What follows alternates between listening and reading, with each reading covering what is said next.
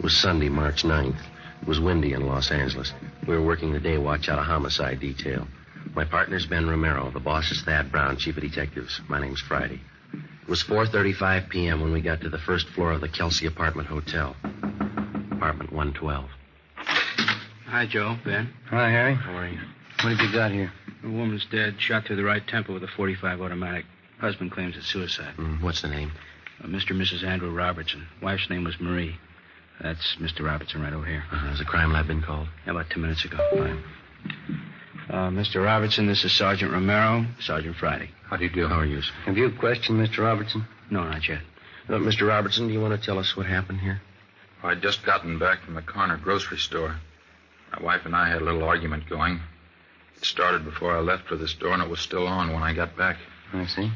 She was fixing chicken fried steaks for dinner, putting the flour on them. We had a few more words, and I went over and sat on the Davenport right where I am now. Mm-hmm. She was standing there in the doorway to the kitchen. She said something that set me off, and I guess I got pretty mad and said a few things. Then she went back over to that little nightstand there by the door to the kitchen. That one right there? Yeah, that's it. That's where I keep my Army automatic. She pulled it out of the drawer and backed up into the kitchen. She put the gun to her head and said, "This'll put an end to the argument once and for all." I yelled at her and tried to stop her, but I was too late. She pulled the trigger and fell right there where she is. What'd you do then? I went upstairs to Ted Carlton's place. He lives in 212 right above us. We don't have a phone here. I asked him to call the police and send for an ambulance. Did you go over to see how badly your wife was shot? Yeah, I forgot to tell you. The minute she fired, I rushed right over to her, but I was too late. She was dead. Now, did you touch anything in here, move anything at all? No, sir, not a thing. I've been sitting here ever since I got back down from Ted's room upstairs. I see. Joe? Yeah. Empty cartridge casing here on the floor. Yeah. When Jones gets here, we'll measure the distance. Just a minute. We can put this saucer over till the crime lab gets here. All right. Hi, Lee. All right. Crime lab's here Friday. Lee Jones. Oh, hi, Lee. Hello, Joe. Ben? Hi, Lee. Fremont, would you mind taking Mr. Robertson downtown? We'll be right down as soon as we finish up here. Right, Joe. See you later. Thanks a lot, Harry. Let's go. Well, what have we got here? Shot through the right temple. Husband claimed suicide. Mm-hmm. What's under the saucer? Empty casing. Looks like she was flouring meat, huh? That's what the husband says, yeah. It's probably what that is in the barrel of the automatic there. Yeah, we noticed that. Wastebasket's sure full, isn't it? Yeah? Right tempo, huh? 45 automatic. Yeah. If she shot herself in the kitchen, how do you figure the empty casing got out there in the living room? Position of the body doesn't warrant that. That'll be Ed McGill, the photographer. Come in. Friday? Yeah? Oh, Ed? Hi, Ed. Well, what you want to shoot? Why don't you get an overall of the room first and grab one in the kitchen there? All right.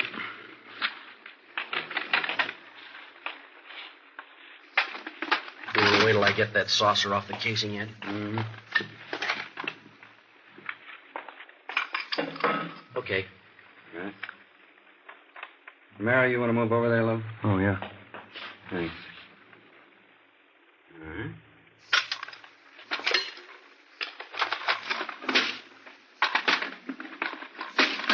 Now, you want the kitchen? Right from where you are now is good. We can get out of your way here. Okay, this is fine.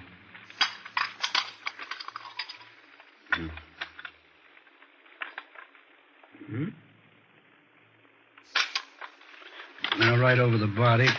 Better get that chair to stand up. Oh, yeah, here you are.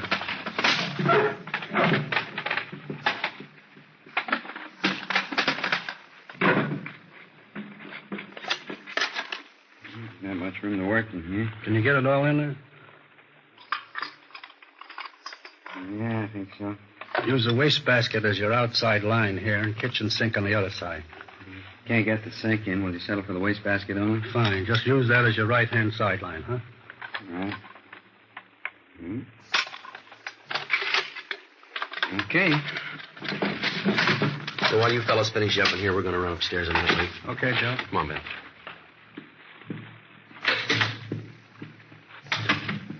Where do you want to go first? 212?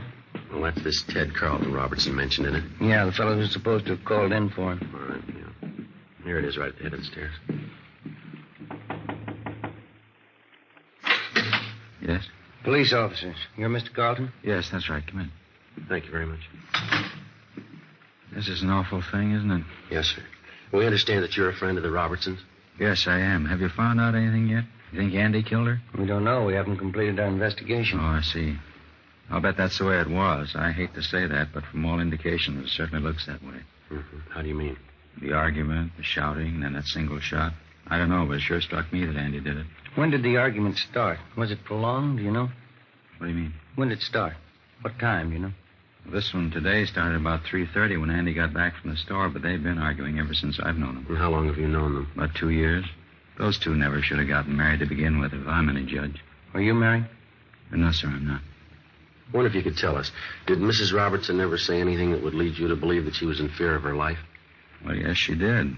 One time Andy stalked out of the apartment down there, and Marie came up here to see me.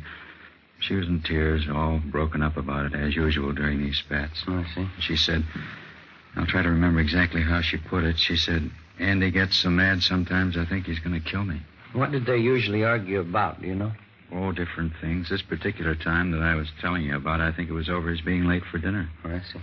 Now, aside from this one instance, is there anything else that you can tell us? Well, Andy has a terrible temper, that I know. We used to go out and bowl once in a while, Marie, Andy, and myself. We had to stop. Every time he'd miss a spare, you'd think it was the end of the world. Would he usually seem to take it out on his wife? Most of the time, yeah. Although I must say I caught it a few times myself. Abusive language. She really carried on over nothing at all. Mm-hmm. Did Robertson leave his wife home alone much of the time? No, not any more than usual. Seems like he always wanted to get home just so they could argue. Everybody in the apartment house knows about him. Well, you said that Mrs. Robertson came up here after that one particular argument, is that right? Yes, sir, that's right. Well, did she come up here often? No, not very often. Just when she was unusually upset and her nerves were on edge. But only then when Andy would rush out mad. Well, do you know whether or not Robertson owns a gun? Yes, I believe he does. As a matter of fact, I know he does. One night we were having trouble with prowlers, and he came up here with his automatic. I see. Later on, I think I asked him where he got the gun. He said from the Army. Is there anything else you can add, Mr. Carlton? I was the one who called the police. You knew that. That's what we understand. Didn't Andy tell you? He came up here right after the shot and asked me to call the police for him. They don't have a phone. Well, exactly how did he tell you? What do you mean? Well, what were his exact words? Can you remember them? Well, he said, my wife's shot. Call the police and get an ambulance quick. And what was your reaction to this? I'd heard the shot, so I wasn't too surprised. But when Andy came running up here, I knew before he said a word. You could tell just to look at him. You could tell what? Something was wrong. I had a hunch all along that this might happen someday. What's that? That Andy had killed his wife. Ben and I continued questioning the various neighbors in the apartment building. Their stories all matched in every detail. The Robertsons had been known to argue, quite frequently and quite loud. None of the neighbors could definitely say that they had ever heard Andrew Robertson threaten his wife. All of them volunteered it would be entirely possible. We put in a call to R&I. We found that there was no previous record on Andrew Robertson nor his wife, Marie. Before Lee Jones had finished his investigation, latent fingerprint men had arrived, and the men from the coroner's office were standing by for removal of the body. We canvassed the neighborhood and checked with the various merchants in the area. They could shed no further light on the death of Marie Robertson. The coroner removed the body from apartment 112, and Lee Jones continued with his investigation. Ben and I returned downtown for further interrogation of the suspect. Everything I've told you was the truth. Would you mind going over it just once more? All right. We had our quarrels and arguments, and I guess some of them were pretty bad, but I'd never do a thing like this to Marie. Well, you don't seem very upset about all this, Robertson. I'm not crying, if that's what you mean. I'm sorry she had to do it. Tried to stop her, but there was nothing I could do. Well, you seem to be taking all this pretty well under the circumstances. I don't know if I can explain how I feel about it. You see, Marie and I weren't too happy the past couple of years. We've been married 8 years, and I guess from the start we never could hit it off. Did you used to argue quite a bit? No, not at first we didn't. It just seemed that we've drifted apart the last couple of years. We seemed to fight all the time over nothing at all. I honestly believe we fell out of love. Well, would you mind telling us again exactly what happened this afternoon? First of all, I got up. I always liked to sleep on Sundays. She asked me to go to the store. That started the argument. She knows I don't like to go shopping, but it seemed like she was always forgetting something, and I'd have to go. Mm-hmm. When I got back from the store, she was making chicken fried steaks for dinner. Mm-hmm. She was putting flour on the meat. We argued back and forth for a minute, and then she stepped into the living room. I went over and sat on the Davenport. All right, go on. We had a few more words, and she went over to the small nightstand by the kitchen door and took out my Army automatic that I kept in there. She backed up into the kitchen and pointed the gun at her head. Yeah. She said this will end the argument once and for all. As I said, I was on the Davenport about 12 feet away from her. I yelled at her. What'd you say? I said, Marie, put that gun down. It's loaded. Before I could reach her, she pulled the trigger. Then what'd you do?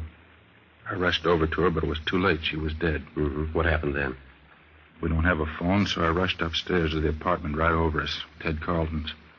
I asked him to phone for the police and the ambulance. Did you tell Carlton about your wife? Yes, I did. I told him she'd been shot. Then where'd you go? So, just like I told you, out of the apartment, I went back downstairs and waited in the living room for you people to get there. Did you go near your wife's body? No, I did not. Did you always keep that gun loaded? Yes, I did. I always kept it loaded and actuated. The shell in the chamber, but I kept the safety lock on. Marie knew how to operate the gun because I showed her for when I was out late. Mm-hmm. She wasn't strong enough to actuate it, but she could work the safety. Did your wife ever try to commit suicide before? Not to my knowledge. Mr. Robertson, you sure that everything you've told us is the truth? It's the absolute truth, every word of it. Well, sir, here's the way it looks to us. We think you killed your wife. I didn't. Let us lay out a few things for you. We talked to your friends and neighbors in the apartment house. We have people who will testify to the fact that your wife was afraid that you might kill her. She told one man that. It isn't true. I don't know what she may have told somebody, but I didn't kill her. It's a known fact throughout the entire apartment building that you and your wife had violent quarrels. The kind of arguments, from all reports, that could easily lead to something like this. I told you we argued, but I didn't kill Marie. I couldn't do a thing like that. Mr. Robertson, we've made a preliminary investigation of your apartment. You say your wife killed herself. Let me show you some of the flaws in your story here. All I can say is what I've told you is the truth. I didn't kill her. Now, you told us that your wife went to the nightstand and got the gun. That's right. How did she pick up the automatic? How do you mean? Well, how'd she take it from the drawer? Like anyone would pick up a gun? By the butt? She picked it up like anybody would who was going to use it. You're sure about that? Positive. She didn't touch anything but the butt. Well, she had part of her hand on the trigger. Well, we know that, but she didn't touch any other part of the weapon. She did not. She didn't have time. Well, then how do you account for the fact that we found traces of flour on the barrel of the gun? Well, sure, she was flouring meat. Well, how'd the flour get on the barrel? I don't know. Well, isn't it true that when you approached her with the automatic pointed at her, she tried to ward off the shot with her hand? Now, isn't that how the flour got on that barrel? That isn't true. Now, you said your wife was putting flour on some steaks. That's right. How do you account for the fact that we didn't find any flour on the butt of the gun where it belonged? Or on the drawer of the nightstand, where you say she first picked up the automatic? Well, I can't answer that. I don't know what all this means. Well, it means that unless you've got some kind of explanation, we have to assume that you're lying, that you killed your wife. I don't know how to explain all these things, but I didn't kill her. Mr. Robertson, you say you were an Army man. Isn't that what you told us out at the apartment? Yes, I was a sergeant in the Army during the last war. What outfit were you in? I was an instructor in sidearm weapons at Santa Ana Army Air Base. Then you'd be somewhat of an authority on the Colt .45 caliber automatic pistol, wouldn't you? I guess I would, yeah. That was one of the weapons I instructed in. You'd know all about the system of ejection employed by the Colt company on their .45 automatic. Yes, I would. The empty casing ejects to the right, up and back. Is that correct? Yeah, that's right. In other words, if you were pointing a .45 at me and you pulled the trigger, the empty casing would eject to your right, up, and fall on the floor to the rear on your right side. Is that right? Yeah, that's where it would end up. You still maintain that your wife shot herself? Yes, I do. Where was she standing when she pulled the trigger? As I told you before, in the kitchen. How was she standing? What do you mean? Which way was she facing? Well, let's see. Facing me? Yeah, that's right, in the kitchen with her back to the sink, facing out toward me. And where were you? On the Davenport in the living room, facing her. Now, bearing in mind what we've already discussed and agreed upon concerning the ejection system of a 45, how do you account for the fact that the empty casing was found in the living room, 6 feet and 4 inches from the kitchen? Let's see. I'll figure it for you. The empty casing should have been found on the floor of the kitchen, somewhere to the right and rear of your wife. Isn't that about it? I don't understand. Why are you trying to prove me guilty? I've told you, and I swear to you, I didn't kill my wife. Well, it'd be a physical impossibility for that empty casing to have landed anywhere but in the kitchen if your wife had pulled the trigger of that automatic. Now, how about that? What can I say? Please believe what I'm telling you. I didn't do it. Not according to the evidence. I don't understand any of this. Well, here's the way we've got it reconstructed. You had a quarrel. You got the gun. You met your wife at the doorway to the kitchen. You pointed the gun at her.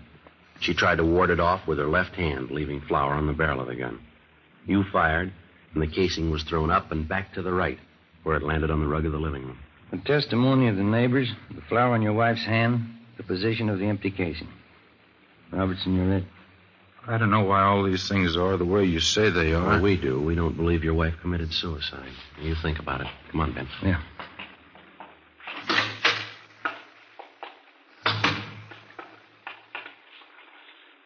Well, what do you think? Evidence we've got so far has got him tabbed. Yeah. With all that proof, he still refuses to cop out. Something doesn't jibe. Maybe we can find out why. We had Gene Bechtel take Andrew Robertson's statement. We had his testimony that his wife had committed suicide, a fact that he couldn't prove and that we could disprove. We had before us the final investigation. All evidence was taken to the crime lab for analysis. The photographs taken at the scene were developed and brought in for careful checking. In accordance with Robertson's story, both he and his deceased wife were given paraffin tests to determine the presence of nitrates. Both of them were fingerprinted, and latent prints detail started to check them out. 2 teams of men were sent out to talk with the close relatives of the 2 people. Sunday, March 9th, 7 p.m. We got a call from Lieutenant Lee Jones that he had the final results of his investigation. We went over to the 2nd floor of the Central Station, crime lab. Got a couple of things for you. Okay. How'd you make out with Robertson? Well, he insists that it was suicide. What's your ID on it? Let me show you what we got. All right. Yeah, look at this. A picture of the 45 casing. That's right. Take a close look at it. Right here in particular. See? Yeah. You notice this one edge is a little crimped here? Yeah, ejector marks. No, here are your ejector marks up here, see? This crimping is something entirely different. What is it? You remember where you found this casing? 6 feet, 4 inches into the living room. That's right. And we wondered how it could have been thrown that far by the ejector if the husband's story's true. The ejector didn't do that. I wondered, too. On closer inspection, I noticed this crimping. Mm-hmm. Let me show you how this casing got out there in the living room. Here's an identical 45 caliber Colt empty casing. Yeah. We place it here on the floor on a piece of carpeting the same thickness that was in their kitchen, linoleum. Mm-hmm. Now watch this. I'll step on it, hitting it from an angle. There's your answer to that. When the husband ran over to his wife's side, what did he say he did? Yeah, it's about the size of it. He stepped on the casing accidentally, and certainly not caring about it at that moment, it bounced out into the living room just like a tiddlywink. Now, here. Notice the casing now, the crimping. Check it against the photo. Yeah. Looks exactly the same way. It matches. Mm-hmm. Did the flour on the barrel of the gun, it was flour, by the way, did it figure in for you fellas? Well, yeah, we figured the wife was trying to ward off the gun when he pointed it at her. Well, certainly the logical deduction. Now, let me show you how it really got on there. Here's that shot of the kitchen out there. Uh-huh. Yeah. Notice the wastebasket here? It's pretty full, isn't it? Yeah, we noticed that when we were out there. What you probably didn't notice is this. Here's a blow-up of just that section where the wastebasket was. Can you see what's on the top of the stuff in the basket there? Yeah, hold it over here, Lee. Little Yeah. lights in. Yeah, it looks like a flour sack. Is that That's right, an empty flour sack. Now, figuring the position of the body in relation to that wastebasket, when she dropped the gun, it fell from her hand, striking the wastebasket, bouncing off, and landing on the floor where you found it. You said when she dropped the gun, you figured it was suicide? It's beginning to shape up that way, isn't it? There was no flour found on the butt of the gun. That part of the automatic didn't come in contact with the flour sack. Yeah, but at least she was flouring meat. It'd be... There were no traces of it on her right hand, on the palm, just on the back. In checking the clothing, we found streaks of flour where she could have wiped her hands clean before picking up the gun. Yeah, and out there we could only see the backs of her hand. The coroner checked that through, huh? It doesn't look like he killed her. There's more here. As you know, we ran paraffin tests on both the victim and Robertson. Yeah. Here's the results of the tests. See. Andrew Robertson, known nitrates negative. Marie Robertson, evidence of nitrates positive. She fired a gun, he didn't, huh? And that's it. There's something else.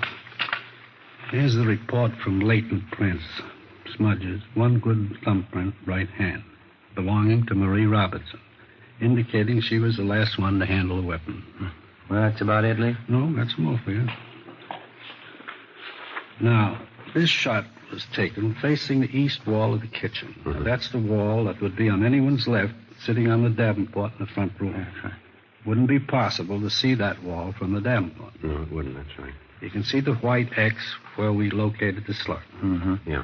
Relative to the position of the body, if she was standing, holding the gun at approximately a right angle with the side of her head, the bullet would come to rest approximately 4 inches below the crown of her head. Yeah. Does it check out? The coroner says she was 5'4". The bullet was found at a height of 5 1/8, proving that she shot herself rather than anyone else doing it, judging from the inclination of the bullet. As you know, this is critical. Yeah. From what it's worth, the condition of the wound indicates that it was inflicted from extreme close range. Fair point when you consider that most people wouldn't submit to being shot from close range without a struggle or unless taken by surprise. Well, from all reports, we know she wasn't taken by surprise. Well, that's it, fellas. That's all we have. Well, thanks, Lee. It's sure enough. Crime Lab, Jones. Yeah, right here. Just a minute. Either one of you. All right, Lee, I'll get it, huh? Thanks. Friday. Oh, hi, Harry. You did, huh? What's that? Mm-hmm. Yeah. Do you have the letter with you? It does, huh? Yeah? Yeah, right, Harry. Thank you very much. Bye. Harry Fremont. He just left Marie Robertson's mother. What'd she have to say? Well, Fremont says she gave him a letter. He's on his way in with it now. It was written by Marie Robertson. Says something about taking her own life. Her mother says that the husband couldn't have done it. Says the daughter's shown indication in the past of wanting to take her own life. Well, not about cinches it. Makes you feel kind of good, doesn't it? Yeah. Finding a man clear on a charge instead of having to hang him up. Come on, Ben. Right. Where you headed? Back cross street. Wait till I get my coat. I'll go with you. What for? I want to see him, too, when you tell him.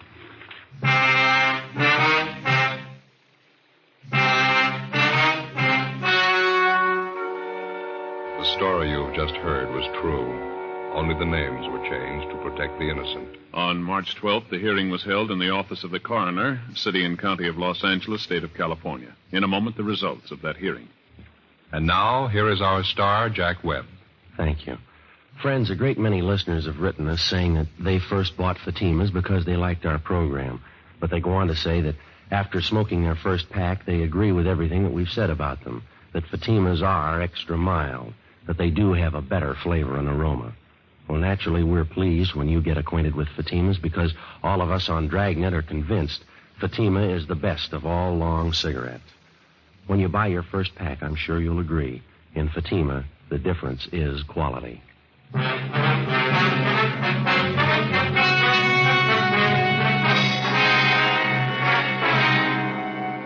Andrew William Robertson was immediately released from custody. A 510 form was made out, exonerating him from any complicity in the death of his wife.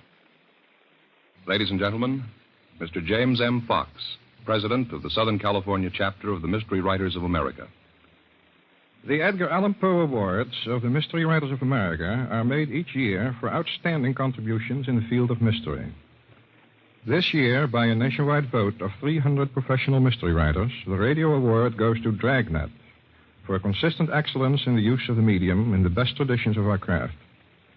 The Mystery Writers of America are happy to present their Edgars, statuettes of Poe, to Dragnet's Jim Moser, who writes the scripts, and a duplicate statuette to Dragnet. Congratulations, Mr. Moser. Thank you, Mr. Fox. Lever Brothers Company, makers of Lifebuoy Health Soap, present Big Town. Extra, extra! Here, Big Town Racket Expose! Press agent convicted! Screen star killed! Extra, extra! Yes, Lever Brothers Company, makers of Lifebuoy Health Soap, are proud to present Big Town.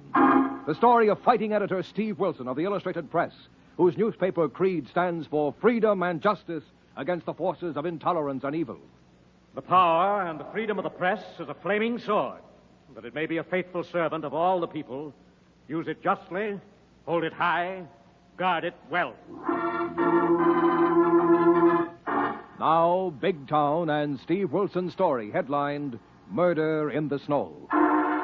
When the blizzard fury of nature clashes with the murderous violence of men, deadly complications can ensue. And such is the case as a movie star and her press agent engage in a bitter quarrel aboard a streamliner approaching Big Town.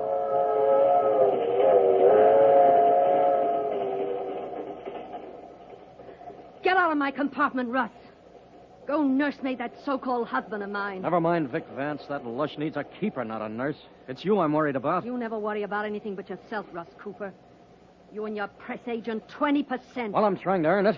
Keeping you out of a messy scandal that'll ruin your picture career. I know what I'm doing. I'm going before that federal grand jury, and I'm going to testify. You're crazy, Linda. It'll ruin you. Narcotics ruined several of my friends, and I've a notion they wrecked Vic's chances in pictures. Oh, Vic's just a bottle baby you married to reform. You've got a Carrie Nation complex. I've another notion you've got your finger in this, Russ. Get out of here. Mind your job, or you're fired. Huh? Fire me? Why, no one else would handle you. And you're going to need a press agent, but good if you stick your nose in this narcotic mess. I need your kind of press agent like a hole in the head. Maybe you'll get that if you don't lay off. Don't you threaten me, you slimy ex-newspaper slug. Listen, I know enough about your past to ruin you, baby. And I know enough about your present to send you to jail. Now get out of here. We're due in Big Town in a couple of hours, and I've got a pack. Get out. So you won't listen? No.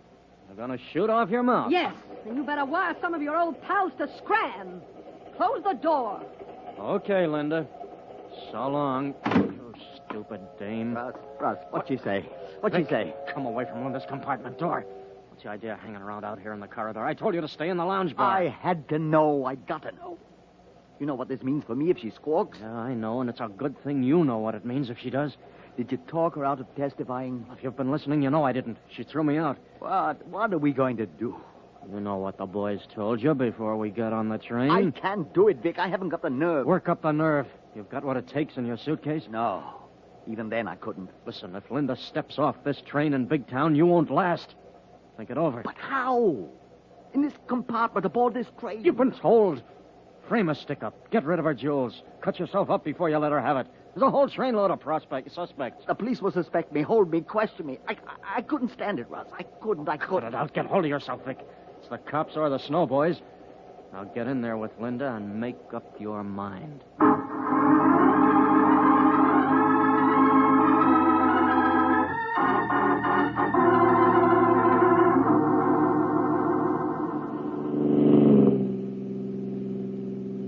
Say, boss, Miss Kilburn. Say it, Harry. How come we are hightailing it to the Big Town Pirate Cage so early in the evening? Is it not too soon for the night owls to be hooting it up? Yes, Harry. But we just had a phone tip from our doorman pal, Boris Goodenough Nijinsky Pavlovich. What's Boris got a tip on this time? It seems some snowbirds have been warbling about a proposed murder and forgot all doormen have very sharp ears, Harry. Yeah. Is it not amazing that people who should know different think that doormen, cab drivers, and such like are just part of the general landscape? Fortunately for someone in this case, we hope. Pirate cage coming up. Do I hack you right to the entrance like you were suckers? I mean customers? Yes, Harry, but wait. We're not getting out of the cab. And don't mind the double talk, Harry. I don't want Boris spotted as one of our tipsters. Jack, boss. Oh, there he is, coming to open the door. Good evenings. Welcome to the Pirate's Cages. Good evening, Dorman. What kind of entertainment is your establishment providing this evening? Entertainment's just what you like. Dining, dancing, and later funny fellers make with acts and pretty girls making with feathers like molting parrots. Sounds dull. What happens before the floor show Dorman? Any interesting personalities? Interesting personalities we got plenty of. Waiting inside. What are they waiting for, Boris? A train called the Sunlight Limited to arrive at midnight with a lady on board who had better be dead. Oh, Steve, the Sunlight Limited from the west. Who is the lady who should be dead, Boris? Some movie lady who's coming to big towns to talk to some grand juries about snow. Only not like the kind that looks like we're gonna get tonight. Narcotics. That could be Linda Lane, the screen star. She's scheduled to appear before the grand jury tomorrow. But two fellers I hear saying she won't go no place. Did you get the setup, Boris?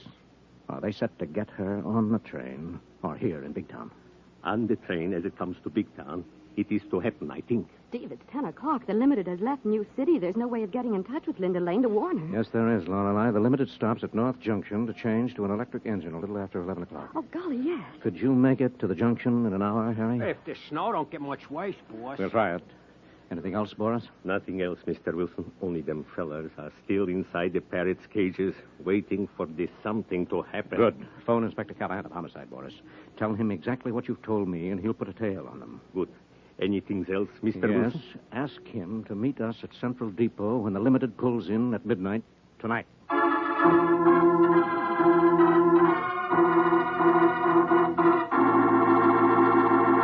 Thus, acting on a tip from the ugly echo chambers of the underworld, Steve and Lorelei race out of Big Town in an attempt to prevent a murder. And for the exciting developments, we'll return in just a moment. Lifebuoy gets skin cleaner. Lifebuoy gets skin cleaner. And the cleaner you get your skin, the surer you are of being fresh and attractive. So remember, Lifebuoy, with its purifying ingredient, gets skin cleaner, stops BO as no other leading soap can. Here's what the doctors proved in 820 scientific tests. People took daily baths with different soaps. Doctors found that Lifebuoy does more than just remove the grime and perspiration you can see.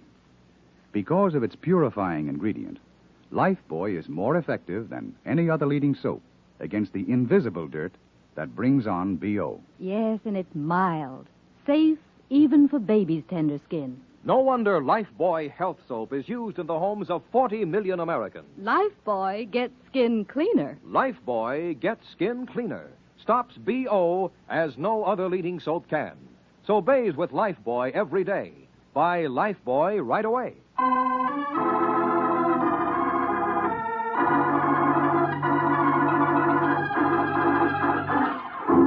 Now back to Big Town and to Steve Wilson, Lorelei, and Harry the Hack as they drive out of Big Town in a blinding snowstorm to meet a streamliner carrying a woman passenger marked for death.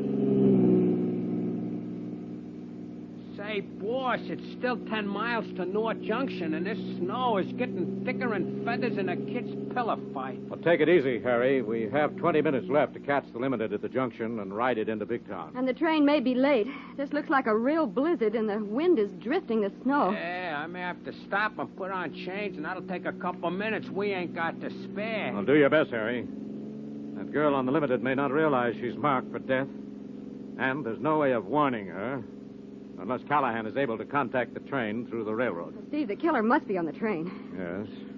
Or we'll board the Limited at North Junction and try to shut her up before we pull into Big Town. If we make it. Yikes! Snow drift. We're stuck. Quick, Harry. Come on, let's get out and put on your chains.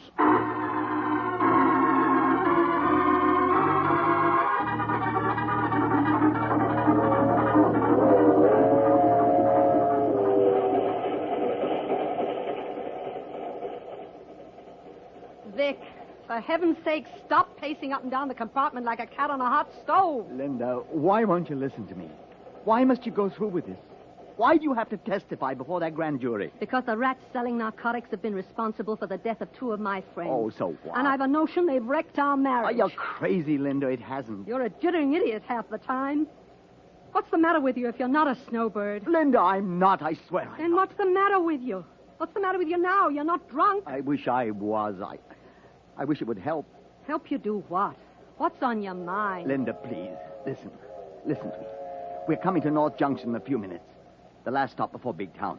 Now, let's get off and take the next train back. It's the last chance. Last chance for what? To save your life. Maybe mine. Rubbish. You've been listening to Russ, that slimy press agent. He's right, Linda. They'll never let you get to Big Town to testify. How do you know? Because we've been warned. They're bluffing. They're not. Besides, they can't get away with it. They will. The door to this compartment's going to stay locked until we get into Big Town Central Depot. And I'm being met by detectives from the prosecutor's office. That won't save you. They'll get to you anyway. Let them try. I've a gun. I've a permit for it, and I know how to use it. I didn't start pictures as Queen of the Westerns for nothing. Linda, put that gun back in your jewel case. Sure. I'll have it ready for anyone that tries to open that door. Now, please get out of here, Vic. Go back to your own compartment and pack. All right. All right, Linda, but let's have one drink together before I go. I don't need a drink. Well, I do. Please, Linda. For old time's sake. Oh, all right, Vic. You sure need something. Mix us a couple, but hurry it up. Okay. Okay, Linda. For old time's sake. Oh, for heaven's sake, your hand's shaking like a leaf. Here, let me pour it. No, Linda. Why not? This is something I have to do myself.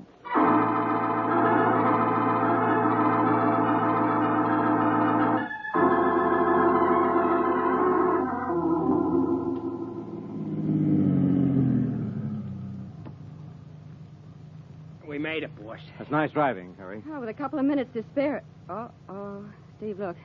There's another car here waiting for the limited. Might be some local job. No. Wait a minute. It's carrying Big Town serial numbers on the license plates. Can you see who's in the car, Steve? No, the snow's too heavy, but the exhaust shows the motor's running. Maybe to keep the heater going like I'm doing. Must be down to 0 outside. Yes. And I think there are 2 men in the front seat. Better be careful, Steve. If they're big town mobsters sent out here to board the train and silence Linda Lane, they may recognize you. That can't be helped, Lyle. Train coming, boss. I just heard a whistle. What do I do? Well, you've done your part, Harry. Just watch that car until the limited pulls out. Get the license number and phone Callahan of Homicide if any suspicious-looking characters get aboard that train. Check, boss. You and Miss Kilpine better get up on the platform. You better hole up in a hotel till this blizzard blows out and the roads are cleared, Harry. Yes, don't risk getting frozen to death in a drift, Harry. Okay, Miss Kilpine, I would, the way it's piling up. All right, Lorelei. Let's go.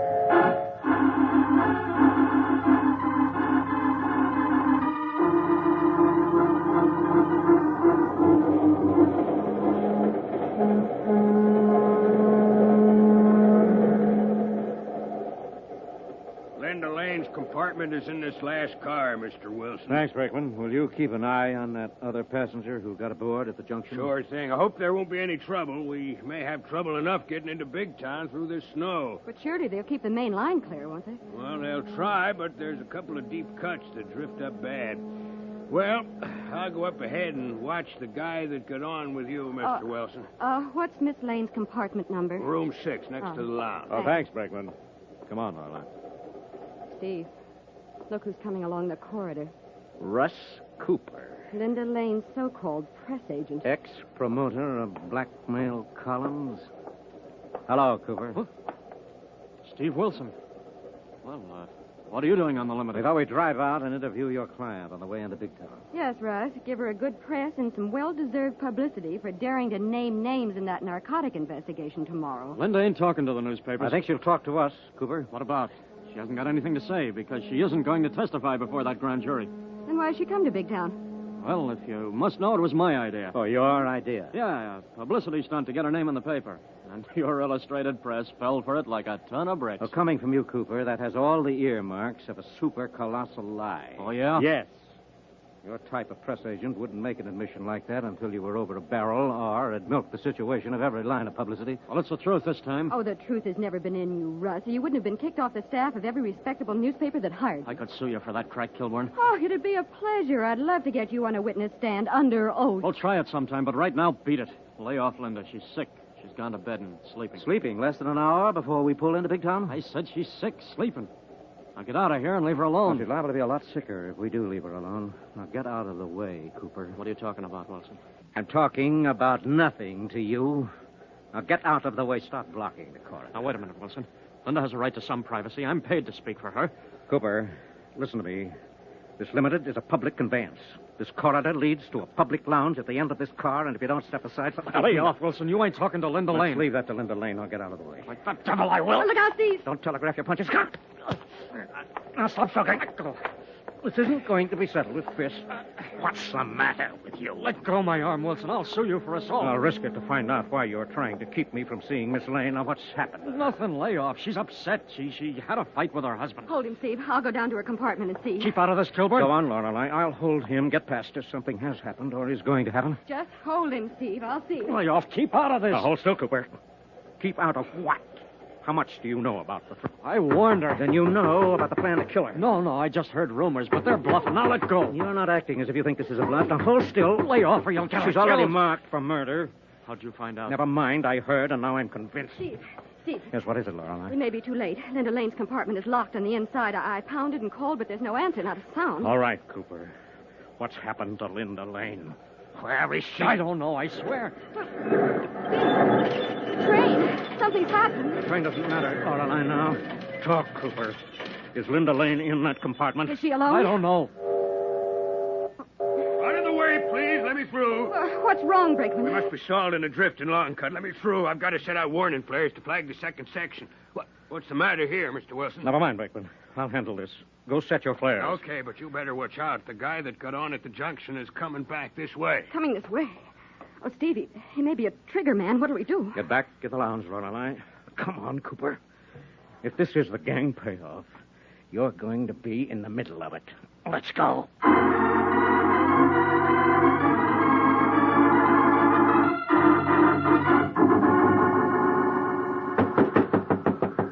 Lorelei. Yeah. There is someone in this compartment moving around. I heard them. Now, watch the corridor for that other junction passenger. Yes, I'm watching it, Steve, but please, be Get careful. back. Get back. I'm going to try and force this door. Stop it, Wilson. Stop it, you fool. Vic Vance is in there with Linda. Linda's husband? Why didn't you say so in the first place? He's drunk. They've been having a fight. I didn't want it in the papers. Now leave them alone. This is not the time to worry about your client's domestic relations. This is a matter of her life. Miss Lane, open this door. Answer me if you can. Cut it out, Wilson. Leave them alone. Cooper, I warned you. I'm sure you're trying to cover something. Now get away from that door. Stop interfering. I won't. I'm trying to help you. Yes, to keep trying it from... to keep me from getting in there. Keep away from this door.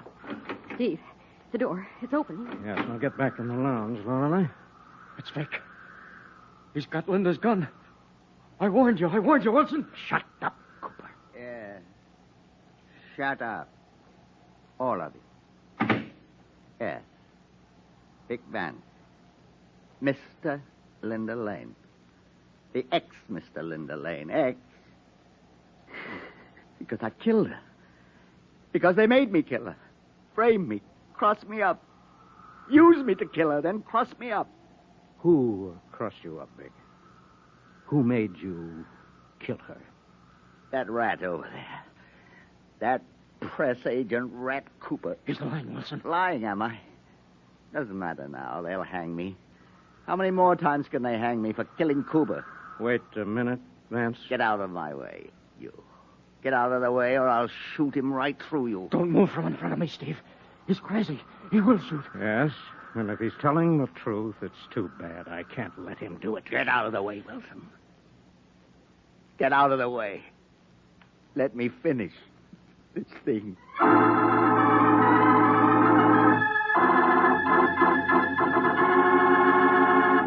Thus, Steve is caught between a tragic and remorseful killer and his treacherous accomplice. And for the dramatic payoff, we'll return in just a moment. Lifebuoy gets skin cleaner. Lifebuoy gets skin cleaner. Yes, Lifebuoy, with its purifying ingredient, gets skin cleaner. Stops BO as no other leading soap can. Here's what the doctors say. We had people take daily baths with leading soaps. Then we measured the cleanliness and protection each soap gave. We found that Lifebuoy protects best. It does more than just remove the grime and perspiration you can see. Better than any other leading soap, Lifebuoy removes the invisible dirt that brings on BO. The purifying ingredient does it. And it makes Lifebuoy milder, too. So remember, Lifebuoy gets skin cleaner. Lifebuoy gets skin cleaner. Yes, Lifebuoy keeps you fresh and attractive as no other leading soap can. So bathe with Lifebuoy every day. Buy Lifebuoy right away.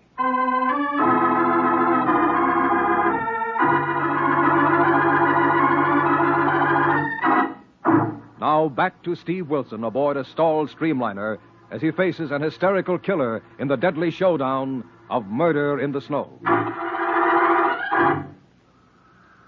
Get away from in front of that dirty press agent, Wilson. Get away, whoever you are. Oh, wait a minute, Vance. Before you use that gun on Russ Cooper and the rest of us, are you sure you killed Linda Lane? Yes. She's in the compartment, smothered with a blanket. Why, Vic? Why did you kill your own wife? She was going to talk to that grand jury. I had to stop her, or they were going to kill me. Kill you? Who told you that, Vic? Cooper. That rat behind you. Get out of the way. No, Steve, don't. He'll shoot. Shut up, Cooper. Well, he will anyway, and the shots will go right through me into you. Yes. Move, Wilson, or I will. Now. No, wait, Vance.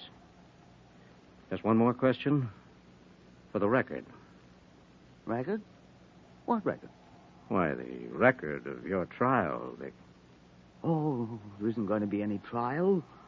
I'm getting away off this train. It's stopped. It isn't moving. Well, that's because of the blizzard, Vic. It's zero out there. You'll be lost in that blinding snow. You'll freeze to death in the drifts that have even stopped this train. Well, why do I care about death? I'm a dead man now. If the blizzard doesn't get me, the police or the narcotic ring will. Snow. If one kind doesn't get me, the other will. Well, perhaps not, Vic. You see, you're not yourself. Not completely responsible. Well, what's the difference? That's the difference between imprisonment that may save you and death that is final and beyond recall. Now, give me that gun, Vic. No. Don't you try to take it. All right, all right. Will you at least let Miss Kilburn go in that compartment and make sure your wife is dead or alive? She is dead. Dead, I tell you. I tried to bring her back after I realized what I'd done to save my own rotten neck, but it was too late. She isn't breathing. She doesn't move. It's too late. She's dead. Let me see. I've had nurse's aid training. No, it's no use. I've only one thing left to do. Kill Russ Cooper for all this. Steve, stop him. Stop him. Cooper, come back. No. Let him go. No. Stop shooting, Vic. You've hit him. He's down. I'll leave him to the law. Keep away from me, Wilson. I'm leaving. Don't move, any of you. Don't leave the train, Vance. You'll be lost out there, freeze to death, die in the snow. Good. That's where I belong. Dead in the snow. Dead in the snow. Oh, Steve. He will die out there. Well, maybe it's best. Quick, Lorelei, get in the compartment. See if there's anything that can be done for Linda Lane. Well, what about that other passenger, Steve? I haven't forgotten about him. Get in the compartment and lock the door. Right, Steve. Steve, help me. He hit me in the stomach. Stop crawling, Cooper. Lie still. We'll get a doctor if there is one on the train. Help me. Hide me. Vic's coming back. It's the brakeman coming back. Hey, Mr. Wilson, who just jumped out the emergency door? Victor Vance, Wait, Wilson. he had a gun, ran down the embankment, disappeared in the snow. Well, what happened here? Vance shot Cooper and may have killed Linda Lane, his wife. What about the other guy that got aboard at the junction? I don't know. He hasn't shown up. He acted kind of funny, and he was coming back through the train. It's the mob. They've sent somebody to make sure. Don't let him get in his car. Stop him. Now, lie still, Cooper. I still, it won't take another shot to finish you. Steve, Vance was wrong. Linda Lane isn't dead. She's hardly breathing, but she's alive. Break and run up through the train. Find a doctor if you can. Yes, sir. Wait. Steve, look. Coming down the corridor. The guy that got on at the junction with you folks. Don't move. Let him come. Track must be cleared. They're calling me in. We'll be starting in a minute. Look, that's no help. Hold it, Laura. Hey, what are you folks doing? Playing games? Yes. What do you want back here? I want to know if there's any place a guy can get a sandwich and a cup of coffee on this doggone train. Oh, no. What's so funny, lady? Sorry. We thought you might be here to kill someone.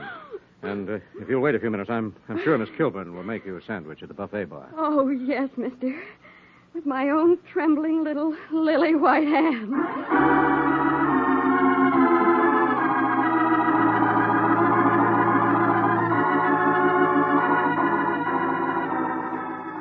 So ended with the death of Victor Vance in the snow, the subsequent arrest and conviction of Russ Cooper and other members of the narcotic ring, and the complete recovery of Linda Lane, another exciting adventure in the newspaper career of Steve Wilson and Lorelei of the Big Town Illustrated Press.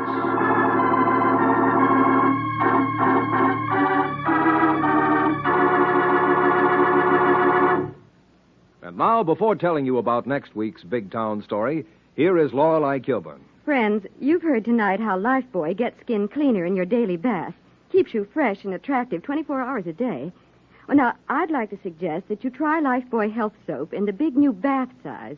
Bath size Lifebuoy is generous and luxurious. And that lather, it's so mild and refreshing. I love it. And I know you'll love it, too. Just ask for the new bath size Lifebuoy. Thank you, and good night. In this unstable world, America needs unity as never before. If divided at home, we appear weak abroad. So let's all work for a united America.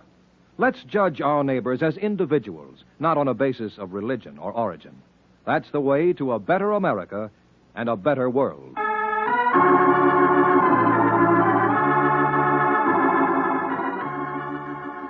Next week, the makers of Lifebuoy bring you a hard-hitting story of reckless driving, headlined Death at the Wheel. Another exciting assignment in the newspaper career of Fighting Steve Wilson of Big Town. Don't miss it.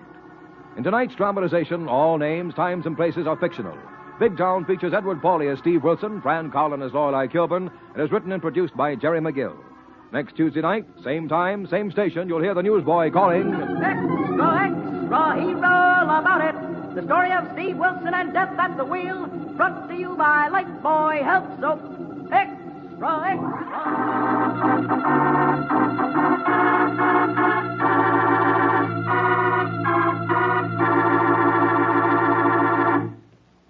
Lever Brothers Company have amazing news. New 1950 Rinso with Solium. Developed a year ahead of time, new 1950 Rinso has 3 times the whiter washing action of any other soap.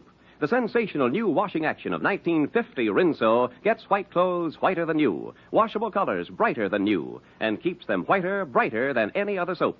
Rinso is so safe for clothes, so kind to hands. Get new 1950 Rinso at your dealers now. New 1950 Rinso has 3 times the whiter washing action of any other soap. Be sure to be with us again next Tuesday at this same time when Lever Brothers Company will again present Big Town. This is your narrator, Dwight Weist, bidding you good night.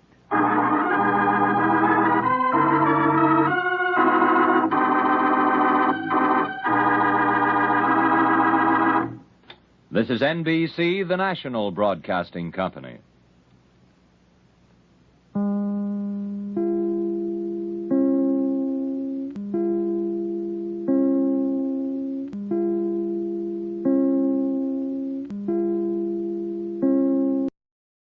From Hollywood, it's time now for... Johnny Dollar. Hi, Johnny. Who dat? George Reed. Well, Merry Christmas, George. Is it? Oh, what's the matter? You ever hear of Jediah Gillis? Eccentric? Owns about half of Rhode Island? That's the boy. A couple of weeks ago, he wrote a special policy on an item he wanted insured. And it's up and disappeared, huh? How'd you know? Oh, just a wild guess. What did he lose? I hope you're sitting down, Johnny. Yeah? Why? Because the insured item is a mouse. House? Mouse. What?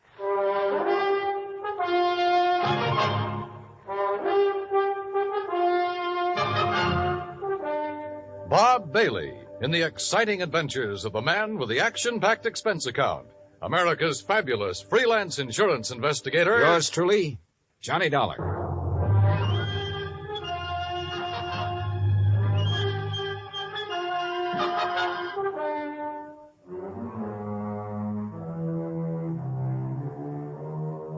Expense account submitted by Special Investigator Johnny Dollar to Floyd's of England, American Branch Office, 443 North 15th Street, Hartford, Connecticut. The following is an account of expenses incurred during my investigation of the missing mouse matter.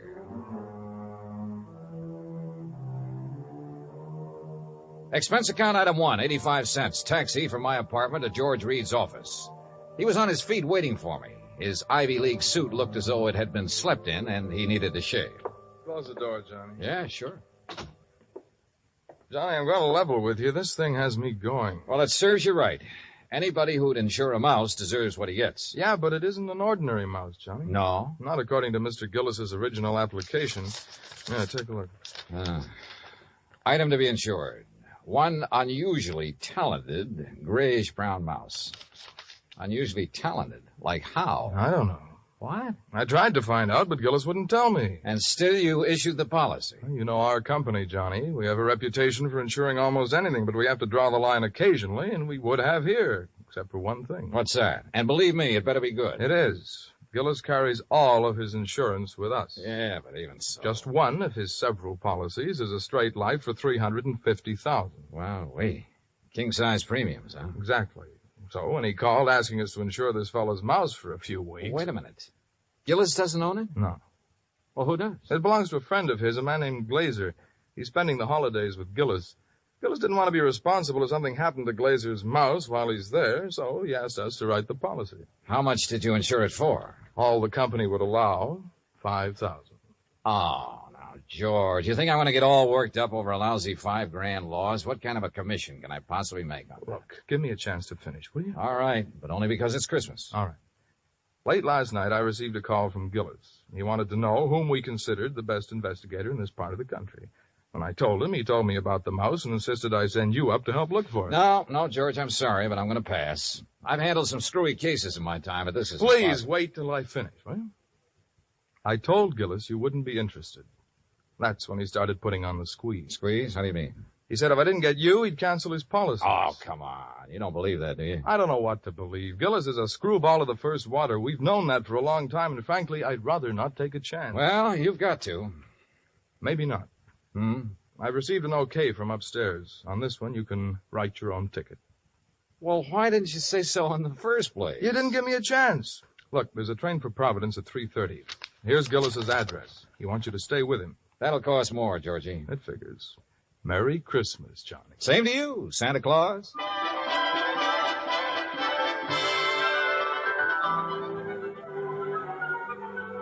Expense account item 2, 85 cents, cab fare back to my apartment.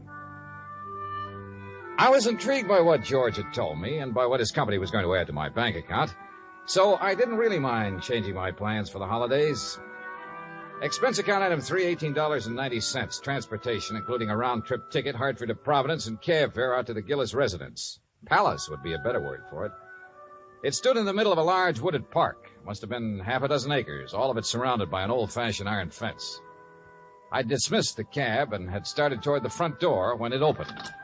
And standing against the light, watching me, was a tall, beautiful girl. Careful of the steps. What? The steps, they're icy. Oh, thanks. We've been expecting you, Mr. Dollar. Hi. Well, hi. Mr. Glazer and Father are in the library. Would you like to meet them now or wait till after you're settled? I'm afraid I'd better see them right away, Miss Gillis. Marion, Johnny. Well, come along. You know, for the first time, I'm glad I came home for the holidays. Home from where? New York. Here we are. You'll have to come visit me, Johnny. Maybe I'll do something drastic, like losing a mouse to guarantee it. Marion, I told you to keep that door closed. Oh, Mr. Dollar's here, Father. Oh, well, have him come in. Yes, by all means, have him come in. See you later, Johnny. Well, Dollar, glad you finally got here. Yes, indeed. Thank you, sir. This is my friend and associate, Bert Glazer. Hiya, Mr. Glazer. Bertie and his pals, Mr. Dollar. Beg pardon? My dog act. You investigators are supposed to have good memories. I hoped you might have caught us at some time or other. No, I'm afraid not. Oh, would you like to have a drink, Mr. Dollar? No, thanks. Now, suppose I got anything you want to drink. I got an eggnog, hot buttered rum. Well, maybe later. Right now, I'd like to hear the details of your loss. You mean that insurance agent didn't give you all the information? He didn't know it all, Mr. Gillis. All he did know was that a so-called talented mouse has disappeared. So-called. And he hasn't disappeared either, not at all. He's been kidnapped, that's what. Kidnapped, yes, sir, and we know who did it, too. And why. We know why, too. And it's your job to get him back, Dollar. Oh, now, wait a minute. And I'm not going to pay 1 red cent for ransom. Not 1 cent. Not 1 cent. Okay. But what makes you so sure the mouse was kidnapped? Well, I'm afraid I can't tell you that without Bert's permission. Well, Mr. Glazer? Well, if we tell you, we must have your solemn promise you won't repeat it to anybody until Christmas Day. Well, I'm not sure I can do that. If you can't, we don't open our mouths. Right. Well? Okay. Till Christmas Day. Good. Dollar. Suppose I told you Gulliver was worth at least $50,000. Gulliver? The missing mouse. Oh. You'd be surprised if I said he was worth that much? Depends. You claim he's talented. Does that have something to do with this valuation you put on him? Something. Oh, it has everything to do with it. Yes, sir. Well, what does Gulliver do that other mice can't? Nothing. But it's how he does it that counts. How he does what? Sings. What? Can't you hear the man, Miss Della? Can't you hear him? Gulliver sings. He carries a tune. You know. With the clarity of a clarion, the fervor of a female opera star, and the tone of a tenor. That's how we plan to bill him. I see. But he doesn't believe us. Oh, no, wait. I didn't say that. There's no need to. We can tell by your face. Can't we, Bert? But a mouse. Mr. Dollar, it is a scientific fact that mice sing. Mice sing? Well-known magazines have published articles proving it. Unfortunately, most of them sing in a scale too high for human hearing. But not Gulliver. Well, not Gulliver. Yeah, that's right. He's a basso. A basso? By mousy standards, that is. Oh, no. No, Bert, he still doesn't believe us. Very well, Jediah, there is only one thing to do. There's only one thing to do. You follow us, Dollar. We'll erase the doubt in your mind forever. I took a good look at Bert Glazer, then reluctantly followed the two of them out of the library and down a long hall. At the moment, this thing had all the earmarks of a good old-fashioned con game.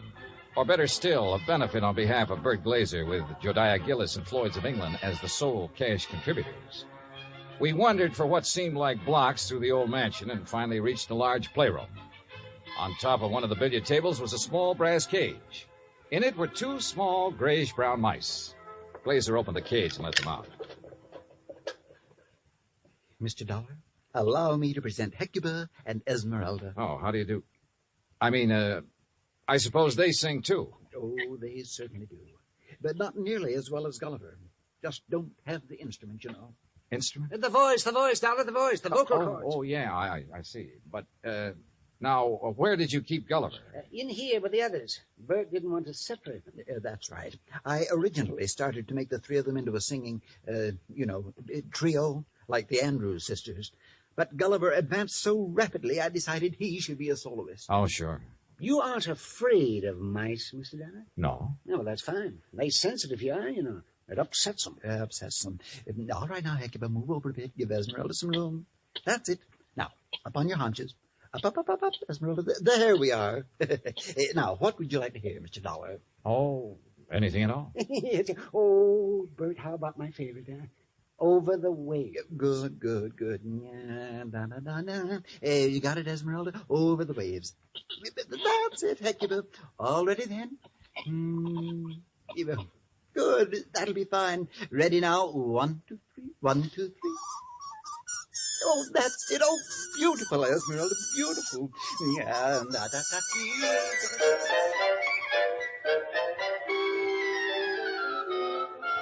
Well, I won't say I was convinced, but I won't say I wasn't. But I will say those mice were singing something, or giving a mighty good imitation of it. We returned to the library, and this time I sampled the eggnog liberally. Is that all right, Dollar? Oh, fine, thanks. Well, Dollar, you know now why we believe Gulliver was kidnapped? Well, I'm not sure. To exploit him. What else? Exactly.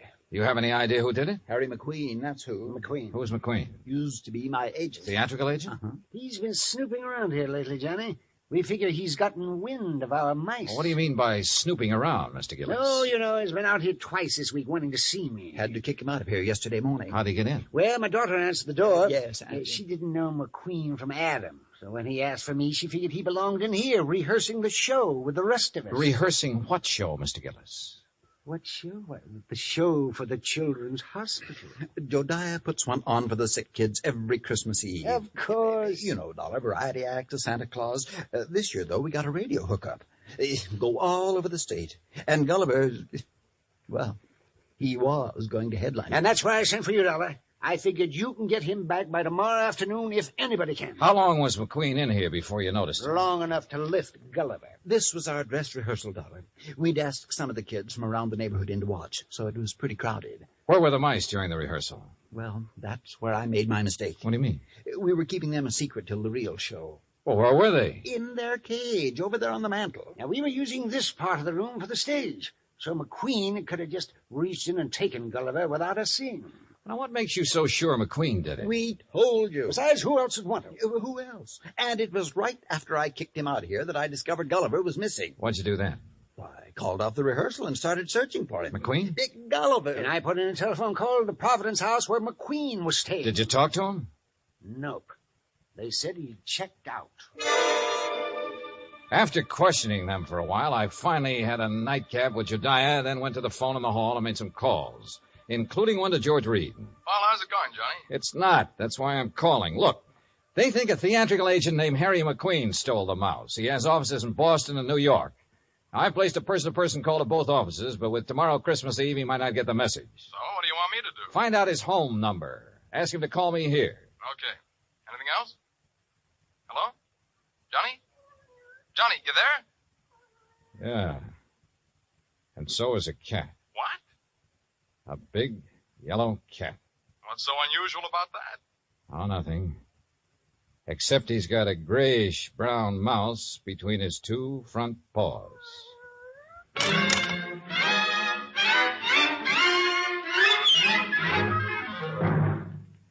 Act 2 of yours truly, Johnny Dollar, in just a moment.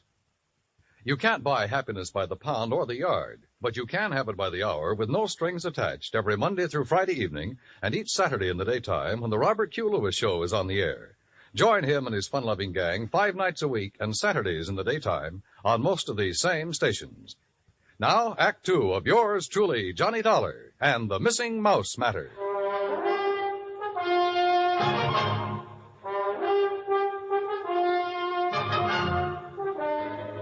I was standing in the hall of Jediah Gillis's home looking at a big yellow cat that had a mouse between its two front paws. As far as I was concerned, a mouse is a mouse, and this one could be Gulliver. I cut short my phone conversation with George Reed, then started toward the cat. Here, kitty. Here, kitty, kitty. Nice, kitty. Kitty, kitty. Here, kitty. Mama, where are you? Here, kitty, kitty. That's a good kitty. Now, kitty, let me have the little mouse. Mama, you naughty cat, where... Oh, This cannibal belong to you, Marion? yes, I promised Father I'd... What do you mean, cannibal? Take a look. Oh, no. Oh, yes. And he's very, very dead. Oh, you don't think it's Gulliver, do you? Well, Mr. Glazer will have to identify him. And if he is, well, that's that. Oh, no, no, Johnny. What do you mean? Oh, Johnny, please, you don't have to tell him, do you? Well, sure. If it's Gulliver, this thing's cleared up. If it's not, your Rama gets a reward for being a good mouser. Oh, Johnny, please. Dad almost had a fit when I arrived here with Rama. He made me promise to keep him in my room. This the only time he's been out? Well, no. Oh. He was out for a little while yesterday while they were rehearsing. I didn't notice he was gone till after lunch. Then the corpse could be Gulliver's.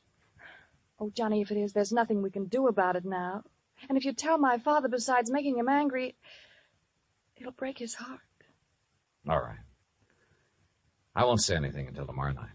Oh, thanks, Johnny. Night. Good night.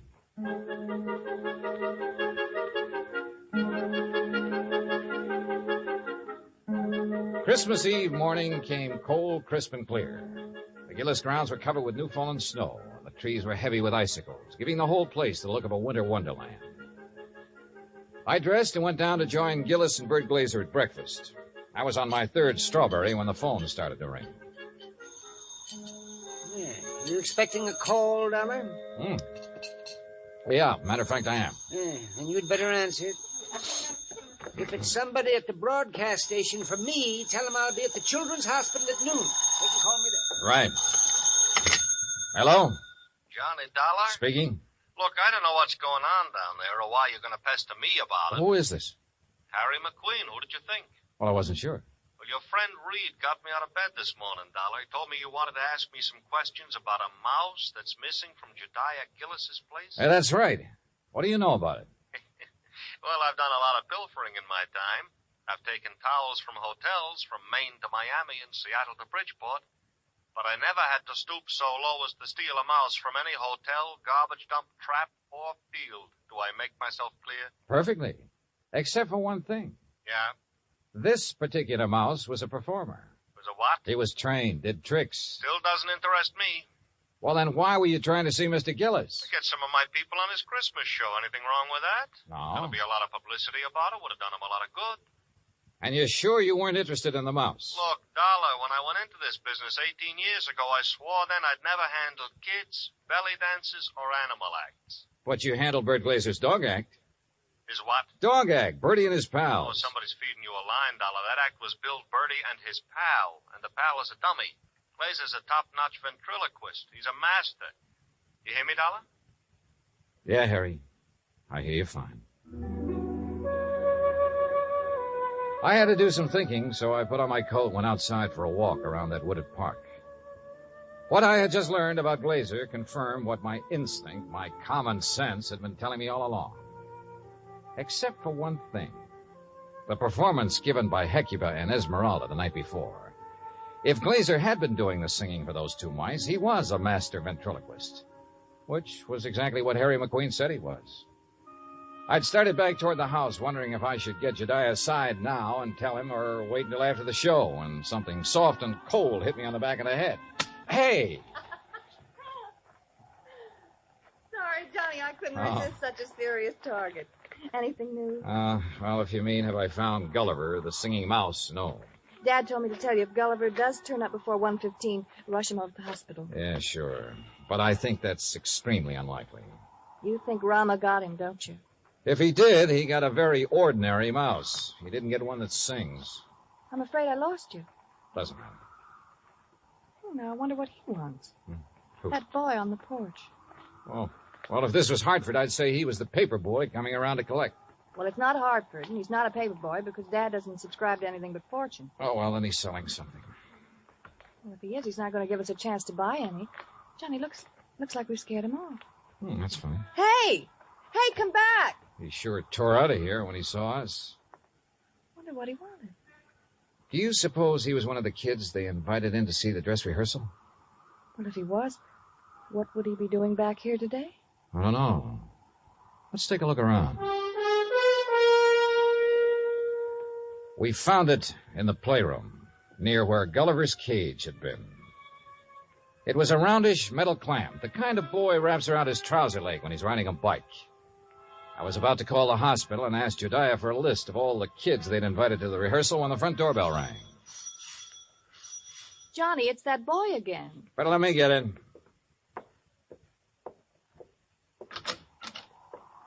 Hi. Hi. I was over here to see the show the other day. Oh? Yeah. You see it? No, I wasn't here then. Oh. Jeez. Sure is calling. Yeah, sure is. Oh, why don't you come in and get warm? Oh, no, that's okay. No, come on. Nobody's here. No? Okay. Yeah, sure, come on. I don't want to bother nobody, you know. I was just riding by and I thought I'd stop and tell old man Gillis what a swell show they put on. You really liked it, huh? Yeah. All except for that Santa Claus. Oh? What was wrong with him? Nothing. Just that, well, who believes in all that smushy kid stuff? Kids, I guess. How old are you, Bobby Neves. How old are you, Bobby? Almost 11. Well, being that old, I can understand why you weren't impressed with the Santa Claus. All that other stuff, too. You know, like giving presents and singing those hymns and junk like that. You gotta cut it out when you start growing up. You sure do, boy. Yeah. You know, you and my mom, you get along just fine. Oh? Yeah. She feels about Christmas. She feels about Christmas just like you and me do. All right. Yeah. Boy, this log fire sure makes your eyes smart, don't it? Yeah, sure does. Where do you live, Bobby? Crosstown, Scully Avenue. Well, how'd you happen to be over here the other day? Well, I was riding my bike when I saw this dog. Well, gee, he was... Anyhow, when I tried to catch him, he ran from me. I followed the silly mutt clear over here. Uh-huh. Did you ever catch him? No. I was about to when this man hollered and asked me if I wanted to see a free show. So I came in. I see. Well, you must like dogs a lot, huh? Sure. You got one? Used to have when my pop was with us, but we can't have no pets where we're living now. Oh, that's rough. Yeah. You know that poem? Which one? You know, about all through the house not a creature was stirring, not even a mouse. Yeah? Well, that fits our place. Especially now. How do you mean?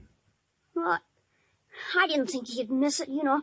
Man with a house as big as this one and all. So when I saw this cute little fella up in that cage, well, I didn't really mean to take him on holding me, but when he got under my sweater and was real quiet, like he liked me, well,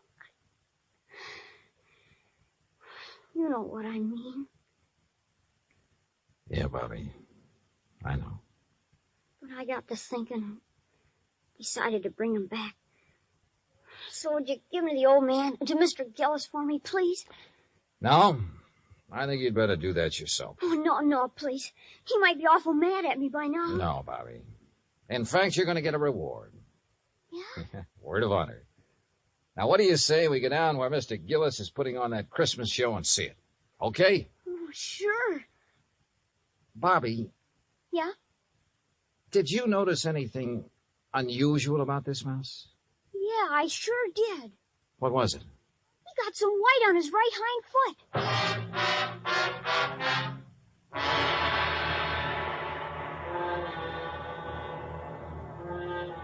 Expense account item 4, $1.60. Cab fare from the Gillis residence to the Children's Hospital for Marion, Bobby, and myself. Inside, we followed the sound of children laughing and reached the auditorium. Marion found a seat among the nurses, and I took Bobby backstage.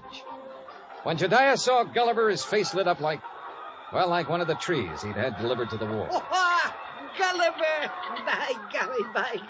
I knew if anybody could do it, you could, Dollar. I didn't do a thing, Mr. Gillis. All the credit goes to Bobby. Oh, to Bobby. Well, I'll speak to you after the show, young man. Yes, sir. Bert, look, he's back. Oh, Gulliver, I do declare I have never been so glad to see a person before. You better hurry, Bert. He's scheduled to go on in just a minute. Oh, he will. Well, I'll go check on the microphone when everything be just so. Don't go away, Dollar. No, he won't. Bobby, why don't you sit over there where you can see the stage? Yes, sir. Bert, you think Gulliver will sing today? I know he will. Oh, get ready, Gulliver. But that boy had Gulliver all day and all night, and he didn't sing once. Did the boy ask him to? Ladies and gentlemen, boys and girls, for the first time in the world, one of the wonders of the world, Gulliver, the Singing Mouse. He Mr. Dollar. Can that mouse really sing? That is what we're going to find out, Bobby. Exciting, isn't it, Dollar? Sure is, Mr. Gillis. All right, thank you, folks. Thank you. Thank you. And now for Gulliver's first number, he'd like to sing with... what's that, Gulliver? I see. He's going to sing Jingle Bells. But he wants me to get off stage so everybody will know it's really him doing it and not me. Thank you. Is he all right, Bert? Oh, fine, fine. Just feeling his out. Well, why doesn't he start? He's going to. Listen.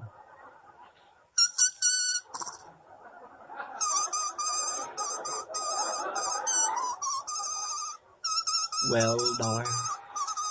Now I have seen everything. Me too. Gee.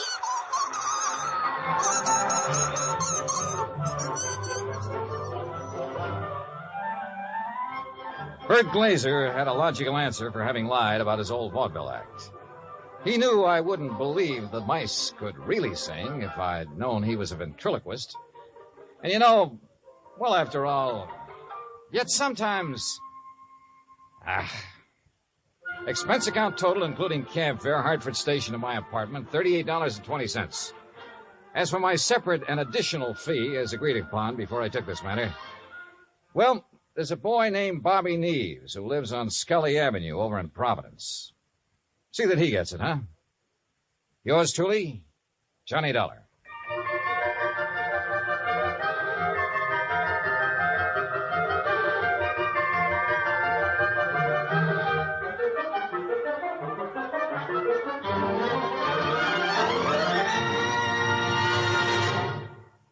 Our star will tell you about next week's story in just a moment. Meantime... Hey, Dan, I'll make a deal with you. Oh? Let me have the mic for a second, then you can tell them about next week's story. By all means, be my guest. All right. I just don't want to pass up a chance to do two things. First, well, Pam and Eric and Fran, Mr. and Mrs. Froelich, Helen, Will, Scotty, all the rest of you nice people who've written in to tell us how much you like the program. Thanks.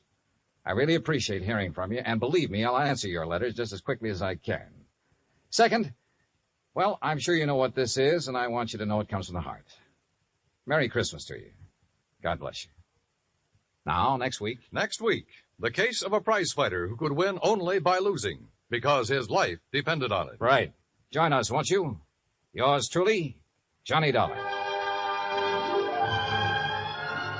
Yours truly, Johnny Dollar, starring Bob Bailey, originates in Hollywood. It is written by Charles B. Smith and produced and directed by Jack Johnstone. Heard in our cast were Mary Jane Croft, Howard McNear, Parley Bear, G. Stanley Jones, Bill James, Lawrence Dobkin, and Richard Beals. Musical supervision is by Amerigo Marino. Be sure to join us next week, same time and station, for another exciting story of yours truly, Johnny Dollar. Dan Cubberly speaking.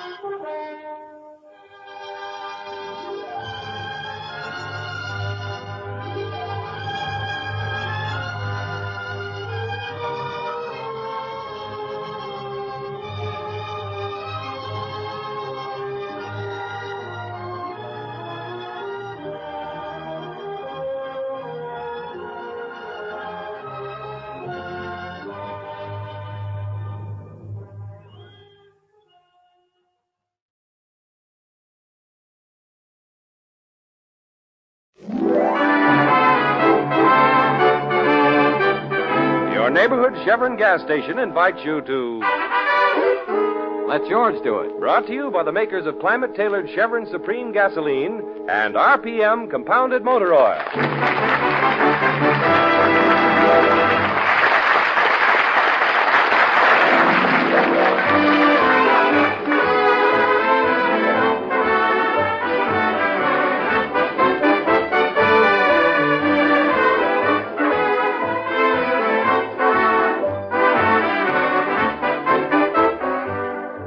George Valentine would be the last person in the world to take a job that was not exciting, even with a large salary attached. That's why he opened his office and advertised to solve any problem, for a fee, of course. Well, he's had his excitement, all right, sometimes more excitement than he bargained for. Right now, George, his secretary, Claire, and Sonny are driving along in his car. Mr. Valentine, why so much mystery? Where are we going? Just playing hooky from the office, huh, Mr. Valentine? We can't afford to play hooky, Mr. Valentine. You know that. Have you two ever heard of the Harding Bookshop? Not I. Never. Why? Should we have? Well, that's where we're going. To buy a book? Of course not, Sonny. Mr. Valentine has a book. Here, bright girl, take a look at this newspaper clipping. What does it say, sis? William Harding, eccentric owner of the Harding Bookshop, died in his sleep last night. He leaves his widow Harriet and a nephew Frank. Mr. Harding had been in poor health. Okay, that's enough. Well, what about it? Man dies in his sleep. Where do we come in? Well, his widow phoned. She wants me to meet her at the bookshop at 11. She made it sound urgent. Jeepers, I wonder why she wants to see you. An eccentric book dealer dies in his sleep. His widow is very anxious to see me. Kids, I don't know what it's all about, but it has all the ingredients for some real excitement.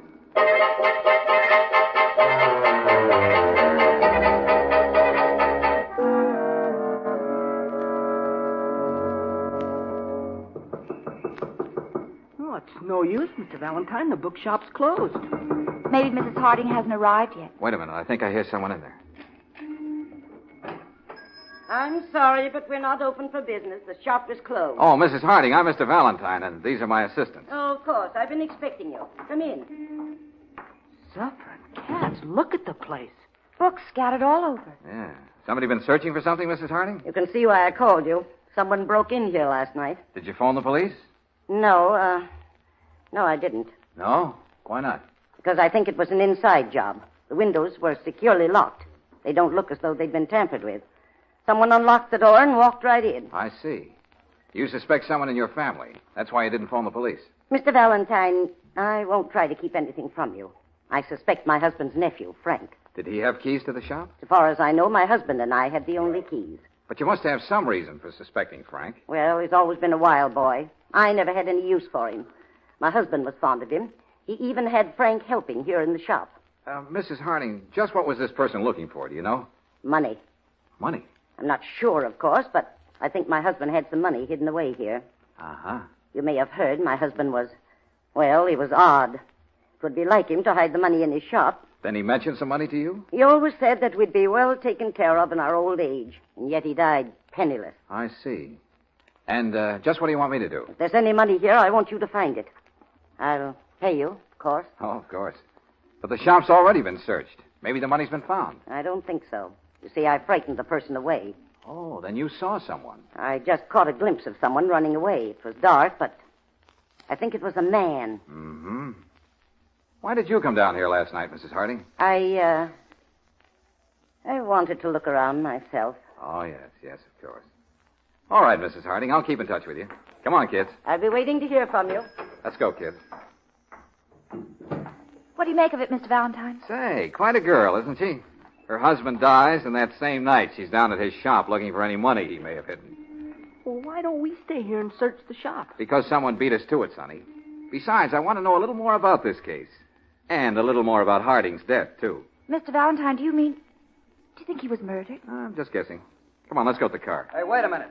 I want a word with you. Jeepers, I wonder who that is. Must be the nephew. I just want to warn you not to believe half of what my aunt tells you. She's not herself. She's hysterical. Oh. Well, I don't agree with you, Frank. Your aunt seems unusually calm, considering. Calm? She called you in, didn't she? She knew what she was doing. Why would she call in a private investigator? How did you know I'd been called in? Well, you were, weren't you? Suppose she told you there's some money hidden away. That's a lot of baloney. Is it? You're just wasting your time. They said some money disappeared after my father died, too, but we never found any. There's always that kind of talk when some eccentric dies. Just when did your father die? 5 years ago. Uh-huh. Frank, were you with your uncle when he passed away? No. It was during the day. I was in the shop with my aunt. Miss Barry phoned us. Miss Barry? Alice Barry, the nurse. My uncle's known her since she was a child. Of course, she's a young woman now. Very attractive, too. Okay, Frank. See you again sometime. No, you won't. I'm going to tell Aunt Harriet to call you off. Yeah, do that. Do you think she'll listen to him, Mr. Valentine? No, she doesn't trust him. Claire, I want you to get all the information you can on Harding's death, then meet me here. Here? Yeah, in front of the bookshop, about 10 o'clock tonight. And Sonny. Yes, sir? Get down to the Evening Express. Talk to Ben Steele. He's a friend of mine. He'll let you look through the old newspaper files. But what am I going to be looking for? Well, Frank's father died 5 years ago. Get what you can on it. Okay, Mr. Valentine. Hey, what are you going to be doing? Oh, he's going to talk to the nurse, of course. Why, Claire, how did you guess? Oh, she's young and attractive. Naturally, you'd want to investigate that yourself, Mr. Valentine.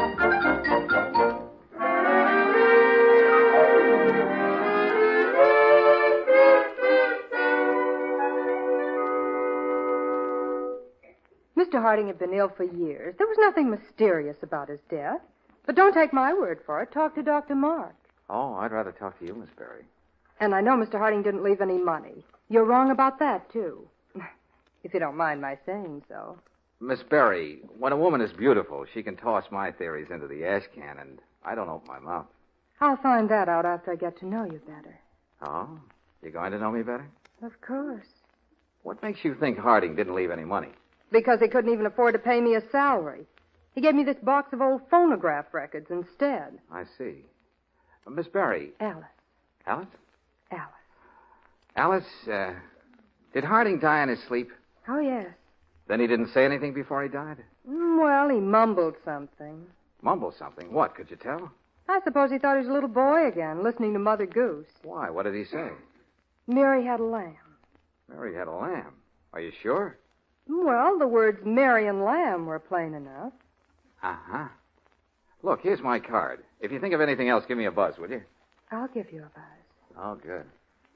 Say, how does that verse go? Do you remember? Mary had a little lamb. Its fleece was white as snow. Oh, yeah. And everywhere that Mary went, the lamb was sure to go.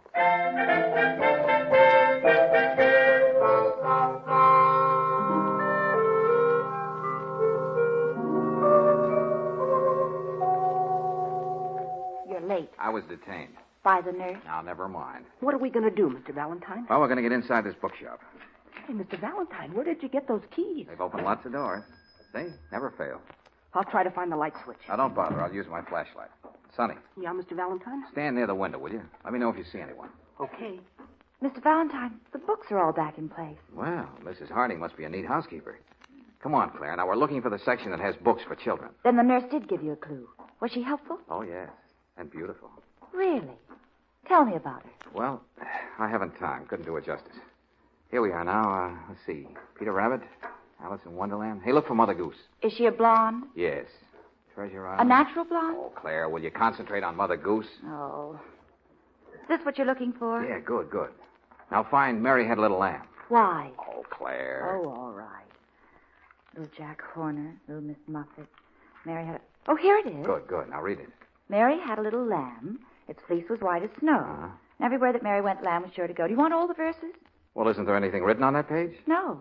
Well, maybe there's some more Mother Goose books. These are all there seem to be. Okay, hang on to it. Put your hands up. Oh, Mr. Valentine. Suffering cats. Now, what are you doing here, Frank? Where did you come from? I was in back. I've been waiting for someone to show up. Why? What made you think someone would show up? Well, the place was ransacked last night. And you thought it might happen again tonight, huh? We can't tell. And Harriet says she frightened the person away. He might come back. Uh-huh. That may be why you're here. Or then again, you might be looking for the money yourself. I told you there isn't any money. Okay, Frank. Now put that gun away. You might hurt somebody. And get out of here, all of you. All right, we're going. Coming with us? I'm going to stay here and keep an eye on things. Say, that's a very good idea, Frank. Just keep an eye on things.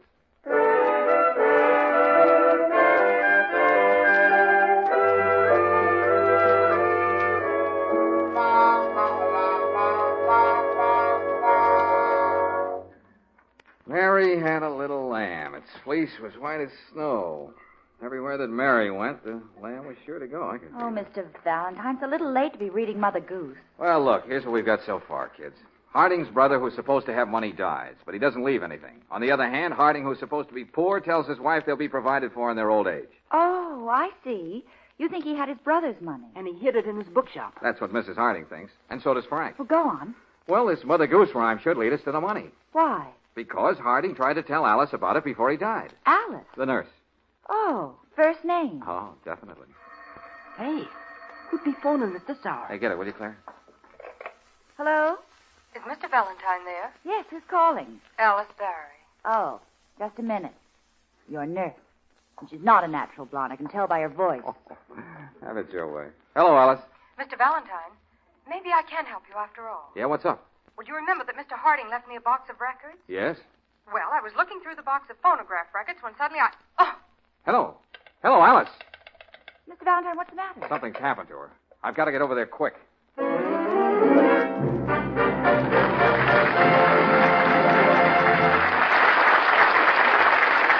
Well, it'll take George a few minutes to get to Alice's apartment. Meantime, I'd like to tell you about a conversation I had recently. One of my Chevron dealer friends asked me the other day what qualities I look for in a gas station. So I said that, first of all, I looked for Chevron Supreme gasoline and RPM compounded motor oil. Well, that's easy, he said. Just keep your eye peeled for a cream, green, and burgundy station. That's your cue for Chevron. Then I told him that I'm a credit card user. Don't blame you, says he, and don't forget that Chevron credit cards are as good as gold at our stations. So then I told him my favorite gas station must be a friendly place where I can depend on getting good service for my car. The dealer laughed and said, "Sure sounds like a Chevron gas station to me."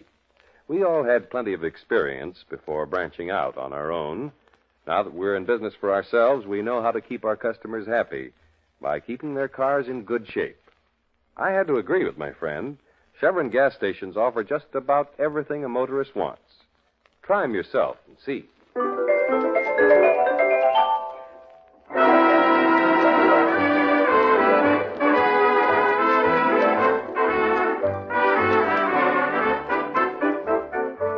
George was about to get some important information. The nurse, Alice Barry, phoned him, but before she could explain, something happened to her. Now it's a few minutes later. George is opening the door to her apartment. Alice! Alice! Oh, you poor kid. Here, let's get you up on that couch. Oh. Now, take it easy. You're going to be all right. Oh, Mr. Valentine. Wait a minute. I'm going to put you down here. There you are. Now, you better lie still for a few minutes. I'll get you a drink of water. No, please don't leave me. Now, don't be frightened. Hey, you've got a nasty-looking bruise on your forehead. Otherwise, you seem to be okay. How do you feel? Oh, like I've got two heads. Yeah, I'll bet. Want to tell me what happened? Well, there isn't anything to tell. I was talking to you on the phone, and then it happened. Somebody took a sock at me. Well, who was it? Don't you know? No, he must have crept up and hit me from behind. From behind? Yes. Oh, you didn't see him at all, huh? No, for all I know, it might have been a woman. Yeah, it might very well have been a woman. What about the records? No, I guess they're gone. They were on that table over there. That's bad luck. Oh, don't worry about them. It was just an old bunch of records. Believe me, if all those endearing young charms, Who is Sylvia, and a few more like that. But I thought you discovered something about them. I guess the person who stole them thought so, too. No, Mr. Valentine, that's not why I phoned you. Feel like telling me about it? Of course. You see, while I was looking through the records, I got to thinking about Mr. Harding and what he'd said just before he died. Yes? I could almost see the whole thing all over again. He was moaning and tossing around in the bed. I ran to him and felt his pulse. Go on. I told you that he said Mary had a lamb. But now as I think back, Mr. Valentine, I'm almost certain he said Mary Hayden Lamb. Mary Hayden Lamb. Mary Hayden Lamb. A woman's name? That's right. Do you think it means anything? Well, it must mean something. Yeah. It'll probably lead us right to the money. That is, if there is any money. Now, look, I gotta beat it. But I want you to lock the door behind me, understand? Don't worry. After this, I'll always lock my door. Good. Better put some ice on that forehead. It's turning a beautiful purple. I'll be all right. Mr. Valentine. Yeah? If it does mean anything, will you let me in on it? I feel as though I have a stake in this now. Oh, I don't blame you. Okay, Alice. I'll keep in touch with you.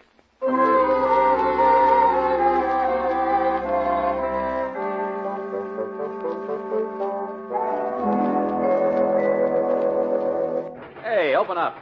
Hey, Mr. Ward. Mr. Ward, hey, open up. Wait a minute. You out of your mind? What are you doing here at this hour? I want to buy a book. Well, go away. We're closed. Come back in the morning. Oh, now, wait a minute. Don't close the door, Mr. Ward. I got to have something to read tonight. You realize it's after 11? I know. I'm terribly sorry, but let me in, will you? Oh, all right. Come in. Other people have sane customers, but I suppose it's got to be a mystery with at least 6 murders in it. Mr. Ward, did you ever hear of a book called Mary Hayden Lamb? Never, no. Are you sure? I came here because you have a reputation for knowing every book that's ever been published. There's never been a book published by that name. Now, however, if you were to ask if there were ever a novelist by that name, I'd give you a different answer. A novelist? Hey, of course. Why didn't I think of that? Well, tell me about it, will you? Well, she was a local writer, and to my knowledge, she wrote but one book, thank heaven. Why do you say that? Because it's by far the worst trash it's ever been my bad luck to read. I see. What's it called? Isle of Love. It's about a girl and an island and a man, and if you want something to put you to sleep, I'll personally guarantee you your money back. Then you've got a copy, huh? One. Almost sold it this afternoon. Almost sold it. Is that so? Someone wanted it, huh? Well, asked me about it anyway. But evidently had the good taste to turn it down. I found it on the counter when I was putting my books away. Well, who asked to see the book, Mr. Ward? Do you remember? Certainly not. I do a big business, young man, and I can't keep track of every customer who walks into my shop. Unless they make a special impression by getting me out of bed at this unearthly hour. Okay. Anyway, you've made a sale. I'll take Isle of Love. No, you've made a bad choice. Yeah, here you are. Marked down to 89 cents. And, young man, believe me, I'm cheating you.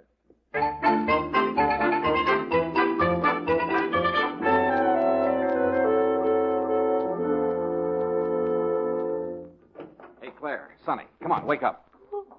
Oh, hello, Mr. Valentine. May we go home now, slave driver? Oh, I'm sorry, kids. I know it's late, but we can't stop now. Don't dare take the chance. Somebody may be getting desperate. What do you mean? What do you expect to happen? Well, nothing if I can beat them to it. Now, Claire, I've got a job for you. How are you in the charm department? Charm? Yeah, that's right. Have you got any? Don't answer that. Whom do I have to charm? Frank. The nephew? I quit. Hey, I knew he was suspicious. As soon as I saw him, I said to myself, now there's Shut up, will you, Sonny? Claire, I want you to get Frank out of the bookshop tonight. So that you can get in there without his seeing. That's the idea. Think you can do it? Oh, it should be simple, even if my hair isn't blonde. Oh, don't worry, Mr. Valentine. I'll take care of Frank.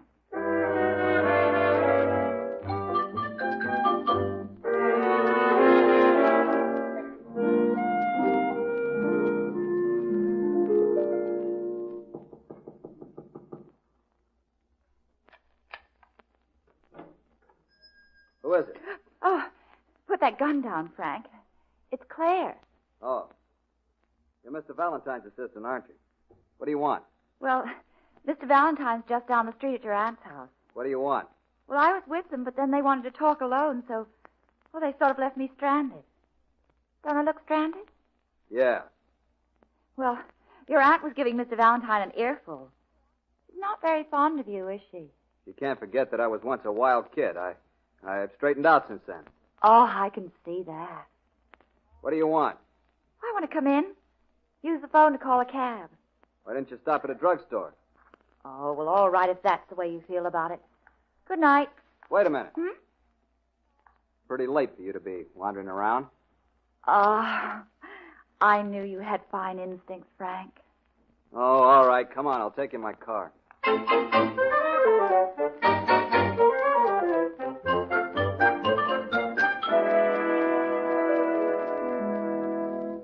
Okay, Sonny, come on.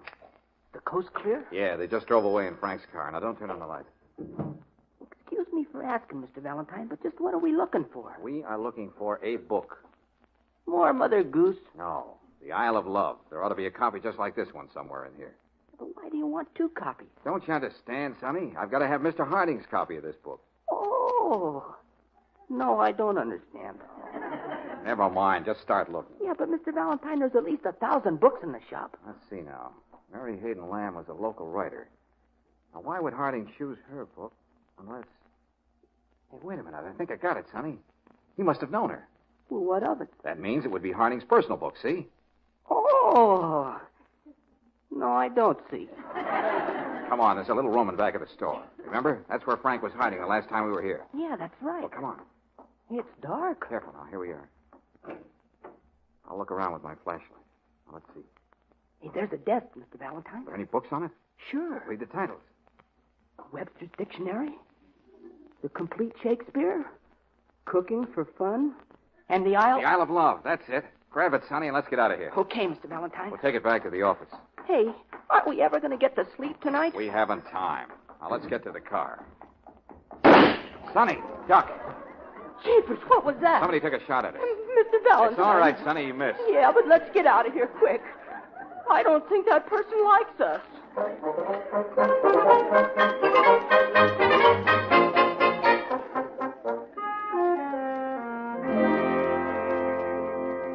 And then somebody started shooting at us. Oh, it was plenty exciting, sis. You're lucky. Frank's a bore. This conversation is brilliant. It's either yes or yeah. I guess it was Mrs. Harding shooting at us, huh, Mr. Valentine? Because Frank was with Claire. Not for long. No? No, he just took me to a cab stand. I see. Run out of charm? Oh. Jeepers, Mr. Valentine, you've just about taken that book apart. Well, there's nothing in here. No secret compartment, no writing on the pages. I can't find a thing. Well, then let's go home and get some sleep. No, we can't stop now. Okay, kids, make yourselves comfortable. What are you going to do? Well, I'll have to start reading the book. Aloud? Certainly. I might miss something. You're going to read all of it? That's right. Here we go. The summer sun was setting in a blaze of glory, casting its light like a shimmering ribbon of golden orange across the lake. On the bank, her wavy hair streaming from her uplifted head, stood Jennifer. Oh, I can tell this is going to be a classic.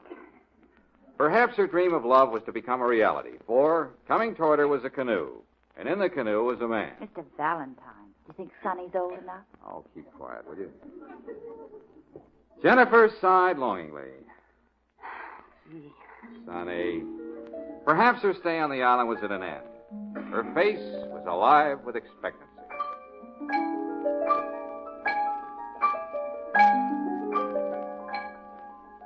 Weeks had gone by.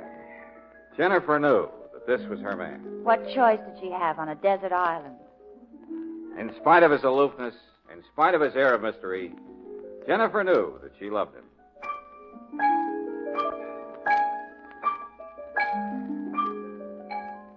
And then a wonderful thing happened. He knelt beside her and kissed her. Well, it's about time. Oh, she said, then you do love me. Naive creature, isn't she? Yes, he answered. I love you with all my heart.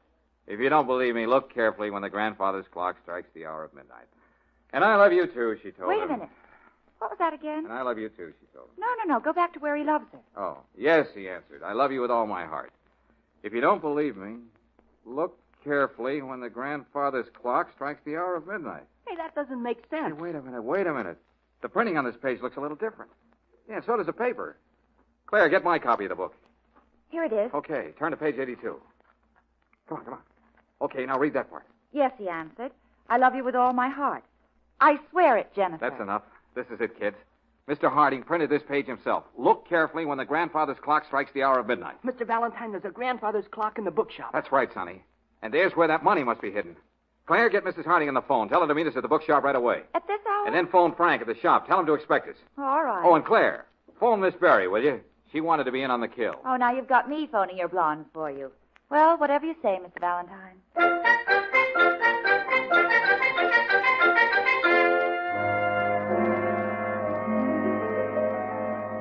What are you waiting for, Mr. Valentine? Why don't you give me my money? You mean my money, Aunt Harriet? Now, don't fight over the money. We don't even know if there is any. Then why did you call us here? And why bring Alice into this? Well, if there is any money, you'll have to thank Alice. She gave me the clue. Then it really was a clue, Mr. Valentine. That's right, Alice. It led me to a book. And in the book, I found some words that Mr. Harding printed. It said, look carefully when the grandfather's clock strikes the hour of midnight. The grandfather's clock. I'm going to see about Now, this. take it easy, Frank. Now, Frank, that's not your property. Get away from that clock. There's nothing in here. The clue didn't say there was something in the clock. It said, look carefully when the grandfather's clock strikes the hour of midnight. Well, it's striking 12 now. Well, what's different about the clock when it strikes 12 than at any other time? When it strikes 12, both hands point up. Smart girl, Claire. Sonny, hand me that chair. Okay. You think there's something on top of the clock? No, above it. On the wall here. Yeah, you see? There's a false panel. Need any help? Oh, thanks, Frank. I think I can do it with the heel of my hand. That does it. What is it? Is there something in there? Yes. A package. What's in it? Just a minute, I'll see. Well. Bills. Large denominations. And lots of them. Let me have that. Now, don't rush me. Hey, there's a note here, too. What does it say? Mrs. Harding, is this your husband's handwriting? No, it isn't. That's my father's handwriting. You see, the money is mine. Not so fast, Frank. Well, what does the note say? It says, Dear Brother Bill, I'm leaving this money in your care. Frank is too wild to be trusted with it. When he settles down, you can give it to him. Then give it to him. Oh, wait a minute. There's more. There's a condition I attach to this. Frank must provide for you and your wife as long as either of you shall live. Is that all? That's it, Mrs. Harding. Then it is Frank's money. Give it to him. He doesn't have to provide for me. No, this money is for both of us, Aunt Harriet. Well, that's more than I deserve, Frank. You can stop talking right now and hand that money over. Alice. Give it to me, Mr. Valentine, and hurry up about it. I never argue with a beautiful woman, especially when she has a gun in her hand. Mr. Valentine, was she the one who was after the money all along? That's right. When she phoned me and got bumped on the head, I thought it was funny I didn't hear the blow over the telephone. And if she was hit from behind, why was the bruise on the forehead? Never mind the explanations. Hand that over. Then she's the one who shot at us. Certainly. She couldn't get in here to look for the book because Frank was guarding the place. First, she tried to put me off the track with that Mother Goose stuff. But she finally gave me the right clue. She figured if she told me the truth, I'd get the money and she'd tail me and pick it up. That's enough out of you, Mr. Valentine. Give me the money. Oh, certainly. Here you are, Miss Berry. But, Mr. Valentine... Now, don't try to stop her, Frank. It's dangerous. You're right. It is dangerous. Stay just where you are. Don't any of you make a move. But, Mr. Valentine... Careful. But you're letting her get away. Not very far. The police are out there. Hey, it's okay, Mr. Valentine. They got it. Your money will be returned to you, Frank. Thanks, Mr. Valentine. I owe you a lot. That's right. But you'll get a bill in the morning. Come on, kids. Good night, Mr. Valentine. Good night. Good night. Well, I'm really going to sleep tonight. Yeah, so am I. Oh, too bad. Too bad it had to end this way. Huh? What do you mean? He's thinking about the nurse. Aren't you, Mr. Valentine? You know, Claire, I believe she was a natural blonde after all.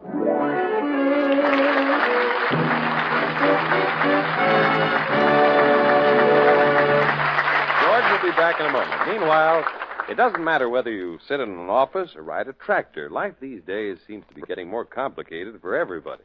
Any convenience that makes living a little simpler is always as welcome as spring. Your Chevron dealer knows this, as any friendly businessman should. So he tries to make you his friend by making his cream, green, and burgundy station as convenient and efficient as he can. He'll make it a point to know your car and the grade of RPM compounded motor oil you use.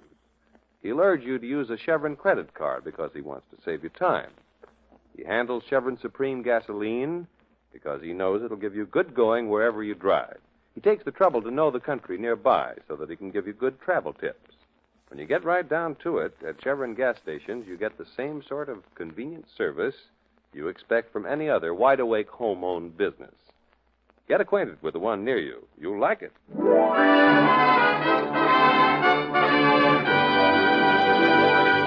Well, next week, George Valentine is confronted with a problem. A big problem. You'll probably hear something like this. Client or no client, Mr. Valentine, you can't keep a dog that big in this apartment. Jeepers, do you realize he eats 6 pounds of food a day?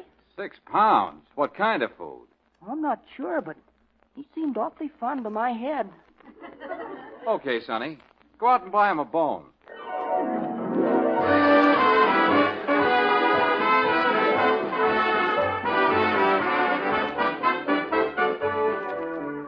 Chevron gas stations all through the West invite you to be with us again next week for another chapter of Let George Do It, brought to you by the makers of Chevron Supreme Gasoline and RPM Compounded Motor Oil. Let George Do It, starring Robert Bailey as George with Francis Robinson as Claire and Eddie Firestone Jr. as Sonny, is written by Pauline Hopkins, produced and directed by Owen Vincent.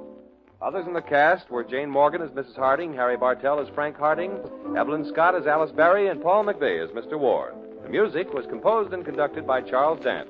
Your announcer, John Heaston. Listen again next week, same time, same station, to Let George Do It.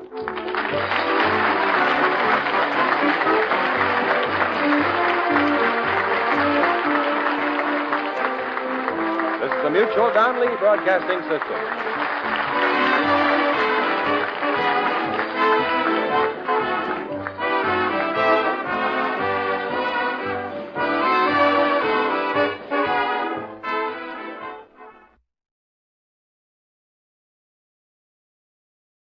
The National Broadcasting Company presents The Adventures of Sam Spade, Detective.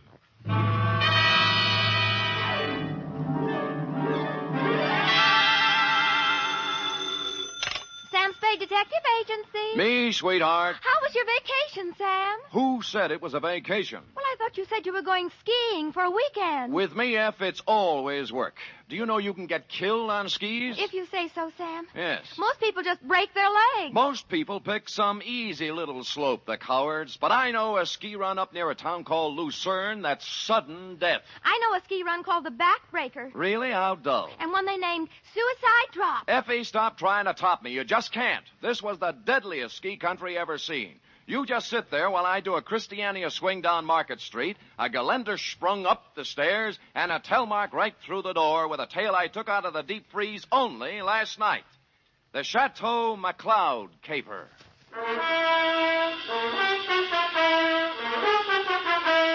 For NBC, William Spear, radio's outstanding producer-director of mystery and crime drama, brings you the greatest private detective of them all in The Adventures of Sam Spade.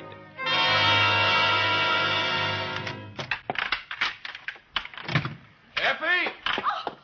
Oh, Sam. Take off those skis. I just wanted to prove I could do it. I did a herringbone up the stairs. And those clothes.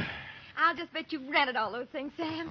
You were never in the snow country at all. So, you don't believe me, huh? Well, here, Doubting Effie, I brought you proof. And don't tell me I rented this. A snowball. Yes. Sam! A real snowball. Yes, I brought back 2 of them in a thermos bottle. Where's the other one? I threw it at a policeman. It was freezy, soaked with water and ice. Oh, Sam, you're wonderful. I can't believe that you had trouble this weekend. Oh, no?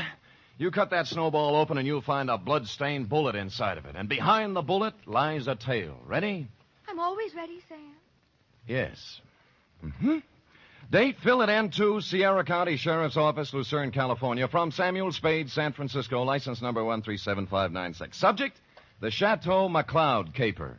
Dear Sheriff, you run a neat little county up there at Sierra, and I hate to be snide, but when my train steamed into the cold mountain air of your lovely little village of Lucerne, I knew the chill of death was afoot. It had to be. The place was too beautiful to last. The background hills were right out of the Alps, the snow from Grandma Moses, and the rustic buildings that snuggled under the mantle of white were just too cute for words. It was abnormally perfect. Something had to give. Hello there. Well, You were the only young man who got off the train. Are you from McLeod? I'm supposed to find a Chateau McLeod. Oh, what do you know? I got the right man on the first try. Good. Rufus sent me down to pick you up. You could pick me up almost any time. Well, that took a little chill off the day. Shall we go? Ooh, mush. Mush.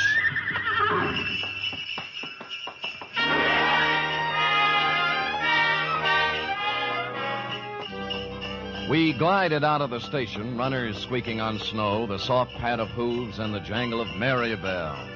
We had a bearskin lap robe. It was a short bear, so we had to move close. Her cheeks were apple red, and her silk brown hair flowed in the spanking breeze. Oh, it was a scene that will forever be etched in my memory. Rufus tells me you're an advertising genius. Well, I have placed a few ads in my day, mostly help wanted. Aha, don't kid me. He says you're going to put the McLeod canneries right on top with a new campaign. On top. You know, you're supposed to have a big name. Just 8 letters, Sam Spade. Oh? Well, I'm Rita Parker. Mhm. I'm supposed to be Rufy's girlfriend. Of course, I think it's only to make his wife mad. But it's fun up here. Yeah, so this is my first trip. Oh, well, then you're in for a treat. That is, if abnormal psychology appeals to you. What does that mean? The McLeod guest register is always full of dynamite. Oh. For example, this Yes. weekend reads thusly. Rufus McLeod with half of the money in the world trying to get the other half. Good. His wife, who has an interlocutory decree. Mrs. Interlocutor. Yeah, Cora. Yes. Her boyfriend, Paul Endicott, gigolo type. Charlie Allison, co-worker and friend to Rufus. He's a food technician or something dull. Dull. And then there's Tozier Svenborg, ski instructor, who comes down like a wolf on the fold. Oh, and wolf. people like that. Yes, well, I'll never remember all the names. I'm in the ad game, you know. It's initials to me. I call people, RL, TS, NTG, and, you know. Well, the names don't mean a thing. Just remember this. Every 30 seconds, duck. I beg your pardon?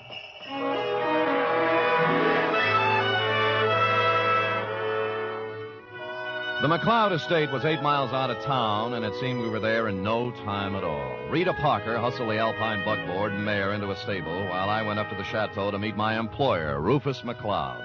It was more of a Swiss chalet, you know, where the second floor is larger than the first. And I guarantee that no one in Switzerland could have afforded this chalet, even with the second floor the same size as the first. I walked in and found Rufus, big and red-faced, standing in front of a fireplace that could easily have roasted a brace of oxen, rump to rump. Of course, you're Sam Spade. I am, Mr. McLeod. Well, you came at an opportune time. There's no one around to overhear our conversation. I suppose you wonder why I hired a detective for a place like this. Well, not especially. I go where the people go, and the money. Well, you'll be paid well for your time and trouble. I must be quick. In essence, this is my situation. Yes. Earlier this week, I received an anonymous letter saying that if I invited the guest list I'd planned for this weekend, there might be serious trouble. Here's the letter. Keep it to yourself. It's a Los Angeles postmark. I see. Well, we might start by tracing down this typewriter through an L.A. detective agency. Every one of my charming guests is from Los Angeles. One of them wrote it, if you ask me. Very likely. I want to know who wrote it, if I can, but more than that, I wonder what serious trouble the writer is referring to. The girl you sent to pick me up said you had a very volatile group of people assembled. Yeah, perhaps they're high-strung individuals, but they're civilized. I'm sure their conflict would never get beyond a cutting phrase or two, or perhaps a punch thrown here or there. Well, then you really don't believe you'll have any trouble? Yeah, I don't know. I thought it would be advisable to have a man like yourself around. Yes. One who deals in trouble professionally. Perhaps if things do get out of line, you can help repair the damages or even prevent things from occurring. Well, I'll do my best, Mr. McLeod, but it's not easy to look for something when you don't know what you're looking for. Oh, here they come, Spade. Oh. Back from the ski runs. Oh, I told them you were handling an advertising campaign for my canneries.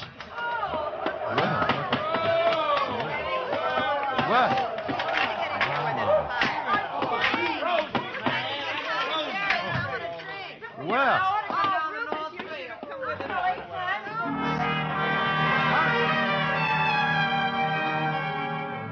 They came stamping in, pulling off gloves, unzipping parkas, and if it hadn't been for the grown-up dialogue, looking all the while like a group of carefree children. It was hard to believe that the chill of death was also in them even then. I couldn't keep my eyes off one of the particular members of the group, Mossberg ski boots, Chinese vermilion downhill pants, and a candy-striped parka, which she now pulled over her lovely head. The sweater she wore underneath was, I'm sure, designed for someone much smaller. A dachshund, perhaps? This the advertising man you've been telling me about, Rube? Oh, Mr. Samuel Spade, my half-wife, Cora. Well, how do you do? Glad you came, Sam. We can always use another sport in the crowd. Hey, everybody, shut up!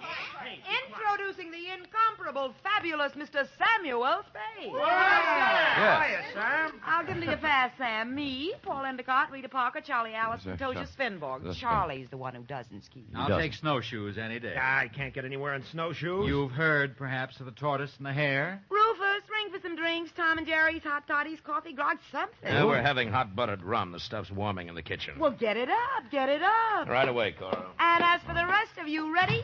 A one, a what? two, a three. What? Oh, Phil, yes. dear Old Main, shout till the rafters ring. Stand and drink a toast once again. Let every loyal Maine man sing. Oh, do-de-do-de-do.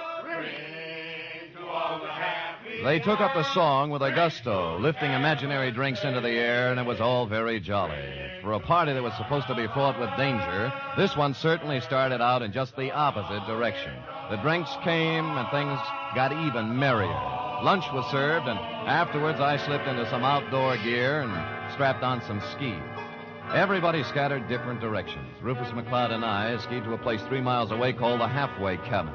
Between the chateau and the cabin was a small lake called Royal Lake, completely frozen over. Rufus stood in front of the cabin, firing a .30-30 at a target set up down in the woods to the east. What do you see through the glasses, Spade? 2 bullseyes and nothing outside of the 8-ring. That's great offhand shooting at this range and standing on skis. Well, I can do much better than that. Watch this. See that silver tip on that big Norwegian fur over there? Yeah? I'll cut it off.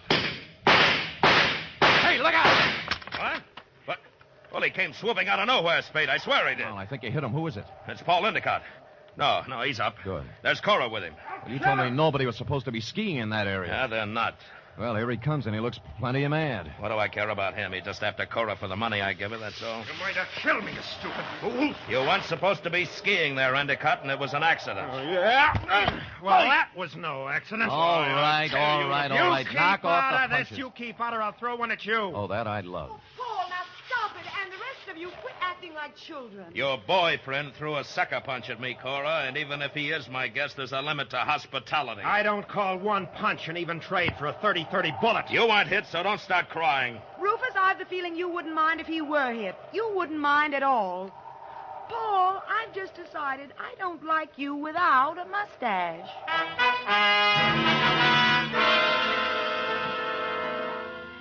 Well, from then on, everybody dropped the pretense, and you knew where you stood. And it was chilly, too. Later in the day, we were all back at the chateau again, and Paul Endicott wove his delicate variation on his main theme. I'll knock your block off. I tell you, Mr. Endicott, you have some delusions. I have no delusions, Tozier. I've seen the way you look at Cora, the way you two are always trying to lose me on the trails. Some people ski faster than others. Yeah, well, let me tell you something. The next time you try to wolf this girl, it's going to be your last. I'm nobody's wolf. I'm a ski instructor. That is what I was hired for. Well, stick to what you were hired for. Knock off the extracurricular activities. I don't have to take this kind of talk from you. Anything you'd like to do about it? As a matter of fact, there is. Fellas. Get it. Boys. Men. Wait a minute. Stop it. Fellas. Stop it. Yes. I'll never speak to either Fellas. one of you again.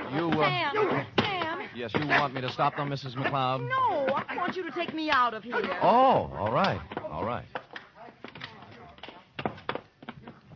Well, Let's put on our skis and get out of here. okay, here, I'll help you. Oh, thank you. You're such a gentleman. Well, even so, won't take a minute. Ready?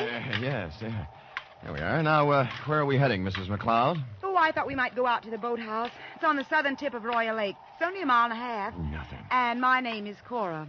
I'm not really Mrs. McLeod anymore. Well, it's kind of rough on you, isn't it, bringing your new boyfriend around all of your ex-husband's friends? Well, I like it up here. Rufus likes to have me. They're not all against Paul. At least they weren't.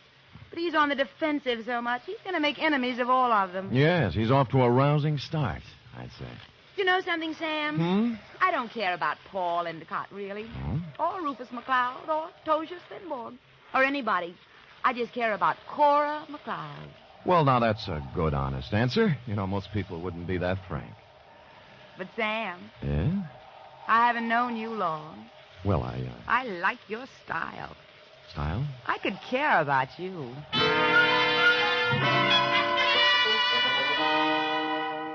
It broke my heart not to stop right there on the trail and kiss her because that's what she wanted me to do. So that's why I didn't do it. And I'll never turn down anything better. Well, next scene, the boathouse. And when we got there, it was not at all the way I thought. A food technician and close friend of Rufus McLeod was there, working on something that baffled me at first. It's an ice boat, Mr. Spade. That's what it is. Belongs to Rufus. Yeah, I don't think I've ever seen one up close before. I'd take you for a ride, but this one needs a lot of work before anybody could use it. I'm just puttering. What prompted you to come out here, Cora? Because Paul and Tozier Svinborg got in a fight over me, and I got tired of the whole thing. Sam and I went out for some air. Oh. Well, glad you did. I was getting a bit lonesome. You see, Sam, they always leave me in a cloud of snow on their skis, and I just plod along on snowshoes all by myself. Well, maybe we can go walking together sometime. I used to be able to shake a pretty good snowshoe. It's a deal. Tomorrow morning, I'll show you the place.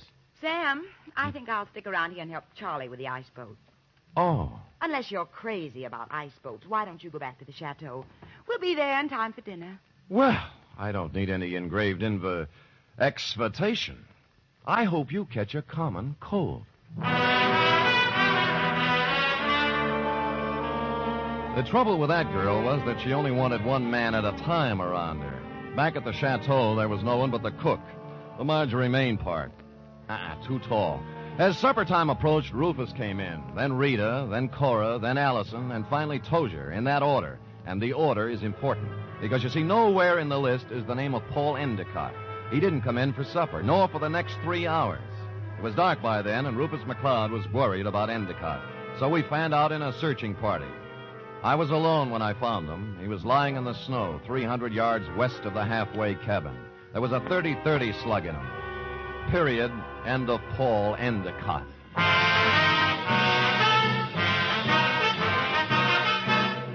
are listening to the weekly adventure of radio's most famous detective, Sam Spade.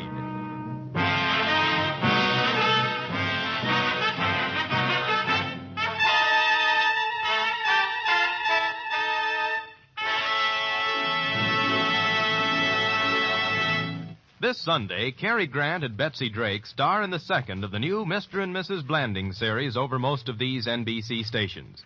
The delightful tribulations of Jim Blandings and his wife Muriel as they built their famous dream house entertained millions as a novel and then as a motion picture. And now you can follow the further adventures of Mr. and Mrs. Blandings every Sunday on NBC. And Sunday also means your weekly visit with the hilarious Harrises on the Phil Harris Alice Faye Show.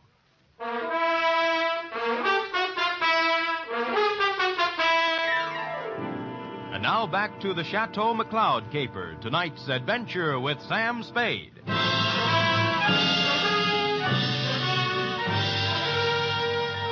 There were no ski marks near the body of Paul Endicott, just his own. Somebody had drawn a bead on him in the dust from some distance. I started to look for the rest of the searching party and then changed my mind. If the body of Endicott wasn't found, the murderer might wonder what happened to it, get worried, and make a mistake. So I picked him up, carried him to a small cave I found, covered the entrance with snow, brushed over the ski marks, and went back to the chateau. One by one, they all showed up, discouraged. Oh, we can't give up. We have to keep looking. I know how you feel, Cora, darling. It's too dark. We'll try tomorrow. Oh, don't worry about him. Paul can take care of himself. How can he take care of himself, Miss Parker, if he got lost? Who said he got lost? I am assuming. I think we're all assuming too much. I'm sure that it's nothing to worry about. If I know Paul, he'll show up tomorrow with some tall tale to tell. What do you think, Mr. Spade? What does an advertising executive know? Cora, your manners. A sponsor might be listening. Oh. Well, I'm sorry, Sam. I'm upset. Okay. Frankly, I don't know what to think. But if I were a detective, I'd hazard a guess that Paul met with foul play. Oh, nonsense, Spade, nonsense. Come on, everybody, let's have a drink and have some fun. Paul will be back, and even if he isn't, who really cares? Scotch for me. And I guess nobody cared. Rufus was a little more jolly than usual, and the drinks began to dispel the gloom. It was as if Paul Endicott never had existed. It began to get late, and the bizarre wake broke up. Everybody went to bed, including me.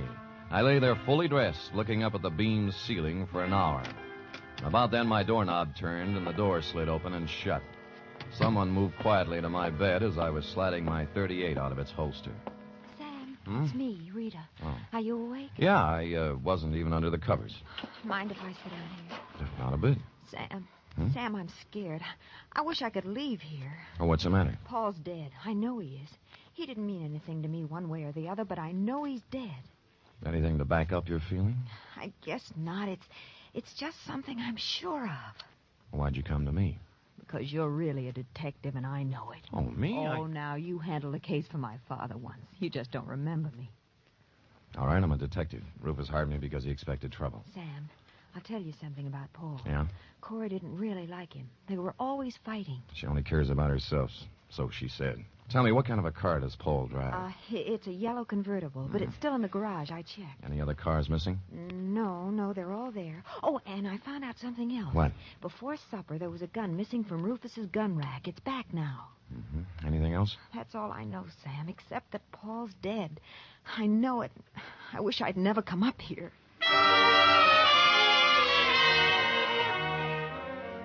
After she left, I dressed for outdoors and climbed through the bedroom window. It was still and quiet, and it was a quarter moon when I skied away from the chateau. I wanted to look the land over myself before the next day, when the clues, if any, were trampled into the snow. When I passed the northern tip of Royal Lake on the trail to the halfway cabin, I saw a new set of ski tracks heading into the woods where I'd found Endicott's body. I followed them, and they went right to the cave where I'd hidden him. And he was gone. I was standing there, pondering this, when I thought I saw something move in the trees to the west of me. I stood stock still. That was a mistake. The bullet splintered a tree next to me, and I shoved off as fast as I could. There was no second shot.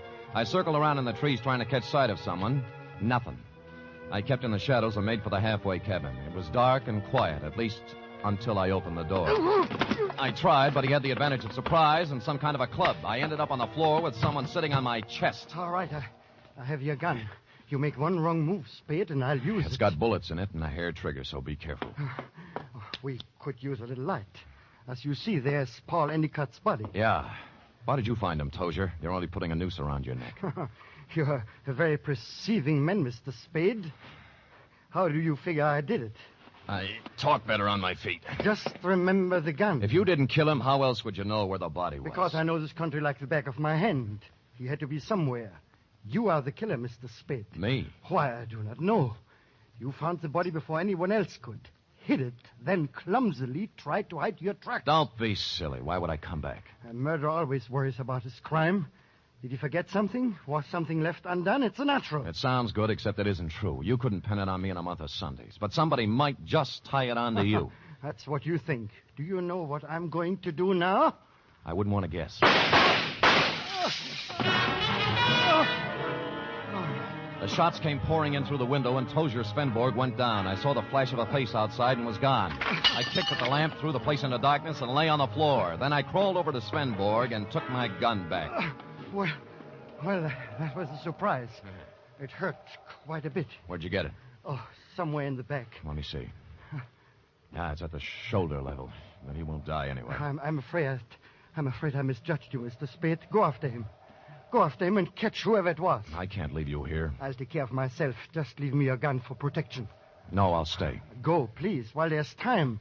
Or are you afraid? I was, but I gave him my gun and left. Outside, there were many ski tracks, but a fresh set led left from the halfway cabin down. They went right to the edge of Royal Lake and then stopped. There were no marks of ski poles on the ice, so I followed the shoreline, looking for some kind of a clue. It wasn't until I reached the southern tip of Royal Lake that my effort was rewarded. Leading up from the ice were a set of footprints, then a set of ski marks. They led to the boathouse. Inside, I found two interesting items. One, a dismantled ice boat with fresh ice on the runners. Two, a pair of skis with snow in the grooves. I made my way along the beaten path back to the chateau. Circled it once, found interesting item number 3, and went in. Well, what were you doing up, Spade?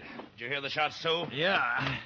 I thought I'd look around. It's cold. Woke me out of a sound sleep, Sam. What was it, you know? Well, I didn't find out about the first shot, Mrs. McLeod. That was fired at me. But the next 3 were fired at a man named Tozier Svenborg. Oh, no. Tozier? How did it happen, Spade? What's it all about? He found Endicott's body in the woods. Dead? Very. I told you, Sam. I told you. Told him what? What do you know about it? Nothing. I just had the feeling, that's all. You know something. Now tell us or I'll slap the rents right out of your head. I don't know anything at all. I just had a feeling. Who shot Tozier, Spade, and why? I don't know. I was standing with them in the halfway cabin. Somebody shot through the window. Didn't you see them? Don't you know who it was? I was too busy ducking to look. Just answer me one thing. Have any of you been out? Of course not. No. I haven't, and Mr. Allison's in bed. Of course, they all lied. McLeod's shirt was stained with sweat. He'd been moving fast somewhere. The ski pants sticking out from under Cora's robe were wet, and Rita Parker was now dressed when she wasn't before. I was trying to figure out something to say when Charlie Allison came out from his bedroom, rubbing sleep out of his eyes and pulling a robe on. What's going on here? What's all the excitement about? They found Paul, dead. And somebody shot Tozier. No. Where is Tozier? In the halfway cabin. Well, let's get him to a doctor. I'll call one from town. Why don't you go up and get Tozier? I'll have a car ready, and we'll take him right into the Lucerne Hospital. Wait a minute. What about the murderer? Who did the shooting? Nobody's getting out of my sight. It had to be one of us. Why, Cora? Well, it wasn't just anybody. We're the only ones left walking. Why don't you ask Sam? He's the detective. Detective? Yes, I hired him because somebody sent me an anonymous letter saying there'd be trouble. You knew there was going to be trouble, Rufus. Somebody else knew. Then why did you let people come up here? Yeah, what's the big Why idea? did you do... Wait a minute. Spade, what did you find out? Well, if you'll all wait here a minute, I'll tell you. When I circled the chateau before I came in, I'd seen footprints leading to a window, not mine. That meant somebody else used the back way in and out, too. I wanted to find out whose window it was, and of course, while I was looking, I remember the apparently dismantled ice boat and the fact that a set of skis were in the boathouse. It took me about a minute to find the right room, but somebody knew it. All right, Spade, stand where you are. Allison, you might be a great food technician, but you're a lousy killer. Yeah, well, at least he didn't get her. Neither will you.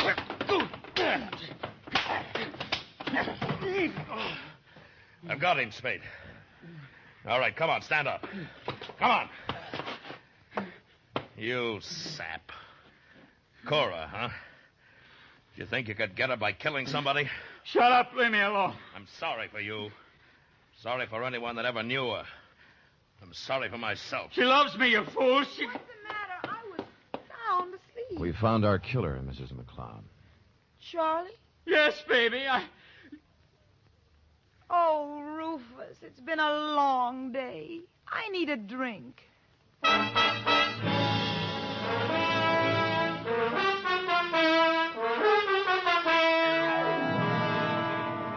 And that goes to show you how cold it can get in the snow country. F. Period. End of report. Sam, why would a man do anything like that? When he knew he couldn't get away with it? Because he was stupid, Effie. People must have told him 1,000,000 times. If they told him once, crime just doesn't pay. No. Yes. Now, go and type that up, will you? Go on, scamper, scamper. Woof.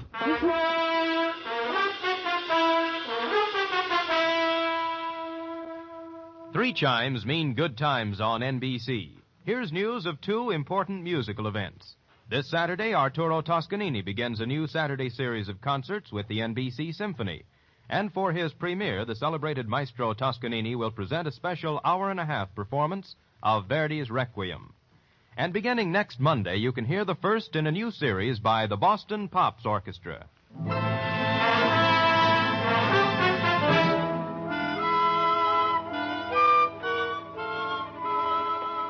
it is, Sam. All typed up.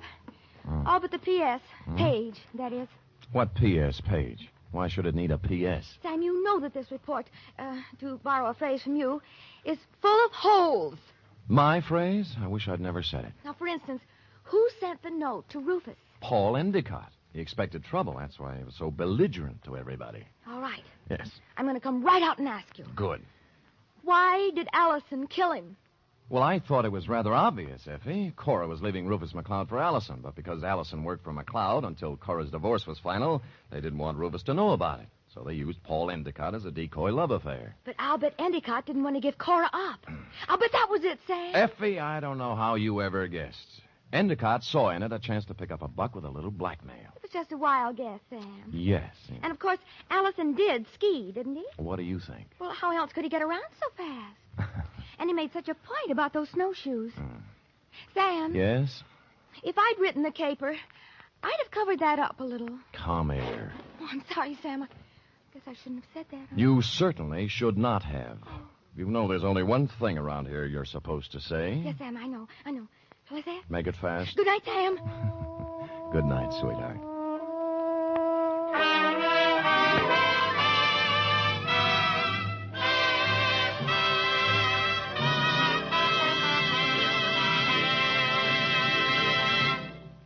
The Adventures of Sam Spade are produced, edited, and directed by William Spear. Sam Spade was played by Stephen Dunn.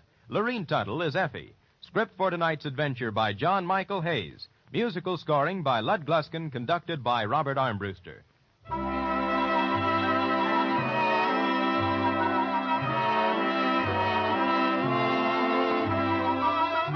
Join us again next week, same time, for another adventure with Sam Spade. Do you keep an appointment book? In 1950, 30,000 people kept an appointment they hadn't bargained for with infantile paralysis. And 4 out of 5 of these were helped with March of Dimes money.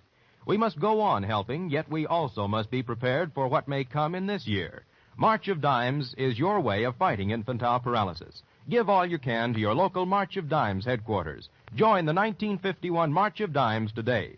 The Magnificent Montague next, then it's Duffy's Tavern on NBC.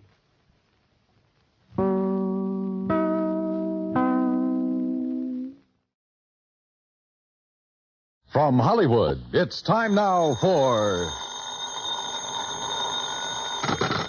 Johnny Dollar. My name is Hardy, Mr. Dollar. Yes? I'm returning the call you made to Mr. Ellis Rasmussen. If you will state your business, I shall be glad to transmit it to him. You tell Mr. Rasmussen I'm an insurance investigator from Hartford, and the matter involves a member of his own family. Oh, young Mr. Rasmussen? Yes. Could you hold on a moment, sir? I could. Mr. Rasmussen will send a car for you at 6 o'clock. Look, I can take a cab. Oh, well.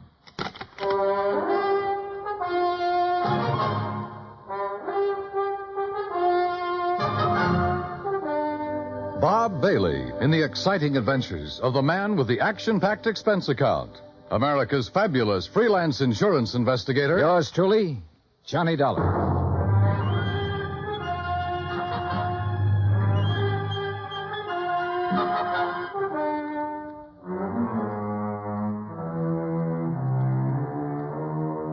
Expense account submitted by Special Investigator Johnny Dollar to the Universal Adjustment Bureau, Hartford, Connecticut. The following is an account of expenses incurred during my investigation of the Rasmussen matter. Expense account item 1, $204.35, airfare from Hartford to San Francisco to Los Angeles. Trying to compile the details of the Rasmussen case. I'd been on it 3 days when I was stonewalled in Los Angeles with a Holmby Hills address and the phone number of Ellis Rasmussen. At 6 o'clock, a liveried chauffeur in immaculate uniform stepped up to me at the desk. Mr. Dollar? Yes? My name is Stauffer, sir. I have Mr. Rasmussen's car outside. Well, gee whiz, Stauffer. Ain't it the truth, sir?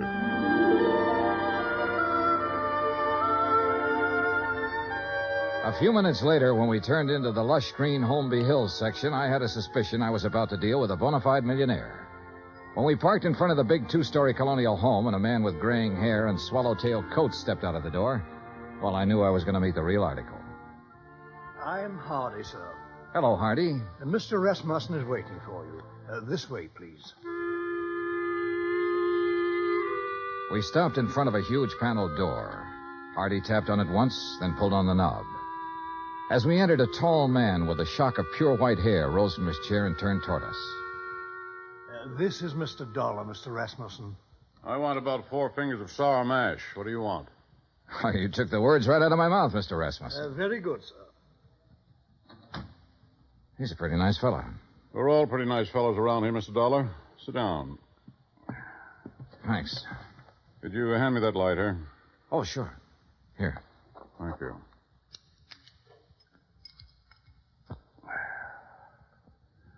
What are you doing in Los Angeles?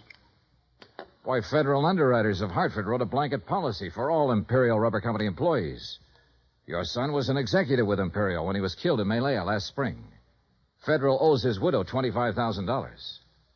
I don't know where she is, Mr. Dollar. I see. I doubt if you do. Let me put it this way. I never met the young lady. Fred married her one night in Elko, Nevada. 2 days later, they were on their way to Malaya. 6 months there, and the development station was raided by guerrillas one night. And I suddenly no longer have a son. Have you eaten your dinner, Mr. Dollar? Oh, I wouldn't want to trouble you. Hardy, set a place for Mr. Dollar. Very good, sir.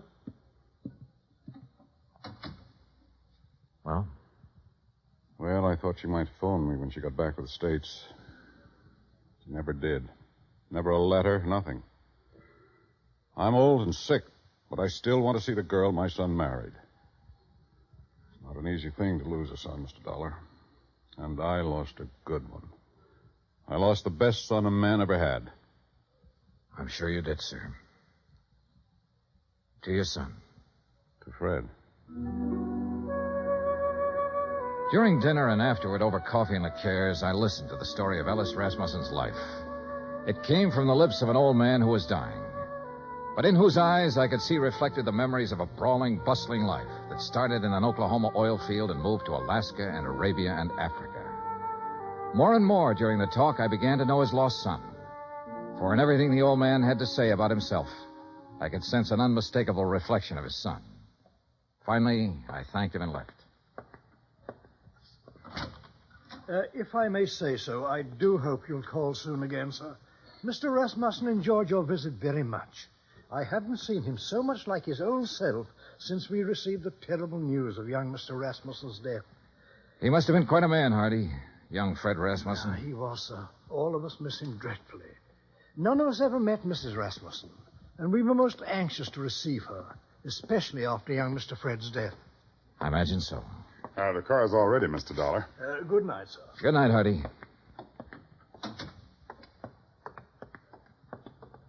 Fine night, Mr. Dollar. Yeah. Stoffer. Yes, sir? I didn't want to press the point with Mr. Rasmussen, but now maybe you can straighten me out. Did he approve of his son's marriage? Let's put it this way, Mr. Dollar. Mr. Rasmussen approved of Mr. Fred.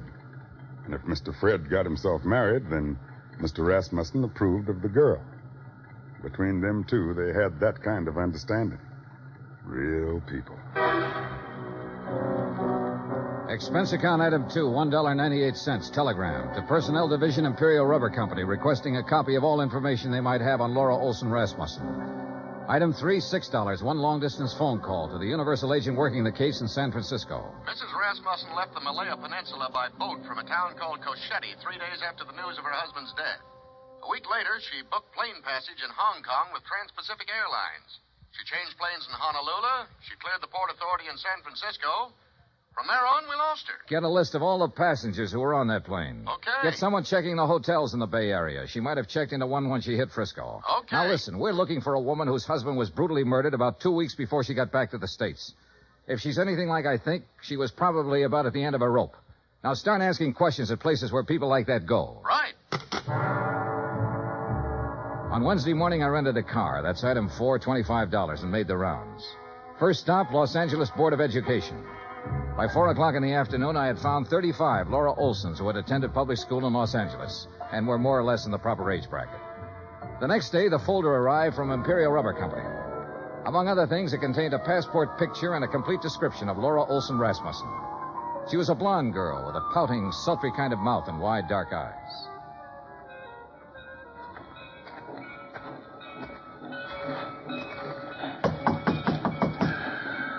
You down there. Yes? What do you want? I'm looking for Mrs. Frances Olson. Are you Mrs. Olson? I don't want to buy nothing. Do you have a daughter named Laura Olson? Are you a policeman? No, I'm an insurance investigator. I'm trying to locate Laura Olson Rasmussen. Well, how'd you get this address? What's that? A picture of her. Let's see. That's my Laura. What about her? I've been trying to locate her for some time. Is she here? No, she ain't here. She ain't been here for 5 years. Do you have any idea where I can find her? Friends, maybe? Other relatives? You say her name's Rasmussen now? Yes, she married a man named Fred Rasmussen. Married? Well, ain't that just something? You didn't know your daughter had been married, Mrs. Olson? How would I know? How would I know anything about her?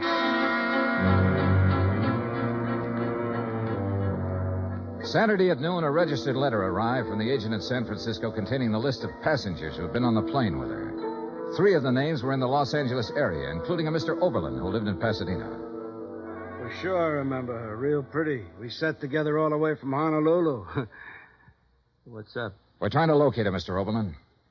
Did she happen to mention her plans when she returned to the States? Plans? You know, what hotel she might be staying at in San Francisco? Or if she was going on to another city? No, not her. You say that very emphatically. Yeah, I guess I do. You didn't have to show me a picture. You know, a guy always prays he'll meet someone like her on a plane, you know what I mean? Yeah, live it up. Yesterday's gone, she said tomorrow ain't here, and the only thing we got is today. Yeah, we had a swell time. You're sure about this? We were pretty chummy, pal, if you want the truth of it. Mr. Oberlin, did she mention anything about being in Malaya before she boarded that plane? Then she didn't tell you that her husband had been killed a week before. Killed? How? He was murdered by guerrillas in Malaya. Oh, no, she didn't mention that. She didn't mention that at all, Mr. Dollar.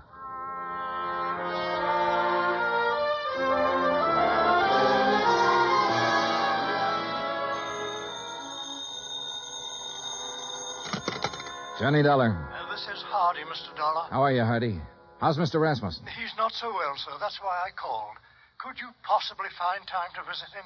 Tonight? May I send a car right away? Is it serious? He's dying, sir.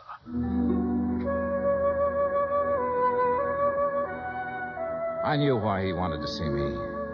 Have you located my daughter-in-law yet? No, I haven't located her, Mr. Rasmussen. But I know something about her. I know she drank whiskey and flirted with a fat salesman on an airplane all the way from Honolulu to San Francisco. I know her mother's a drunk. I know she didn't think enough of you or your son to contact you or anybody else when she got back. Mr. Rasmussen, it looks to me like your daughter-in-law's a first-class bum.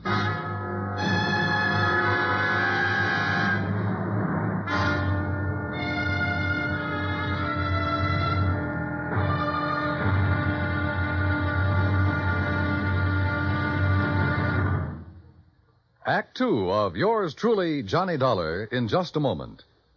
Our daily lives are sharply affected by world news. And for a complete roundup of the news every single weekday evening, just keep your dial on CBS Radio for the news broadcasts of our famous CBS newsmen, Edward R. Murrow and Lowell Thomas.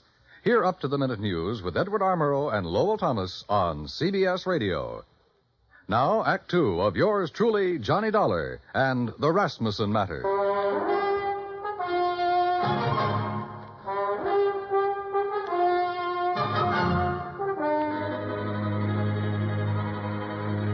There was a black coupe with MD on the license parked in the driveway of the Rasmussen house when we pulled up.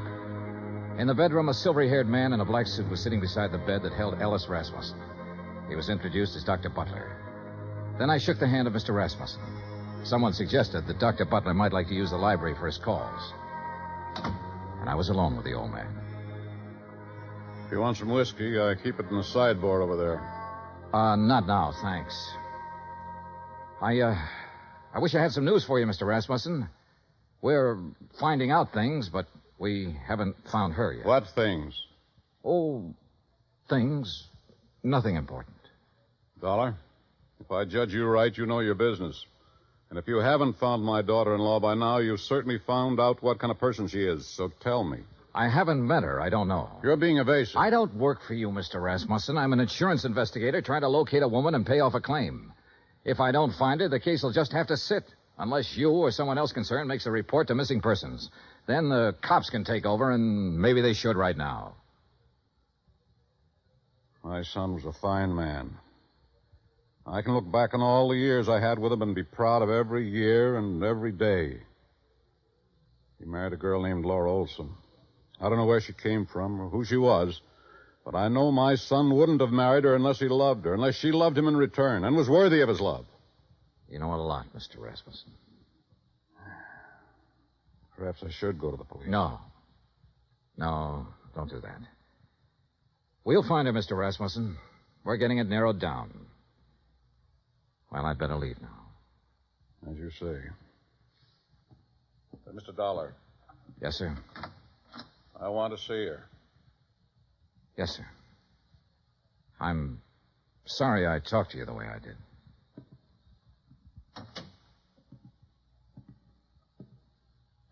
Phone call for you, Mr. Dollar. Would you like to take it in there? Oh, yeah, sure. Keep an eye on him, Hardy. Trust me, sir.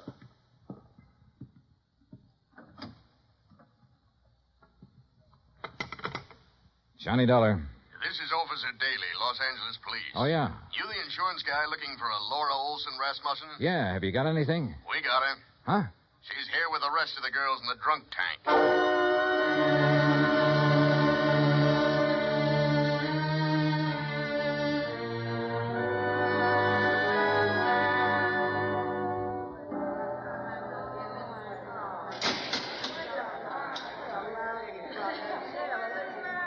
A drunk tank will always smell of disinfectant. This one was no different. There are no bunks, no chairs, no blankets, no nothing. So you stand or sit on a concrete floor and wait for something to happen. The legal period is 24 hours. You get rebooked or you get released. It all depends. What's the story on her, Dollar? I've got a check for $25,000 for her. Gee, insurance money? Yeah. Quiet! Quiet in there! All right, quiet down! You girls better learn to get along. Which one? Back there, sitting on the floor. Oh, good. What's the situation? If somebody comes up with bail, they can have her. Expense account item $7,100 bail. While I was waiting around, Officer Daly broke open a file on her. A dozen aliases, a dozen charges, and one conviction for shoplifting. A career of petty thievery that began at the age of 16 and ran up into a 22nd year. Expense account item A, $35 telegrams. I sent wires to all parties concerned, all parties except Ellis Rasmussen, ordering a stop on their activities since Laura Olson Rasmussen had been found.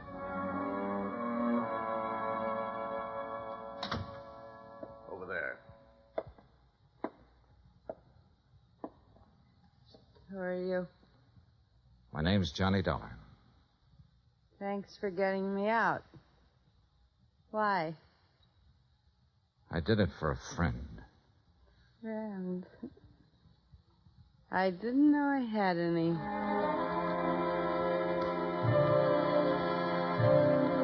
Expense account item 9, 20 cents, 2 cups of coffee. We had it in a diner across from the women's section of the main jail. I looked at Laura Olson Rasmussen while she drank the coffee. Looked at the blonde hair and the wide eyes and the pouting mouth. Looked at the woman who had once been the wife of Fred Rasmussen. What's the catch, mister? No catch. You put up $100 for me. I don't know you from a load of coal. No, you don't. Where do you live? I've been staying at the Piedmont Hotel. You know where it is? No. Well, not many people do. Especially people with clean shirts. What have you been doing since you got back from Malaya? I've been getting along. You got something to do with Fred?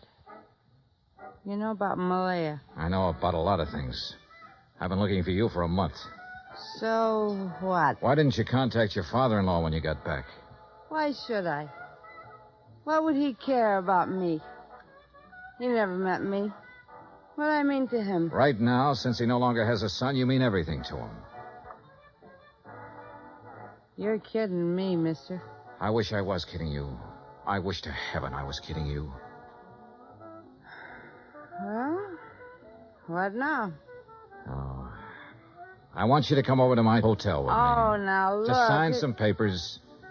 I have a check for $25,000 for you. What was that? Your husband was insured. You're his beneficiary. All you have to do is fill out an application. I'll give you the check. I don't believe it. It's true. Come on. Expense account item 10, $2, cab fare to my hotel. I took her upstairs with me, stood over her while she filled out the necessary papers. Outside of that, we didn't say a word. Johnny Dollar. This is Stauffer, Mr. Dollar. Hardy asked me to phone you to see if there's any word. Oh, yes. Well, what'll I tell him, Mr. Dollar? Tell him no luck yet, Stauffer. How's the old man? About the same, sir. Counting on you, I think. I'll talk to you later. Yes, sir. Here you are. Okay. Thanks. Here's your check. Anything else? Nope. That's it. Okay. See you around sometime. Sure.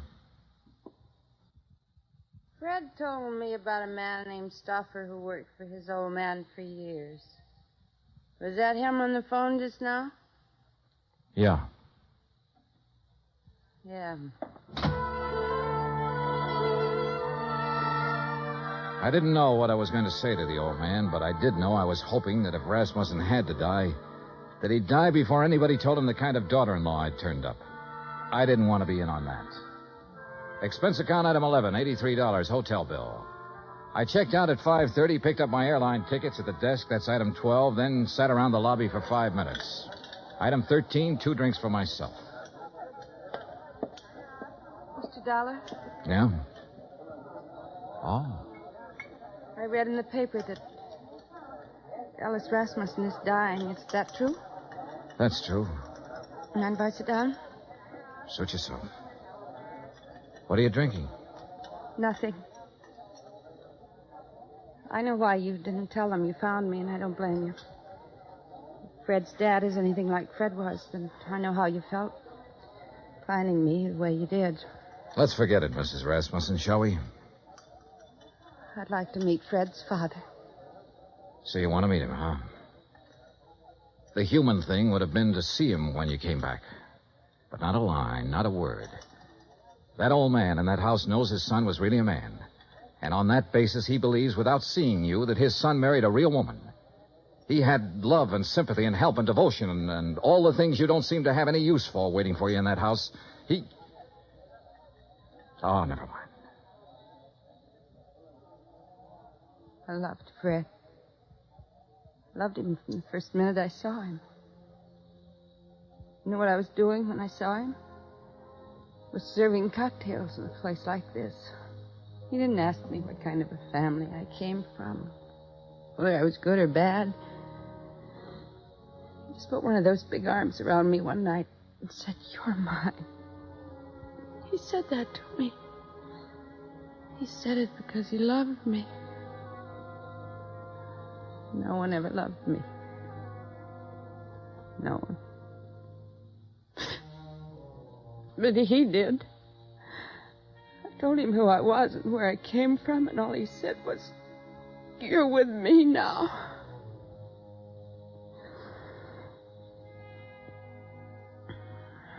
We went to Malaya together, and I never knew in all of my life what I knew then. How it was to be wanted by someone who was decent, kind. And then he was killed. He told me one afternoon when I was in Cochetti. I took a boat, and then I took a plane back here. Go on. I want to see Fred's father. I took a car to the house, and I saw what kind of a house and what kind of people his family were. I didn't go in. Couldn't you see me, cheap, rotten, dirty little me? Couldn't you see me walking in there and saying, "I'm me"? Couldn't you see that mother of mine moving in? What would that have done to the old man? It would have crushed out his whole memory of Fred. But don't think, Mr. Dollar, I haven't got my memory, too. I didn't drink that away. I was loved by a man. And I loved him back. I've still got that. I'm going out there pretty soon. Would you like to meet him? Do you think I can? I think so. I think so very much. Oh, Mr. Dollar, I've been waiting in the lobby. I thought you might be here. How do you do, miss?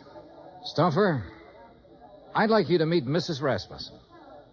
Well, my. I'm mighty pleased to meet you. The boss will be mighty happy. She dried her eyes in the car. I didn't say much. She didn't say much. But in the half hour it took to get out to Holmby Hills, something happened to her again. The something that must have happened when the big arm went around her shoulders the first time. Good evening. Mrs. Rasmussen, Hardy. How do you do, Mrs. Rasmussen? We're very happy to see you. Thank you, Hardy. Fred spoke of you often. That was kind of Fred. This way, please.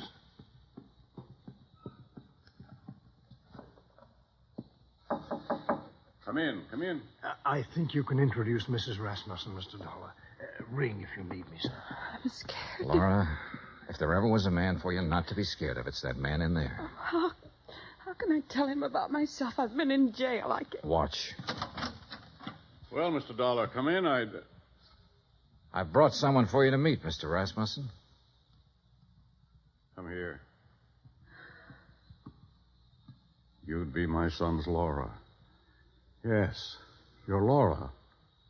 Hello. Yes. Oh, now, there. Here. Now, look. Us Rasmussens mustn't meet like this with tears. So much I have to tell you. No. There's nothing you have to tell me. What? Let me put my arm around you. There. Now, feel it? Mm-hmm. You're my daughter. Do you understand that? Oh, yes. Then that's all the explanations we need between us. Yes. Hardy. Yes, Mr. Rasmussen? Bring Mrs. Rasmussen some brandy, I think. And I'll have some sour mash. Mr. Dollar? Sure. Make mine sour mash, too, Hardy. Very good, sir.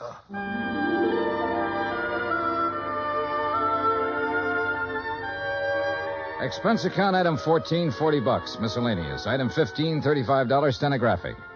Expense account total $1,965. Remarks? The old man's got a few weeks more. Laura's moving into the house with him to take care of him. She won't be telling him a lot of things about herself. She doesn't have to.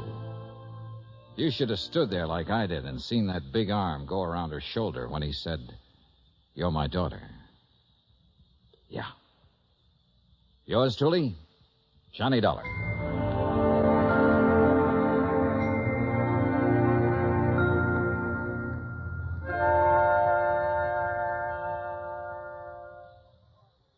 Our star will return in just a moment. Folks abroad want to know more about us Americans, how we live, how we eat, what we do in our leisure time. You know something?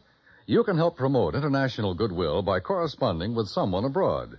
For the name of a correspondent, write to Letters Abroad, 45 East 65th Street, New York.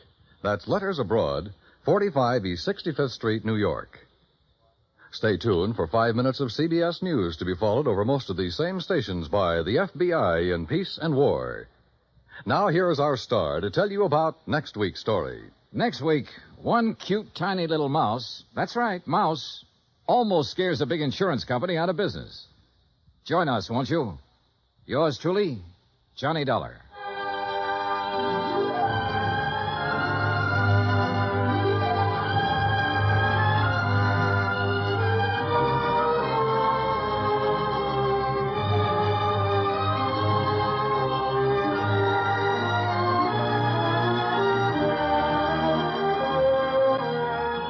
Yours truly, Johnny Dollar, starring Bob Bailey, originates in Hollywood.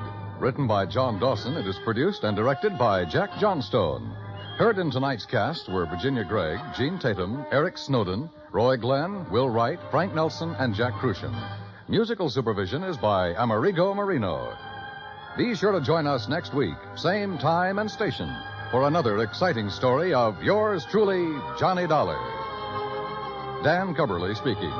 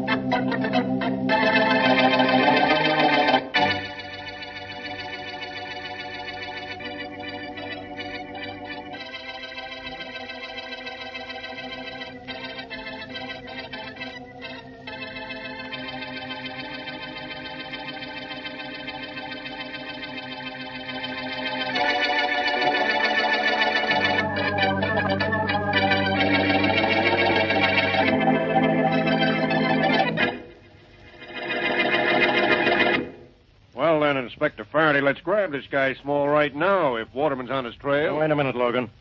Smith, tell Waterman to hold the wire a minute. Now, look, fellows. Waterman thinks he's found Jack Small. And that's great if he's found him. But we want to be sure. Do we know for sure that Small is in town? Well, I think if we piece all the evidence together, Inspector will be positive. All right, Logan, you've been trying to find him. What do you know? I spotted his car on the east side the day before yesterday. His car, huh?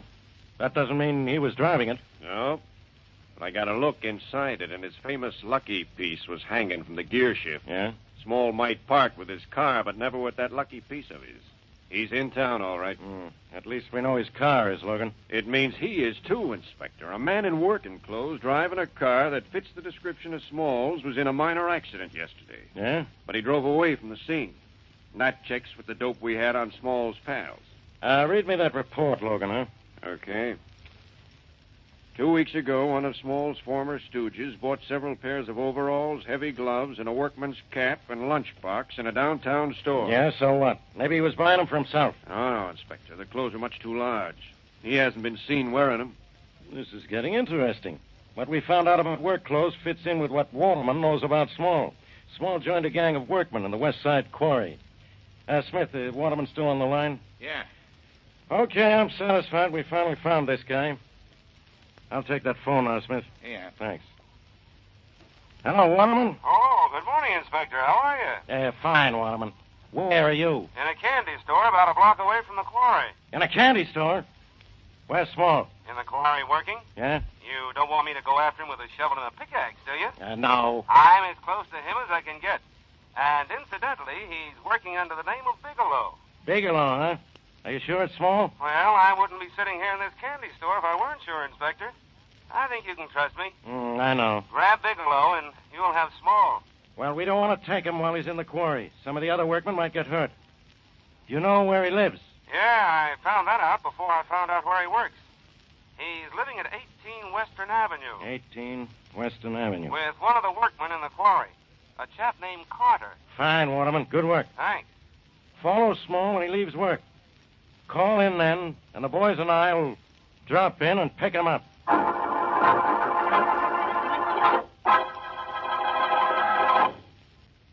And now meet Dick Calmer as Boston Blackie. Enemy to those who make him an enemy. Friend to those who have no friend.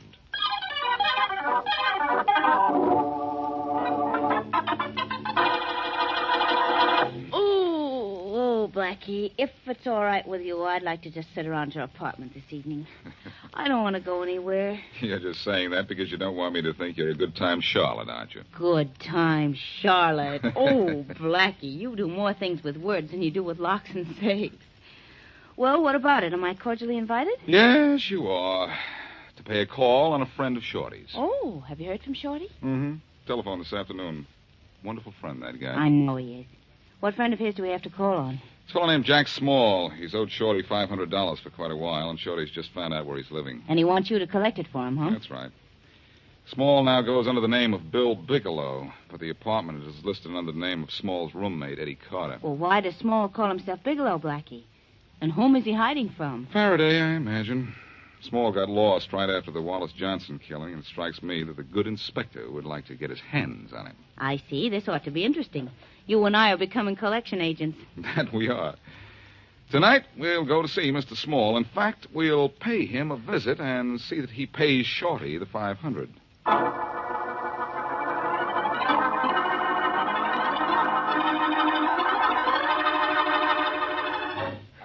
right, everybody down at the end of the quarry. Out of the way. We're getting ready to blast. Hey, get that truck out of there. Drive it straight out about 100 yards. That's right, get it moving. Okay, all clear. Okay, ready?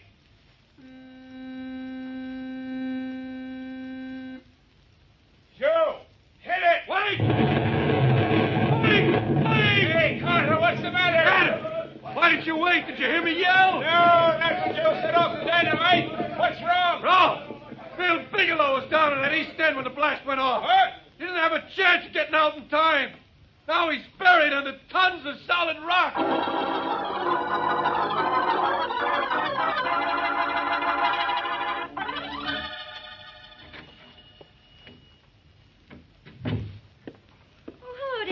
Waterman. Oh, good afternoon, Barbara. Am I going to be able to sell you some candy today, or do you just want to use our phone again? The phone, Barbara.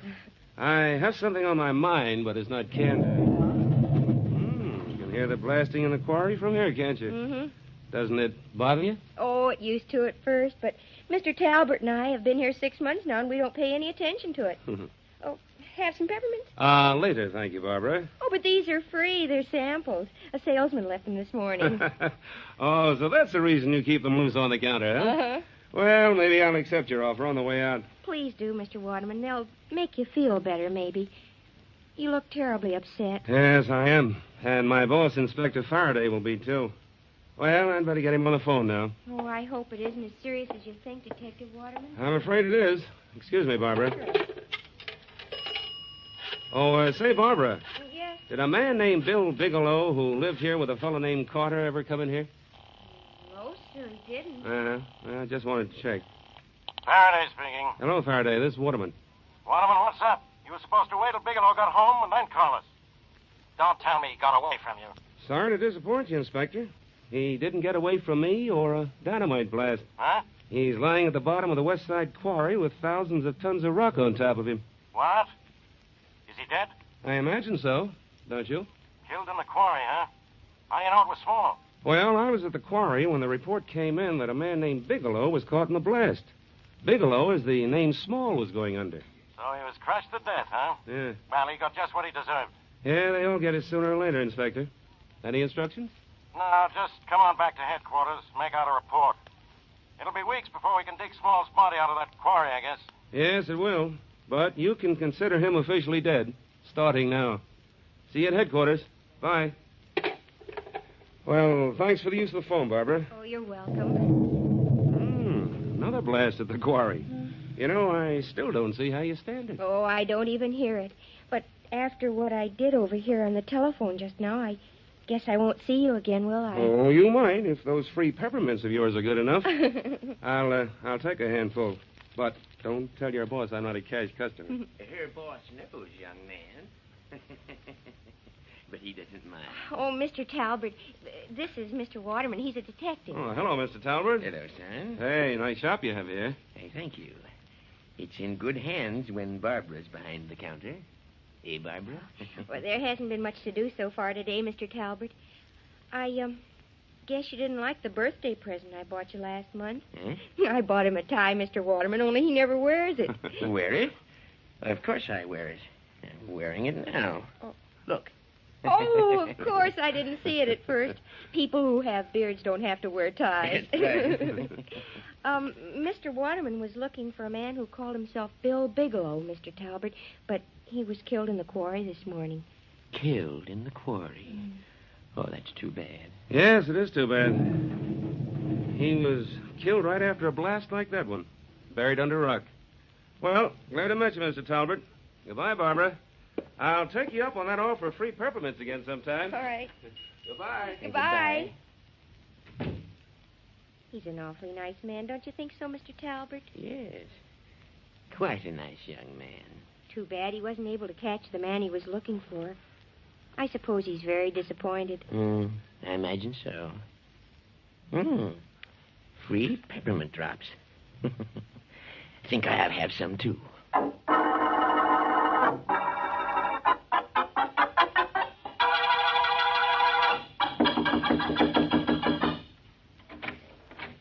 Yes? We'd like to see Bill Bigelow, please. And incidentally, I know he's really Jack Small. Oh. Well, what do you want to see him for? Never mind what for. Just tell him that Boston Blackie wants to see him. I don't really want to see him. I just came along as a bodyguard. Oh, come in. Come in, both of you. That's better. Mary? Thank you.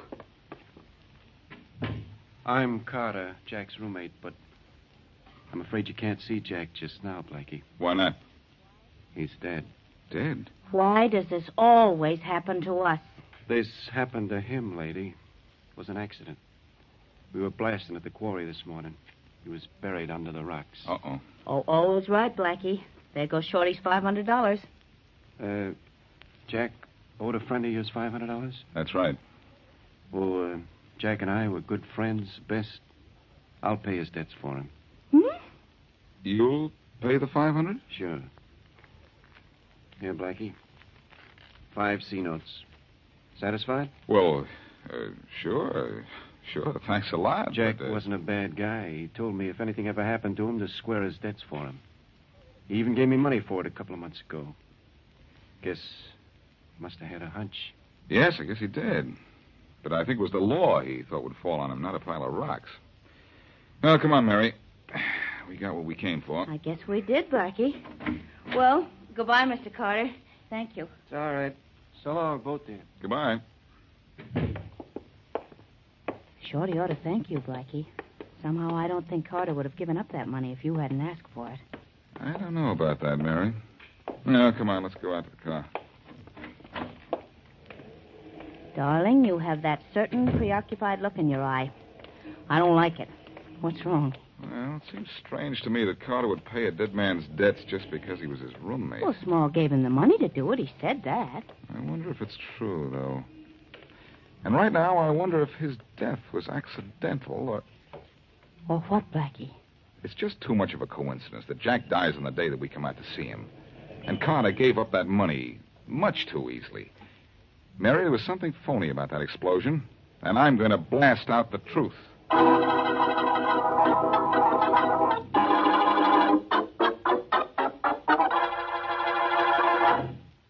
And now back to Boston Blackie.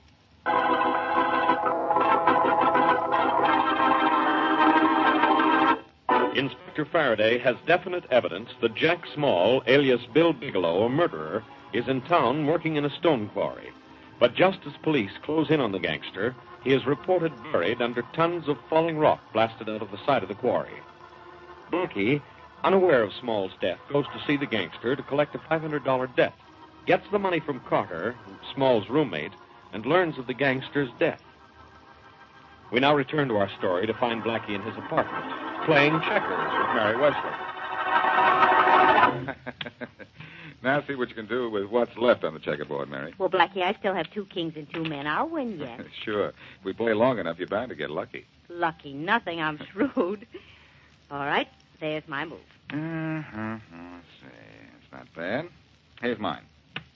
Oh, dear. Now what do I do? You get shrewd. You've got a couple of possible moves there. I can't see one. Oh, keep looking. You'll find one, but I warn you, I may be on the phone only an hour or two, so you'll have to hurry. That's mean. Hello. Hello, Blackie? Oh, hello, Inspector. I'm glad you called back. Look, I want to talk to you about Jack Small. Oh, you do you? There's my move, Blackie. Hold the wire, Faraday. What for? Never mind what for. Where'd you move, Mary? Oh, never mind. I see it. You see it, but what can you do about it? I don't know yet. I'll make this move. See what you can do about that. Oh, dear. All right, Faraday. What were you saying about Jack Small? I suppose you know all about it, huh?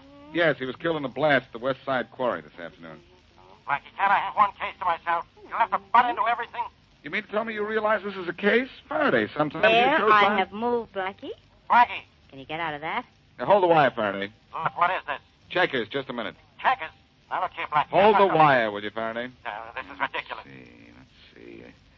Oh, Mary, are you going to be sorry? Why? 1, 2. That's why. Ooh! Just 1 king and 2 men left. Never say die, Mary. Oh, golly. I've left my king in a very tough spot there, I think. You have? Mm-hmm. See if you can figure out why. Gee, I wish Now, I about would. that accident at the quarry this morning, Faraday. Accident? That wasn't any accident. No? What makes you think so? I'm smart, that's all. I think he was murdered You do? By whom? by one of his gang. Murdered to keep him from talking when we grabbed him. Somebody must have known we were closing in on him. And killed him to shut him up, huh? Not bad thinking, Faraday. Not bad at all. For you? What's wrong with it? Plenty. Wait a minute. What, Hey there, again? Mary. Oh, Blackie, I hate you. I know. Because I'm mean and you're only shrewd. Listen, Faraday. Listen to what? You playing checkers? No, listen to this. You think Small is dead, don't you? Yeah, murdered. Well, I don't. I suppose you think it was all an accident, huh? Faraday, I think Jack Small, or Bill Bigelow, or whatever you want to call him, is still alive, which is more than I can say for you. Goodbye. My move, Mary? Mm-hmm. And I think I really have you this time. Oh, you do, huh? Well, just watch this. Ooh! You won again. Sorry, Mary. Let's quit now, huh? I'm thinking. Oh, then we play one more game, because if you're thinking, I have a chance to win. By the way, what are you thinking about? That Jack Smallfellow? Yes, Mary. I'm thinking that while we're playing checkers, Jack Small is playing dead. Let's go see his roommate, Carter. I think the next move is his.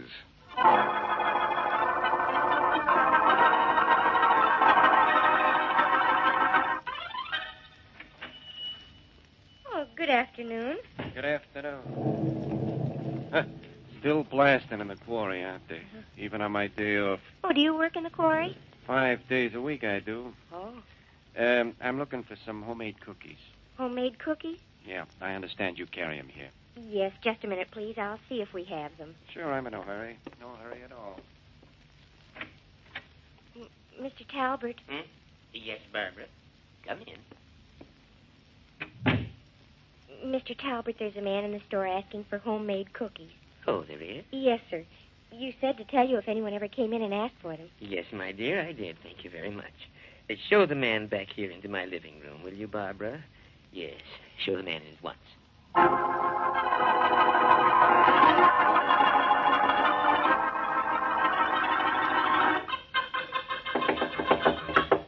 Seems to me, Blackie, that Mr. Carter isn't at home. Seems to me that my knuckles are getting sore from knocking, too.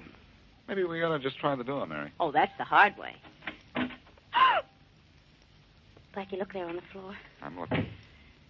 Is he dead? Very. And it's Carter, all right. Well, this is what I like. I come up to ask a question, and I find a corpse. We better get out of here before Inspector Faraday walks in. All he has to do is find you with a dead body. I'll leave when I'm through looking in Carter's pocket. Oh. All empty, except for these. What are those, mothballs? No, they seem to be those little peppermint drops. Well, all right, but come on. Let's get out of here. We're talking about Faraday, Mary, and that's his voice. I might have known. What? Now, look, Waterman, if this fellow... Blackie, you. Hello, Faraday. And don't say I killed Carter. He was dead when I got here. Honestly, Inspector. Quiet, Miss Worsley. Blackie, I'll talk to you later. Well, Waterman, now they're both dead. And we're at a dead end, Inspector Faraday. Oh, Blackie, I don't think we've ever met. My name's Waterman. Yes, I've heard of you, Miss Wesley, Detective Waterman. How do you do, Detective? How was he killed, Blackie? Stabbed. First Small was murdered, now Carter. Fine. That means I've got to get to work. Hey, these things are good. What things? These peppermints. Have some, Inspector. No. Put those things away, will you? You've been tossing them in your mouth all morning. Well, let's see one of those peppermints, Waterman. Why, that's funny. Wait a minute, Mary. May I have one, Waterman? Oh, sure. Here, have a couple. Thanks. But tell me, where'd you get them? Where? At a candy store right there. They're free. They keep them on the counter. Oh, I see. Well, let's go, Mary. Would it be all wrong for me to ask where to? Not at all. I'm going to find out how good my hunches are. I want to know what a mint meant in this murder.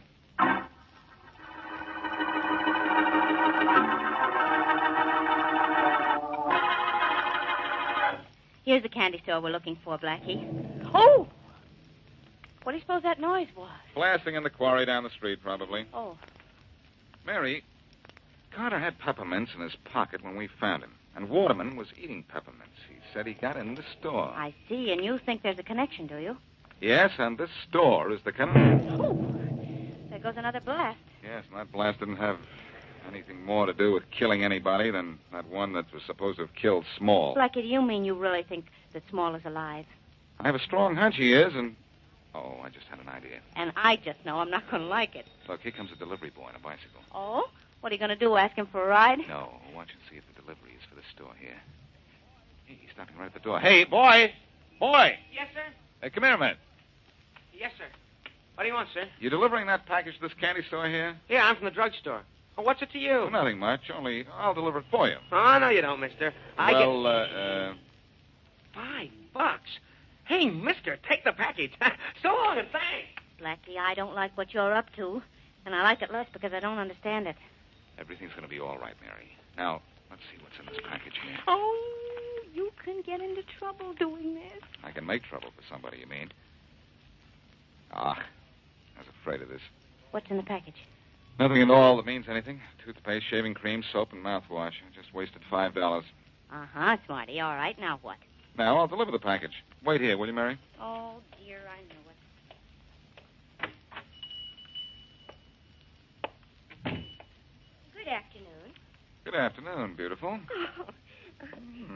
Free peppermints. Oh, yes, help yourself. Something I can do for you? Well, yes, but first I can do something for you. Oh? A delivery boy just asked me to bring this in. Oh, yes, Mr. Talbot ordered something from the drugstore. This must be it. Did you say Mr. Talbot? Yes, he owns this place. I see. Mr. Talbot certainly has a fine stock of candy here. Oh, it's the best. Could I interest you in any? No, I don't think I care for anything right now. Not anything I see, that is. Oh, you're looking for something else? Yes, as a matter of fact, I am. Something special? Very special. Something like, well, homemade cookies? Yes. Homemade cookies. Just a minute, I'll be right with you. Oh, I'll take that package with me if you don't mind. Of course. Here you are. Yes, Barbara? Here's a package for you. There's a man outside looking for homemade cookies. Homemade cookies? Yes. Shall I show him in? Just a minute, dear. Yes, sir. Oh, what are you looking for in that drawer, Mr. Talbot? Oh, nothing important, my dear. Just something I might need. Yes. Show the man in, will you? Yes, right away.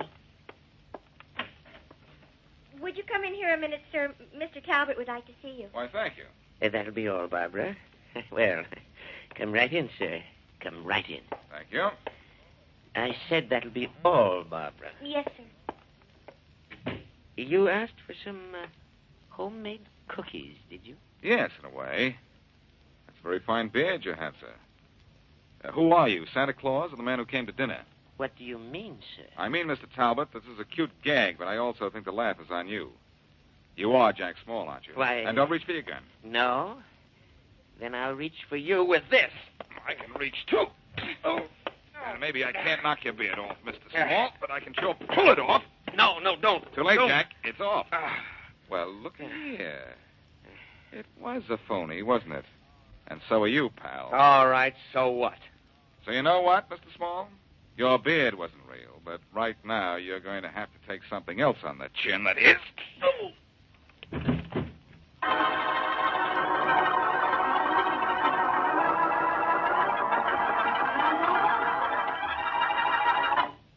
Sit down, Waterman. Sit down. Relax.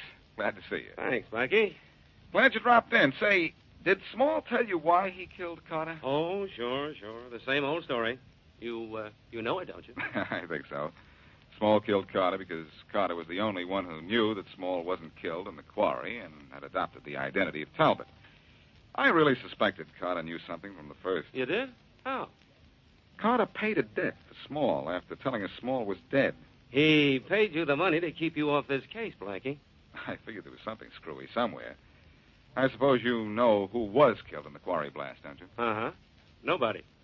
That was the little plan worked out by Carter and Small. They planned it a long time, too, I understand. 6 months ago, I'd say. Mm-hmm. About the time Small took on the part-time identity of Talbot, the candy store owner with a beard. Yeah, that's about it. But you know, Small still doesn't know how you knew that beard of his was false. Yeah, he says you seemed so sure of it the minute you came into the room. Well, I was sure of it, Waterman. Small had just received a package from the drugstore.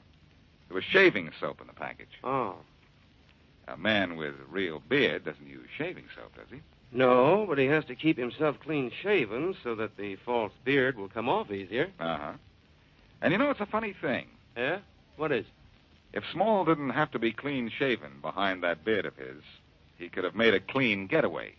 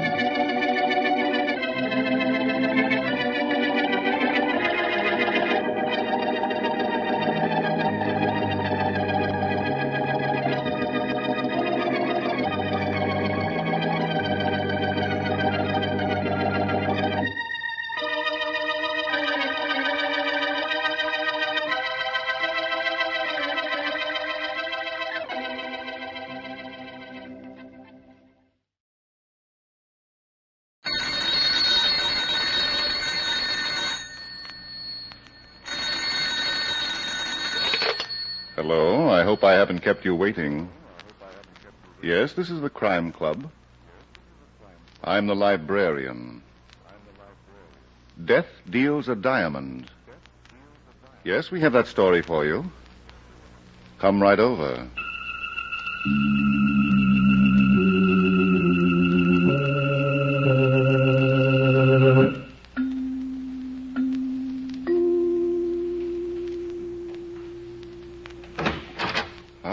You're here. Good. Take the easy chair by the window. Comfortable? The manuscript is on this shelf. Here it is. Death Deals a Diamond. The very exciting story of a brilliant play that was finessed by murder. Let's look at it under the reading lamp. Hal Hampton had been in the diamond business, taking without paying. And then one day he heard a judge say 5 years in the state prison. And Hal Hampton was no longer in the diamond business. Our story begins early one evening, 5 years and 3 weeks later. Hal was in his room at a midtown hotel, trying to forget the past and wondering what to do about the future, when there came a knocking at the door. Not expecting anyone, he opened it anyway. Hello, Hal.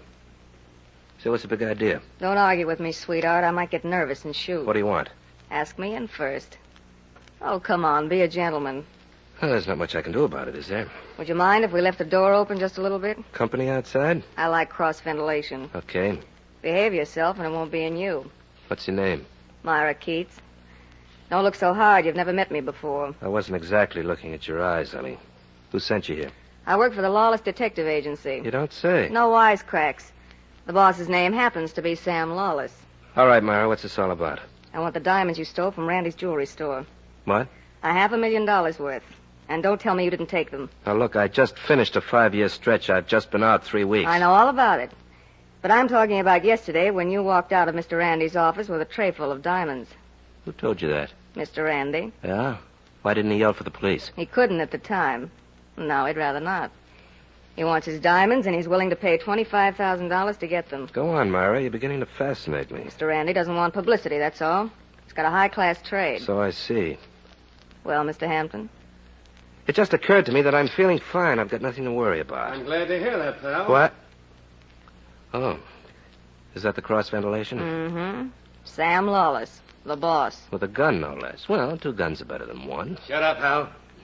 You're still an amateur, Myra. You should have had this guy hanging on the ropes by now. You didn't give me a chance, Sam. He's only a crook, and Mr. Randy's giving him a break.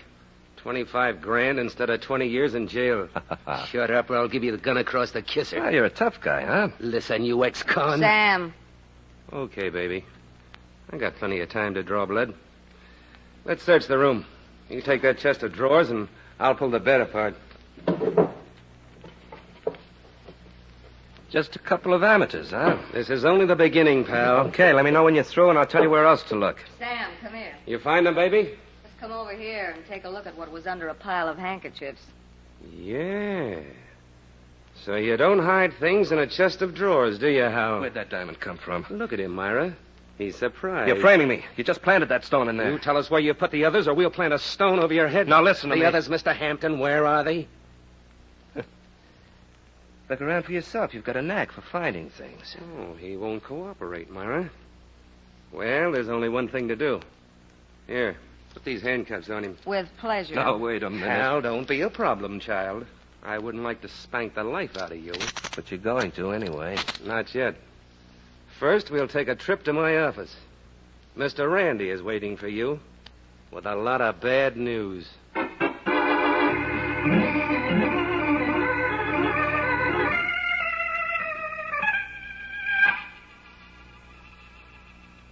No, Mr. Hampton. There's no need to be so upset. Get these cuffs off me, Mr. Randy. Sam, the man is very uncomfortable. Maybe you'll talk faster.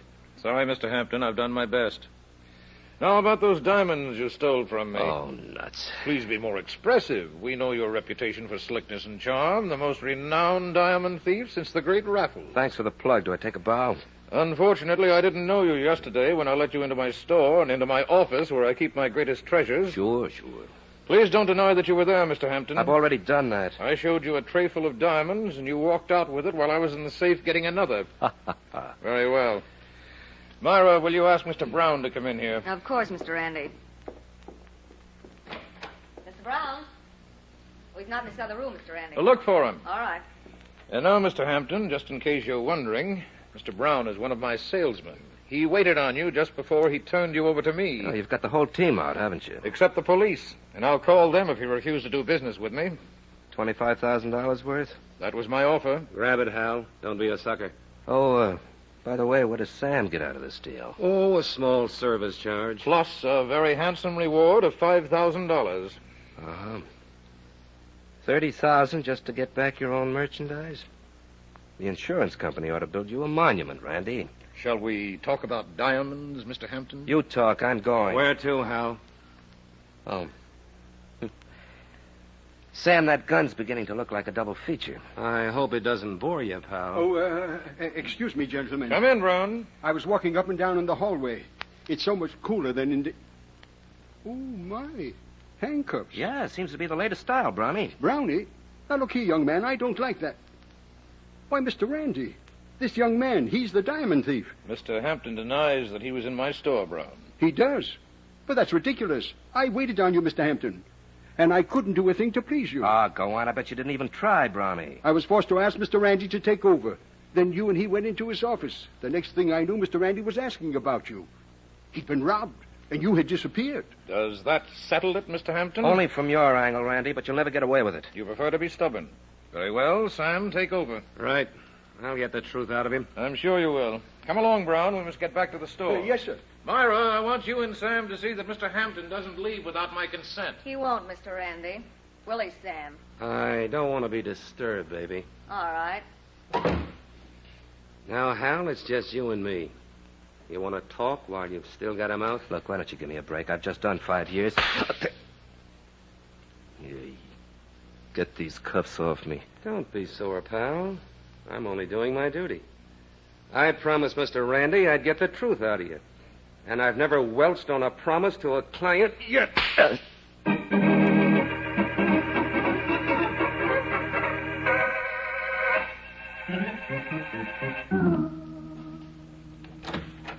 Well, Sam? It's no go, Myra. You won't open up? Nope. Why'd you quit? Listen, you can't beat an unconscious guy. That guy in the next room is out cold. Why don't you use some water on him? I've been told it works miracles. You're a pretty cold baby, Myra. I don't like crooks. Yeah? Well, I'm not so sure Hal's the crook in this case. What? No guy can take the beating I just gave him and keep his mouth shut. Not even for $500,000 in diamonds? I almost killed him, Myra. You heard him yelling? I didn't hear him yell diamonds, Sam. I tell you, he's innocent. That goes okay with hearts and flowers. But we've got $5,000 tied up in a confession from Hal. What makes you so anxious to get that confession? I've been told a girl can get a pretty good mink coat for half of $5,000. That's all? Maybe if I shop around, I can get a mink coat and a pair of shoes. That confession wouldn't be tied up with a double cross, would it, baby? What do you mean? You found that diamond in Hal's room, in the chest of drawers. So? A very peculiar place for a diamond that wasn't planted. Hold your horses, Sam. Hal Hampton was one of the smartest con men in the business before he went to jail, and he's still smart. He wouldn't keep stolen property where it could be found. You get your ideas late in life, don't you? I get them when they count, honey. You palmed that stone, didn't you? You're crazy. You had it on you all the time. And when you went to that chest of drawers, you just parked it under the handkerchiefs. You're getting crazier by the word. You've got the rest of that fortune, too, baby. Do tell. And who gave it to me? Randy, maybe. For safekeeping? Yeah? Yeah. While Hal Hampton was being set up for 20 years. Oh, get yourself locked up where it's good and quiet. You're becoming a menace. I've got a better idea. What you've got, we're going to keep. That'll teach Randy never to trust anybody. Would you, double-cross a paying client? 50%, baby, of $500,000 in stones. Come on, take me to them. I'm dying for a split. You, better close that door, Sam. What for? Mr. Hampton may not be as unconscious as you think. Okay. Now. Hey, put down that gun, Myra. Give me one good reason, Sam. What are you going to do? Nothing. I just want to see your apartment again. And you're going to take me there. Huh? What for? Diamonds, dear. You know what you said about me. Except this is with reverse English.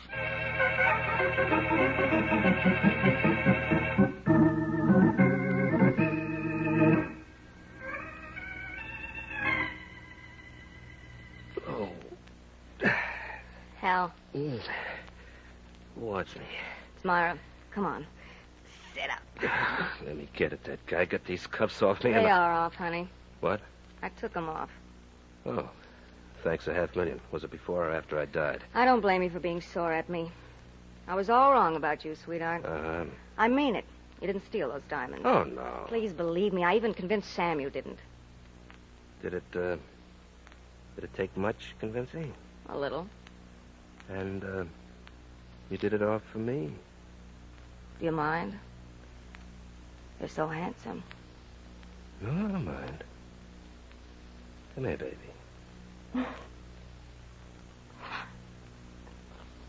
See what I mean, Hal? I see, not bad. Now, if you could only sound as good as you taste, Hal. this would be paradise. You low-down heel. I should have let Sam kill you. And rub out a possibility? You're no good to me at all. I try to help you. I try to get you out of a hole. That you got me into. I didn't put that diamond under your handkerchief. It wasn't on my laundry list, Blue Eyes. I didn't put it there. Now, do you want to get out of this frame or don't you? I do, Myra, but not with your help. You're going to get it whether you like it or not. Now, listen. Mr. Randy and Sam Lawless had a meeting 3 days ago. The first of a series, I suppose. Sam didn't tell me what it was about. But I've got a hunch that you and diamonds were on the agenda. Keep going, Myra. Randy's business hasn't been all it's cracked up to be. A lot of stock and a few customers, and you know how a man sees red. Uh-huh. And you think he's shifting stock to collect insurance? I'm not to be quoted, Hal. I'll keep it a state secret. Now, the diamonds. I'm not sure. But Randy's too smart to stow them where they might be found. But Sam isn't, huh? Don't count your chickens before you can buy them. Sam Lawless is very smart. But he doesn't know I suspect him, and he might be just a wee bit careless. Mm-hmm. And the logical place for that wee bit of carelessness? I don't know. Okay. We'll start with his apartment. You show me where.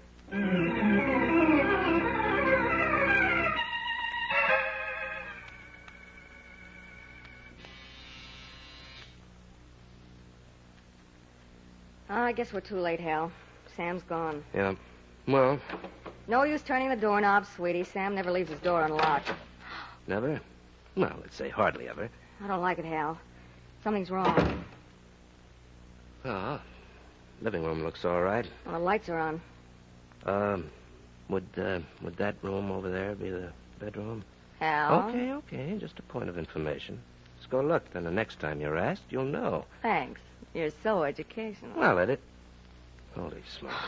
Sam. Stay where you are, baby. Sam on the floor. How is he, Hal? He was shot through the head. Oh? Is he dead? Don't you know, Myra? What? What were you doing while I was sleeping off that beating in Sam's office? I was... Hal, did I ever call you a heel? I think you did. Then you're a double heel if you think I killed him. In the first place, what for? A sparkling motive, honey. You're wrong. I don't know where the diamonds are, and I was only guessing about Sam. And in the second place, I haven't got wings. Not the heavenly kind, anyway. You were unconscious only about 10 minutes, and I brought you 2. That leaves me out. Could I get here to Sam's apartment, kill him, and then get back to Sam's office in 10 minutes? You could if I was unconscious, say, half an hour. But you...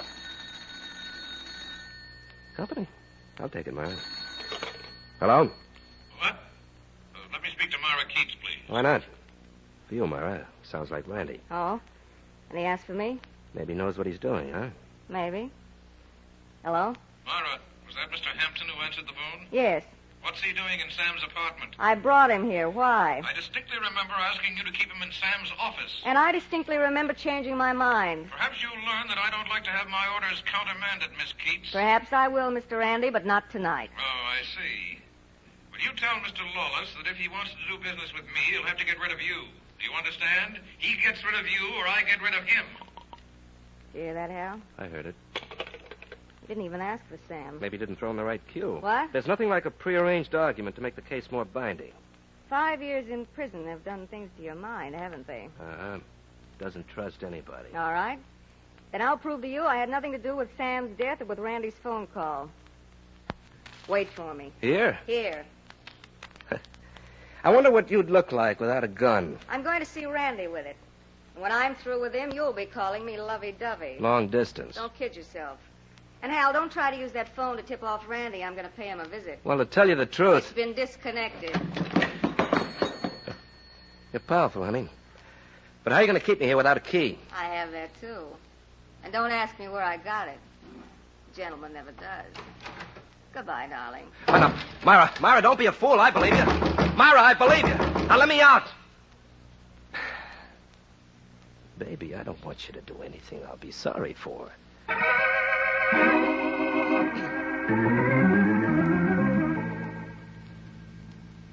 Yoo-hoo.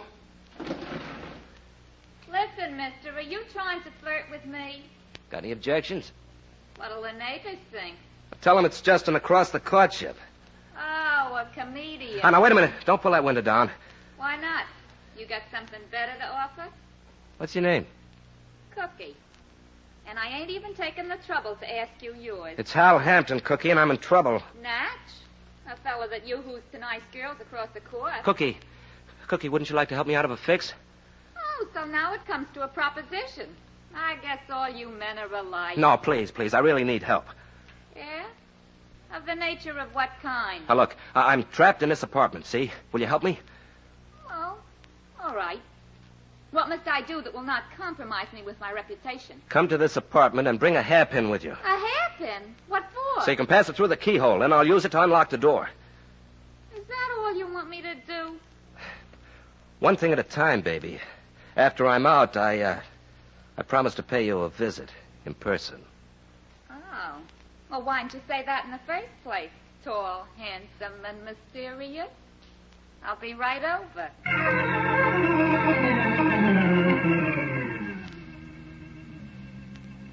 Imagine opening a door with a hairpin. Honest, Mr. Hampton, I'll never get over it. Well, you keep thinking about it, Cookie, while I use your phone, huh? I read about such things in books, but excuse me, mister. You got ideas about calling another girl? Oh, no, I wouldn't do a thing like that to you, baby. Well, then you're a gentleman. Because after all, if it wasn't for me and Now, my hold it, hairpin... baby, will you? Hello, Randy's jewelry store. Who is this? Mr. Brown, sir. Is there anything I can do? This is Hal Hampton. Let me talk to Miss... Mr. Hampton. Would you like to speak to Mr. Randy? Yeah. Well, he was here only a few minutes ago. He went out with Miss Keats. Oh, where to? He mentioned his apartment, sir. Uh-huh. Okay, meet me there right away. Aye. But what should I do with this store? I'll tell you some other time. Randy needs you at his apartment. Really? He said nothing to me. How could he, Brownie? He didn't know he was going to be set up for a murder. I'll get there as fast as you can. Are you going, Mr. Hampton? Yeah, I'm afraid I'll have to, Cookie. Do you mind? Whoa, I was sort of building myself up. I thought you were going to... You know. Well, not quite, baby. But I'll be back someday, and then you and I'll get together. Yeah? Uh-huh. And you can draw me a nice big diagram.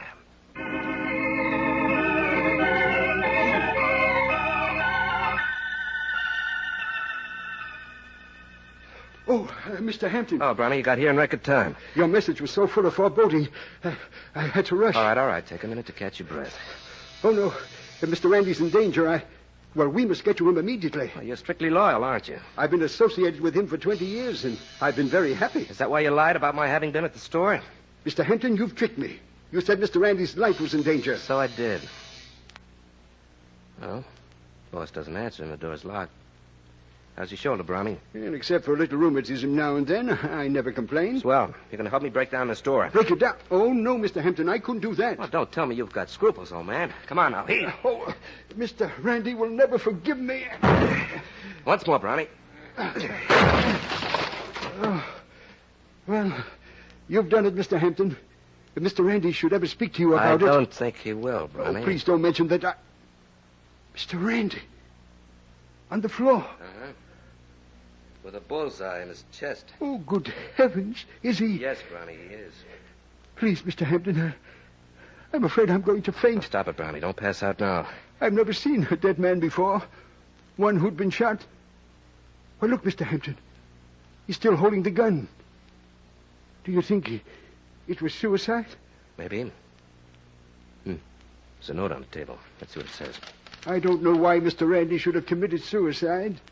He was leading such a full life. Typewritten note, Brownie. Listen, it's addressed to the police. It'll be discovered that $500,000 in diamonds have disappeared from my store. This theft was arranged between Sam Lawless and myself for the purpose of defrauding the insurance company. I entrusted the diamonds to Mr. Lawless' keeping, but he deceived me. Now I'm left with nothing. There's no other course for me to take. What do you think, Brownie? Why, I can't believe it, Mr. Hampton. He was my employer for 20 years. The note's a phony, pal. What? Randy was murdered. Oh, no. The safety catch is on this gun. Is on? But what does that mean? A man can't kill himself and then put the safety catch on. I don't quite understand. Somebody's a child of habit, Brownie. Well, there's only one thing to do. How would you like to play detective? Aye? Sit down, Brownie, and I'll tell you exactly what to do and where to begin.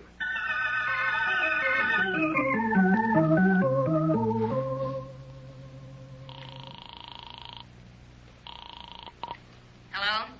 Myra Keats talking. Oh, thank you. This is Mr. Brown, Is that my fault? Mr. Randy's assistant. Oh, what do you want? I think you and I should meet someplace for a very long talk, Miss Keats. Why, Mr. Brown, have you been taking lessons? I've just come from Mr. Randy's apartment. Uh-huh. I was very much surprised to find Mr. Randy's body there and a suicide note. What? What are you talking about? I took the suicide note. You see, Miss Keats, I don't want the police to be misled by it. Mr. Randy did not commit suicide. Now, wait a minute, Brown. I've got a little catching up to do. You shot and killed my employer, and I'm prepared to tell the police why. What is this, cutie? A holdup? I happen to know that you and Mr. Randy planned the disappearance of those diamonds, and that Mr. Randy entrusted them to you for safekeeping. Mm-hmm. Until Mr. Hampton had been forced to confess and had been sent to prison. Who gave you all this valuable information, Brown? Mr. Randy had a weakness for keeping memoranda about his deals. The frailty of human nature, you know. He was not a very trusting soul. What am I supposed to do? Well, for a consideration of half the diamonds, I'll turn over the memorandum to you and replace the suicide note. You name the place and the time, Mr. Brown. Mr. Randy's office at 11:30 sharp. And bring my share of the diamonds. All right, Angel. I'll try not to keep you waiting.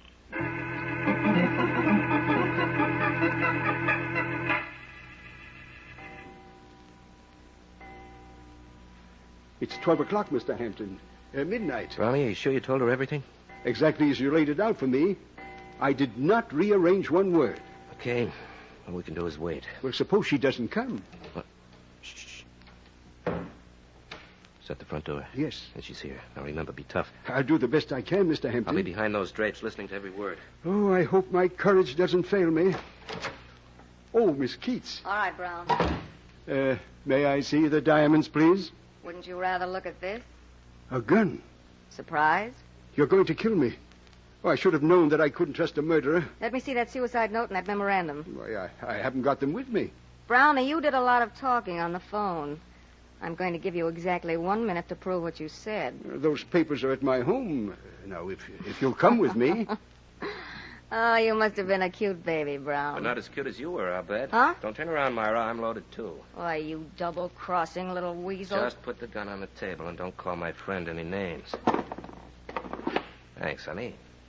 You know, this is the nicest present I've had since I met you. Why, you didn't have a gun at all. I have one now, baby. You dirty double-crossing... Don't be so beautiful. You just learned something. Hindsight isn't always better than foresight. Ah, shall we talk now? You're a heel. While I've been chasing all over town looking for you, you've been busy with a double cross. Brownie tells me you've been chasing around with Randy. What? You came here to get him, didn't you? Well, yes, but he never gave me the chance. Is that so? You went to Mr. Randy's apartment with him, Miss Keats. I saw you leave. But you also saw Randy come back, didn't you, Brownie? I did not. Listen, Hal, this guy's lying. When Randy and I got outside, there was a cop in front of the store. Randy didn't say anything to him about my gun, but he ducked back into the store. And that was the last I saw of him. Shall we believe it, Brownie? Of course not. Well, she's as guilty as... Well, she's just too guilty for words. You two make quite a team, don't you? 2 pitchers and 1 catcher. Oh, why don't you be sensible, Miss Keats? We know you're guilty. You have the jewels, and you committed 2 murders to keep them. You can't possibly get away. He's right, Mara. He's never been so right in his life. Yeah. Take a look at this suicide note. You'll see what I mean. And you had it all the time. Read it, honey. Yeah. It will be discovered that... Hal, this note mentions Sam. Mm-hmm. And now, Brownie, tell her that Randy never kept a memorandum about his crooked deals. And tell her why. Well, that part of it, Mr. Hampton, was your suggestion. Sure. Where else would it come from? Hal, if I only had that gun now for 1 second... You'd commit murder, baby, and that'd be very foolish. Because then, Brownie wouldn't get lonesome in a death house. What? What did you say, Mr. Hampton? Let me break it down for you. You killed Sam Lawless and Mr. Randy. Hal, you mean he... him? Yes, darling, he. And all he wanted was to keep the diamonds Randy let him hold for a while. Now, look here, Mr. Hampton. Perhaps you don't realize what you're saying, You were the but... trusted employee, the man who could take orders.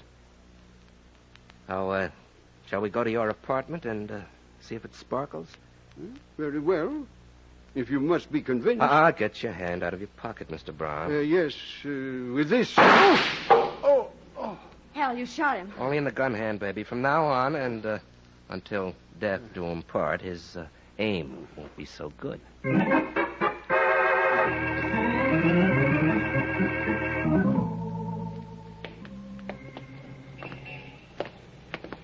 So, Brownie had those diamonds after all, just as you said. Were you doubtful, Myra? Well, to tell you the truth, Hal, But why did he kill Sam? To frame you. Me? I thought you were it. I was. Until Brownie heard Sam accuse you, remember? In Sam's office while I was in the other room, unconscious. But how... Now, don't argue with me. It's in his confession. Randy sent him back with a message. And he listened at the door. Wow. So did I. What? I wasn't quite as unconscious as you and Sam thought. Oh. Then you heard Sam accuse me of palming that stone. The one I found in your chest of drawers. And I believed him. But I know better now. Yeah? That's in Brownie's confession, too. He came while I was out. He knew his way around, didn't he? Yeah, but he didn't know when to stop talking. He should never have mentioned 2 murders. But there were 2, Hal. Mm-hmm. But he only knew about 1. That is, he should have known only about 1. Well, didn't you tell him about Sam? No. Did you? Not a word. Hal. Hmm? You were once a pretty famous diamond thief. So? Do you think you'll ever go back to it? Oh, no, dear. Not after I spent 5 years in prison breaking stones. Hal. Yeah? I'm so glad I met you tonight. Oh. Prove it. Hmm? Prove it. If, you know what I mean. And, I do hope you do.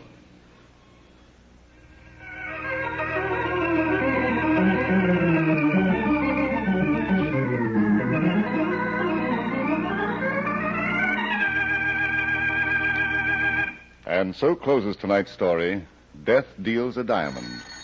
Stedman Coles wrote the radio script. Roger Bauer produced and directed. Larry Haynes played the part of Hal Hampton. Charlotte Lawrence was Myra Keats. Maurice Franklin was Brown. King Calder was heard as Sam Lawless. Reese Taylor played Randy. And Joan Tompkins was Cookie. Oh, I beg your pardon. Hello. I hope I haven't kept you waiting. Yes, this is the Crime Club. I'm the librarian. Yes. Come over a week from tonight. Good. We have a very unusual story of a circus lion that was trained for murder. It's called Serenade Macabre. In the meantime? Well, in the meantime, there's a new Crime Club book available this week, and every week at bookstores everywhere. Yes, it's available now. Fine. And we'll look for you next week.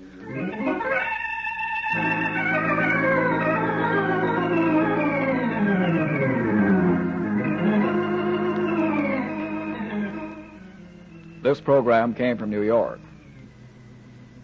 This is the Mutual Broadcasting System.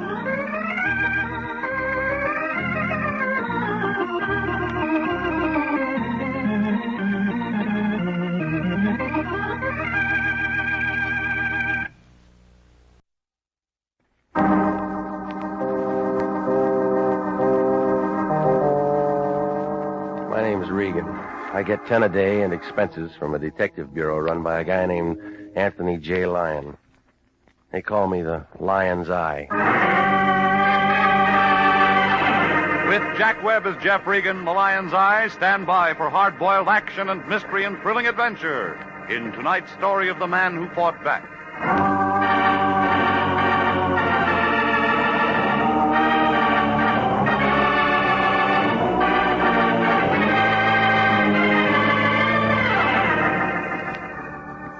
There's a street crammed in between Wilton and Van Ness in Hollywood. It's called Taft Avenue.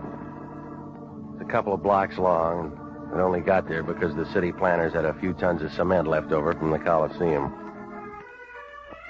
On the corner, there's a gray building poking its way up through a crack in the pavement. That's where I live.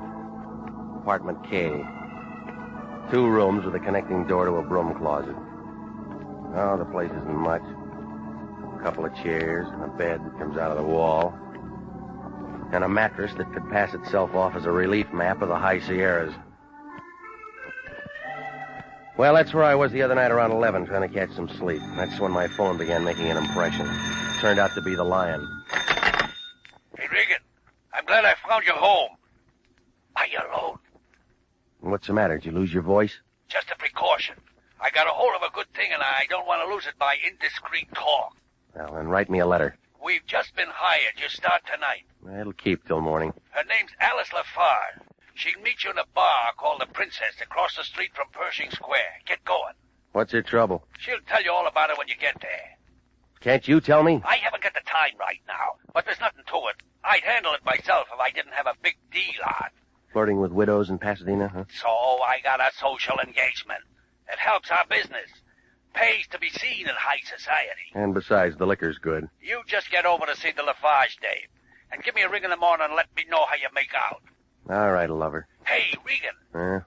What should I take to my Pasadena girlfriend? Flowers or candy? You better take both. You're going to need all the help you can get.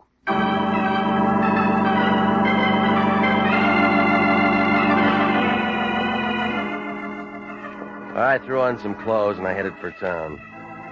My car found a parking lot off Olive, and I cut through Pershing Square to make it over to Hill. It was after midnight. A sailor was chasing a bow-legged Marine over the grass. He brought him down on about the 40-yard line. The Princess Bar showed up near the corner of 6th, a little place holding up 6 stories of granite. I went inside. A mustache was trying real hard on a piano. 200 pounds of bartender was moving a wet rag over the bar in slow motion. A girl was sitting on the far stool in a black purse with the initials ALF. Alice Lafarge. If you looked real hard, you could find her eyes. I gave up on her lips. I lowered myself onto the stool next to her. She looked tired, like a chorus girl on a Sunday morning. Yes? I'm Regan, international detective. How do I know? You will when you get the bill. You're late, Mr. Regan. Well, I didn't pick up any traffic tickets, if that's what you wanted. Well, it doesn't matter. We have a few minutes yet. What are we waiting for? 12:30. Can I buy you a drink, Mr. Regan? You're calling it. Bartender, What'll it be, miss? I'm not drinking. Serve the gentleman. Scotch? Bourbon and water. Got some pretty tasty scotch, buddy. Bourbon. Just trying. I get a commission on the scotch. All right, lady, now let's have it. You live far from here, Mr. Regan? About 20 minutes. Well, you better run home and throw a change of clothes into a suitcase. Out-of-town job? No, but you'll need a change. Bring along a deck of cards and a thick book. Anything else? Call off any dates you may have. You're going to be out of circulation for the weekend. Here's an address. It's a hotel on North Figueroa. Get there as soon as you can. You still haven't said anything. What's the job? You'll find out when you get there. I'll get tired of waiting. Come on, lady, let's open it up. Here, buddy, scotch. Hey, you leaving us, miss? Next one's free. Thanks, anyway. Okay. Now, look, beat it, you, and take that scotch with you. Okay. Drink it myself. I still get the commission. All right, now, come on, sis. Let's have the rest of it. I'm sorry, Mr. Regan. That's all I can tell you now. Just be at that address as soon as you can.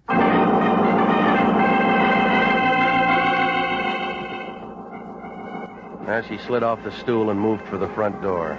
I caught a view of her in the mirror. There was nothing there to make a guy want an encore. Sandy hair, short, thin body that you could have slipped into a mailbox. Well, she threw the door shut behind her. A couple of seconds ticked by, and I moved out after her. I made the street just in time to see her climb into a cab and start up 6th. That's when I spotted the red Austin with an Illinois license. There was a Glen plaid sleeve sticking out of the left side, and that's all I got of the driver, except that he was doing a real bad tag job on the Lafarge girl.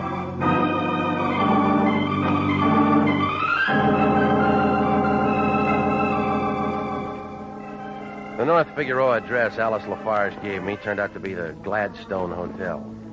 A 2-layer pile of wood so old that the termites were getting indigestion.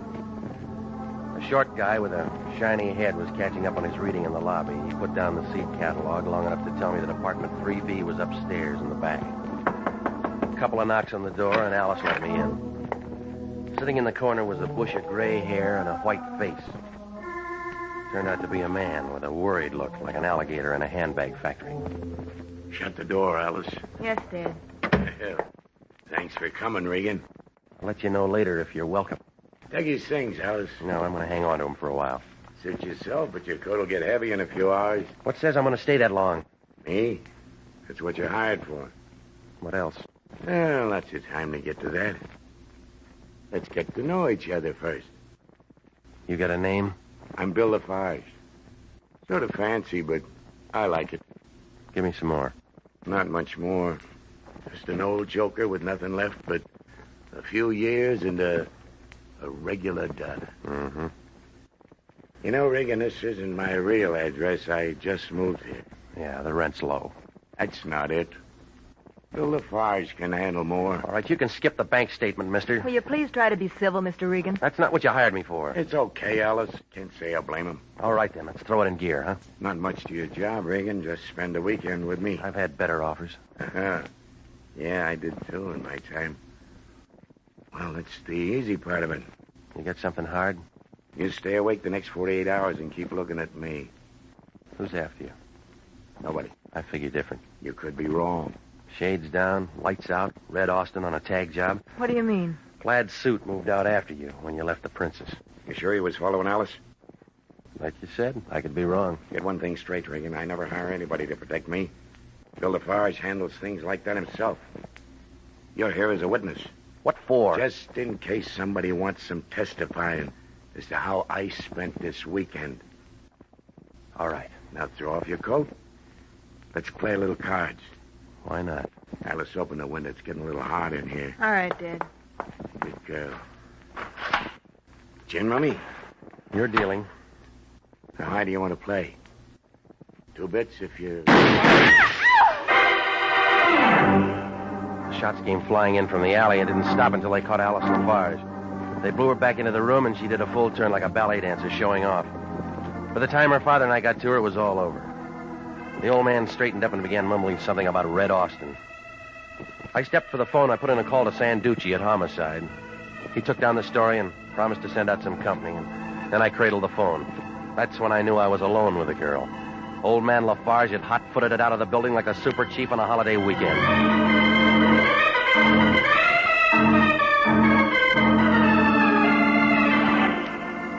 Well, the boys from Homicide showed in a couple of minutes, and they had a few questions. I gave them what I had, and Sanducci tabled the rest until the next day. So I went home to relax.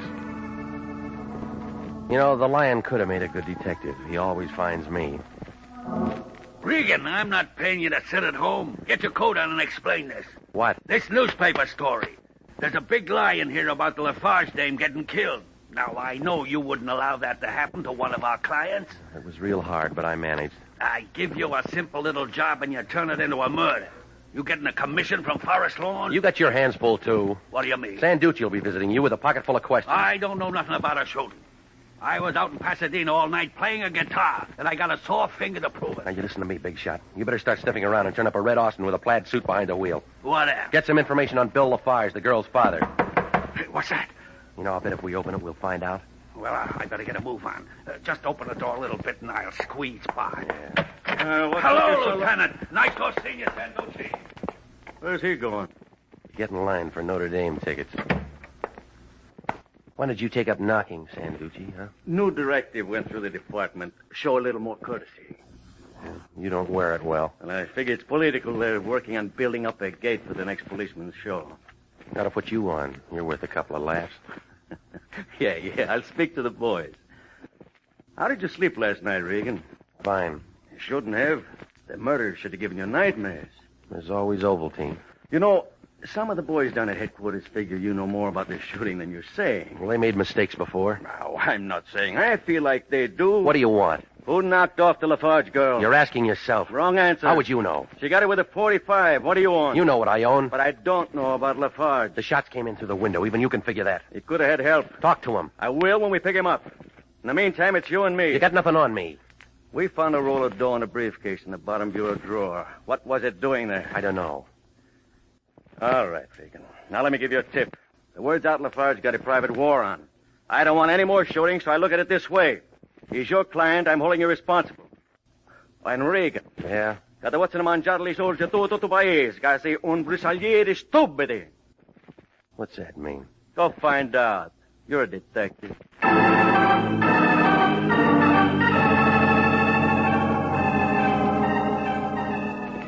Well, I don't suppose I'll ever find out. He slid out of the room, and I washed up and had a short breakfast at the corner drugstore and went through the morning paper. The Lafarge murder rated a lot of big type, and there was a picture of Alice right next to the weather report, slightly cooler. After the bottom showed in my coffee cup, I went over to the Hollywood Library. The city directory gave William Lafarge an Orange Drive home address and occupation printer. The yellow phone book turned up a Lafarge Preston print shop on Santa Monica near La Brea. It was a small place, the color of stale peanut butter, and it was tucked in between a pet store and a beauty parlor. When I stepped inside the front door, the bell rang, and a couple of pair of tortoise shell glasses covering a couple of deep blue eyes looked at me. She was a brunette with light skin and a voice that sounded like it was diving for sponges. The print shop smell got lost in all that taboo. Good morning, sir. May I help you? I'm looking for Mr. Lafarge. There's no Mr. Lafarge here. Sign outside says there is. It's an old one. Won't I do instead? Now, that's another chapter. Then turn the page. I think you'd enjoy it. You know, you ought to put out cards. Mr. Preston says business has picked up immeasurably since I started working here. Let's get back to Lafarge. I told you he's not here. Well, try Preston for me. He's very busy. Well, he can spare a couple of words. Now, wait a minute. Look You can't out. go in there. I'm sorry, Mr. Preston. I told him you were very busy. All right, Lois.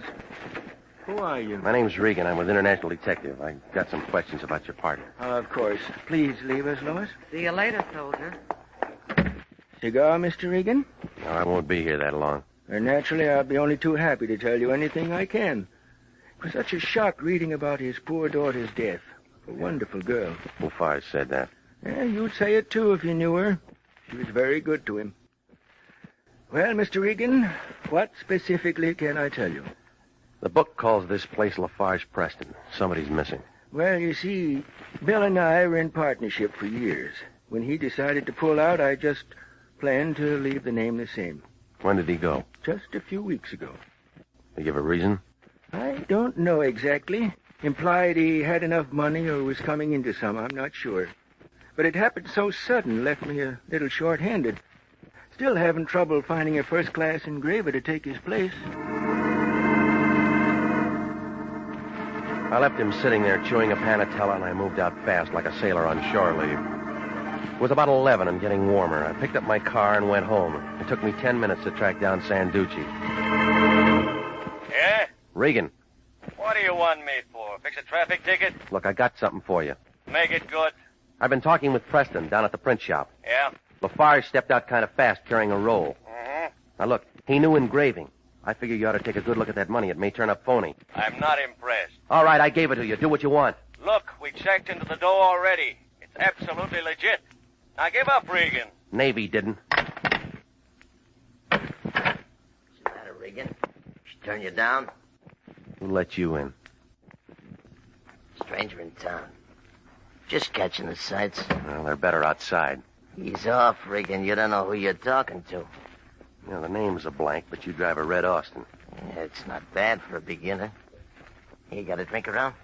Not for you, no.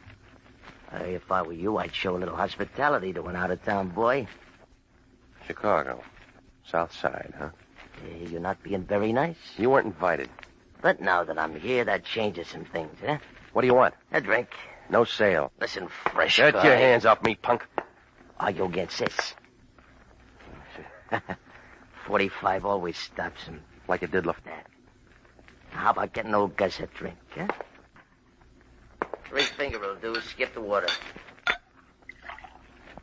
You better fix one for yourself. No, you're the type that drinks alone. Oh. You better have one, Regan. It's gonna be your last. How do you figure? Well, I look at it this way. A guy like me gets hired to do a job. Comes 2,000 miles for it, then pulls a boner. Like knocking off the daughter instead of Lafarge, huh? Yeah, that's it. Top that off with a witness sitting in the same room who spots my Red Austin. Now, let me ask you something. Can I leave him around breathing good air? According to me, no.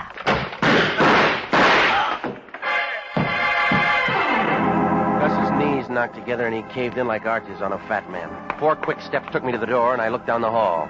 Nothing there. So I made it for the stairway and I looked down the spiral. An old guy was taking the steps 2 at a time and stuffing a gun into his overcoat pocket. It was Bill Lafarge. You were listening to the story of the man who fought back. Tonight's adventure with Jeff Regan, investigator.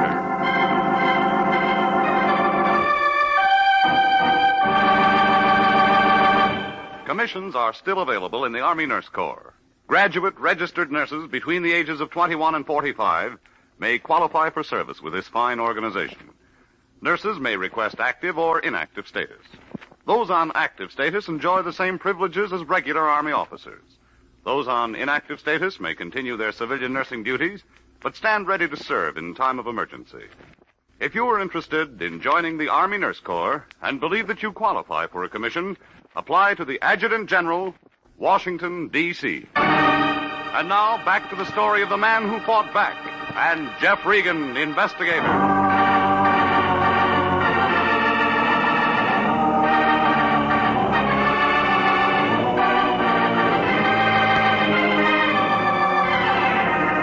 Well, things were moving kind of fast. The Lion sent me out to meet a girl named Alice Lafarge. She took me to her father, who wanted a bonded witness to be able to testify to his whereabouts that weekend. That's when a couple of shots came through the window and cut down the daughter. Before homicide put in an appearance, Bill Lafarge was gone, and he didn't show again until Gus killed Alice and then came to see me. And then there was a big roll of money and a print shop in the picture, but it was all out of focus. Well, I moved back into my apartment. The Chicago hood was still there, lying on my rug, and I picked up the phone to call Lieutenant Sanducci. I'd just gotten a couple of numbers out when I caught a familiar smell. It was a load of Taboo, and it was packing a .32. Put the phone down, Regan. Why? Because I'm asking you nicely. Put it down. Homicide can wait. Gus isn't going anyplace. You got a plan, lady? Mm-hmm. Well, get back to that print shop and you'll stay out of trouble. Mr. Preston's so nice. He gave me the afternoon off. I told him my mother got sick. All right, lady. Tell me about it. I'm looking for something. Name it. The ignition key to Gus's Austin. Now move over there and get it for me. What's wrong with your car? I ran out of gas. Move. Okay. Kick his gun away. Now try the overcoat pockets. Throw 'em. All right. Good catch. So they tell me. So long, Regan.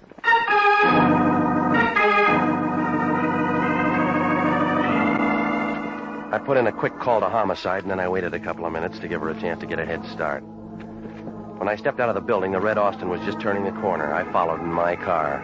We wound up in Glendale. She pulled into a duplex driveway next to an empty lot, and I pulled in under a pepper tree up the street a ways. And then she got out and unlocked the trunk.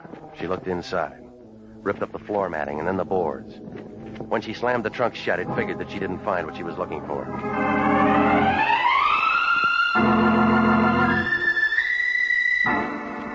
Well, 25 minutes later, I found the Lion sitting behind his desk down at the office. He had a bottle of beer in one hand and a package of Sen-Sen in the other. Spread out in front of him was a typewritten piece of paper that he'd just slipped out of his Remington. He had a puzzled look, like a little boy caught in a mixmaster. Regan, where you been? Around. I've been looking all over for you. Sanducci's been calling in every 3 minutes. What's he want? The story on how Gus got laid out in your apartment. Well, I'll drop him a note. He wants it now. He's got time. He doesn't come up for a pension for years. They turn up Lafarge yet? No, but I turned up something. What would you say if I told you Lafarge did time once? On a counterfeit rap? How'd you know? It figured. That Lois dame is scratching around for something. The feds put him away for 10 years for making up some phony bonds or stocks or something like that.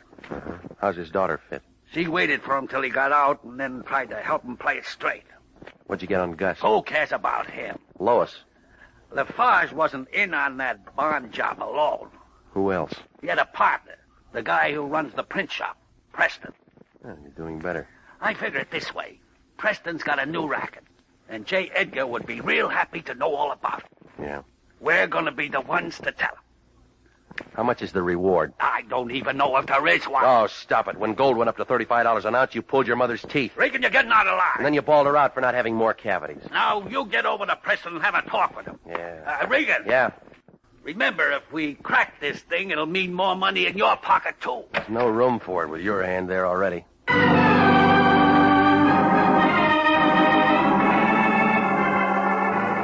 I left him sitting there doodling dollar signs, and I went out into the street. It was turning evening. I picked my car out of the lot, and 30 minutes later, I stopped on the corner of Santa Monica and La Brea. The fog was rolling in by then, and the streetlights were trying real hard. I walked to the front door of the print shop. I shook it a little, but nothing gave, so I moved around to the back. The place inside was as dark as a saloon in Kansas, but somebody inside was handy with a gun. So I cracked the window with a rock, and I climbed inside. It smelled like target practice on a rifle range. Preston was curled up on the floor like a piece of wet tissue paper, and there were 2 holes in him. Well, the game wasn't over, but they were running out of players. I moved for the phone to call the police, and that's when I spotted Bill Lafarge. He was slumped down in a chair with a gun in his hand, and he looked tired. It took a lot of shaking to bring any words out of him. Hey, come on, Lafarge. Hey. Stop shaking. I'm up. He dead? Yeah. Yeah, he was a bum. You want to give me that gun? Sure. You got a call into the cops? No, not yet. We'll use my car. Any way you want it. It don't matter much no more. Things go easy for some guys. Other guys get all the rocks. You got a couple of answers? Why not? Preston did a tie-in with a gambling syndicate out of Las Vegas. Some joker had a hot idea. Keep going. Counterfeit 20,000 New Year's Day bowl tickets and sell them on the open market at $5 plus. That's big business at 100,000. But I didn't take. Preston got sore because I wouldn't do the engraving and he got somebody else. That doesn't add up to murder. Yeah. Did when his head got working overtime worry and I had too many answers. And he hired that Chicago boy with the bad eyes. Yeah. He got my daughter by mistake. Yeah. Where are the bowl tickets? Who cares? How does Lois fit? I don't know. All right. Front door's closer to my car. You drive, Regan. LA traffic makes me nervous.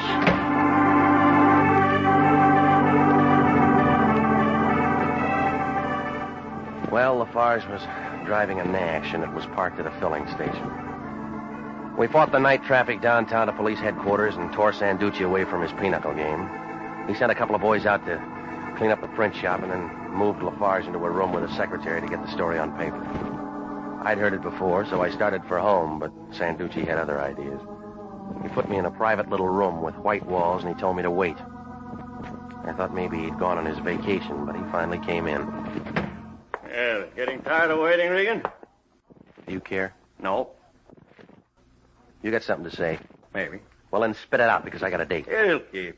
Why are you holding me? I had to do some checking. You got all you need? I didn't think so. Well, you got it now. Sit still, Regan. I'm not ready to let you go. Now, listen, Power. Just because you're wearing a badge inside that coat... Shut up and listen to me. It took me 18 years to turn in those overstuffed shoes for thin soles. I'm not letting a two-bit detective tell me how to handle my business. You could stand it. You and that crummy boss of yours a license by the state of California, and we can lift it for acts detrimental to public welfare. We got a whole blotter full. Tell that to the line. I'm telling it to you. Now, that's all. Beat it. Okay. Oh, Regan. Yeah? One thing more. There's a big hole in Lafarge's story. What do you mean? Look at his gun. Well, what about it? Look at the caliber. It's a .38. That's not the weapon that killed Gus and Preston. You sure you don't own a .32?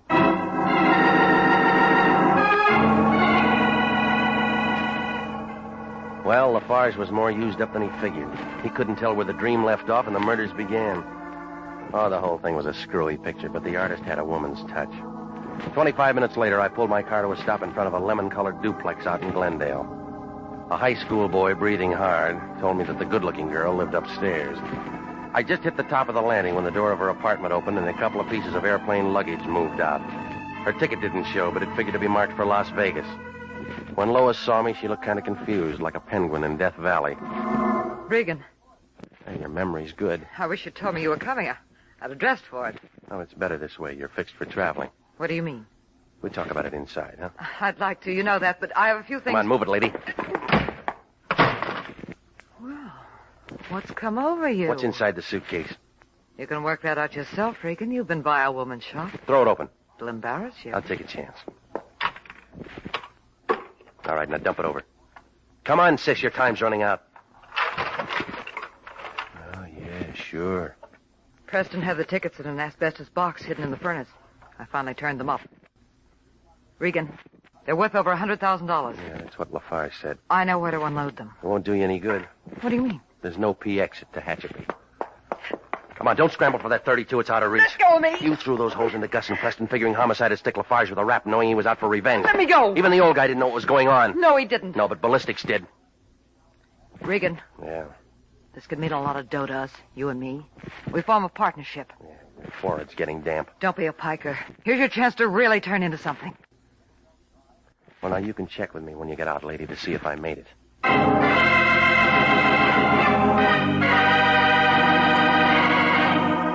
Well, it all blew apart fast like an atom at Caltech. Sanducci came down and picked up Lois.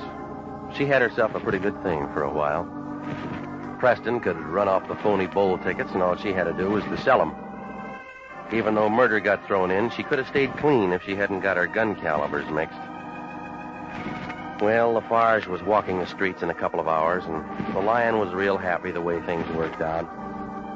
He got his picture in the Police Gazette and picked up 2 bona fide passes to the Rose Bowl game. He promised to take me to the game with him. He did. He let me have the ticket at the regular price.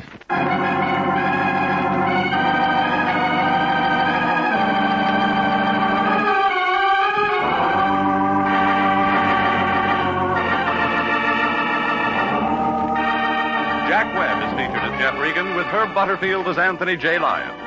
It's CBS at the same time next week for more hard-boiled action and mystery with Jeff Regan, Investigator. Written by Larry Roman, produced by Sterling Tracy. Alice was played by Lorette Philbrandt. Charles Seal was Preston. Ken Christie was Lafarge. Jack Petruzzi was Sanducci. Yvonne Patey was Lois. And Sidney Miller was Gus. 29,000 nurses are needed now to join the new Army Nurse Corps Officers Reserve. For the first time in history, qualified nurses have the opportunity of receiving commissions in the regular Army Reserve. These nurses will remain on inactive status, ready to serve their country in time of emergency. 4,000 of them, if they wish, may choose active duty. All nurses who receive commissions will benefit from the opportunity for specialized training offered to them by the Army.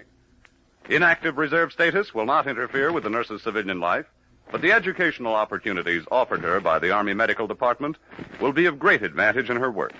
So don't wait. If you're a registered graduate nurse between the ages of 21 and 45, drop a card for complete information to the Adjutant General, Washington, D.C.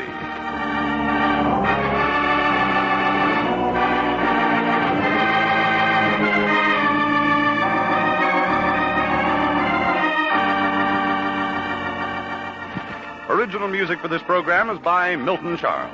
Bob Stevenson speaking. This is CBS, the Columbia Broadcasting System.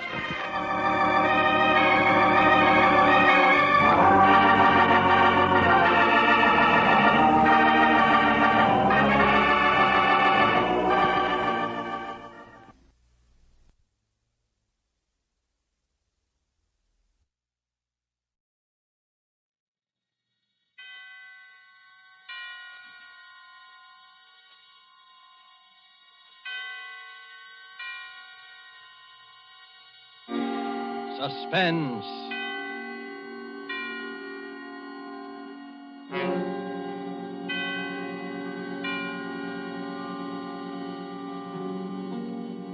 This is the Man in Black, here to introduce Columbia's program, Suspense.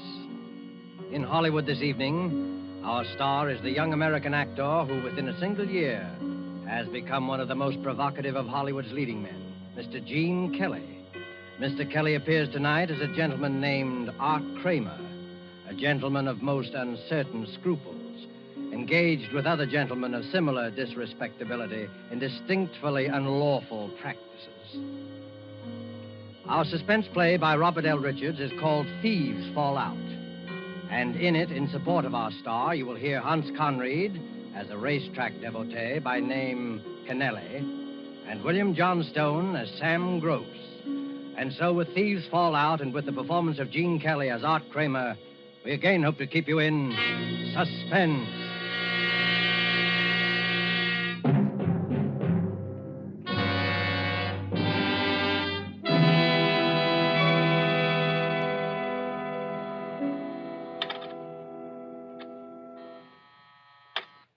ABC Enterprises. No, he's not in. No, I don't know where you can locate him. Hey, Rita. Yes, I'll tell him you called. ABC Enterprises, ABC Enterprises. Why does he give all these guys his phone number if he wants to keep this business so quiet? Yeah, you know. Wants to do favors for people he meets in bars, brags, how he can get things for them. You know. Sure, I know. And the next day I have to get him the brush off. He's going to brag to the wrong guy someday. Hi, Yachty.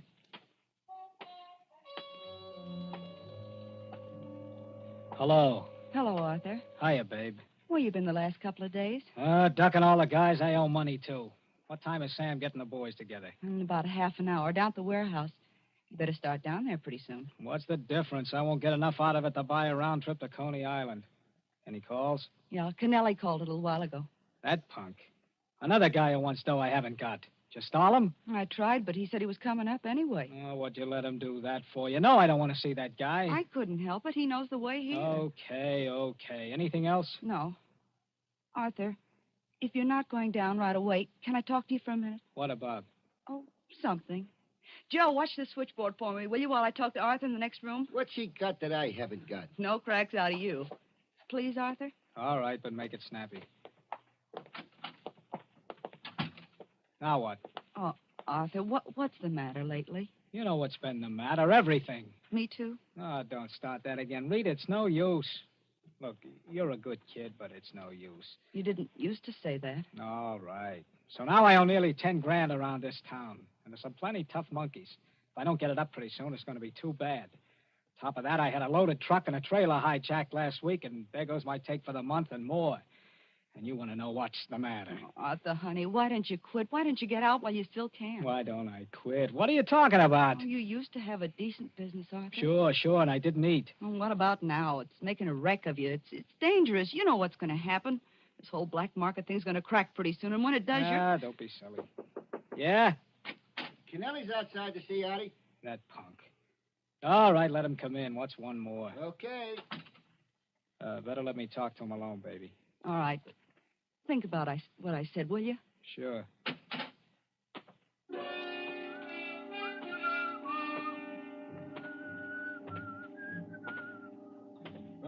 Hi, Artie. I thought I might catch you. Yeah, I'll bet. Close the door. Sure. Hey, listen, Art. I need that dough. Well, I haven't got it. I told you that. Now, look, I don't want there should be no trouble. There's not going to be any trouble. Take it easy. I didn't mean that. But I took them bets from you on my own, and now my boss is after me. If I don't get that dough by Monday, I'm going to be in trouble. Well, I haven't got it, and I won't have it for another month. Can't you get it from Sam? No, I'm into him as far as I can be now. What do you mean? Sam must have plenty sold it down in some safe deposit vault by now. It isn't in a vault. It's up at his place in Connecticut. Anyway, he won't give me any more. Connecticut, huh? I didn't know he had a place in Connecticut. Yeah, near Riverside. It's a hideout, way away from everything. Oh. McPhail has one, too, about 5 miles away. When's he go there? He's hardly ever there. Nobody's there. What do you care? You're thinking of the days when you used to climb through second-story windows? Oh, you should know to say that, Art. I don't even know where the joint is. No, I was kidding. Anyway, listen, I'm sorry about the dough, but you'll have to wait. Art, you don't know the spot I'm in. You'll get it from me when I've got it. I'm leaving. Art, listen. You coming? Where you going? Down to the warehouse to watch my share of last month's take go down the drain.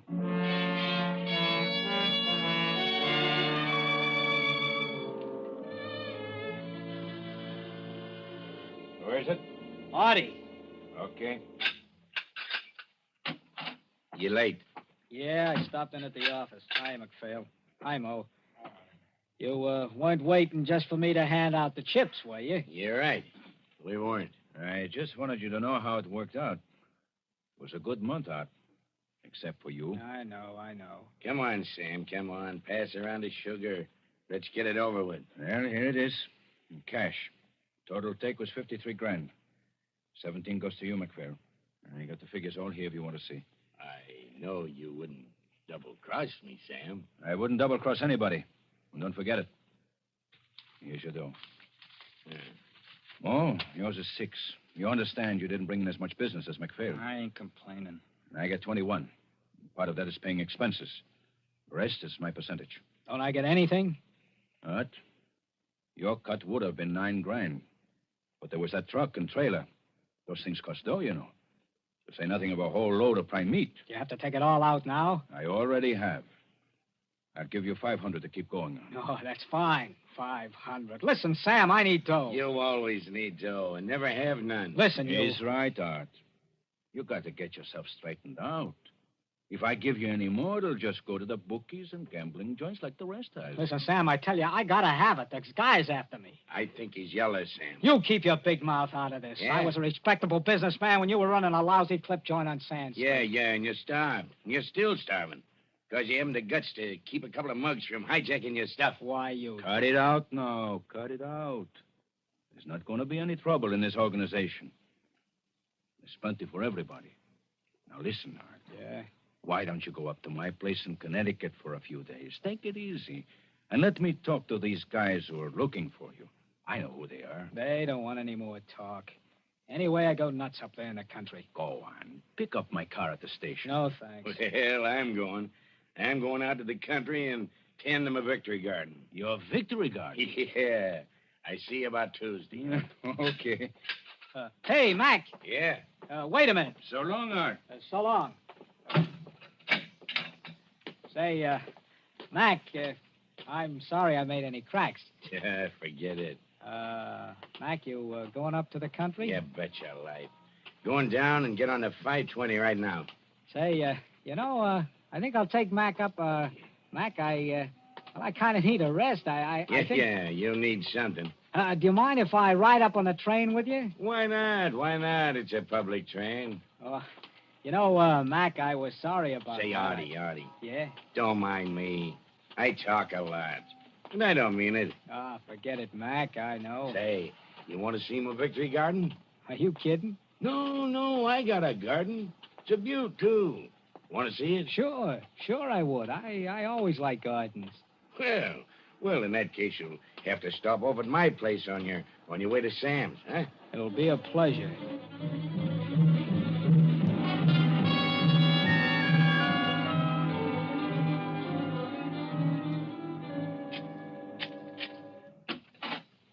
Come on in, Artie. I want to put this dough in the safe, and then I'll show you around. Sure. When the war's over and I'm legitimate, I'm going to build onto it. Have a lot of lawn, gardener, real country gentleman. What's this, your office? I do a little business here once in a while. Keep my dough in the safe there until I bank it. Know anything about safes? No. That's good. That's good. Not that I don't trust you, Artie. There she is.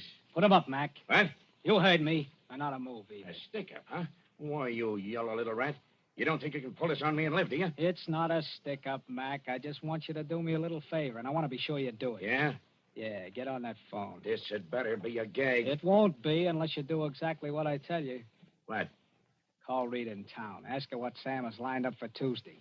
Say you called me over at Sam's house just now and talked to me, but I didn't know. Go on, get going. Edward at 35562. Listen, Art. I'm no guy to kid around with. And I don't like this. Talk. Rita, this is Mac. What's Sam got lined up for Tuesday? I just talked to Artie over at Sam's place. Yeah, up here in the country. He said he didn't know and to call you. Oh, I say. Cut it short. No, never mind. Okay. All right. Now what's the gag? You never were very smart, were you, Mac? That's my alibi. You just told Rita you talked to me at Sam's place. You get it? Why, you...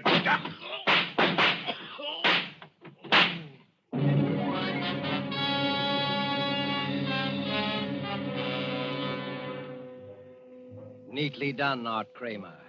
Virtually a perfect alibi. And $17,000 in cold cash.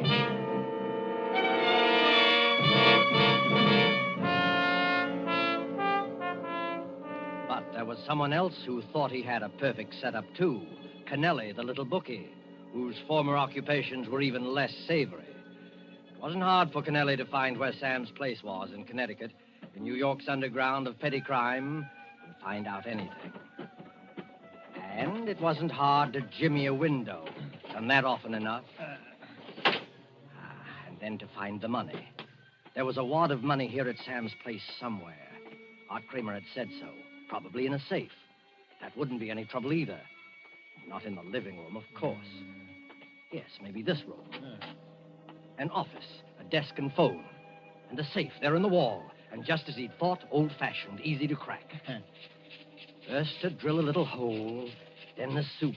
There'd be a quick, neat little explosion, and the safe would fall apart in his hands. But wait, what's that? A car driving up, stopping. Who? Art Kramer had said nobody ever came up here. But it was leaving now, driving away. Probably just a mistake. No, steps outside. Somebody coming in. What to do? Escape cut off. Hide. Here in the office, behind the door. Hide the bag of tools, quick. He's coming in here.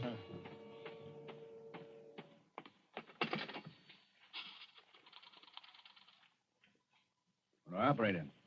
I want New York City. Atwater 35562. Yeah, that's right. Hello, Rita? Sam. Listen, Rita, get a hold of everybody. Artie, Mac, Moore, everybody you can.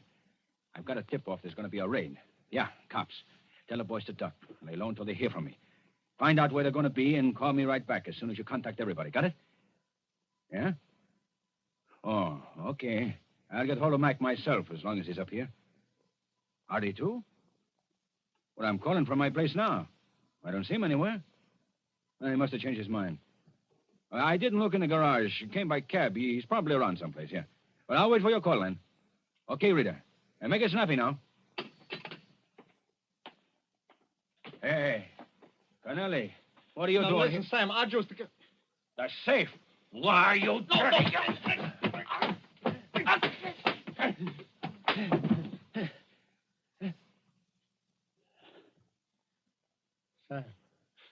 Sam. Hit him too hard. He's dead.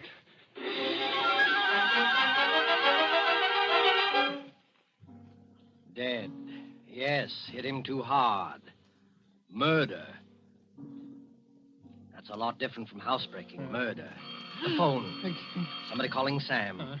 Fear, blind, unreasoning fear. Smash it. Rip it out of the wall. As though whoever was on the other end could actually hear, actually see what was in this room. Murder and a murderer. There. Why, oh, why had he done that? Foolish. Just nerves. Don't get hold of yourself. Think. What now? The money. Yes, have to have the money now. Make a getaway. Mexico, South America. Maybe Sam. Yes, the body. He'd even touch him. But turn him over. There, the wallet. Empty. That's funny. Other pockets. No, nothing. The safe, then. Finish the job quick. Then get out. Find the drill again. Hurry. Again, somebody coming. Who? Never mind. Not going to be caught this time. Can't be. A murderer. Close the door. Lock it quick. Pocket the key. Hide. Maybe whoever it is will go away. Then come back and get the money later. Here he is. Hide quickly. The kitchen. Get out the back window again if you have to. But wait. He's not following. Wonder who it is. Just have a look through the crack of the door. Careful. There. Art Kramer. The suitcase must be going to stay. But wait, why not? Art wouldn't know anything. Couldn't with the office door locked. Give him a plausible story. Stay overnight.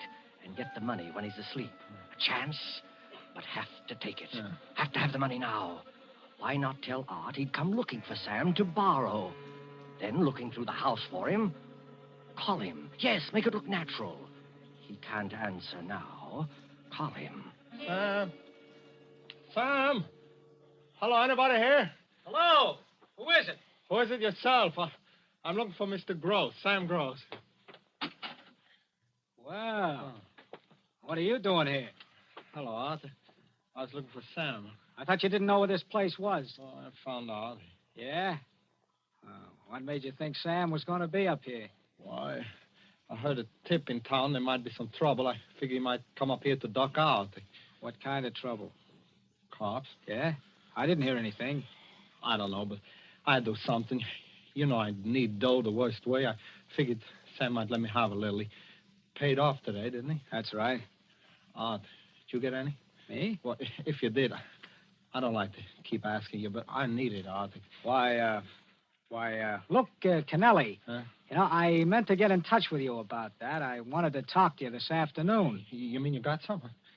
Come on inside, I'll tell you. Oh, sure, sure. I got an idea. An idea. It came like a flash to Art Kramer. Frame Kennelly for the murder of MacPhail. Plant some of MacPhail's money on him as evidence. And who would ever believe Kennelly's word, a man with a criminal record, against Art's? Why, Rita would swear that MacPhail himself had said Art was at Sam's place, simply denied that he'd ever seen Kennelly, and Kennelly would be MacPhail's murderer, and Art Kramer would be safe forever. Now, about that money. Yeah. As a matter of fact, I did get some. Not much, understand? Well, even a little would help. How much do I owe you altogether? Nearly 4,000, huh? Well, suppose I gave you 2. I shouldn't give you that much, the way I'm fixed. Well, it ain't what I need, but it'd help. Okay, here's $2,000 on account, Oh. then. You know, it doesn't leave me with much. I appreciate it, Art, really. Say, you're really on the spot, huh? Yeah. How much more do you need? Another 4 or 5, anyway.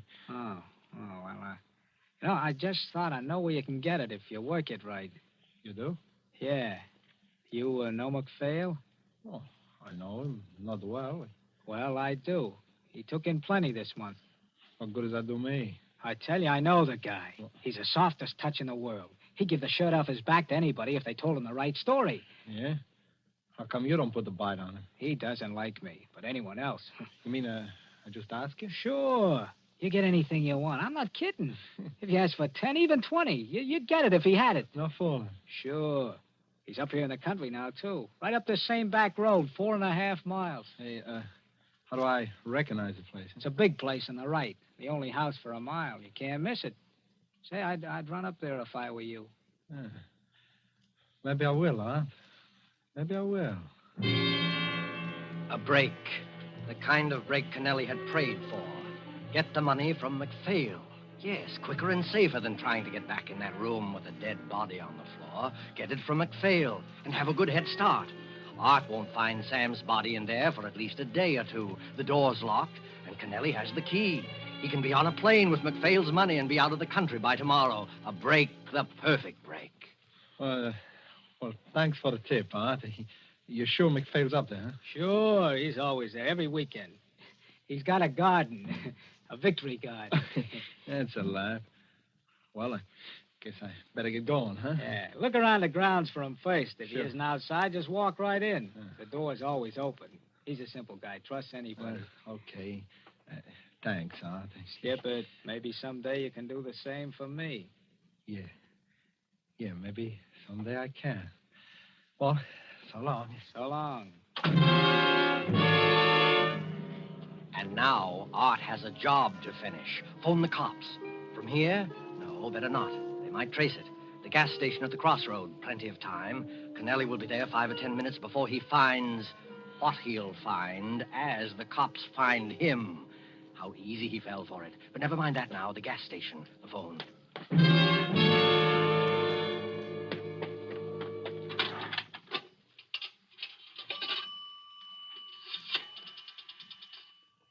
Hello. I want the police. Hurry, please. Hello, Riverside Police? Listen, I was just driving down 9 Mile Road. I was going by the old McPhail place. You know the place I mean? Yeah, that's the one. I was going slow and I heard something. It sounded like someone was being killed. Yes, a murder. There were shots and somebody screaming and more shots. A man's voice. Oh, it was terrible. You better get up there right away. Oh, never mind who I am. I don't want to get in any trouble. No, but get up there. Yes, murder. Get your call all right, sir? Yeah, thanks.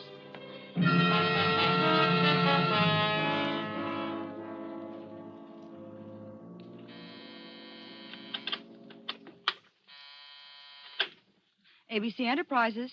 Yes, did you locate him yet? Oh, well, keep trying and call me back. Joe, I'm worried. Don't worry about him. If you can't find Mo, neither can the cops. I'm not thinking about him. I'm worried about Sam and Arthur. Maybe they went out. Sam said he'd wait for my call. It isn't that. The phone's dead. I've got to get in touch with him somehow. Can it wait? You know it can't. Not with the cops raiding the warehouse and arresting everyone in sight. Well, how about a telegram? Too slow. I hate to send anyone around to the house, but Sam will understand this time. What are you going to do? Get the telephone company to help. Hello? I want the Riverside, Connecticut traffic operator, please. Yes. You know, it's funny about that phone. It rang 2 or 3 times, and then suddenly it went dead. Oh, hello, traffic operator?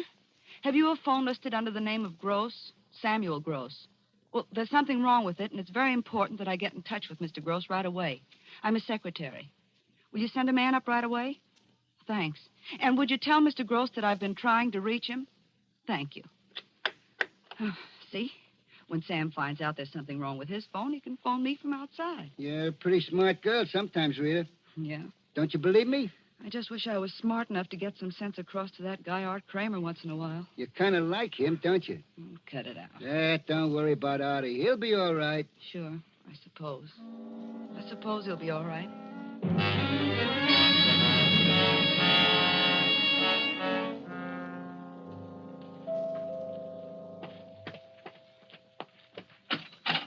Mr. Gross, I'm from the telephone company. Mr. Gross isn't here. Oh. Well, we just got word from New York that his secretary's been trying to reach him, but his phone is out of order. I was sent up to look at it. Sure, go right ahead. I'm a friend of Mr. Gross. I know he'd want you to fix it. Okay. Where is it? First door to your right.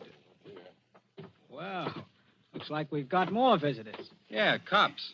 Well, I better get after this phone here. I'm sorry to trouble you. I wonder if we could use your phone. It's out of order, I'm afraid. There's a man here fixing it now. What's the matter, officer? Trouble? Yeah, a little killing up the road. We didn't want to handle the phone there. Might be fingerprints on it. Murder? That's right. Up at the old McPhail place. Caught the guy red-handed. Murder and robbery. We even found the dough on him. Yeah? Who did it? Says his name is Kennelly from New York. I wouldn't tell you all this, except it's an open and shut case. Couldn't explain what he was doing there or how he got the money or anything. Well, you'll read about it in the papers tomorrow. You, have him outside now? Yep. Well, we better be going. Say, mister, that door you got, it's locked. You got a key?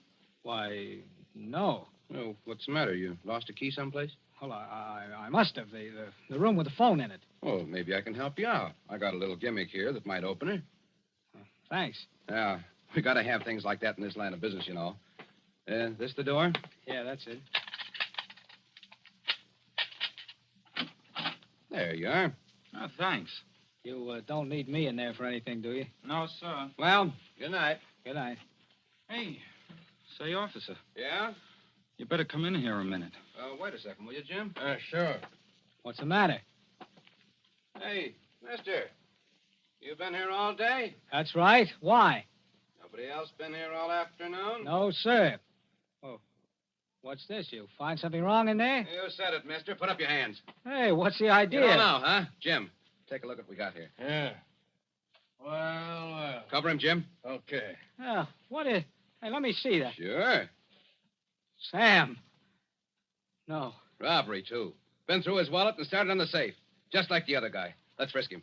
No, I didn't do this, I tell you. I didn't do it, I tell you. Here's the dough, all right. A roll big enough to choke a horse. Look, you guys. I tell you, I didn't do this. Yeah, kind of interrupted you, didn't we? Come on. Look, I didn't do this, I tell you. I didn't do this. I didn't do this.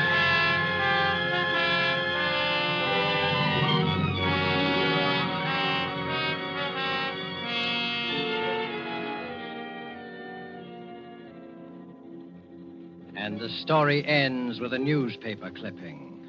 I'll read it to you. Bridgeport, Connecticut. Arthur Kramer and George Kennelly were executed here today within 10 minutes of each other to bring to a fitting conclusion one of the strangest series of coincidences in the criminal records of this state. Both men committed the same crime, murder and robbery, within a few miles of each other on the same day and at almost the same time. Both victims were operators in the New York black market. Kramer was convicted of the murder of Samuel Gross. Kennelly killed Edward McPhail. Both killers were caught on the scene of the crime, were arrested by the same officers, taken together in the same police car to the same jail. Both proclaimed their innocence, yet pleaded guilty in the face of the overwhelming evidence against them. A curious factor in the case was that though both men denied knowing the other, they tried repeatedly to attack each other in the prison yard until guards were forced to keep them out of sight of each other at all times. Police have always believed there was some connection between the two crimes, but have never been able to find out what it was.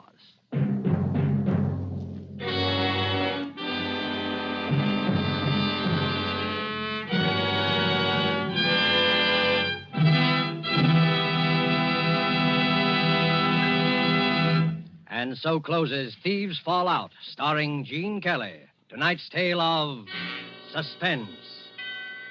Appearing with Gene Kelly, who is to be seen currently in Metro-Goldwyn-Mayer's Technicolor musical Thousands Cheer, were Hans Conried as Kennelly and William Johnstone as Sam Gross. This is the Man in Black, who conveys to you Columbia's invitation to spend this half hour in suspense with us again next week, same time, when our star will be Mr. Vincent Price. Mr. Price will be heard in a suspense play by E. Jack Newman, dealing with the Gestapo and called The Strange Death of Charles Umberstein. The producer and director of suspense is William Spear, who with Lud Gluskin and Lucian Marlowick, conductor and composer, and Robert L. Richards, the author, collaborated on tonight's Suspense. Don't miss Suspense when this series moves to a new day and time. The day, Thursdays, beginning December the 2nd. The time, 8 p.m. Eastern War Time and 7 p.m. Central War Time. In the Mountain and Pacific time zones, listeners will hear Suspense on Mondays, beginning December the 6th at 9 p.m. Pacific War Time. This is CBS, the Columbia Broadcasting System.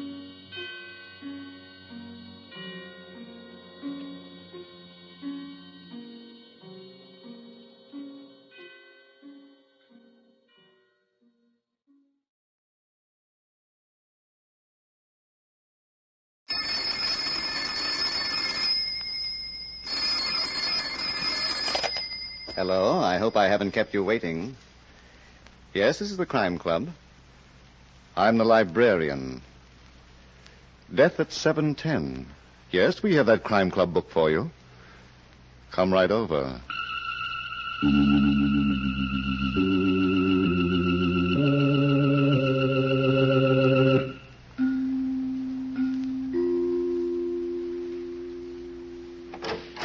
Ah, you're here.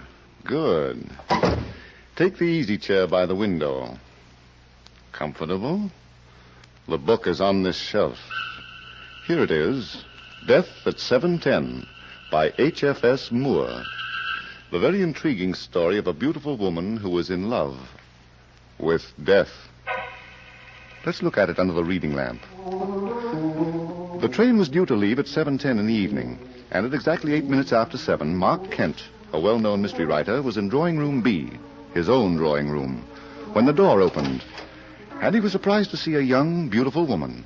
He was even more surprised at the way she giggled. Hello. Hello yourself, and see how you like it. My name is Susan Ward Steele. Well, I'm flattered, but haven't you made a mistake? You're Mark Kent, the mystery writer. I adore mystery writers. Oh. Well, your pictures don't do you justice. How about getting me a drink? Don't you think you've had enough? Oh, be a good boy and get me a drink. I better get you back to your compartment. I'm going to Reno. A long trip.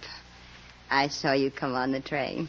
I knew it was going to be interesting. I'm not going to Reno. You should have seen Gerald's face this morning when I said goodbye to him. He's my husband. Hmm.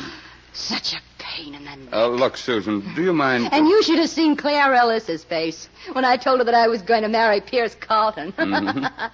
And my stepbrother, Robert Ward's face, when I wouldn't let him have the money. Mm-hmm. So many faces, and all so long. Will you do me a favor, please?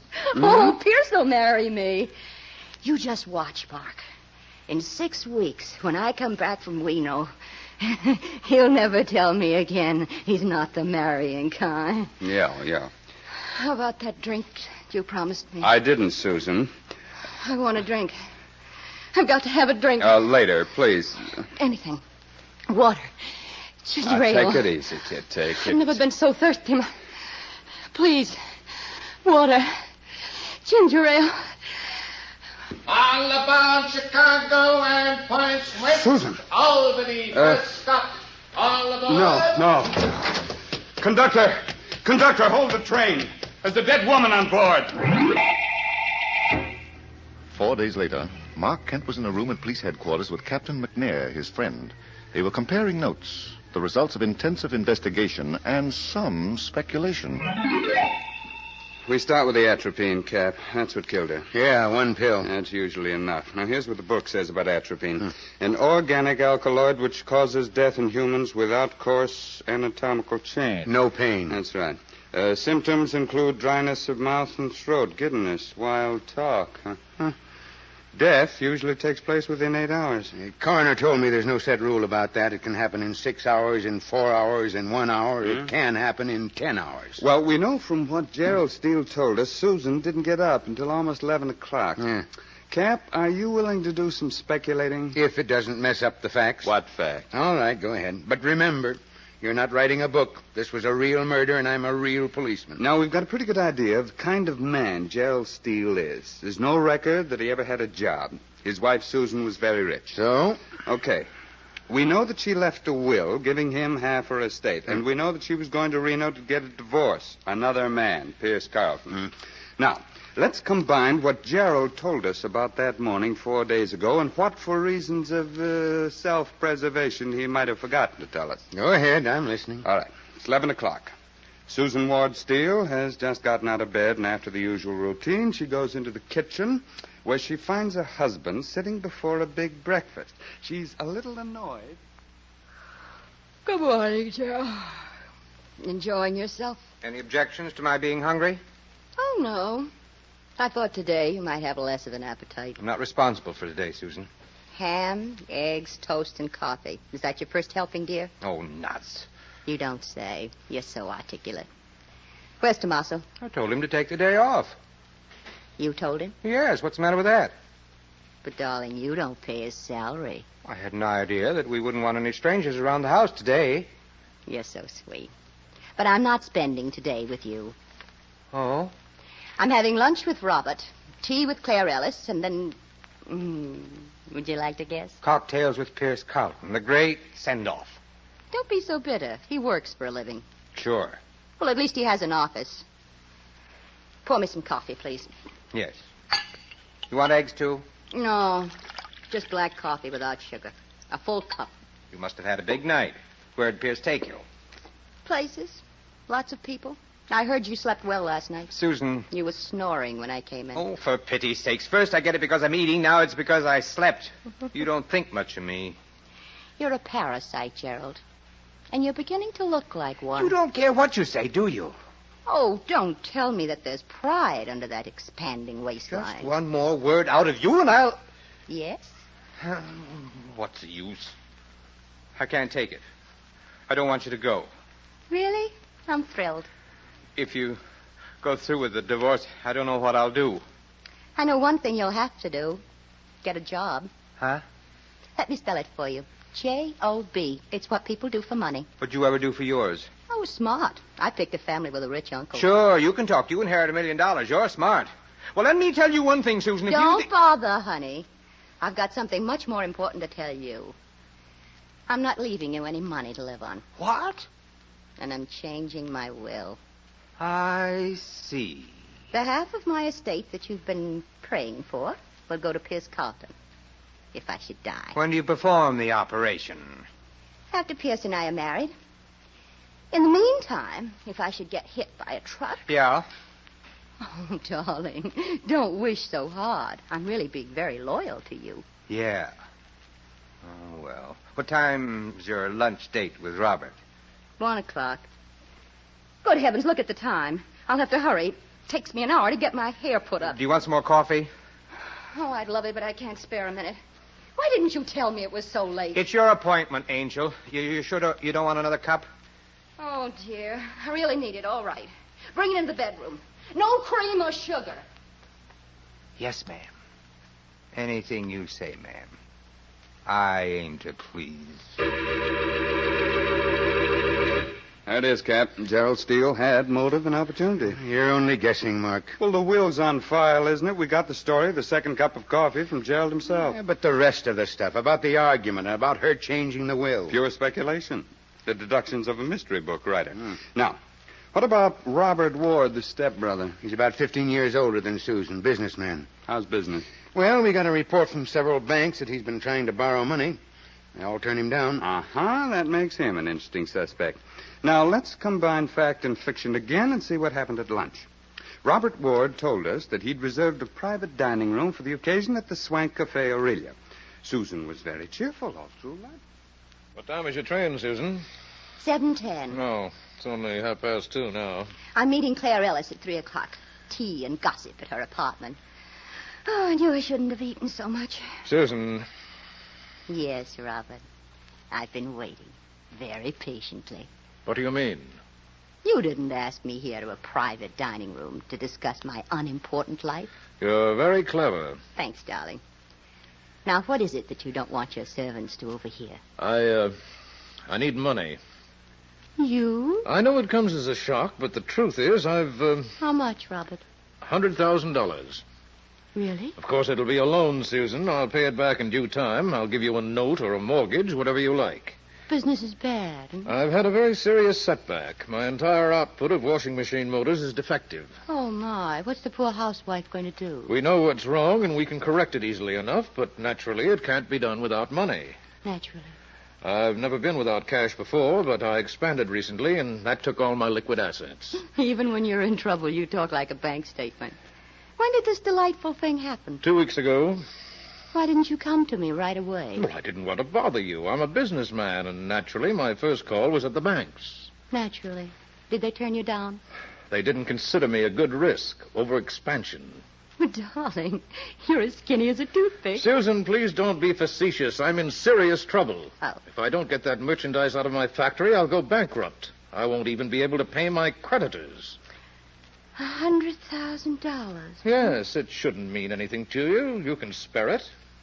Oh, I can spare it. But tell me, Robert, dear, when did you ever do anything for me? Now, don't refuse me. You preached. Called me a fool for not putting my money into a good, sound business. A wild, empty-headed fool. I tried to make you realize your responsibilities. Uncle Jeffrey left his money to us in good faith. It was our duty to protect it. I've still got mine. And I've got mine in factories, machinery, and merchandise. Now I'm asking you to help me liquidate it. No. Good Lord, Susan, how can you be so heartless? I've been practicing. But... Very well. I'm not going to beg you. Don't give up hope, dear. I've taken care of you in my will. Thanks to Uncle Jeffrey, you have no choice. Half of your estate must go to me. And half of your estate should go to me. But where is it? You can look for it after I'm dead. Oh, what in the name of thunder did I do with those things? What things? My pills, my box of pickup pills. Oh, here it is, my vest pocket.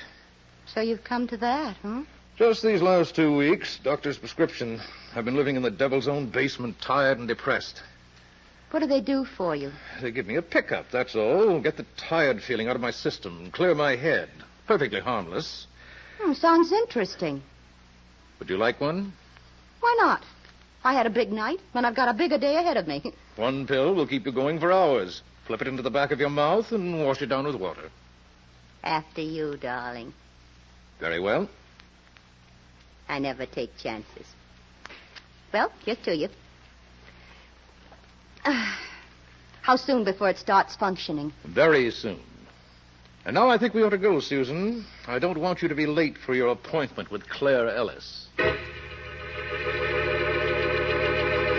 Well, it's a possibility, Cap. Oh, sure. So's a trip to the moon. You better stick to writing mystery books, Mark. If you make a mistake, nobody burns. Except maybe your publisher. Did Robert Ward take a pickup pill while you were grilling him 3 days ago? Now, wait a minute. Are you trying to tell me he had a box full of atropine pills when he met Susan Steele? Maybe. And that he passed them off as pickup pills? Maybe. But according to your own speculation, he took one of those pills himself. Now, why didn't it kill him? You might have had one in that box that was harmless. Huh? You know, a real pickup pill. Sure. Put that in your next bookmark. It'll read fine. I will. But for the time being, you won't mind if I keep it a secret from the district attorney, will you? No, I don't mind.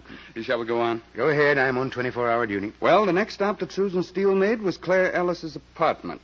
Now, what do we know about Claire? She served tea and ice cream cake. But not because she liked Susan. Oh, you've got a private line to her inner thoughts, huh?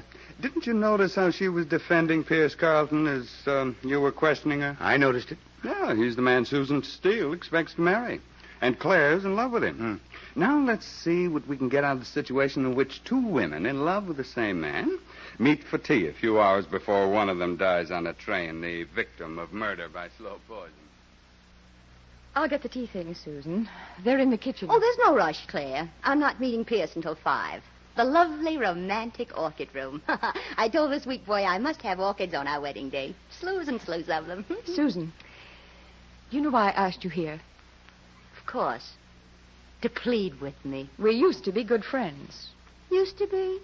I'm sorry to hear that, honey. Susan, don't marry Pierce Carlton. He doesn't love you, Susan.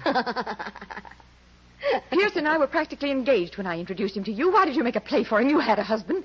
I was smitten. You were smitten. Believe me, darling, I've been living in a delayed paradise for 3 whole months. You've never loved anyone but yourself, and the only reason you went after Pierce was because he was mine. He was a conquest. Does it make any difference? You'll never be able to keep him, Susan. Pierce is in some kind of trouble. You have money. Did he tell you all about it? Well, he told me. Doesn't that prove something? Well, what is it, Susan? What's wrong with Pierce? It's confidential, dear. Between sweethearts. I'll get the tea if you still want it. Oh, I want it. I'm a glutton for punishment. I hope you won't have to take much more of it. Ever.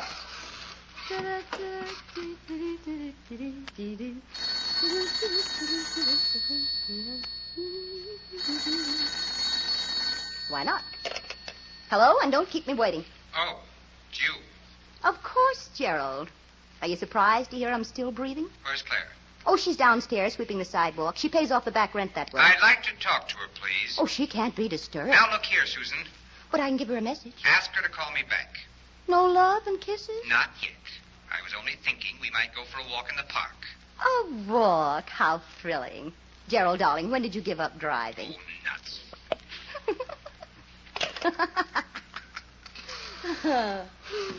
You might have held that phone for me, Susan. Who called? Pierce. He simply had to tell me how much he loved me. Claire, dear, watch your manners. Trays were meant to be put down, not dropped. I'm sorry. And those exquisite ice cream cakes. You almost ruined them. That one's for you, Susan. Thanks, dear, for remembering that I adore blueberries. I never forget a lot of things. Motive and opportunity. Love and ice cream cake. Eh, Mark? Well, that's how it looks on paper, Cap. You think Claire Ellis buried the atropine in the cake? Oh, she did. She's darn clever. But I don't know anybody who chews ice cream. If she did. Now, how do you figure out the business about that phone call? Well, Claire Ellis told us that Susan had received a call from Pierce. Go on. Pierce denied it, but Gerald admitted that he phoned Claire and spoke to Susan. Mm-hmm. Claire didn't know about the call, therefore Susan told her it was from Pierce Carlton. Q.E.D. Whoops, not yet, Cap. We've still got to prove a murderer.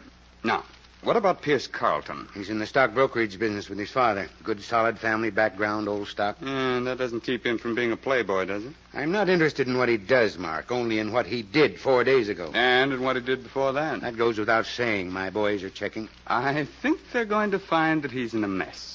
A money mess. Anything's possible with you around. Okay. What happened the day we spoke to Claire Ellis? Your eyes popped. You saw a beautiful woman. Could be, but she was upset. Every time you mentioned Pierce Carlton, she had jitters. Why? Somebody told me she's in love with the guy. I told you, Cap. Oh, sure, I knew. I couldn't have gotten it from the facts. She kept saying over and over that Pierce was innocent. He had no reason for killing Susan. Cap, that girl knows something. So does everybody else in this case, except me. About Pierce Carlton, I mean. And I'm sure she didn't know it the day Susan was killed. Who told her? I don't know. What? Mark, did I hear right? Did you say you don't know? Let's go on to item number 4. Susan and Pierce at the Orchid Room. Dinner before train time. Soft lights, orchids on the table. A perfect setting for romance.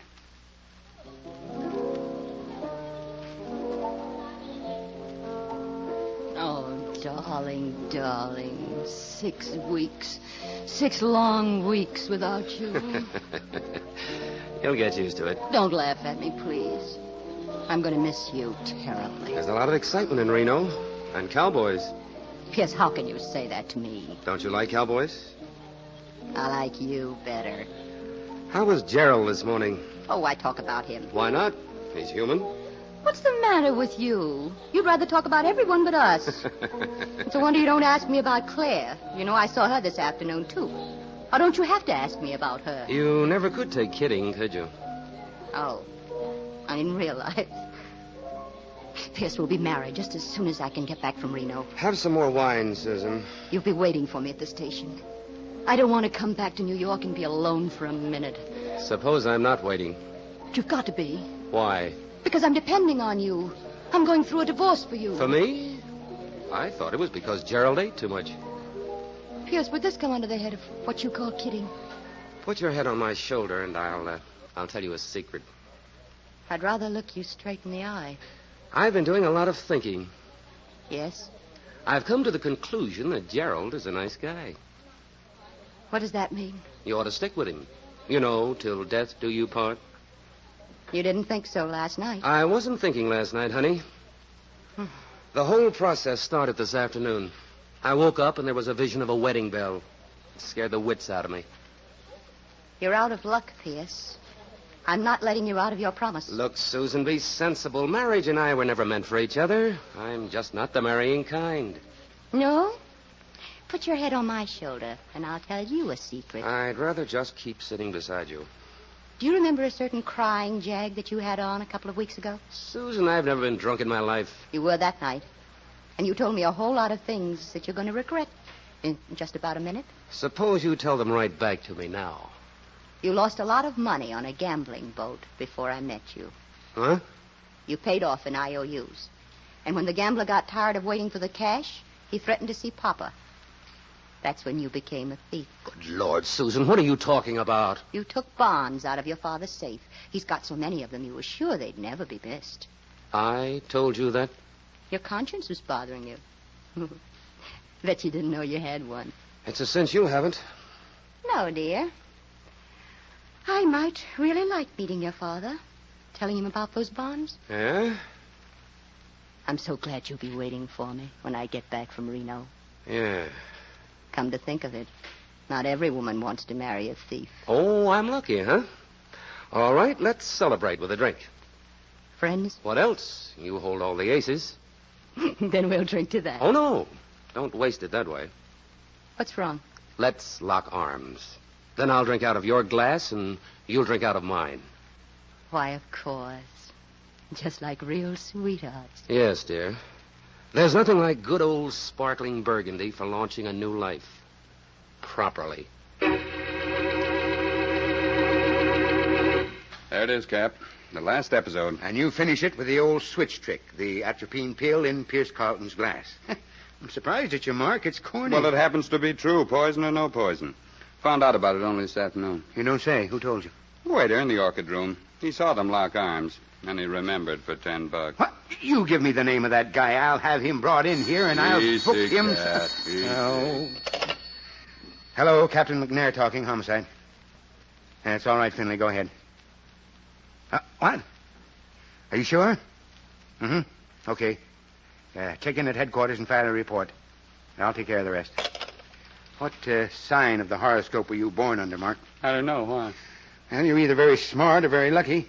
Pierce Carlton lost $80,000 on Jimmy Bryson's gambling boat 4 months ago. Uh-huh. Finley just got it from Bryson himself.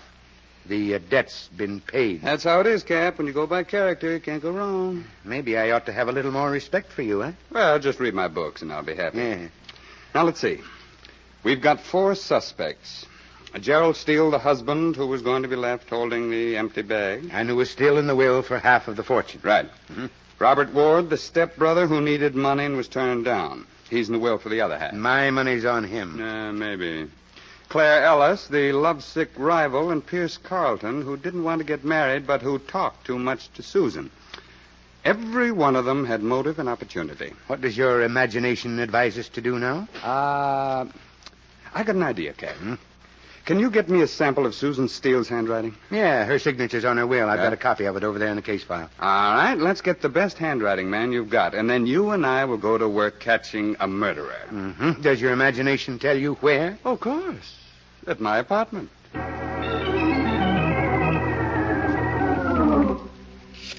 Mark, if this works, I'll buy you a new hat, and I'll eat your old one. And I'm supposed to be all alone, Cap. Hello? Gerald Steele? Yes? This is Mark Kent. Are you free to talk? What kind of a question is that? You'll understand. I was the last one to see your wife alive. So I read in the papers. You're also a friend of the police. Only when it's convenient. For example, I didn't tell them that Susan gave me a note before she died. A what? There's a name in it, a murderer's name. Look here, Kent, what's that got to do with me? It's for sale, Gerald. I had nothing to do with Susan's death. Oh, of course, but who's going to believe it? Does that note give my name? Is that what Susan's done to me? I'll be in my apartment until 7:10, Gerald. You're going to inherit a lot of money. I'm sure you'll want a partner to help you enjoy it. You certainly got your nerve with you, Mark. I've also got you for protection, Cap. Now we'll just do a repeat performance on Robert Ward. And then we'll go down the line. Claire Ellis and Pierce Carlton. One of them's liable to bite.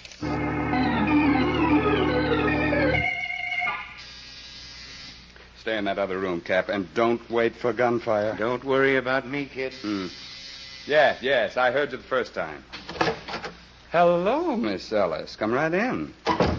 Would you mind if I called you Claire? I want that letter, Mr. Kent. You wouldn't mind. And I thought this is the beginning of a beautiful friendship. All I want from you is that letter. I've got a gun in my handbag, and I'm not afraid to use it. I didn't think you would be. How much money did you bring? I didn't bring any. Well, Mr. Kent? I've got the answer, lady, and I'll take the handbag, too. I didn't kill Susan. Now, please, give me a chance to explain. Sure. Come on. No. Pierce told Susan that he wasn't going to marry her. And I know she put his name on that letter. You don't have to protect that guy anymore. He told me the whole story the day after Susan died, about her threat and why she threatened him.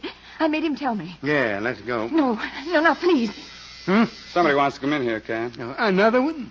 Here's a magazine. Take Claire into that other room and read the advertisements to her. Yeah, come on, you. When that guy works in a case, you never know what's going to pop next. Coming. Oh. Get out of my way, Kent. With pleasure, but I'd be glad to do it even if you didn't have a gun. Mr. Ward? Are you alone? Now that you're here, practically. I don't trust you. Put up your hands and walk toward that other room. Oh, you're kidding, aren't you? Move along. I'm not going to waste any time on you. All right, but since when do blackmailers work with an audience? Just walk directly in front of me and into that room. I'm in. You're a bigger fool than I thought, Mr. Kent. You should have protected yourself with a lie. Well, we all make mistakes, Mr. Ward. You've made your last one. I'm going to kill you. Don't you want that letter? I'll find it later, or I'll burn your apartment out of existence. I've got a right to my share of Susan's estate, and the law won't take it away from me now. So it was you who killed her? Of course. I needed money for my business, and she refused to lend it to me, the fool. No intelligence, as she'd have known I was prepared for every emergency. Yes, I sort of had that figured out. This box of pills, pickup pills, a wonderful tonic. Unfortunately for Susan, the one I let her pick was atropine. Don't look now, Mr. Ward, but there's a man behind you. Drop that gun. Drop it. Captain McNair. Yeah. With bracelets, you can't buy at Tiffany's. You should have looked when I told you, Mr. Ward. Well, sure. Well, Mark, It gets me how you figured this whole thing out. Ah, I'm a dreamer. Would you like to take care of my old hat now? Your old hat? What do you expect me to do with it? You said you were going to eat it, didn't you? Oh, yeah. But I said I'd buy you a new one first. Well, a deal's a deal, but I hope you won't mind waiting. No, I won't mind.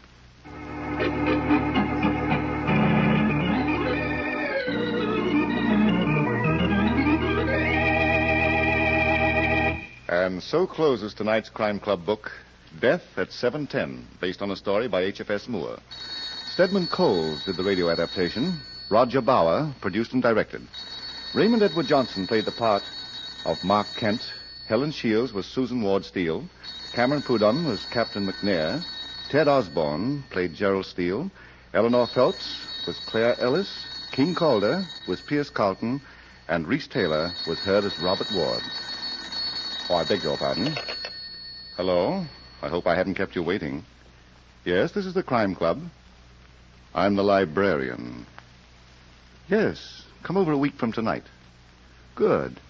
We have the very exciting story of a night that was made for fun and remade for murder. It's called Coney Island Nocturne. In the meantime? Well, in the meantime, there is a new Crime Club book available this week and every week at bookstores everywhere.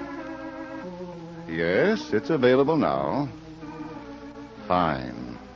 And we'll look for you next week.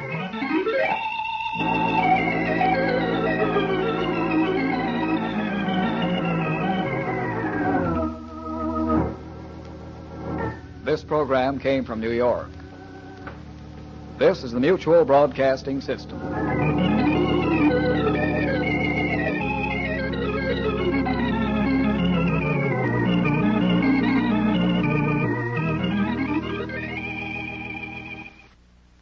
Extra! Hear the big town story of the Charity Killers. Extra!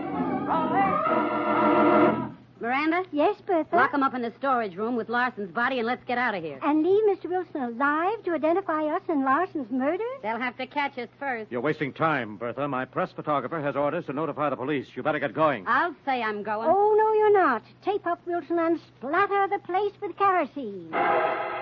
Yes, listen to this dramatic big town story of two strange women racketeers brought to you by Lever Brothers Company, makers of Lifebuoy Health Soap. A story of fighting editor Steve Wilson of the Illustrated Press, whose newspaper creed stands for freedom and justice against the forces of intolerance and evil. The power and the freedom of the press is a flaming sword, that it may be a faithful servant of all the people. Use it justly, hold it high, guard it well. Now, Big Town, and tonight's racket expose headlined The Charity Killers. Each year, the great heart of America gives billions to alleviate the suffering of humanity. But into this golden river of generosity, racketeers dip greedy hands. And such is the background of Steve Wilson's story, which began in the parlor of a pretentious old brownstone mansion in a fashionable section of Big Town. Bertha! Hurry with the tea. Mr. Larson is due any moment. Stop squawking. Save the Society Act for that crook. I have to get into my lines, into my Charity Act, don't I? Yeah, but don't overdo it. Make the pitch for a fat contribution, and then we'll take 'em, like a couple of Dannemora doves. Bertha, I do wish you'd drop your prison slang. You've been out long enough this time. And I'm not going back in. I'm getting too old for the Penn laundries. What's keeping that shop? He'll be here. I promised him a large contribution to his sweet charity. That dirty crook. Save the professional jealousy and pour me a cup of tea. Pour it yourself. Very well. Where's the gin? In the extra cream pitcher, where it always is when you put on this phony Whistler's Mother Act. Have you fixed the sugar? Sure. The top lumps are soaked in enough stuff to knock Larson out for a week. Good. There he is. Go let him in while I get out my knitting. All right, but don't drop that gun out of your knitting bag like you did in Denver. Oh, I won't. Oh, dear, I'm afraid I'm going to have to get rid of Bertha like I did my second husband. Now, let's see. Knit one, purl one. No, knit two, purl one. Just a moment, please.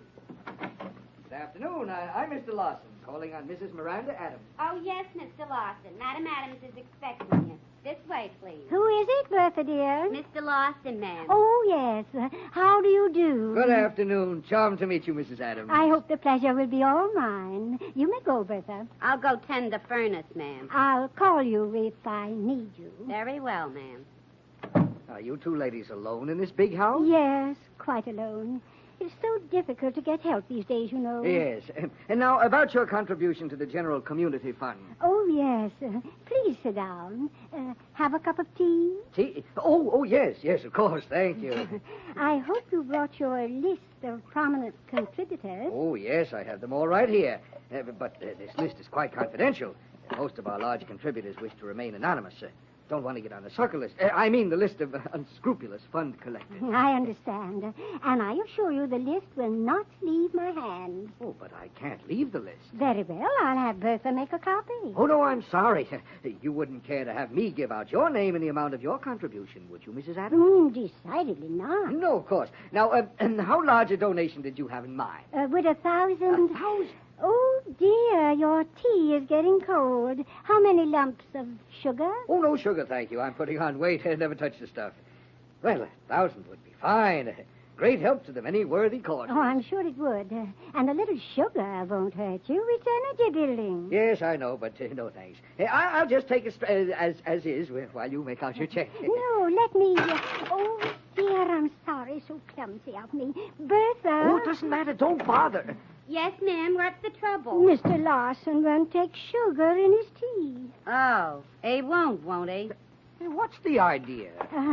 Sit down, Mr. Larson. Hey, what's the idea of that gun, Mrs. Adams? Now, put it away. I didn't come here to rob you. Yes, you did, you dirty crook. Bertha, don't slight our profession. This dope is a disgrace to any profession. Hey, you two are con cookies.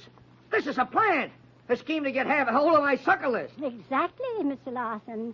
Take that list, Bertha. No, wait a minute. Listen. Let's make a deal. We can work this charity racket together. Why, we'd make a great team. Milk this town dry. That's what we're going to do. Without you. Oh, dear. You dented the teapot, Bertha. Never mind the teapot. I think I've dented his head. What are we going to do with him? Drag him down in the cellar. Lock him up in the storage closet. We don't want him disturbing the neighbors while we work on his sucker list. Wait a minute, Miranda. Maybe he ain't going to disturb nobody. Why not? I think I cracked his skull. I think he's dead. Oh, dear, oh, dear, oh, dear. My first husband went that way.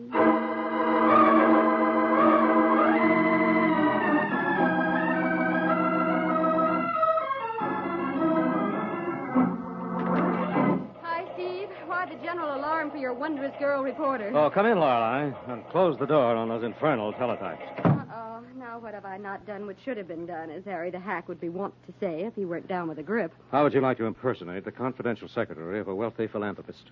Anything for a story. Who's the philanthropic gent? Well, I'm going to impersonate him. What are we going to play, charades? Yes. I've had a tip, Lorelei. A couple of Larson's ladies have set up a fake charity racket in Big Town, and I want to get the goods on them before they make a mockery of one of man's finest impulses. I'm all for that, but how? Well, your suitcase is all packed and ready right there on the table. The battery recorder. Where am I weekending? You're just going to call on the ladies. Well, how do I explain the disguised talk box? You're on your way out of town and just stopped in to tell the ladies I'm calling to make a fat contribution. Oh, why don't I just phone? I'm very eccentric. I have to be humored. Okay. Where'd you get this tip? From our friend, Showboat. Showboat? Shades of Shakespeare. How did he spot these female charity racketeers? Saw them on the street. They're lively ghosts out of his own colorful past, Lorelei. Good heavens. Not out of trooping days aboard his Mississippi paddle wheel namesake. Yes, one of the ladies. The other is a more modern version of feminine larceny. That's a charming combination. Where... It should be Showboat at the hall door. Let him in. Or he'll knock the door off the hinges. Hail and hello, Brother Wilson. Hello, Showboat. Come in. Thank you. And the Lorelei, lovely lady of the linotype.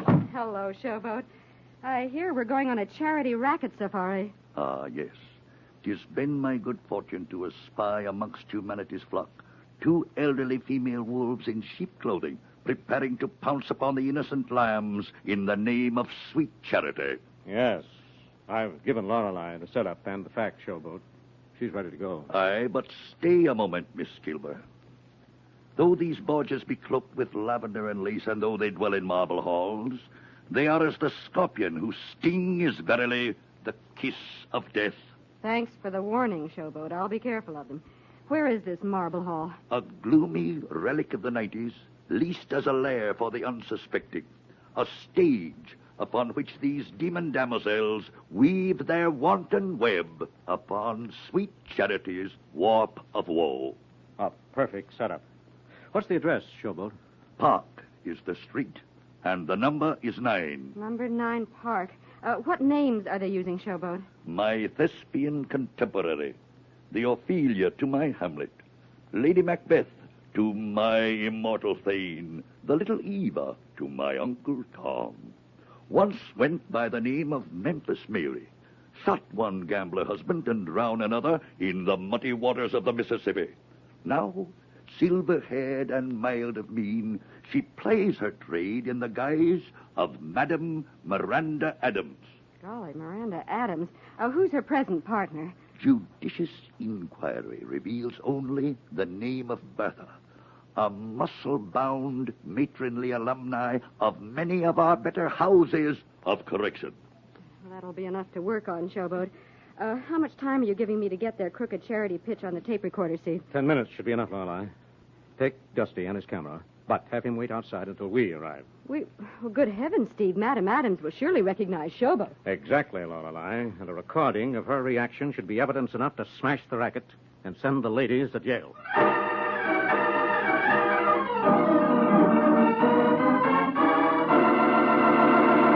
Thus, unaware that a vicious, fake charity racket has become a matter of murder, Steve unknowingly sends Lorelei into a deadly situation. And for the exciting developments, we'll return to Big Town in just a moment. Lifebuoy gets skin cleaner. Lifebuoy gets skin cleaner. And the cleaner you get your skin, the surer you are of being fresh and attractive. So remember, Lifebuoy, with its purifying ingredient, gets skin cleaner. Stops BO as no other leading soap can. Here's what the doctors proved in 820 scientific tests. People took daily baths with different soaps. Doctors found that Lifebuoy does more than just remove the grime and perspiration you can see. Lifebuoy's purifying ingredient makes it more effective than any other leading soap against the invisible dirt that brings on BO. Lifebuoy's milder, too. Safe for baby's tender skin. And you'll like the way Lifebuoy, made with costly coconut oil, bursts into quick, flashing white lather, even in hard water. Lifebuoy gets skin cleaner. Lifebuoy gets skin cleaner, keeps you fresh and attractive, protects you as no other leading soap can. Bathe with Lifebuoy every day. Get the big new bath size. Buy Lifebuoy right away.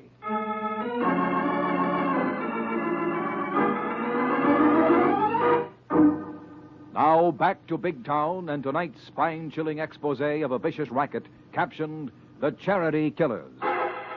Following up a tip on 2 elderly women working a charity racket, Lorelei Kilburn arrives at their rented mansion, unaware that a murder has been committed. Bertha, for heaven's sake, what a time to be out of kerosene. How was I to know that crooked dope would be so stubborn and have a paper skull and we'd have to get rid of the body? Are you quite sure he's dead? Dead as a doornail. Are you sure he'll fit into the furnace? Yeah, I measured the door. Then go down to the store and get a can of kerosene. All right. This gallon can should do. Oh, dear, I do hope he doesn't overheat the house.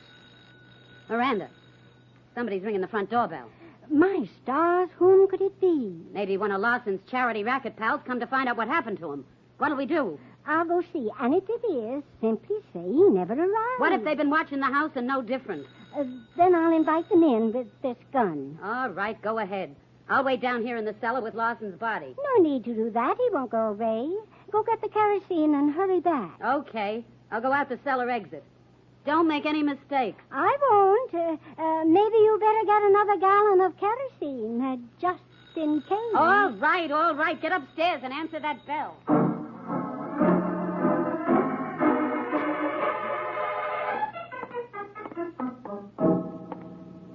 Do come into my parlor, my dear Miss Kilburn.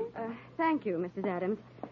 Mind if I put my weekend bag right here? Not at all, my dear.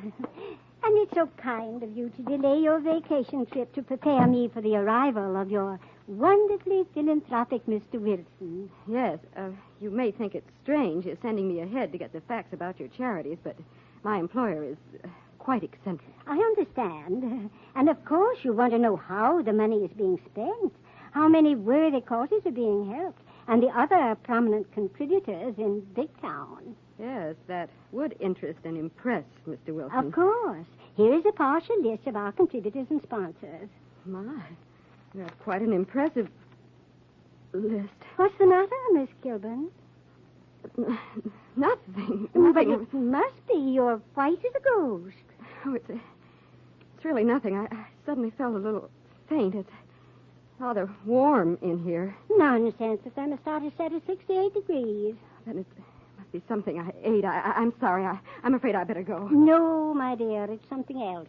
Something that has startled and upset you. Something you saw on the carpet. Yes, Mrs. Adams. What happened here? Whatever do you mean, my dear? Who was hurt? Left that fresh stain on your carpet. Oh, that. Yes, that. Oh, that isn't what you think. I have a most frightfully clumsy housekeeper. She spilled some catsup. Catsup? For tea? Yes, I just sent her out to get some cleaning fluid when you called. That's why I answer the door myself.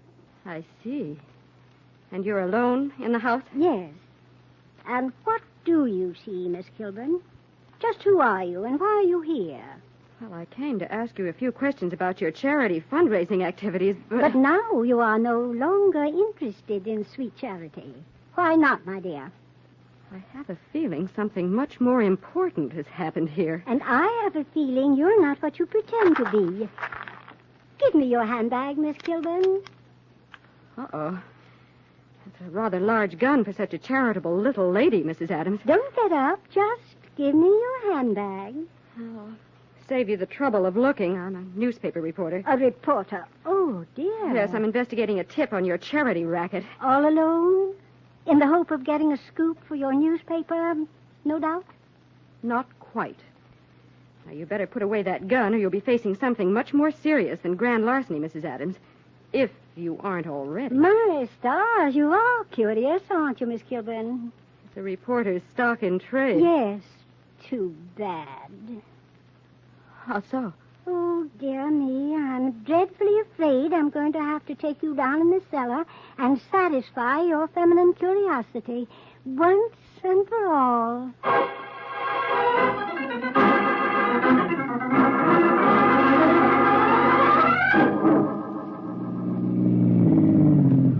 Is this the place, Showboat? Aye, Mr. Wilson. Yon musty mausoleum is the lair of these lady leeches. Not that I myself am a model of civic virtue, nor above a little modest chicanery in pursuit of the almighty dollar. Well, your tips have been very valuable, Showboat. Let's go in and see how this one pans out.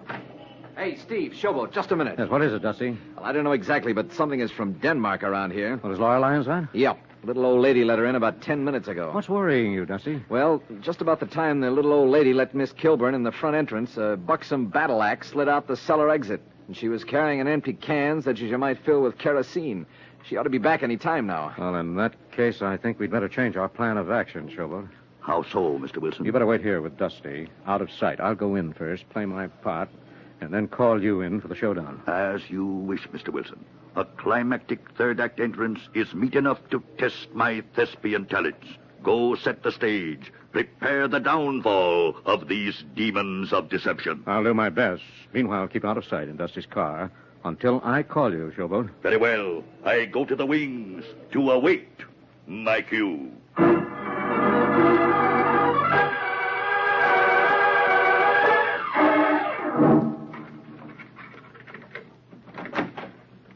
Good afternoon, sir. Good afternoon. I wish to see the lady of the house, Madam Adams. I am Madam Adams, sir. Oh, I beg your pardon, Mrs. Adams. Not at all. Ordinarily, I do not answer the door myself, but my housekeeper has gone to the store for some supplies. I quite understand. And what can I do for you, sir? Well, I'm Stephen Wilson. Hasn't my confidential secretary arrived to acquaint you with the fact that I wish to make a sizable donation to the many worthwhile charities I understand you're sponsoring? Why, no, Mr. Wilson. No one has called all afternoon. No one called on you? No one. Perhaps she was delayed and will arrive later. But no matter, for I think these things are much better discussed between the principals. Don't you think? Yes. In this case, I think I do. Then please come in, Mr. Wilson. Thank you very much. Forgive me for locking the door, Mr. Wilson. I have many valuables, and I understand the police are most lax in this neighborhood, and there are sneak thieves and footpads about. So I hear. Makes one nervous.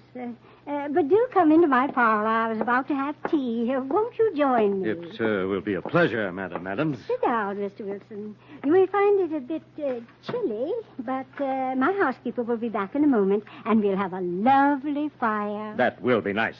You've no idea how cozy a nice fire will make this gloomy old place. I can imagine. Please sit down, Mr. Wilson. You seem restless, preoccupied. Have a cup of tea. No, thank you. Let's get something else settled first. Oh, your charitable contribution. No, where is Miss Kilburn? Miss Kilburn? Yes, my so-called confidential secretary. But I told you she hasn't arrived. And you lied. Otherwise, you wouldn't have known my confidential secretary was a woman. Oh, dear, that was a slip of the tongue, wasn't it, Mr. Wilson? And not the only mistake you made. That weekend bag standing there by the couch belongs to Miss Kilburn. Oh, dear, I'm getting careless in my old age. All right, Mrs. Adams. Let's stop playing games. You apparently know who I am, and I know who you are, and what you're doing in Big Town. Very well, Mr. Wilson of the press. Like all newspaper persons, you're insatiably curious. And I'm frightfully afraid I'm going to have to gratify your wish to see Miss Kilburn. Quit stalling. Where is she? What have you done to her? Merely satisfied her curiosity about a regrettable stain on our landlord's lovely rug there. Stain? Good grief. Yes. Unfortunately, we had a gentleman caller just before Miss Kilburn arrived. What happened? He refused to allow us to muscle in on his charity racket. And Bertha, my impulsive housekeeper, was compelled to knock him cold and overdid it slightly. Killed him? Oh, yes. He's quite dead. Where is Miss Kilburn? Keeping company with Mr. Larson's body. Are you fiendish holes? Just a moment, Mr. Wilson. Sticks and stones will break your bones, and this gun will kill you quite as dead as Mr. Larson. Yes, that's a rather large gun for such a sweet, gentle little old lady. Yes, so your Miss Kilburn said in those very words. What have you done to her? Just taped her up until Bertha gets back. Where is she? Down in the cellar. Go on, Mr. Wilson. Walk out into the hall and down the stairs. It's quite chilly up here. It'll be much warmer down with the furnace.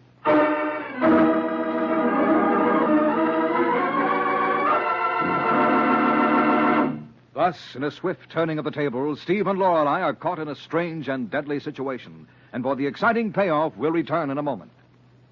Lifebuoy gets skin cleaner. Lifebuoy gets skin cleaner. Lifebuoy, with its purifying ingredient, gets skin cleaner. Stops BO as no other leading soap can. Doctors have proved it. People took daily baths with different soaps. Doctors compared results.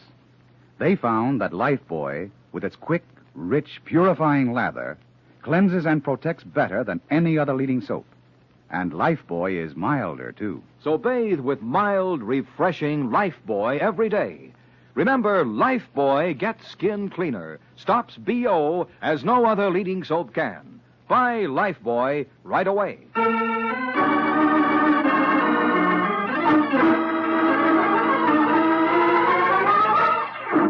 Now back to Big Town and to Steve Wilson and Lorelei, trapped in the basement of an old mansion in the deadly cover-up of the Charity Killers.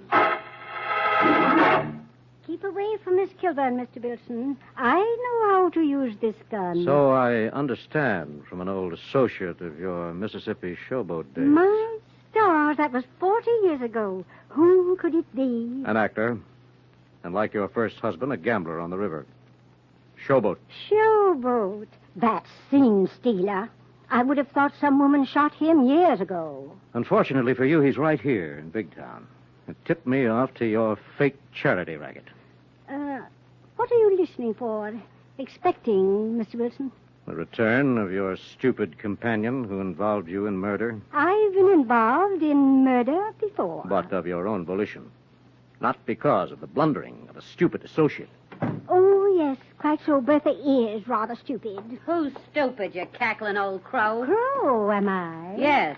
And who's this man and that girl laying over there, taped up like a mummy? Newspaper persons.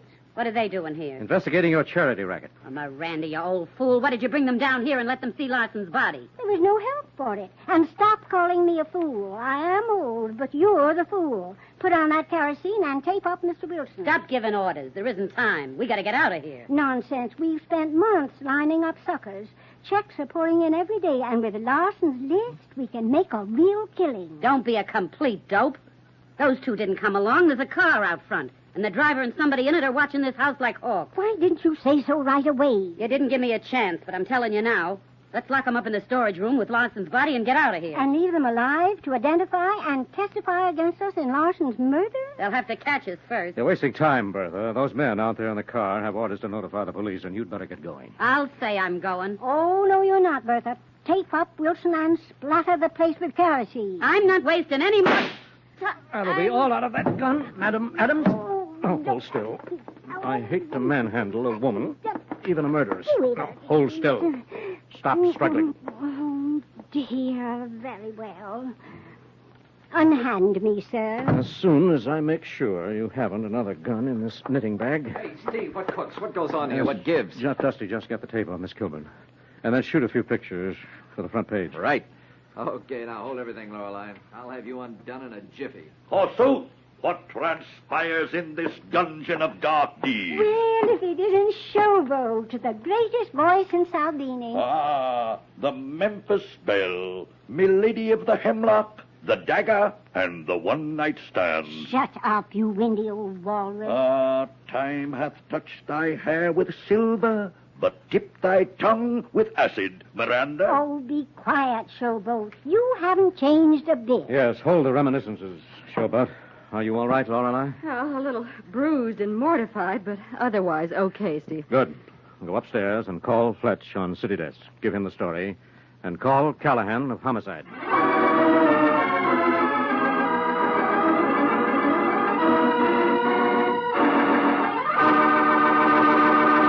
Now, before bringing you the final payoff in tonight's story and the headline news about next week's big town adventure, here are Steve Wilson and Lorelei.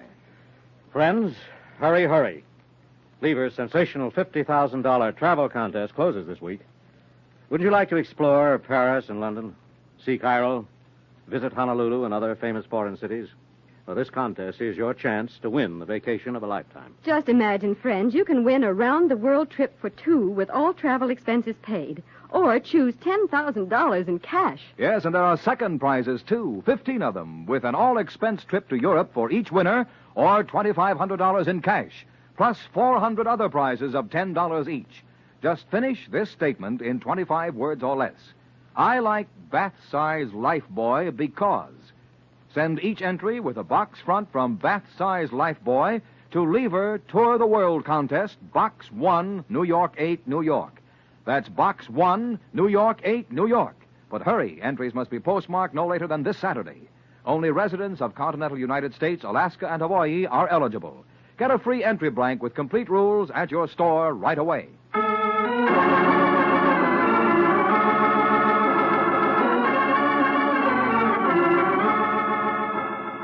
In tonight's big town expose of the fake charity racketeers, the murderess Miranda was tried, convicted, and imprisoned for the rest of her unnatural life.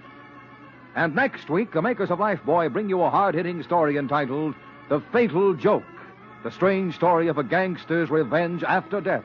Another exciting assignment in the newspaper career of fighting Steve Wilson of Big Town. Don't miss it. In tonight's dramatization, all names, times, and places are fictional. Big Town features Edward Pauley as Steve Wilson, Fran Carlin as Lorelei Kilburn, and was written and produced by Jerry McGill. This is Brotherhood Week. At a time when it is vitally important that all Americans stand united, let us recall the American principles of tolerance and understanding toward one another, and let us practice those principles throughout the year. Next Tuesday night, same time, same station, you'll hear the newsboy calling... Extra hero about it! The story of Steve Wilson and the Fatal Joke, brought to you by the makers of Lifebuoy Health Soap. Extra, extra!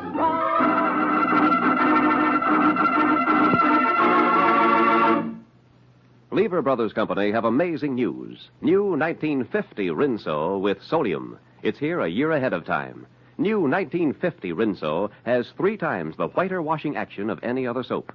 The sensational new washing action of 1950 Rinso gets white clothes whiter than new, washable colors brighter than new, and keeps them whiter, brighter than any other soap.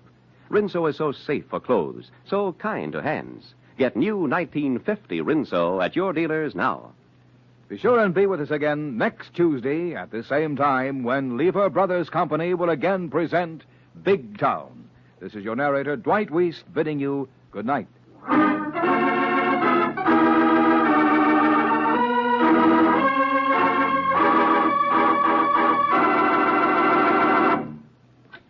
This is NBC, the national broadcasting company. NBC, the national broadcasting company. NBC, the national broadcasting company. NBC, the national broadcasting.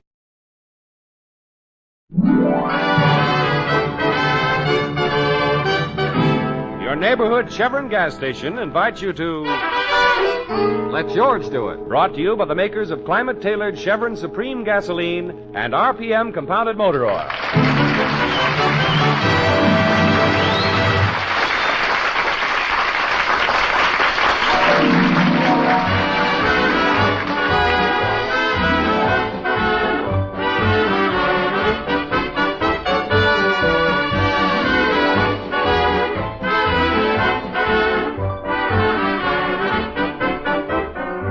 Have a crime that needs solving? Have a dog that needs walking? Have a wife that needs spanking? Let George do it. That's the ad that George Valentine put in the paper when he opened his office several weeks ago. Since then, he's had many strange adventures. Now it's late afternoon. George has just stepped out of the elevator and is limping toward his office. Mr. Valentine, at last. Where have you been? You took an awful long time for lunch, Mr. Valentine. Oh, Sonny, give me your arm. Claire, get me a chair. Why, you're limping. Suffering cats, what's happened to you? Oh, it's my shoe. Help me get it off, will you, Sonny? What's the matter with your shoe? It's got a nail sticking up in it. Ow! Oh. Oh, that's better. Well, why in the world didn't you stop at a repair shop and get it fixed? Well, they'd expect me to take my shoe off, wouldn't they? Naturally. Well, I didn't want to do that. You didn't want to take your shoe off. Why not? Got a hole in my sock. Oh, golly. Here, Sonny, take it downstairs to that shoes repaired while you wait place. Okay. And tell him to be sure and get the nail out. Yes, sir. I will. Oh, my foot's killing me. Well, I'm glad you finally got here. Mr. Spencer's been popping in every few minutes looking for you. Mr. Spencer? You know, that lawyer in the office next door. Oh, sure. What does he want? I don't know, but he kept looking at the clock and asking when I expected you. George, well, it's about time. Oh, come in, Spence. What do you eat for lunch that takes so long? Well, it took me 5 minutes to eat, but an hour to limp back to the office. What happened? Were you in an accident? Well, Oh, never mind. I don't want to hear the details. Unless you were killed and need a lawyer. Sorry to disappoint you, Spence. Look, George, I have a job for you. There's nothing much to it. It's a cinch, and there's $100 in it for you. Yeah? What do I have to do? Well, I have a client. If you don't mind, he prefers to remain anonymous. Oh, that's all right with me. Now, my client has $5,000, and he wants to invest it in Mazuma Limited. It's $50 a share. That means he can buy 100 shares. Uh-huh. Well, where do I come in? You have to buy the stock in your name, and you have to buy it right away. The investment houses don't take orders after 3, and it's 2 now. Oh, well, now, wait a minute, Spence. Hold on. Now, I drew up this paper. Oh, you don't have to worry, George. It's legal. Says the stock is for my client, but that you're buying it for him. Just sign here. Yeah, but, Spence, I don't get it. Why doesn't your client buy it in his own name? Now, never mind. My client has his own reasons. Why don't you buy it? After all, you're his lawyer. I'm just doing what my client told me to do. Well, okay, Spence. It sounds all right. It is. You can take my word for it. Now, here's my personal check, George, for $5,000 made out to you. But snap into it. My client thinks Mazuma may go up. Oh, just leave it to me. Oh, fine, George, fine. See you later. Yeah, what time is it, Claire? It's just 5 after 2. Oh, well, I better be on my way. Mr. Valentine, where are you going? To the Security Exchange Building. But you can't go now. Well, there's an investment firm there called Jellicoe and Bean. Mr. Valentine, Al wait. Melcher's a good friend of mine, and he works there. Be back soon. Will you please wait? What's the matter with you, Claire? Can't go with only one shoe. Oh, forgot about that. Well, where's Sonny? Why doesn't he get back? Now, don't get impatient. Yeah, but it's 5 after 2. Oh, here he is now. Sonny, quick, give me my shoe. I haven't got it, Mr. Valentine. What do you mean you haven't got it? Where is it? It won't be ready for another hour. An hour? Now, Mr. Valentine. But all he had to do was have a nail pulled out. But they're very busy, Mr. Valentine. But their sign says shoes repaired while you wait. Well, you didn't see all the sign. It says shoes repaired while you wait. And wait and wait and wait. Oh, then I'll have to go with a nail in my shoe. Now, go get it. Mr. Valentine, you can't do that. But, Claire, you heard Spencer. Jellicoe and Bean won't take an order after 3. Then why don't you phone him? That's a wonderful idea. Get him on the phone. All right. And I'll talk to Al Melcher. An hour to get a nail out of my shoe. I'm sorry, Mr. Valentine. Mr. Melcher, please. Why didn't you use their pliers and pull it out yourself? I didn't think of that. George Valentine calling. Just a minute, please. Here he is, Mr. Valentine. Oh, thanks. Hello, Al. Hello, George. Say, what's Mazuma Limited selling for? 50. Oh, fine. I want 100 shares. Why, have you got a tip? Is it going up? Ah, never mind. Now, listen, Al. I want to buy that stock right away, but I can't get over to your place for a little while yet. Well, why can't you? Because I got a nail in my shoe. You've got what? Well, can you put the shares aside for me? Well, now, George, you know I can't do that. It wouldn't be legal. I've got to have the money on the line. Oh, but Al, I told you Oh, wait a minute. Can you put the shares aside if I send the money over with my office boy? Well, certainly, of course. But send him over before 3. He's on his way now. Thanks a lot. Thank you, George. Bye. So long. Sonny. Mr. Valentine, do you think it's wise? Oh, it's safe enough. It's a check, not cash. Sonny, do you know where the Security Exchange building is located? Oh, yeah, I've been there lots of times. Good, good. Now go over there right away. Go to Jellicoe and Bean. Jellicoe and Bean? Uh-huh, that's right. See Al Melcher. He'll take care of you. Now, here's the check. Jellicoe and Bean. That's kind of a hard name to remember. Now, Sonny, it's simple. Jellicoe and Bean. Think of Jelly Bean. Jellicoe and Bean, Jelly Bean. Hey, that is simple. Of course. Now get going. Okay, Mr. Valentine. Jellicoe and Bean, Jelly Bean. Oh, and pick up my shoe on your way back. Yeah, I will. Jellicoe and Bean, Jelly Bean, Jelly Bean.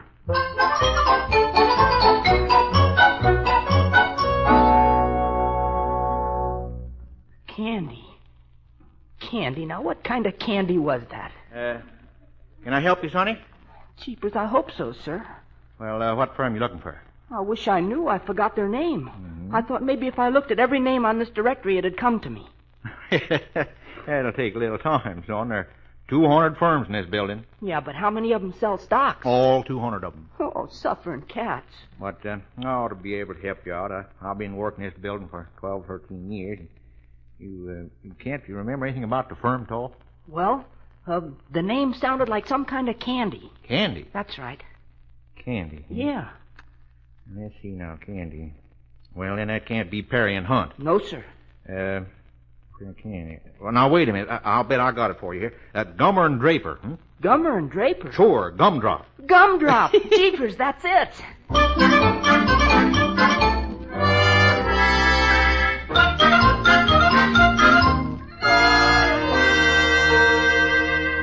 What time is it now, Claire? 5 minutes to 3. Oh, I wish Sonny'd get back with my shoe.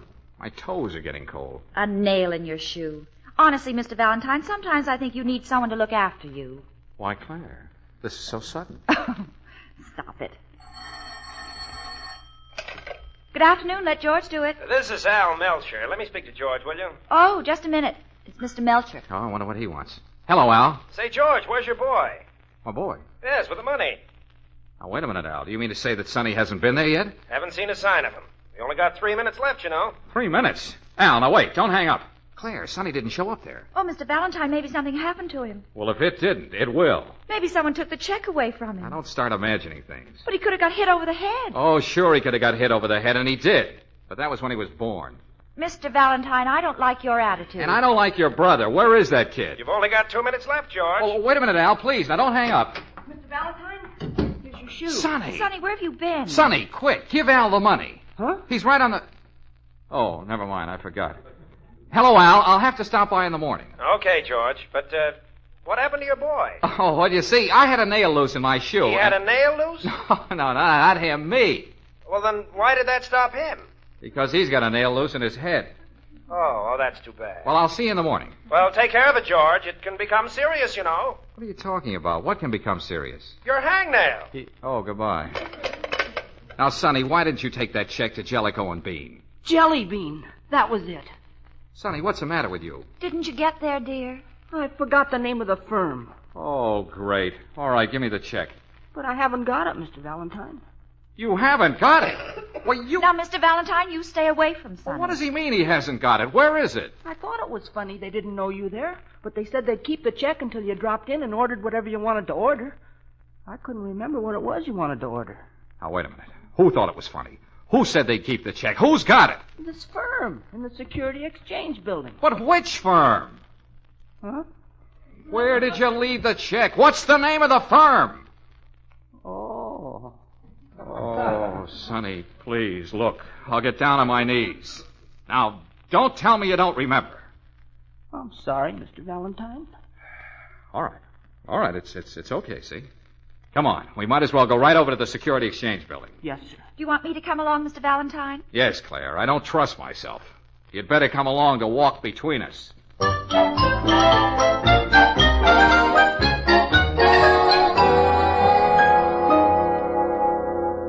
Well, just don't stand there, Sonny. Start looking over the names on the directory. Yes, sir. Can't you give us a clue? Well, it's too bad that elevator starter went off duty. I bet he'd remember. Oh, sure, of course. Everybody'd remember, except you. I know it sounds like candy. That's why I was so positive I had the right one. Well, what about Marshmallows? Marshmallows.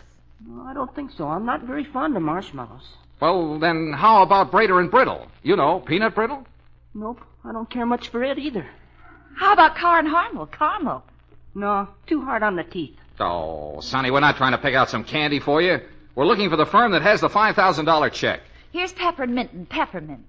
No, I'm pretty sure that's not it. Come on, Claire, we're just wasting time. Every name in this directory can be made to sound like candy. Then what are we going to do? Well, we'll go to every office if we have to. We'll start at the bottom and work our way up. Why don't we start at the top and work our way down?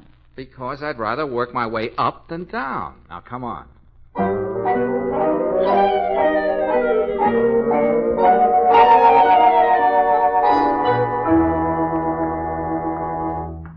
Now, Sonny, how about this office? Gummer and Draper. Oh, no, that doesn't sound like candy. Oh. Well, here's Perry and Hunt. I can't make any candy out of it, but let's try it anyway. Yes, sir. Can I do anything for you? Oh, look, this'll sound a little silly, but did this boy leave a $5,000 check here? He certainly did not, and it doesn't sound silly. Oh, well, he left it somewhere.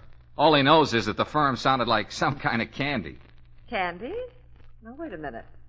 Why don't you try Gummer and Draper next door? Gummer and Draper? Yes, everybody in the building calls them Gumdrop. Hey, that's it. Gumdrop.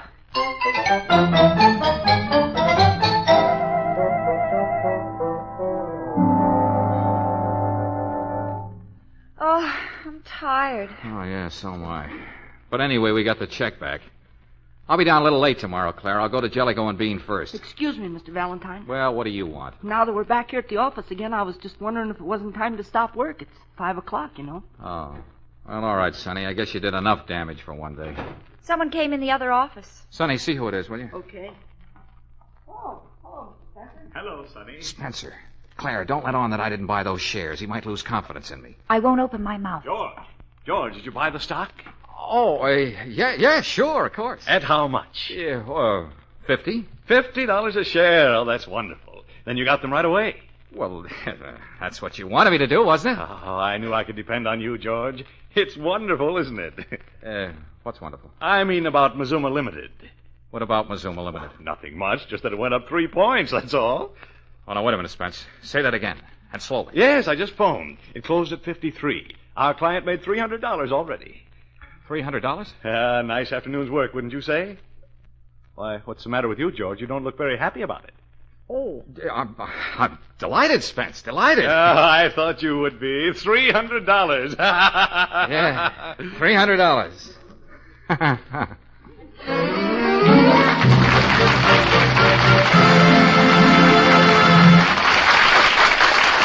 Well, while George is trying to figure out how to raise $300, here's something for you to think about. It's always nice to know the man you're doing business with. So in case some of you still haven't gotten acquainted with a Chevron dealer, here's the kind of fellow he is. The man who stands behind the Chevron gas station sign is a chap with the good sense and hustle that it takes to run a business of his own. He's a likable sort, smiling and friendly, because, frankly, he knows it's good business to get along with folks. His customers find him accommodating for the same reason. They find him mighty handy with their cars, too. He proves that by carrying Chevron Supreme gasoline and RPM motor oil, because he knows they're tops for performance. He proves he's a good businessman by honoring Chevron credit cards. He knows they're an extra convenience for motorists. Yes, on all counts, the neighborhood Chevron dealer is a good man to know. Why not drop in this weekend at the Chevron gas station in your neighborhood?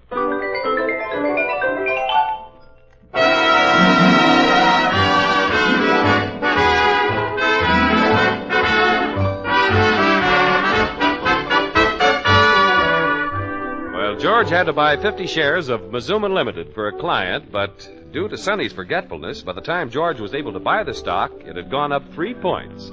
Now it's the next morning. Claire and George are in the bank, waiting in line. After trying so hard to save money, after slaving to earn it, now I've got to draw it out. I feel awful about this, Mr. Valentine. $300. I feel responsible for the whole thing. Oh, well, that's all right, Claire. What's $300 to me? Have I got that much in here? Oh, yes, you have more than that. Wish this line would hurry up. I want to draw out the money and get it over with. Mr. Valentine, Sonny and I will pay you back someday. Yeah, someday. $53 a share. Oh, Claire, I just had a terrible thought. What is it? You don't suppose it's gone up again? Oh, no, it couldn't have. Oh, not so soon. After all, it's still morning. Yeah, but they tell me that when there's been heavy trading the day before, it sometimes opens at a higher figure. Oh, don't even think of such a thing. Mr. Valentine, that man ahead of you has a morning paper. Oh, I don't want to see it. Let's just forget about the whole thing. Let's just... Oh, well, pardon me, sir. Yeah? Mind if I borrow your paper for a minute? Oh, sure. Help yourself. Oh, thanks. Now, let's see. Where is it? Mazuma Limited. Mazuma Limited? Is that a hot tip, buddy? Oh, no. Skip it, please. Mazuma. Oh, Claire. What is it? It opened at 55. 55? That means $500. Claire, have I got $500? Oh, gosh, you're next, Mr. Valentine. Good morning, Mr. Valentine. Oh, good morning. Well, drawing some money out this morning? Look, Mr. Stevens, how much have I got in my savings? Well, let's see. You've got $503, sir.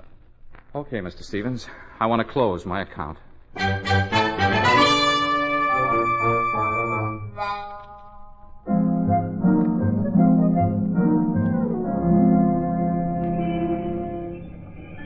Taxi! But why call a cab when your car is just down the street? We haven't time to get my car. I want to get down there while I still have enough money to buy those shares. Hey, taxi! Oh, here's a cab pulling up. He's letting someone out here. Good. Grab it. Keep the change, driver. Wait a minute, driver. Well, George, good morning. Oh, hello, Spence. I just came down to do my banking. Well, we'll take your cab if you don't mind. Get in. Wonderful news, isn't it, George? You mean about Mazuma Limited? Oh, then you heard. Say, we should have taken my client's tip and bought some ourselves. Yeah, I guess so. Pretty good opening at 55. 55? You're behind times, George. Why? What do you mean? Spence, please, tell me. Well, since you bought it at 50, Mazuma has gone up 15 points, that's all. 15 points? And it may go up even more. He's made $1,500 already. Claire, $1,500. Oh, Mr. Valentine. Well, I'd better take care of my banking. See you at the office. Claire, get out of that cab. Let it go. Are we going to take your car, Mr. Valentine? Yeah. Take it down and hock it. Oh,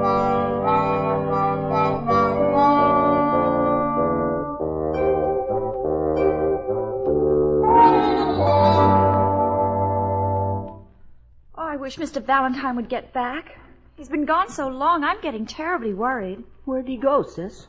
Try and get a loan on his car. Oh. Claire, do you think maybe I'm a little bit to blame? Well, maybe a little bit, dear. Yeah, I guess so. Mazuma went up to 65. 65? Maybe I better leave before Mr. Valentine gets back. You stay right here, Sonny. Stay in the other office, Sonny. Yeah, that's a real good idea. Mr. Valentine. Oh, hello. Mr. Valentine, you look awful. I raised $1,000. Well, that's fine, isn't it? $700 on my car, and then I sold a few things. What few things? What did you sell? Oh, what difference does it make? Why? What do you mean? Didn't you buy the shares? It went up again before I got there. Oh, no. I tried to get Al to take what money I had and sell them to me. I promised him I'd raise the rest some way, but, well, it's against the law. Oh. I don't want to do anything against the law. Oh, no, of course not. Know any banks I can break into? Mr. Valentine, it can't be that bad. Now, come on, sit down. You must be tired. Yeah. I went for a walk. Well, that's a good idea. Down by the river. Mr. Valentine. It's still there. Please, will you listen to me? I have a suggestion. It's the only way out. Of course, I realize it may be a little difficult, but it's the best way to handle this. You mean the river? Oh, of course not. Mr. Valentine, go next door to Mr. Spencer's office and tell him the whole story. Believe me, it's the best thing to do. Yeah, well, maybe you're right, Claire. But how am I going to break it to him? Where will I start? With the nail in your shoe. Oh, yeah. Okay, Claire, I'll do it. I'll say, you see, Spence, I had a nail in my shoe.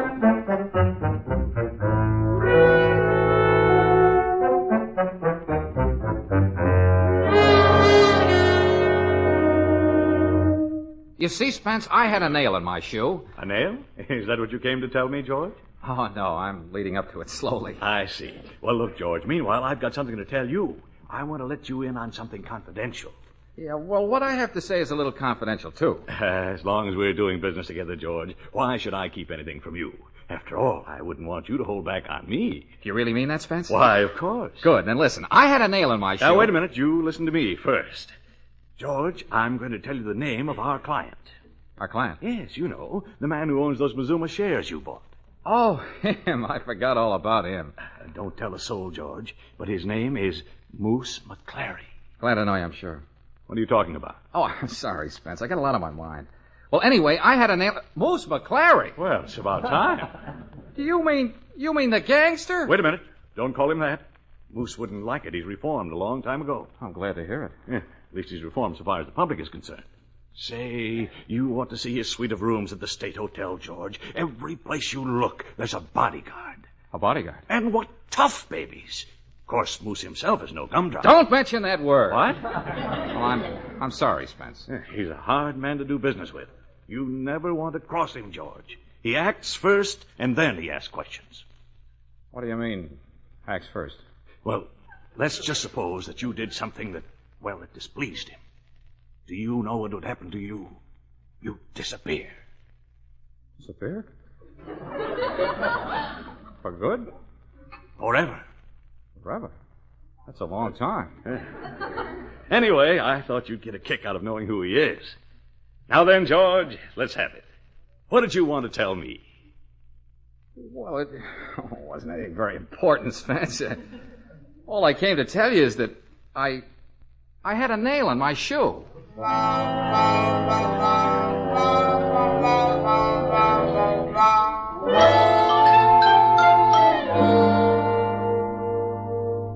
But, Mr. Valentine, you went there to tell him the truth. Why didn't you go through with it? After he told me our client is Moose McClary? Claire, don't you like me? Of course I like you. Just for the record, I like you very much. But what's that got to do with it? Claire, because of me, the Moose lost $1,500, maybe more by now. You think he's the type that'll say, oh, that's all right, just forget it. Just tell this Moose person that you'll make it up to him. Tell him it may take a little time, but that eventually you'll pay him back. Oh, I can just see myself saying that. Clary's about 6'5". He has hands as big as that desk, and a bodyguard for every finger. Well, then don't face him. Put it in a letter. A letter? Yes, why not? Hey, a letter. And you could enclose the money in the letter, and then you can... Leave town. Now, Mr. Valentine. Okay. It's the only way out, I guess. I'll tell him that I'll work for him for the rest of my life, which may not be for very long. Take a letter, Claire. Hey, you can't do that. Sonny, what's the matter? Say, what's going on out there? Mr. Valentine, quick. Some men came in and they're moving out all our furniture. Oh. Well, it's all right, Sonny. Don't try to stop. But, Mr. Valentine, why not? Remember I told you I sold a few things? Our office furniture? Well, what's the difference? I won't be able to stay in business anyway. Come on, Claire, take a letter. Jeepers. Okay, boys. This stuff goes to... Take it right on the typewriter. All right, Mr. Valentine. Sorry, lady. We gotta have that desk. Mr. Moose McClary, State Hotel. Sorry, lady. My typewriter. Take it in longhand. Here's my pen. Oh, all right. Oh, sorry, lady. We gotta have that chair. Mr. Valentine. Sit on the floor. Oh, golly. All right, go ahead, Mr. Valentine. Dear Mr. Moose, this may come as a shock to you.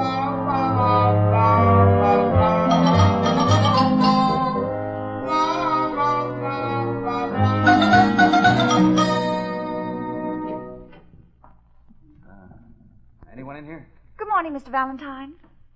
Anyone waiting for me? Were you expecting someone, Mr. Valentine? Well, just the Moose and a few of his bodyguards. Nobody's here but us. Oh, okay, then I'm safe for a few minutes. Then you mailed the letter? Yeah, last night. I addressed it and mailed it myself. He should have it by now. Why don't you sit down, Mr. Valentine? Oh, thanks, sir. Where? Join us on the floor. Yeah. Looks pretty empty in here, doesn't it? Oh, you get used to it. Well, kids, well, it was nice to know you. Now, Mr. Valentine, don't start that. Oh, we might as well face it. Kind of tough to say goodbye. I'm not saying goodbye. No matter what happens, I'm sticking. Oh, Claire. Thanks, Claire. I'm sticking too, Mr. Valentine. Thanks, Sonny. What am I saying? Why should I thank you? Now, Mr. Valentine. Okay. No hard feelings, Sonny. Oh, of course not. I forgive you. Oh, thanks, Sonny. You forgive me. Oh, I'll skip it. George, come on. We've got to get out of town right away. Oh, Spence, then you talked to the moose. You know about it. Don't stop to talk. Come on, let's beat it. Well, now, wait a minute, Spence. He can't blame you. I wrote him that you had nothing to do with it. But he claims I showed poor judgment. You mean in coming to me? Oh, he just carried out his orders, that's all. He wanted to buy 50 shares. How was I to know it would drop? Spence, wait a minute. You mean drop down? Yes, of course. It's down to 40 now. That means it's only worth 4,000. But the moose says he's got to have his 5,000 back. Oh, Spence, that's wonderful. Claire, did you hear that? Oh, Mr. Valentine, I can't believe Jeepers, we ought to go out and celebrate. What's the matter with you people? Didn't you hear me? The stock's only worth 4,000, and the moose wants his 5,000 back. It's all right, Spence. He's got it. I mailed it to him in a letter. Listen, somebody's crazy around here, and I was all right this morning. Oh, you don't understand. You see, I had a nail in my Oh, for shoe. heaven's sakes, George, don't start that. Well, anyway, before I could get around to buying the shares, it started to go up. George, you mean? I took a loan on my car. I sold my furniture, but I still didn't have enough. Then you didn't buy the shares? Oh, that's terrific, George. What a stroke of luck. Sure, he ought to have his money by now. I sent it along with a letter. Letter? What letter? Explaining what happened. I even promised to work for him for the rest of my life. Can you imagine that? George, you didn't. Oh, George, you don't. Now, Spence, I resent that. If you had to get it off your chest, why didn't you come to me? But to put a thing like that in black and white and send it to the moose. Why, don't you realize he'll hold it over your head? What do you mean? Listen, George, he's just the kind of guy who'll take you at your word. He'll make you work for him the rest of your life. Suffering cats. Oh, great. But, Spence, I returned his money. Sure you did, and he'll take it. But he'll claim the letter proves that you double-crossed him. I tell you, he'll use it for all it's worth. He can't do that. Maybe you'd better get out of town after all. Of course, someday he'll catch up with you, but you may get away for a couple of hours. Good morning, folks. Here's your mail. Oh, good morning. Are you folks moving? Well, one of us is. Better give me your forwarding address, Mr. Valentine, so things can catch up with you. Oh, no, you don't. I don't want anything to catch up with me. Oh, by the way, this letter came back stamped no such firm. Oh, well. The letter. Claire, Spence, it's the letter. Oh, Mr. Valentine, are you sure? Is it the one you sent to the moose? Yeah, sure, of course. Hey, look.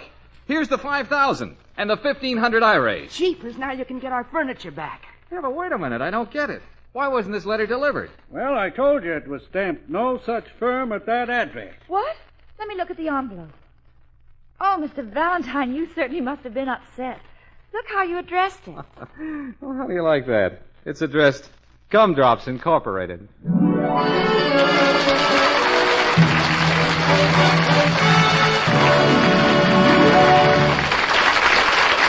George will be back in a moment. Meanwhile, out here in the West, we have a tradition of neighborliness. I guess we couldn't have grown so fast if Westerners weren't the kind of folks who are always glad to help one another. And if you'd like to see that neighborliness in action, just drop in at any Chevron gas station. All those cream, green, and burgundy stations are home-owned, run by local chaps who are making good on their own. That's one reason why your neighborhood Chevron dealer does his best to keep your car in good shape. The best way he can build a thriving business is to build goodwill with neighbors like you. So he's always accommodating, honors your Chevron credit card, gives your car top-quality products like Chevron Supreme gasoline and RPM compounded motor oil. Yes, you're going to like the neighborly way your Chevron dealer does business. Drop in tomorrow and get acquainted.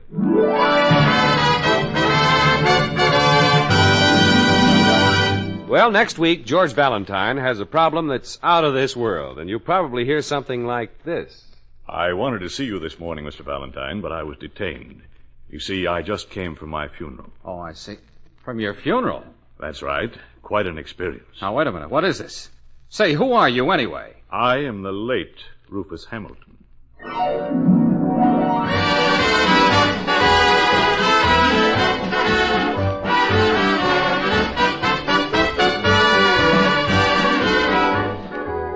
Chevron gas stations all through the West invite you to be with us again next week for another chapter of Let George Do It.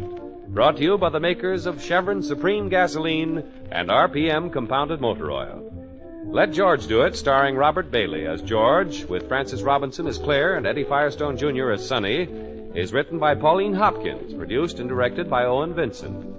Others in the cast were Willard Waterman as Spencer, David Ellis as Al, Rena Craig as the woman, Jess Kirkpatrick as the elevator starter, and Herb Butterfield as the mailman. The music was composed and conducted by Charles Dant. Your announcer, John Heaston. Listen again next week, same time, same station, to Let George Do It.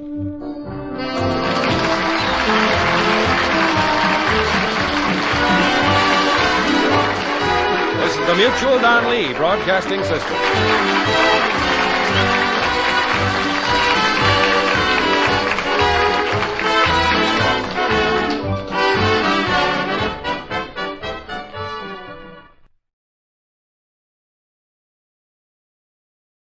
Next, Mr. Chameleon and the Perfect Maid Murder Case.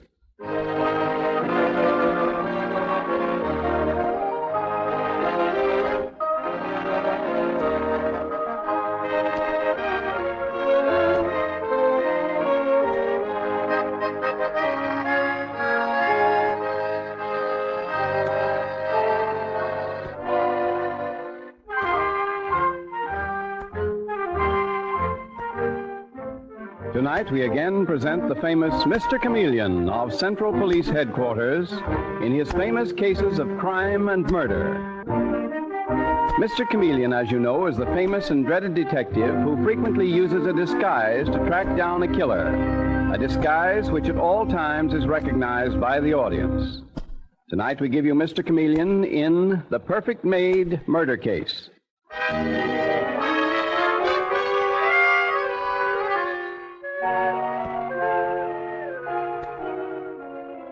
The scene opens in one of New York's most fabulous mansions, the home of Raymond Colby. And we see a young woman about to leave. Her hand is on the knob of the front door when she is interrupted by a maid whom we hear saying the words that lead to a gruesome, fantastic murder.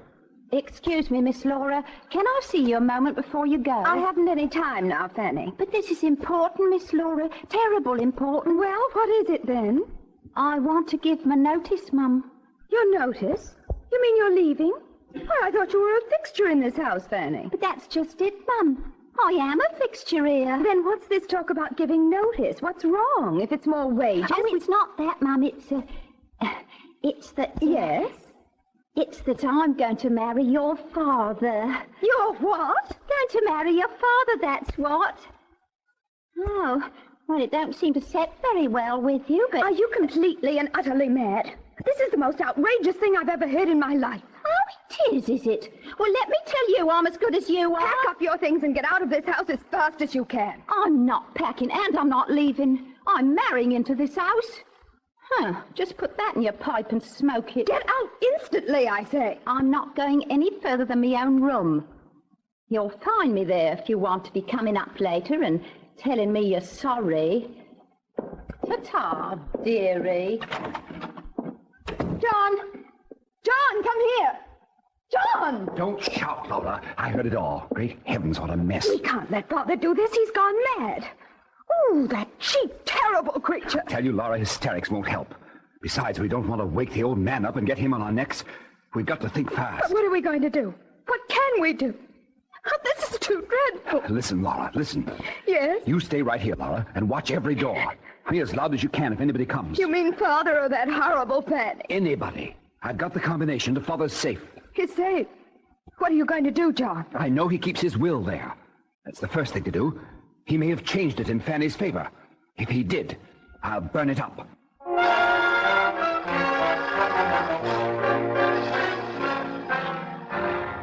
And sometime later, we hear the Commissioner of Police assigning another famous murder case to the astute and feared Mr. Chameleon, the man of many faces and disguises.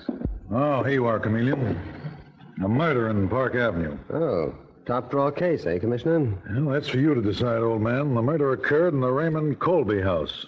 You mean the mysteriously rich Raymond Colby's been killed? No, not Colby himself, Chameleon. A maid in his house. Girl named Fanny Bilkins. Throat slashed open. Better get out there. Righto, Commissioner. I'll take Detective Dave Arnold with me. Oh, here you are, Dave. Yes, sir. You come with me, please. Bye, Commissioner.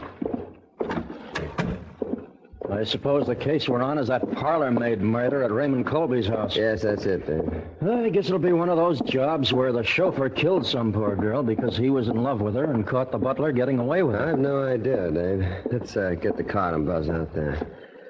Oh, personally, I'd be more interested if old Colby himself was the victim. I hear he's a queer character, the absent-minded professor type. He invented something somewhere that made him fabulously rich.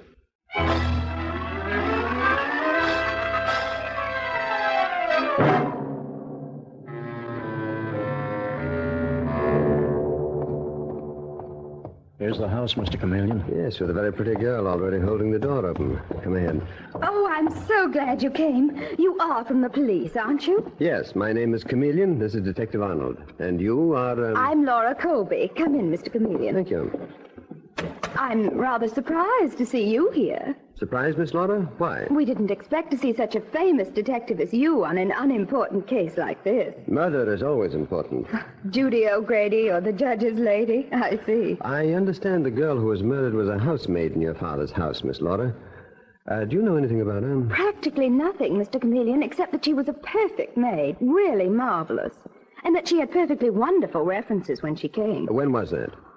Oh, I don't really remember. A couple of years ago. You know how those things are. Who found her body? One of the other help in the house, I suppose. No, as a matter of fact, my father did. He and my brother John, that is. Yes? Well, what actually happened was that one of the other servants, our cook, became annoyed when Fanny didn't turn up to serve breakfast this morning. She thought she'd overslept. But when she knocked on Fanny's door and she didn't answer, she became alarmed and called my father. So he and your brother went up there? And when they opened the door, they found her dead. Father was very much upset, and so was my brother. Odd that the cook didn't open the door herself when she got no answer to her knock. I hadn't thought of that.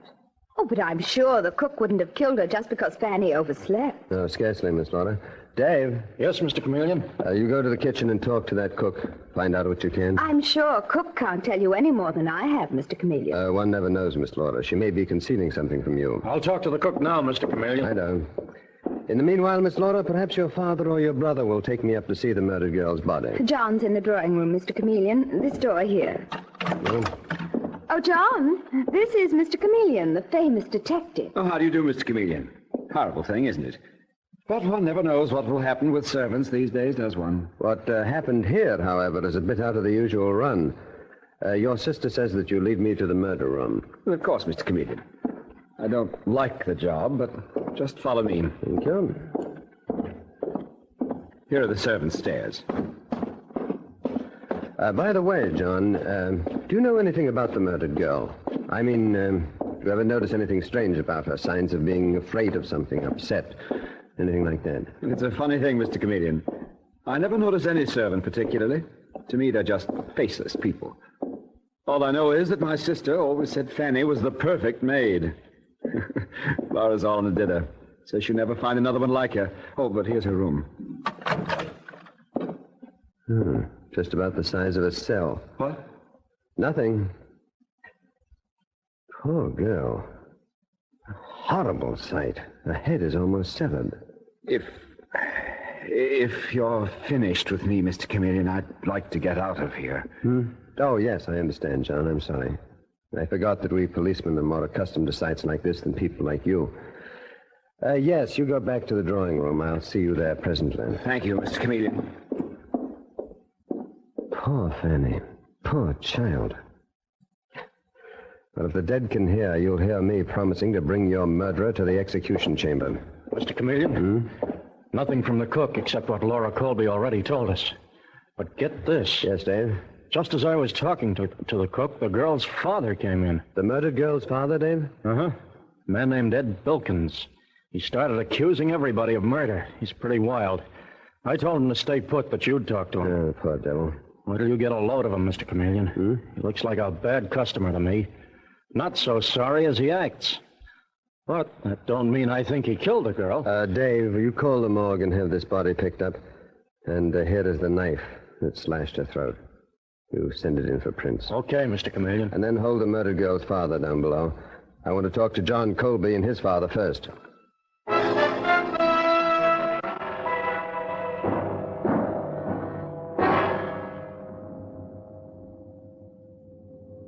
Well, John, feeling a bit more steady now? Forgive me for bringing you back to the murder room. It's all right, Mr. Chameleon. Took a drink and feel better. Well, this is my father, Raymond Colby. Father, this is Mr. Chameleon. Huh? Mr. what? Didn't catch the name. Chameleon of Central Police Headquarters, Mr. Colby. Police headquarters, you say? John, what's a police officer doing here? Investigating the murder of your maid, Fanny Bilkins, Mr. Colby. Oh, to be sure. You know, things slip my memory, sir. And you say your name is... Chameleon, Mr. Colby. Chameleon. Unfortunate thing here, Mr. Canston. Chameleon. Oh, yes, Chameleon. Last thing I ever expected in my house, murder. Just one of the servants. Probably got herself into trouble. Queer lot, servants. Queer lot. Never know about them. But still human, Mr. Colby. They sing and sigh, laugh and weep, feel happiness and sorrow just like you and me. Only probably suffer more. Quite right, quite right. I didn't think policemen thought that way, though. Well, what can I do for you? Tell me any little thing that you might know about the girl who was so inconsiderate as to be murdered in your quiet home. Why do you think, for instance, that she was killed? I've no idea. Never paid any attention to her, no attention at all. My daughter Laura runs the house. You better ask her. I did, and she told me just as little as you and your son John have, Mr. Colby. But I'll... Mr. Chameleon. Yes, Dave? You'd better come downstairs and talk to the man I told you was here. He's got something for you, something plenty hot. What man, Mr. Chameleon? After I see him, I'll tell you, John. He's going to tear this case wide open, John. Wide open. Tear it open, Detective Arnold? That's ridiculous. Never mind, son. I fancy it's someone of Fanny's own class, and that it'll all turn out that a grocer's clerk or delivery boy killed Fanny. Perhaps, Mr. Colby. I'll see you later, Mr. Colby. John, get Laura in here right away. What for, Father? If you don't manage to hold yourself in, you and Laura will find yourselves up on a murder charge. Our Mr. Chameleon's one of the most penetrating men I've ever met. Up to the time you revealed excitement, our story was going down perfectly. Now be careful, my boy. I beg of you. I don't want to see my children convicted of murder.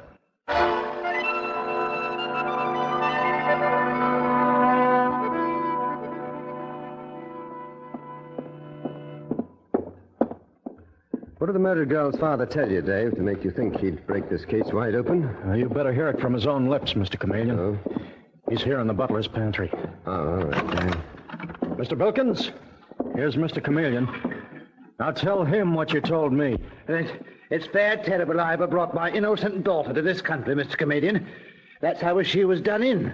What do you mean, Mr. Bilkins? Brought her to this country? Didn't this here busy tell you, Mr. Chameleon? Detective Arnold wanted me to hear the story direct from you, Bilkins. Now, let's have it, please. Fanny and me come from Australia, where we should have stayed. And then she'd never have gone into service in this old duffer's house. Well, I still don't know what you mean, Bilkins. What I'm trying to drive home, sir, is that Fanny wouldn't have got herself engaged to marry the old man. Do you mean to say that your daughter, Fanny, was going to marry Raymond Colby? I'm not lying when I say it, Mr. Chameleon. I warned her proper about marrying out of her class. But Fanny had got American ideas into her head quick. Wouldn't listen to her father. And it all wound up in her being killed. Butchered like an animal. Are you certain that your daughter was going to marry this fabulously rich man? Look here. Here's your wedding license, Mr. Chameleon. She gave it to me, saying Mr. Colby didn't want it round the house, feared his son or daughter might find it. But they must have caught on some other way, sir. And that's why they killed her. Dave, this is astounding. This license is genuine. Fanny Bilkins, age 24, Raymond Colby, 56. It's on the up all right, Mr. Chameleon. I had it checked myself. I'm taking the blame for Fanny's murder on myself, Mr. Chameleon. I'm her father. I should have given her a good thumping and made her leave this house. The likes of her thinking of marrying the likes of him. I always say that everyone stay in his own class. Mr. Bilkins, come with me. Where to, sir? Upstairs to the drawing room, where I think we'll find Mr. Colby and his son, John. Don't make me face him now, Mr. Chameleon. I can't face my daughter's dirty murderers. I can't do it, sir. I can't. I understand, Bilkins. You wait here, then.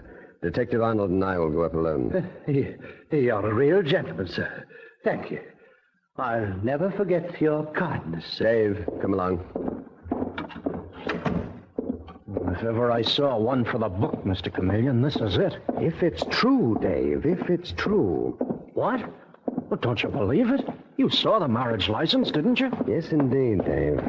And I also saw the shifty look in the bereaved Mr. Bilkins' eyes. If I were looking for a babysitter, and it wouldn't be Bilkins. Oh, here's the drawing room now. I expected to find your father and brother here. They're in Father's study, Mr. Chameleon. I've just talked to your murdered maid's father. So they have fathers, too. Just as you and I, Laura. But tell me. Yes. When was your father, Raymond Colby, going to marry Fanny Bilkins? Oh, I didn't realize detectives on duty kidded people, Mr. Chameleon. Then you didn't know? Know what? You know what. Answer the question. If you expect me to answer a ridiculous question like that, Mr. Chameleon... Are you serious? Imagine Father marrying a housemaid. It's too silly. At the door to the study, Laura? Why, yes. I'll tell Father you want to see him. Don't trouble, thank you. I'll go in alone.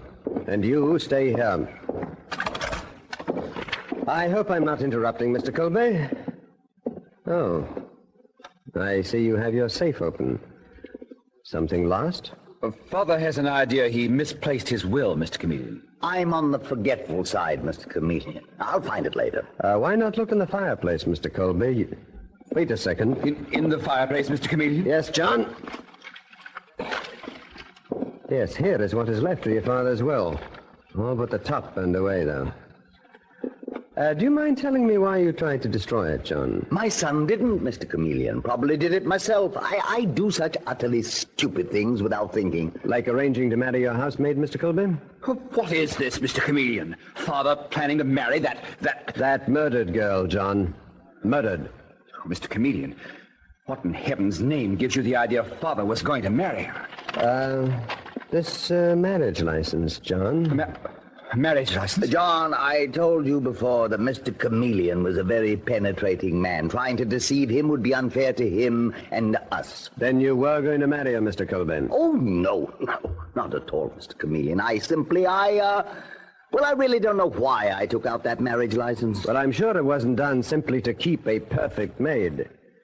Come, Mr. Colby, don't you think it's time to stop trying to protect your children? Why should he try to protect Laura and me, Mr. Chameleon? We didn't kill that girl. In my entire experience, I've never met with a clearer motive for murder. Never. Dave? Right here, Mr. Chameleon. Oh. What do we do, arrest John and Laura? No, not now, Dave. Bring the murdered girl's father in here immediately, and then we'll... That's what I came up here to tell you, Mr. Chameleon. Bilkins slipped out of the house while I went into the kitchen to get a drink of water. What? I sent out a general alarm for him. Have this house guarded, Dave. And get this straight, Mr. Colby. If either your son or daughter attempts to leave here, they'll be taken in on suspicion of willful murder.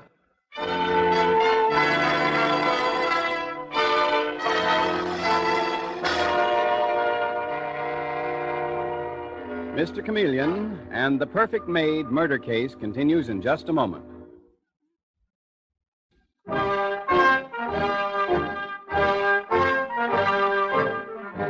And now back to Mr. Chameleon and the Perfect Maid murder case. Fanny Bilkins has been viciously murdered in the home of wealthy Raymond Colby, where she worked as a housemaid. Mr. Chameleon has discovered that Colby had planned to marry Fanny in spite of the bitter protests of his son John and his daughter Laura. During the investigation, the murdered girl's father, Edward Bilkins, has disappeared from the Colby home. But an hour later, when Mr. Chameleon impatiently paces his office at headquarters, he suddenly finds that no general alarm is required to bring in Bilkins. For a strange surprise awaits him as Detective Dave Arnold rushes into his office saying, Mr. Chameleon, they just brought in Fanny Bilkins' father in an ambulance. In an ambulance, Dave? He's got a knife cut straight down his left cheek. Didn't miss his throat by half an inch. But the ambulance doc patched him up on the way in, and now he's squawking loud to see you. He says... Get him in here, Dave. Come in, Bilkins. Bilkins, what happened? Who tried to get you? Now get down to the point without wasting words. Very good, sir. But it was a near one. Not satisfied with cruelly murdering my daughter, Fanny. Who? Raymond Colby. I mean his son, John.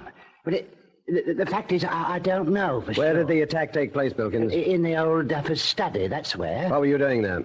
Nothing, sir, nothing. Just nosing around. It won't do, Bilkins. Out with it. Mr. Chameleon, here's a bag the boys took off Bilkins on the way in. Give it to me, Mr. Copper. I never seen it before. Fanny gave it to me. Looks like about $500,000 in jewels, Bilkins. And they look familiar. Very familiar. But I don't know anything about them. Dave, put Bilkins on detention. I got the answer to this case. Look here, Chameleon, I got rights. Those jewels were planted on me. Come along, Bilkins. Killed your own daughter, did you? I'll be right back, Mr. Chameleon. Right on. Hello? Mr. Chameleon, this is John Colby. Yes? Most of my dead mother's jewelry has been stolen. Who discovered the loss, John? Our butler did. Caught the robber in the act, but he got away. Can you come out here right away? Not just now, John. You said only part of your mother's jewelry was stolen? The butler came in the room just in time to save the rest. I have got the stolen jewels, John. And the robber, too. You've got the jewels and the robber both? I'm pretty positive I have, John. But I want to make sure before I definitely charge the man that we're holding. Well, what do you mean, Mr. Chameleon? Instead of coming myself, John, I'm going to send one of our expert jewel men out there. And he'll bring the jewels I have here out, too, for identification. I wish you'd come yourself, Mr. Chameleon, instead of... What's that, Father? All right, I'll ask Mr. Chameleon. Sorry, Mr. Chameleon, but Father suggests... Yes? Father's worried about anybody coming but you, Mr. Chameleon. So is my sister, Laura. Can't you come yourself? I'm sorry, I'm not a jewel expert. I'm sending our head man, Pierre-Antoine, out right away. And then I'll follow later. Goodbye, John. What's all that about, Mr. Chameleon? Are you going out to Colby's in disguise? Right you are, Dave. Disguised as Pierre-Antoine, the police department's chief man on jewels. Now, you will come with me. And the instant we get there and you introduce me, arrest John and Laura Colby on my orders. Well, orders are orders, but I don't get you, Mr. Chameleon. Why not pinch them and be done with it? Because I need the evidence I think their father, Raymond Colby, will give me, Dave.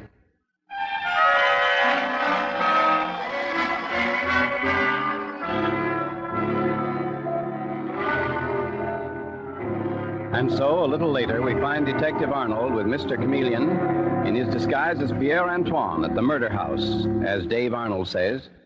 Evening, everybody. This gentleman is the police department's jewel expert. Mr. Chameleon sent him out. Pierre-Antoine at your service. You, Mr. Raymond Colby, monsieur? Yes, Mr. Antoine. This is my daughter, Laura. Mademoiselle. How do you do? And my son, John. Monsieur Jean.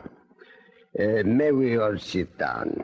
Or perhaps you, Mademoiselle Laura, will be so kind as to bring the remaining jewels from the robbery for me to see? Sorry, Monsieur Antoine, but Mr. Chameleon ordered me to arrest this lady and her brother and bring them back to headquarters. That is absurd, Detective Arnold. Surely Mr. Chameleon is making a mistake. Mr. Chameleon is a fool. We won't go, Laura. Detective Arnold can't arrest us without a warrant. Here's the warrant, John. Better come quietly. John, you can only cause yourself and Laura trouble by not going with Detective Arnold. But, Father... You've got the right idea, Mr. Colby. Now, come on, John and Laura. No point getting tough about it. My compliment to Mr. Chameleon, Detective Arnold. And be good enough to express my opinion that he is making a most stupid blunder. Arresting two such charming young people. Stupid or not, I'm taking them, Monsieur Antoine. Good night. Good night. Oh, a dreadful contretemps, Monsieur Colby. I thought better of that Chameleon. But there is your police mind. Mr. Antoine, did you bring the jewels recovered from the man who robbed my safe? In this very bag, Monsieur Colby. The robber was the father of the housemaid murdered here today. Your fiancée, I'm told. Hand over those jewels, Chameleon. What? Shut up, Chameleon. I'm doing the talking now. Give me that bag, quick. They're the only evidence you've got that I killed that infernal housemaid, Fanny Bilkins. Now, let's have them. When I take you in, Raymond Colby, it'll be for 2 murders. But, anyway, here are the jewels. You're not taking me in. No? By the time they find your body, Chameleon, I'll be out of the country. Got any last wishes, cop? Mm-hmm. I'd like to tell you how I caught up with you, Raymond Colby. I'm interested, but hold your gab to 3 minutes. Through a careful study of police records extending from New York to Sydney, Australia. You murdered the woman who owned those jewels, Lady Ashton Burl, in Australia 5 years ago. That's past history, Chameleon, but suppose I did. The one living man who knew you did was your murdered housemaid's father, a petty criminal named Ed Bilkins. And he followed you here, forced you to hire his daughter Fanny as a maid in your house, and then blackmailed you into a promise to marry her with your mysteriously and criminally acquired wealth. Anything else, Chameleon? You've got 30 seconds left. Only this, Raymond. Don't move, Colby. You hear me, Colby? I said don't move. That's odd. He doesn't answer. Colby? What?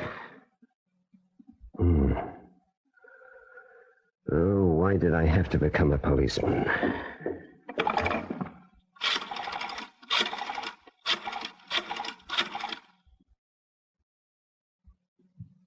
Police headquarters?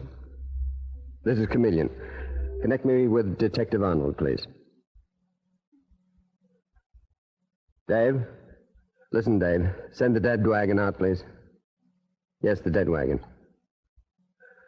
Well, I'm afraid I killed a man. Yes, the murder of Fanny Bilkins. I hit a fatal spot by mistake. I know, Dave, it's all in the line of duty, but still...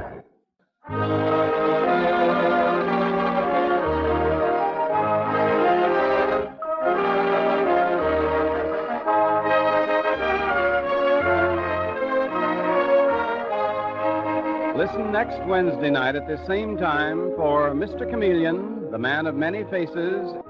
The part of Mr. Chameleon is played by Carl Swenson, with dialogue by Frank Hummert from the original story by Frank and Ann Hummert. Music directed by Victor Arden. The members of our cast join with our sponsors in wishing all their listeners a Merry Christmas. Your announcer is Howard Claney.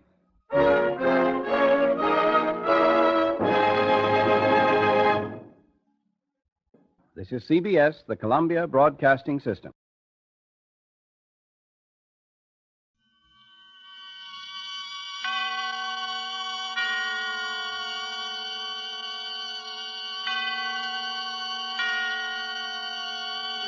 Suspense.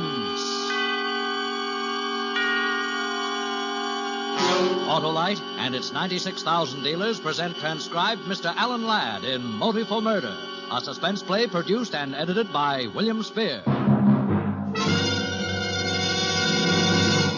Remingchester, you look like a badly battered battery. A sorry sight indeed for an Autolite Stay Full battery man like me. Wilcox, I've just returned from a safari.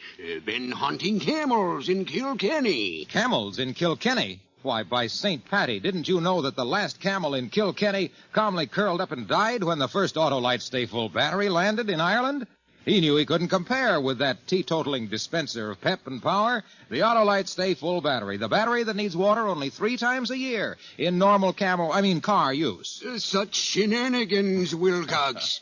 Remingchester, Autolite Stay Full batteries give 70% longer average life than batteries without Stay Full features. And that's proven by tests conducted according to SAE life cycle standards. By the Blarney Stone. And furthermore, Autolite Stay Full batteries have 3 times as much liquid reserve above the plates as batteries without Stay Full features. That's why they need water only 3 times a year in normal car use. Say no more, Wilcox. One thing more. You're always right with Autolite. And now, with Motive for Murder and the performance of Alan Ladd, Autolite hopes once again to keep you in suspense. Irish, you'd ask me? How is a guy a cop? You make with magnifying glass and bloodhounds? You make with facts, I'd tell him. You start with something you know for sure. Yeah, you make with facts. But when you're a cop and you've got all the facts, what do you do when they're going to arrest your own wife for murder? Even the reporters were nice. They didn't try to steal a picture of Mary, though there were plenty of them around. But I knew what they were thinking about. The little guy with the mustache sitting in my chair wearing a knife between his ribs. And about Mary, my wife. lying over on the Davenport with a bourbon breath could use for a cutting torch. Jock Dewson was handling it. My pal for 8 years. He was doing what he could for a brother officer and a friend.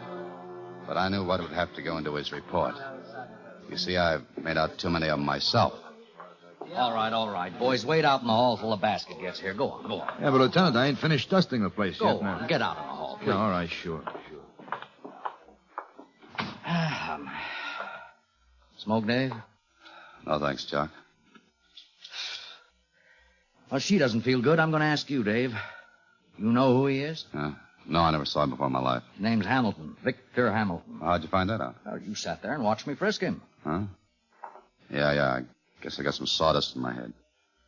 Seen a lot of dead guys, but not in my own place. Well, I just thought you might have known him, Dave, that's all. Funny you don't know the guy. Oh, look, Dave, I'm sorry it's your wife. Yeah, everybody's sorry. I can foul up the routine for an hour or two, maybe, but those guys from the DA's I know. You're thinking of Second Avenue stuff. Spilled whiskey, broken glass, smear lipstick on dead man's cheek. She didn't kill him, Jock. Irish. Oh. Irish. I feel funny. She's awake now. Oh. Hello, Angel.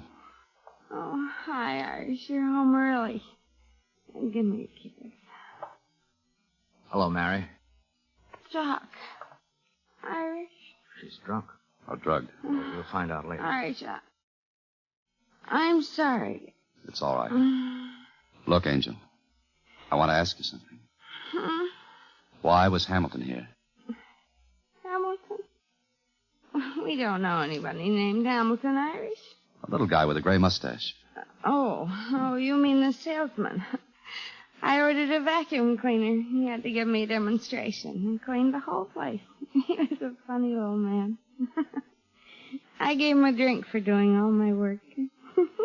Then what, honey? And then I felt this hurt in my head, and I saw you and Jack. I don't feel right, Irish. Baby, that set of knives in the kitchen. Did you use the chef's knife for anything? No.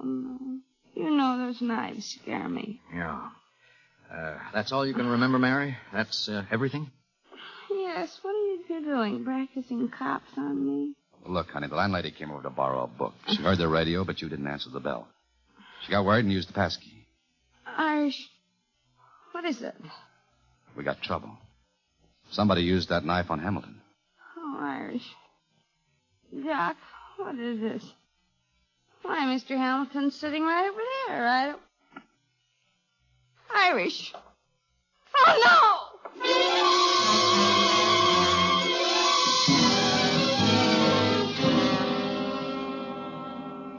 Well, Dave, medic says that bruise on Mary's head is something she could have done on a chair arm or a door. Skin isn't broken. The swelling doesn't amount to much.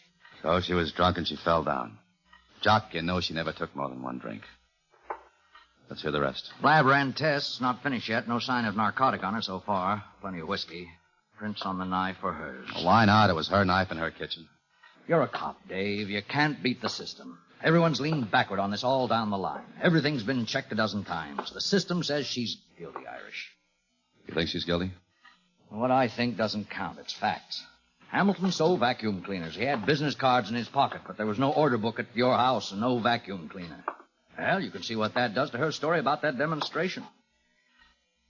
You better send a lawyer down to Harbor Precinct. Not yet. I want to dig myself. I know what you're thinking. She was slugged or drugged or both. And there was a third party. That's right. There was a third party. He slugged Mary and shoved that knife in Hamilton. Then he poured whiskey down Mary's throat and painted lipstick on Hamilton's cheek. There has to be a third party. Dave, I know you're trying, but you can't disregard what we found. Look, I've been a cop a long time, Jock. I know a woman will shoot a man or stab him or poison him and then stand there and scream what a louse he is. But a man did this job, and I'm going to find him. We gave the neighborhood and the house the works, and we came up empty, Irish. Then you didn't look hard enough. I'm going to go take a look. Wait a minute, Dave. I can't put you on this. The newspapers would crucify you. Because she's my wife? Because I might want to destroy evidence? Something like that. All right, here's the badge. I wouldn't want to get the department any bad publicity. Now, Dave, please. David X. Murphy. Detective. 2nd grade. It says I'm a part of the system. A cop. Give it to the commissioner with my regards. Oh, no, wait. Here. Take this back, Irish. As far as I'm concerned, you're hunting the gunsel that knocked off those service stations. How could you ask questions without a badge, huh? Thanks, Jock. Thanks a lot. If there is a third party, find him, Dave. Find him. There is. And I'll find him.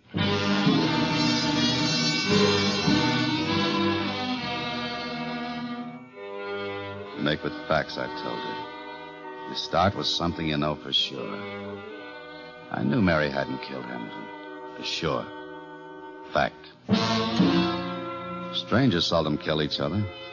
99 times out of 100, the killer knows the victim. Fact. Hamilton had been stabbed at my house where he came to demonstrate a vacuum cleaner. The vacuum cleaner wasn't in my house. Hamilton had been killed for that vacuum cleaner. Fact.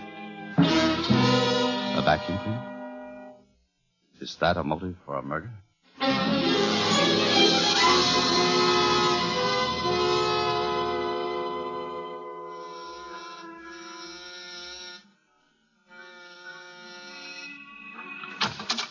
Yeah? Police, I want to talk to you. The police have been here. Well, they're here again. Victor Hamilton had an apartment here, and you're his landlady. I want to know about him. You do, huh? What do you want to know? The works, good and bad. Did he drink, gamble? Did he stay in nights or go out? Did he pay his rent? Start talking and I'll listen. How would I know so much about a tenant? I got my work to do. Yeah, no maid to keep me. Almost breaks my back sometimes. Yeah, come on, now tell me. Oh, he lived like a monk. Paid his bills and kept to himself. I never saw no friends with him. Go on. I can't tell you any more about him. What do you think I am? Harriet. Harriet, come here.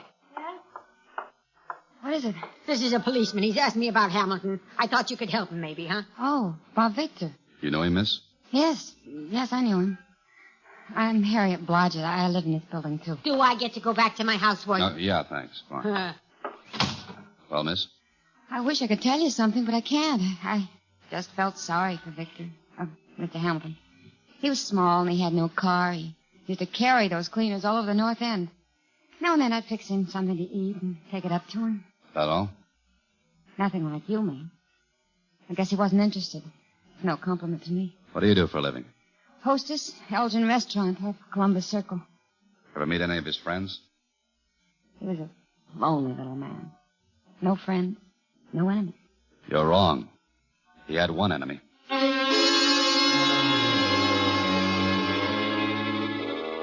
The next morning, I was on the third floor of the Morgan building listening to a man named Richards, the sales manager of the vacuum cleaner company. Not house to house. Indeed, no. I'd like to have that absolutely clear. Our people work from lists supplied by us. We give them names of prospects, and they close the sale. And make a fortune. Well, not exactly. Take Hamilton. A bad back. Got pretty tired. Didn't have the old bounce, the old steam. A lot of sales got away. Bad back? War wound, maybe. I don't know. He didn't talk much. He got his demonstrator here every morning, huh? We assign cleaners to each salesman. Whenever they make a sale, they bring a deposit in and get another new machine. Did they make reports? Absolutely. Every call. Give me what Hamilton turned in yesterday. Oh, yes, good. Here you are. Hamilton's last report. 4502 Van Buren. 4510 Van Buren. 4515 Van Buren. No house to house, huh? Who are you kidding? No friends, only one enemy. On Van Buren Street. That's where my killer had to be. Somewhere on a street that had its feet in the bay and its head in the clouds. From pawn shops to snob apartments, the 4500 block was middle ground. Somewhere in that block, Hamilton had put his thumb on one doorbell too many. I started to the top of the list. Police. Oh, no, my Herman's a good boy. He took that bicycle back. He is a good boy.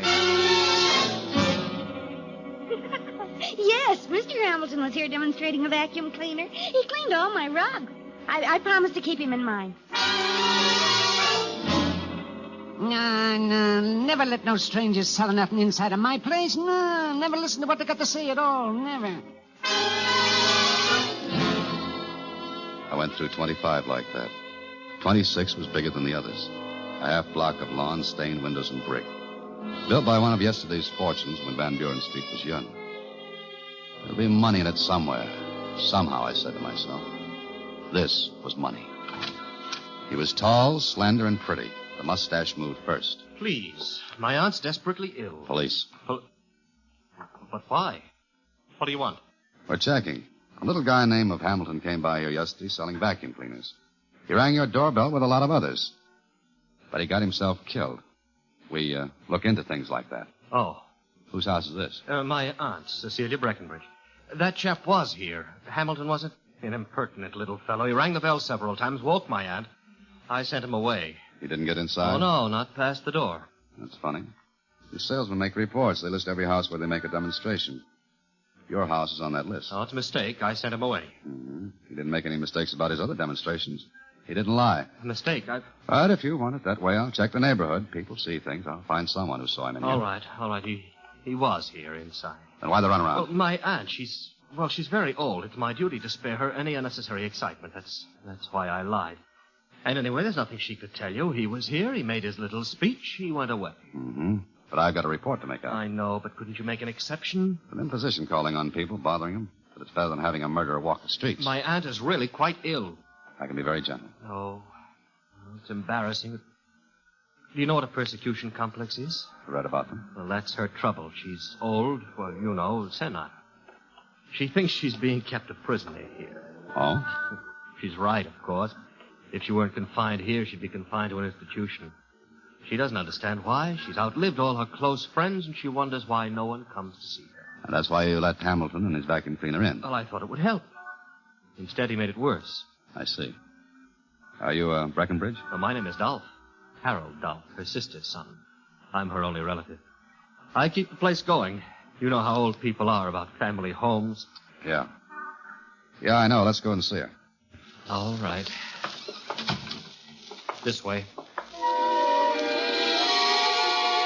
Cecilia Breckenbridge was sitting in a rocking chair beside a window that looked out over the backyard. She was thin and small. And she looked up at me out of blue, tormented eyes. Don't tell her that he was killed. It'll upset her. Aunt Cecilia. Aunt Cecilia. It's a beautiful day, Harold. A lovely day. Aunt Cecilia, this man is here to ask a few questions about that vacuum cleaner salesman you saw the other day. Oh. Now be a good girl and answer him. It's a lovely day, Harold. Mrs. Breckenbridge, I'd like to know what time he came in to see you. Sometimes she'll talk, and sometimes she won't. Mrs. Breckenbridge, do you remember how long he stayed? The way her mind is, it's hard to tell what to expect. Do you remember what he did while he was here? Oh, it's a lovely day, Harold. A lovely day.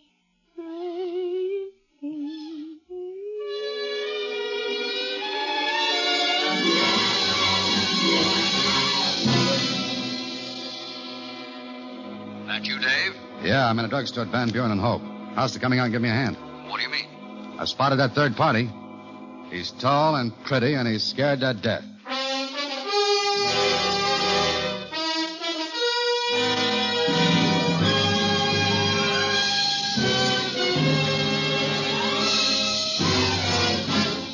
Autolite is bringing you Alan Ladd in Motive for Murder.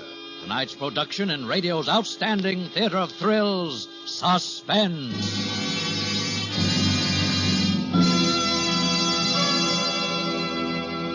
Say, Remingchester, were you in Limerick when you were hunting the Irish camel? Was I in Limerick? I invented the Limerick. Ah, but not this Limerick, old pal. Listen, a good name in Erin is Slattery. So's Autolite Stay Full Battery. Its watery needs a teaspoon feeds. Only 3 times a year is no flattery. Alas, poor Limerick. I knew him well. Well, you know that the Autolite Stay Full Battery needs water only 3 times a year in normal car use. Why? Because it has 3 times as much liquid reserve above the plates as batteries without Stay Full features. Is it the leprechaun in New Wilcox? Why, every leprechaun in Ireland knows that the Autolite Stay Full Battery has a fiberglass retaining mat protecting every positive plate. That keeps the power-producing material in place, you see. In recent tests based on SAE life cycle standards, The Autolite Stay Full batteries gave 70% longer average life than batteries without Stay Full features. And remember, Autolite Stay Full batteries need water only 3 times a year in normal car use.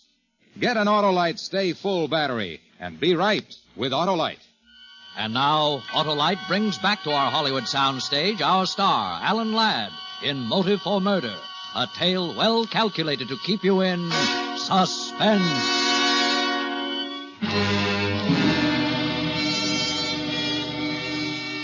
You start with something you know for sure, like the fact that Mary couldn't kill anyone.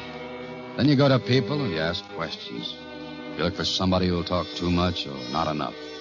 Somebody like Harold Dolph in a big old-fashioned house in Van Buren Street. You meet his invalid aunt who only sits and dreams of 50 years ago. And you look at tall and pretty in his $30 shirt standing there. And you find out why he'd go out and kill a man named Hamilton and steal his vacuum cleaner.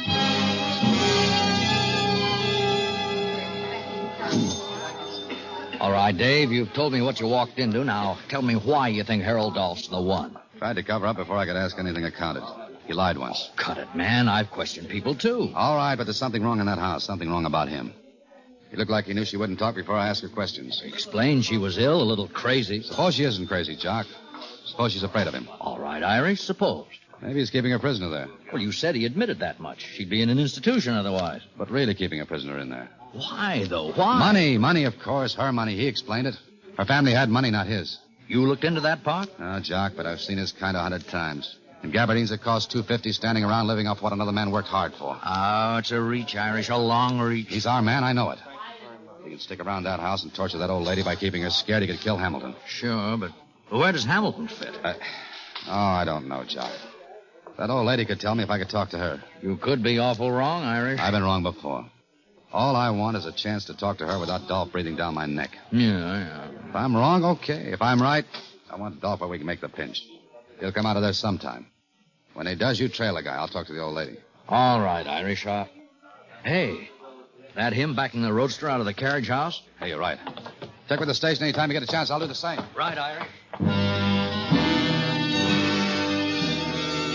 She couldn't answer the bell. I had to use my gun butt on the garden door. This time she wasn't humming. Just breathing slow, uneven. I lifted an eyelid and felt her pulse. Doped. Then I noticed her hands. Fine, long, delicately formed hands. But no rings. Yet marks that showed she'd worn rings most of her life. The pictures of her all over the place showed her wearing rings. Rings with big stones and old-fashioned settings. Money. I went from top to bottom then. Attic to basement, every room. No rings and no vacuum cleaner. Harbor Precinct. Eddie speaking. Doc Dewson checked in yet? Who's this? It's Dave. Oh, Irish. Yeah, Jock checked in. Well, give it to me. I followed your man downtown to the Morgan building on 5th. Morgan building? Yeah. Morgan building? No house-to-house canvassing, only from lists. Hey, Irish, you all right? Yeah, thanks, Eddie. I'll call you back. Right. Oh, Eddie. Yeah, Dave. Send a car to 4698 Van Buren. There's an old lady down there, doped. Name's Cecilia Breckenbridge. Take care of her. Nephew's name, Harold Dolph. Don't let him get close. Got it.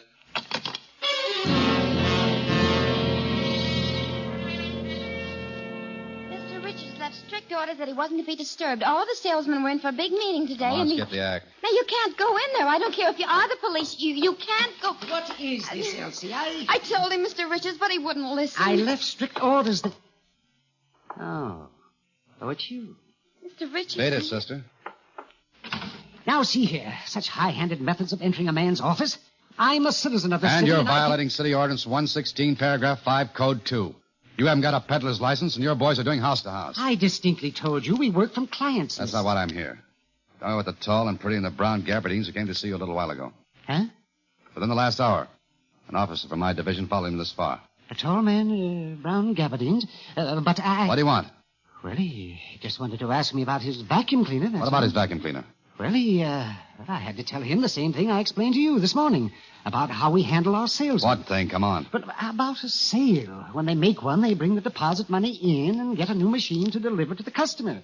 They can't sell a demonstrator. It's used and worn. Is that all? Well, you see, he ordered a cleaner yesterday, and he said the salesman promised to deliver it. but he never got it. What salesman? He didn't know the salesman's name. He described him as a small man. Yes, a small man. All the man wanted really was a vacuum cleaner. My goodness, but You wanted something else, what? Well, he asked me for the address of that salesman. He said he wanted to talk to him about his vacuum cleaner that wasn't delivered. You gave the address to him? But I told you I don't know what salesman it is. Was. Just a little man, he said. So I remembered poor Hamilton. And I thought it might be... You told him where Hamilton lived? Oh, yes. Yes, I did. Did I do something wrong?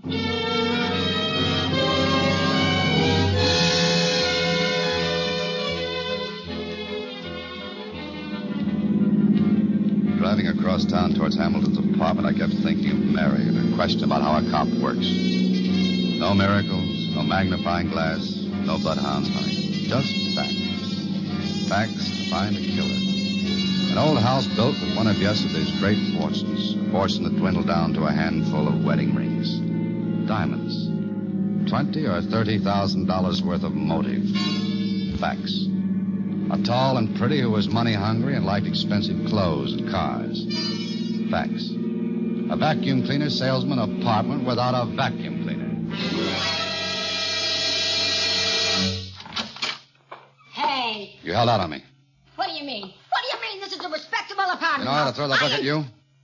When I was here before, I went through Hamilton's apartment and there wasn't a vacuum cleaner there. But I never... Hamilton kept at least 2 cleaners here all the time.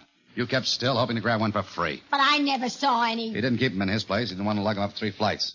He kept them somewhere on this floor. I didn't think you'd care. Where was it? The hall closet in back. He had a key. You'll give me yours now.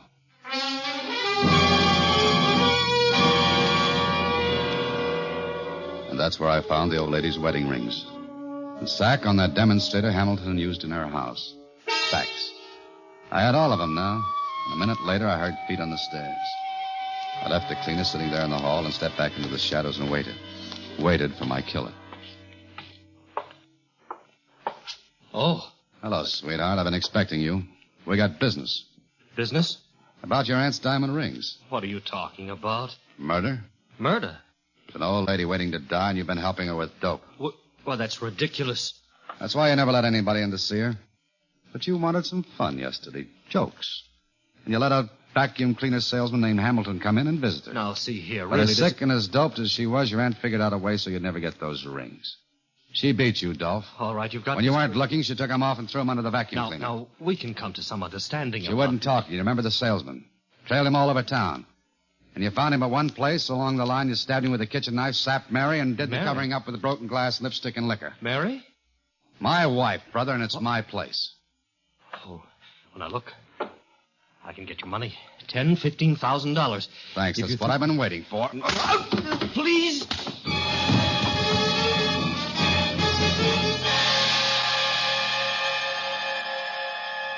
He talked. Fact. Harold Dolph killed the salesman when he opened the cleaner and didn't find the rings. He didn't know that Hamilton had stopped off at his own place, where he left the demonstrator with the rings in the sack and picked up the new one he was delivering to Mary. Irish, how did you do it? With a magnifying glass and bloodhounds? You know, honey, you make with facts. You start with something you know for sure. The fact that my wife can't be a killer. You see, I love her too much.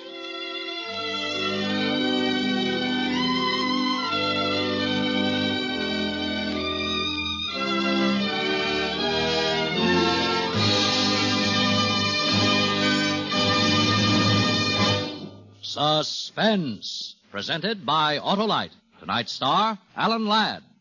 Say, Wilcox, I've decided never to hunt Irish camels again, Biggory. Let me give you a tip, Remingchester. You'll do better going for those Autolite Stay Full batteries and the more than 400 other products made by Autolite for cars, trucks, planes, and boats in 28 plants coast to coast. These include complete electrical systems used as original equipment on many makes of America's finest cars.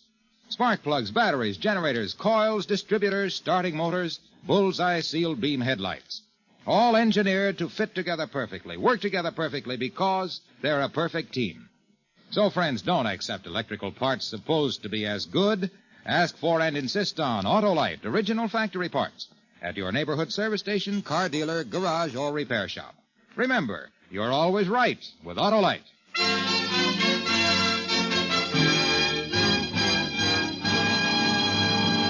Next Thursday, for Suspense, our star will be Ronald Reagan. The play is called One and One's a Lonesome.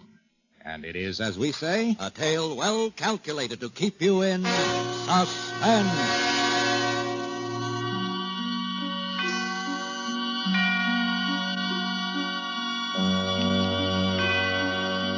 Tonight's suspense play was produced and edited by William Spear and directed and transcribed by Norman MacDonald. Music for Suspense is composed by Lucien Morawek and conducted by Lud Gluskin. Motive for Murder was written by John and Ward Hawkins and adapted for radio by Jack Newman. Alan Ladd will soon be seen in the Paramount picture Captain Carey, USA. Don't forget, next Thursday, same time, Autolite will present Suspense, starring Ronald Reagan.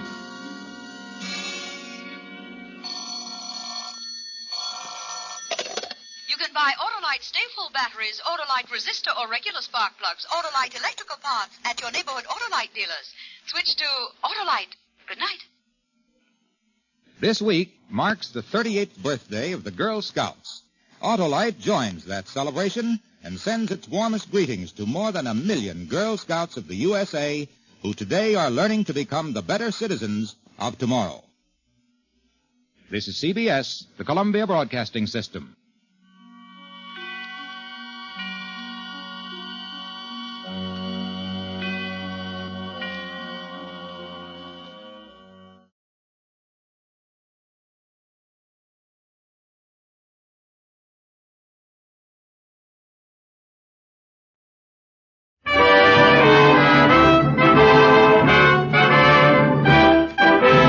Makers of Chevron Supreme Gasoline and RPM Compounded Motor Oil invite you to Let George Do It. The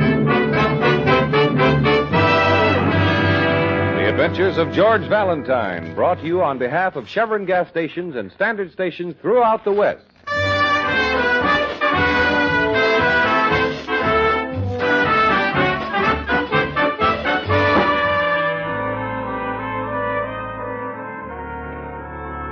Tonight's adventure begins as George, feeling very safe after making a special trip downtown to pay the premium on his accident policy, walks briskly down an isolated street to where he has parked his car. Suddenly, from the open stairway of a building, a cascade of small round pellets bounces to the pavement, followed closely by a young woman in great haste. There is a collision, and George hits the sidewalk with the force of a blockbuster.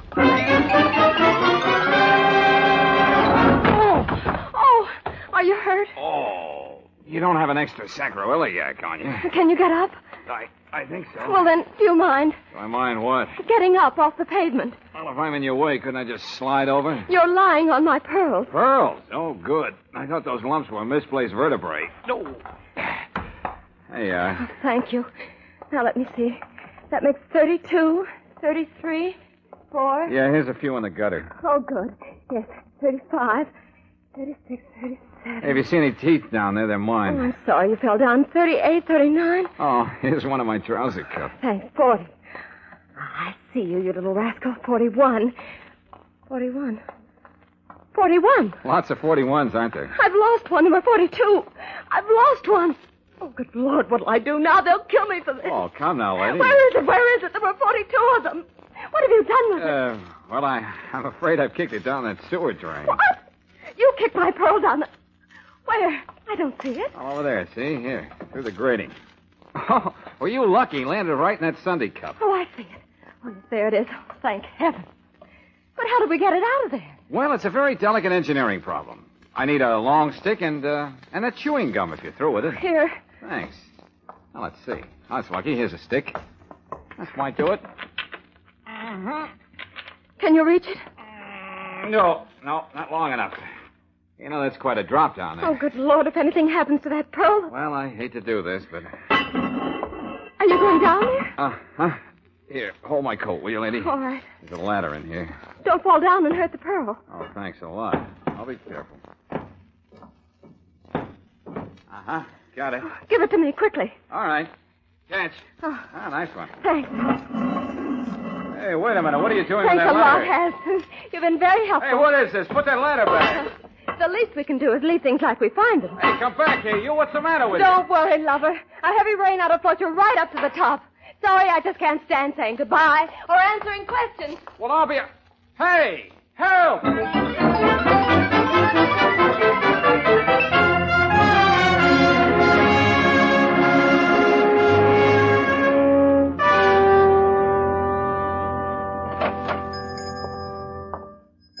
Yes? Something for you, sir? Yeah. This looks like the right place. Are you Mr. Zaghetti? To be precise, Bela Zaghetti. I am he. Well, Mr. Zaghetti, I can see by the layout here you're a jeweler. Now, I wonder if... To be precise, I am not a jeweler. I manufacture artificial gems. To put it this way, I do my small part to brighten the lives of those who otherwise are not very bright. Is this exact? Yeah, probably. Well, what I want to know is, have you recently brightened the life of a young lady with a string of artificial pearls? To be precise, a blonde, Miss Dale Quidden. Yeah, that's right. I saw her coming out of this building, and I thought that... A beautiful job.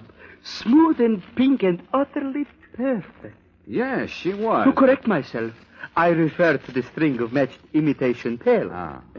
Pink ones, 42 on a rope. She was pretty particular about the specifications. Oh, yes. They were a duplication of... But if I may ask you a question? Sure, of course. To put the question in this way, why do you ask this question? Well, I admired her set. I was interested in buying it, but she wouldn't sell. I wondered if you could arrange for me to have a duplicate set. Oh, it would take many months. How much would it cost? To be precise, $300.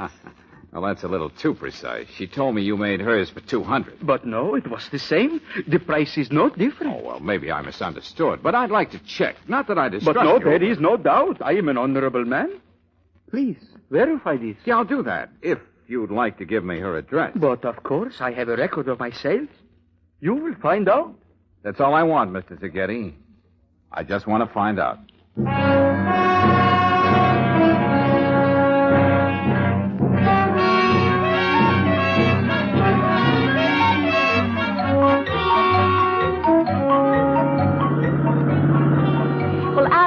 George, anybody who'd go down into a sewer pipe after a blonde deserves everything... Oh, now listen, Brooksy, I didn't follow her into the sewer.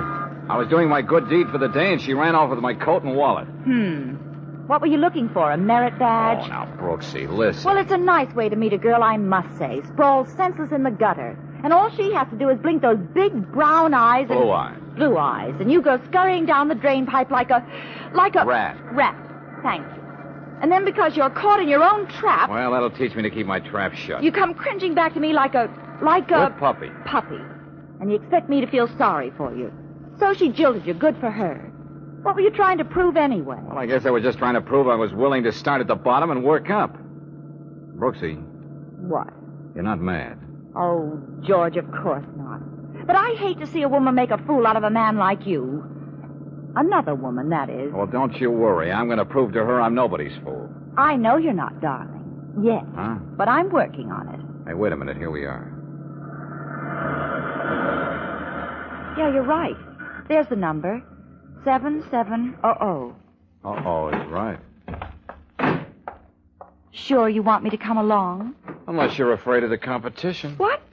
Oh, aren't you smug? Lead on, Macduff.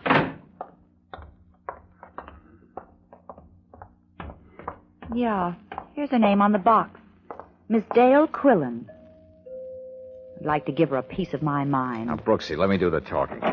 Yeah? Miss Dale Quillen? You're kidding? I mean, she means, is Dale Quillen at home? You're kidding? Well, Is he kidding? well, someone is. Hey, did you get a look at that house? What, through that solid wall of muscle? The place is a wreck. Furniture turned over, paper scattered on the floor. Poor housekeeper as well as a crook. What are you going to do? What is this, a gag? We've decided to wait. What are you, a mad character or something? Blow. Oh, come off it now, handsome. Anybody can see you've got a heart as big as all outdoors. Yeah? Then stay outdoors. Hey, character, get your foot out of the door, I'll chop it off. You know, you could be a lot of company for us while we're waiting. Yes, sir. A lot of company. Yeah? Give me your address and I'll drop you a postcard. If you want it any clearer, I'll step outside. Come on, I dare you. Take it easy, Claire. I warned you, joker. Let him go, Nubbin. You're too quick with the fist. We're all friends now. Yeah, that's a great little equalizer you got there. It is small but persuasive. Bring him in, Nubbin. I think we have interest in common. Come on, you. In one piece, Nubbin. Perhaps you can take him apart later. Inside, kidder. Yes, Nubbin is just a big, playful child. He loves to take things apart, but he has never quite learned how to put them together again. Now, shall we talk?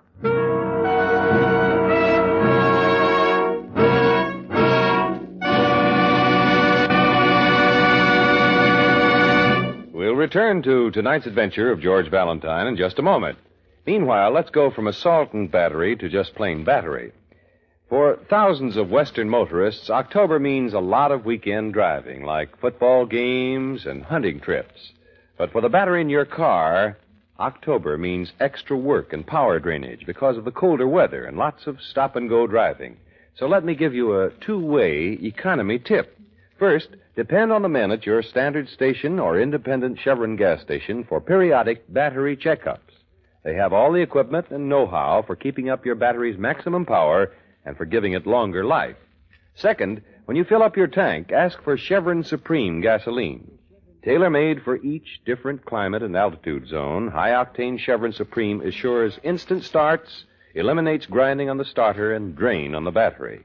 So for definite battery economy in colder weather, just remember regular battery checkups at any Chevron gas station or standard station and Chevron Supreme gasoline.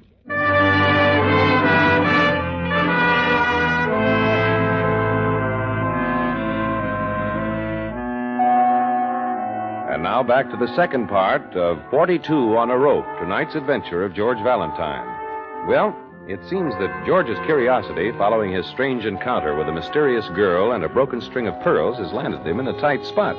For minutes now, Baptiste and Nubbin have been questioning George and Claire until... I've told you everything I know. This girl, this Dale Quillen, made me look silly, so I came here for an explanation. Now I feel even sillier. You have come here looking for something. So have we. Naturally, we are all sincere people. Perhaps we can help one another, Monsieur... Valentine. George Valentine. And that depends on what we're looking for. Naturally. Pink pearls, no? 42 on a rope, is it not? We're looking for Dale Quillen, remember? Naturally. Because when we find Miss Quillen, Baptiste Lavon also finds his pearls, n'est-ce pas? I wouldn't know. Who's Baptiste Lavon? Oh, my apology. It is I. Oh, I see.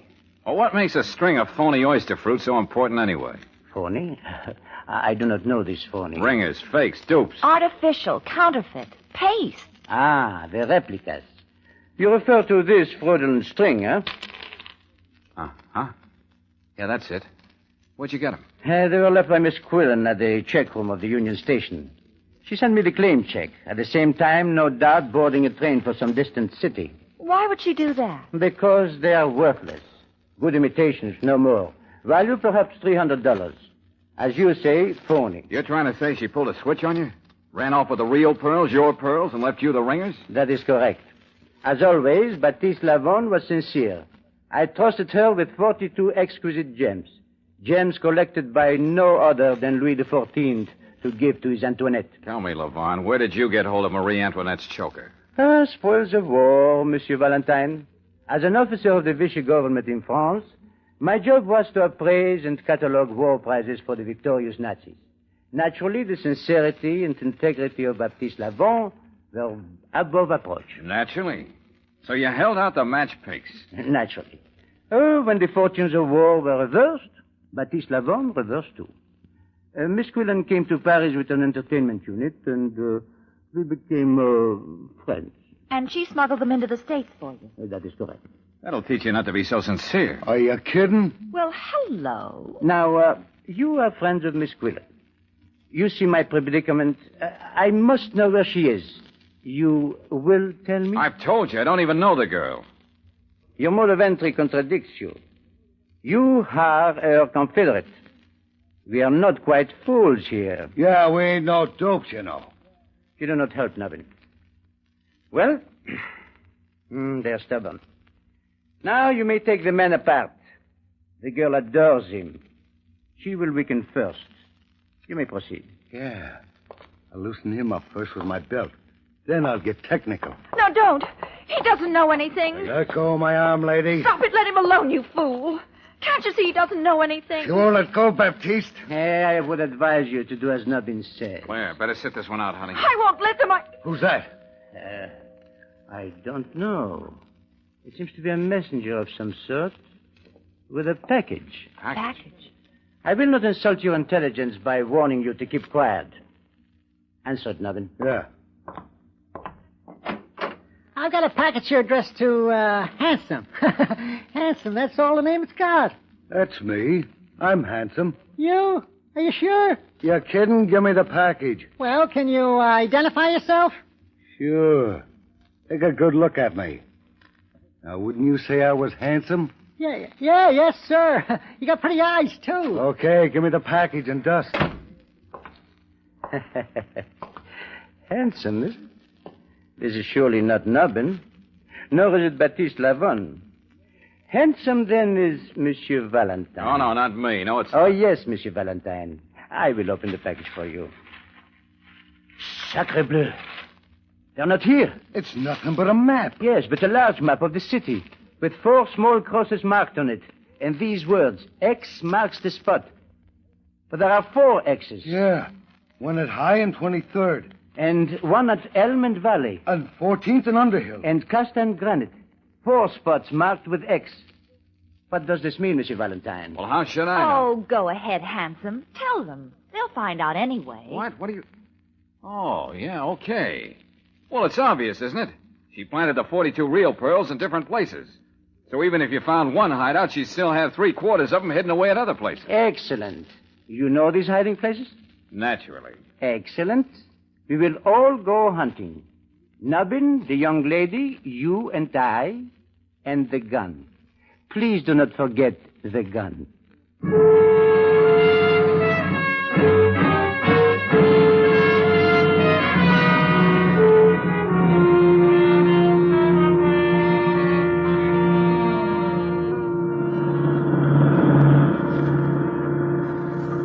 Well, here's the first stop, Costa and Granite. Where am I going to park? Pull up to the curb, Nubbin. Let us out.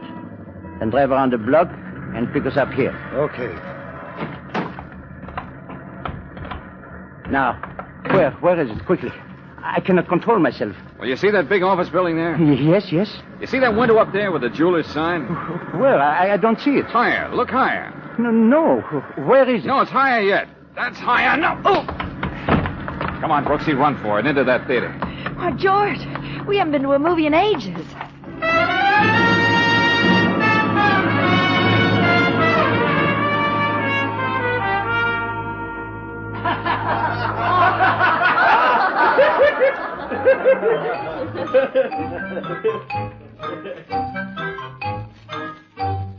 Oh, it's a cartoon. Good, I could stand a laugh. We didn't come in here for laughs, Brooksy. Do you think LeBon saw where we went? I don't know. It's pretty dark in here. Can you see? Oh, little. It's crowded.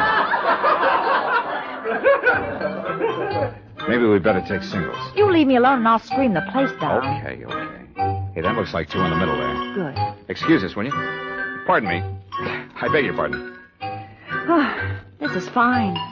We can hold hands. Oh, George, are you all right? I think so.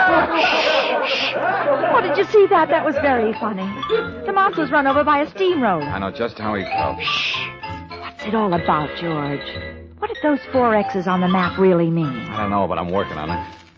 You think we're safe in here? Well, there are 4 exits and we're right in the middle.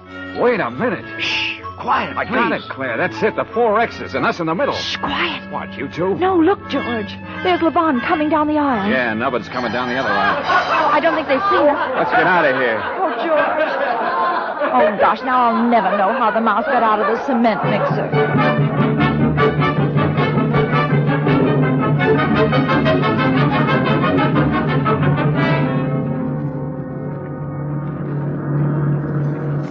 Is anybody following us now, George? No, I think we've shaken him. Driver? Yes, sir. Got a map of the city? Yeah, here you are. Good, thanks. Say, pull over to the curb a minute, will you? Sure. What is it, George? I only hope Levon doesn't figure it out as fast as I did. Hey, you got a pencil, Brooksy? Yeah, an eyebrow pencil. Good. Thanks. Hey, now look. You remember the 4 intersections where the X's were? Yes. Now I fold the paper here. Yeah. And draw a straight line from this X to this X. Fold it again and draw another from here to here. And you get a big X. Yeah, Brooksy. X marks the spot, intersecting at DeLong and King Avenue. And that's where we'll find Miss Dale Quillen.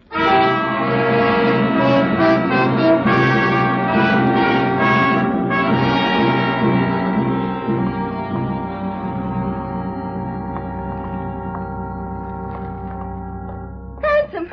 Oh, it's you. You made it. Hello. Then you did mean me. Of course. Who else? I don't believe we've met before.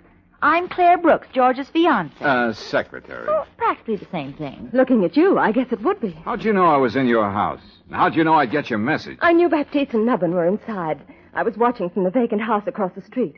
I saw them take you in and knew they'd make it tough for you. What made you think I'd catch that X marks the spot routine? Well, you'd gotten that far with a lot less to go on. Also, I found your business card in your wallet. You're George Valentine, aren't you? Well, perhaps I should introduce you to. I figured you'd know the score because you're a professional troubleshooter. And, brother, have I got trouble. Well, if I can be of any Now, help. wait a minute. Remember the sewer, George. Oh, I'm awfully sorry about that. I was panicky. It won't happen again. Darn white of you. Come on, let's get away from here. First of all, suppose you tell us what you did with Marie Antoinette's necklace. After you. I haven't got it. I don't know where it is. Oh, well, that helps a lot. Take off, driver, anywhere but here. Now, wait a minute. Let me get this. All we know is that you smuggled the pearls into the States. Now you tell us you don't know where they are. Take it from there. I know I had them. Levon concealed the pearls in a bottle of wine. I saw him do it. They were stuck to the bottom of the bottle with wax so they wouldn't rattle. Then he filled the bottle and sealed the top. I paid customs duty on the wine and got them through. Very smooth. Go on. Well, when I got here, the seal was still unbroken. But, well, you won't believe this, but when I opened the bottle, the pearls were gone. Somewhere in the middle of the Atlantic, somebody had made a switch. You're telling me the pearls were hijacked from you? It's true, I swear it. But do you think Levon would believe that? He'd say I double-crossed him. Men are so skeptical. Do you believe me? Well... Say you do. Say you'll help me. All right, I do, and I'll help you. Oh, swell. Now all we've got to do is find the person who stole the pearls from the girl who smuggled them in for the boy who stole them in the first place.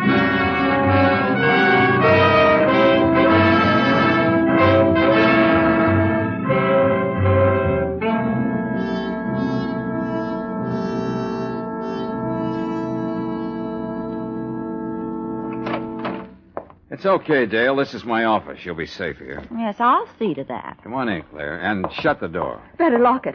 Should I swallow the key? Why did we have to stop at the library? Why did you have to take out a book at a time like this? Well, I'll tell you, and listen carefully. Levon's desperate. We've got to have some answers ready for him before he catches up with us. Oh, I have a feeling he's close by. You don't know him like I do. He's closing in on me. I know he is. Look, Dale, look. Keep calm. He's not in the filing cabinet or under the desk. Hey, Brooksy, open the closet door and show Dale he's not in there pointing a gun at her head. Okay. I have a surprise for you. He is. Huh? Keep your hands away from that desk, Monsieur Valentine. Back up, please, both of you. Miss Quillen, remain where you are. Oh, no. No, I knew it. I knew it. Face the wall, both of you. Your hands high. Higher. Nubbin? Yeah, Baptiste? Keep them covered. If either one makes a move to interfere, squeeze the trigger twice. I'll do that thing. And that's no gag, Joker. And now, we come to you, Sherry. At long last, eh? Baptiste, listen. You've got to listen. You've got to give me a break. You made a fool of Baptiste Lavon once. For that alone, I hate you.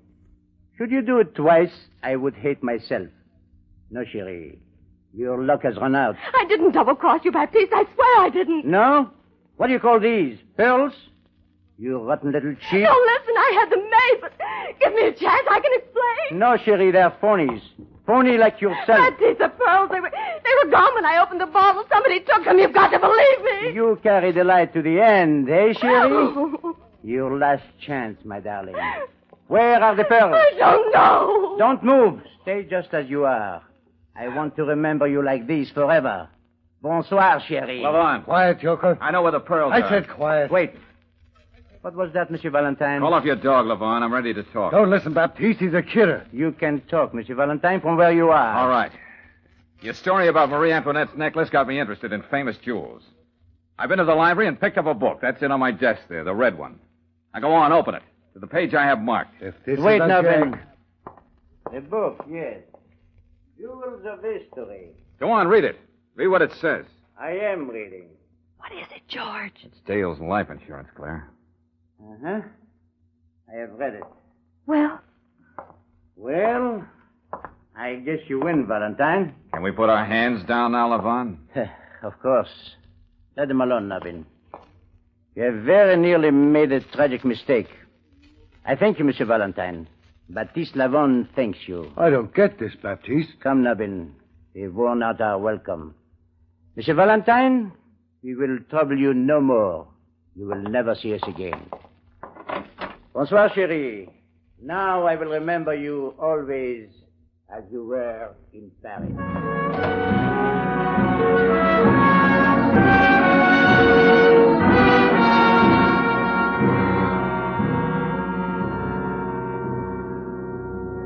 It was a miracle, that's all it was, just a miracle.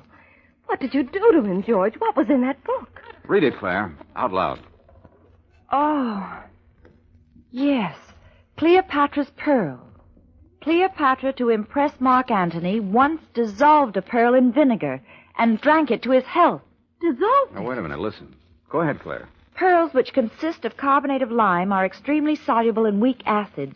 They will dissolve in vinegar containing 6% or more of acetic acid, or in wine which is turned sour. It was the wine that did it, the wine in the bottle. According to the U.S. Bureau of Chemistry and Soils, pearls consist of 91 7/10%. Never mind the rest, Claire. That's enough. Well, how do you feel now, Dale? Completely dazed. Levon didn't have an argument in the world. He knew he planted the pearls in that wine bottle himself. He had nobody to blame but himself. I can't believe it. You saved my life, and Oh, George. Now what?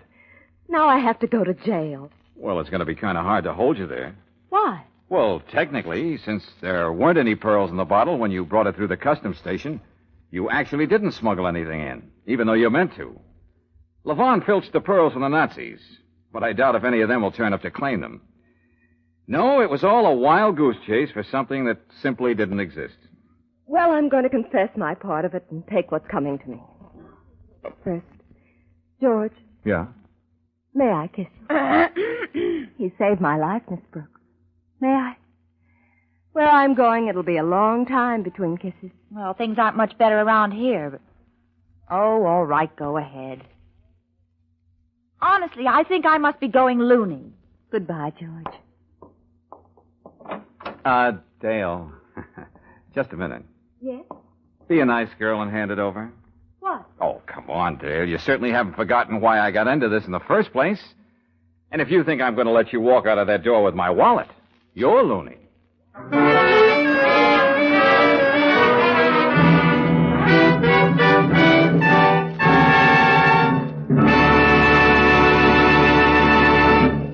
If your family car is the kind that does all-around duty, like taking mother shopping, dropping the children off at school, picking up father after work, you can't choose your tires too carefully. That's why I'd like to talk to you tonight about Atlas Grip Safe tires. The Atlas tire has a specially designed tread that actually grips the road and brings you to a sure, safe stop whenever you apply the brakes. Tomorrow, ask at your independent Chevron gas station or standard station about the built-in safety features of Atlas tires. Then try them on your car for extra protection and extra riding comfort. Best of all, when you buy an Atlas passenger car tire, you get a written 1-year guarantee against the cuts, bruises, and blowouts that threaten the life of ordinary tires. While you're talking tire safety and comfort at the standard station or independent Chevron gas station, ask for those two other motor car friends, Chevron Supreme Gasoline and RPM Motor Oil.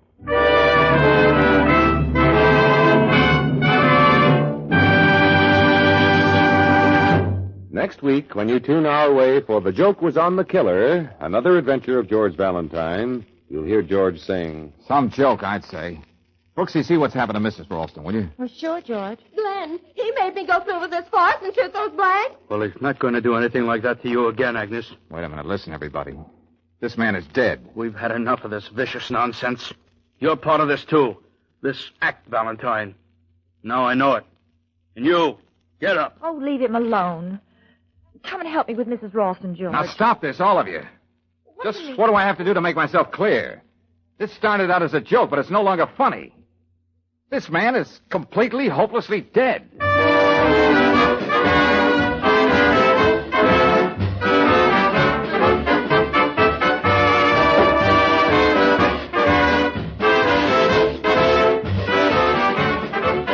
Clinic care, hospital care, a visiting nurse in your home. They are made possible by funds from Community Chest. Thousands of persons, old and young, benefit each year from health services of Community Chest. So give generously this October for your community's health and welfare. Chevron gas stations and standard stations throughout the West invite you to be with us again next week for The Joke Was on the Killer, another adventure of George Valentine, brought to you by the makers of Chevron Supreme Gasoline and RPM Compounded Motor Oil. Let George Do It stars Robert Bailey as George with Frances Robinson as Claire. Tonight's story was written by Doug Hayes and directed by Don Clark. Also heard in the cast were George Sorrell, Jim Nusser, Betty Moran, Jack Crucian, Victor Rodman, and Dick Ryan. The music is composed and conducted by Eddie Dunstetter. Your announcer, John Heaston. Listen again next week, same time, same station, to Let George Do It.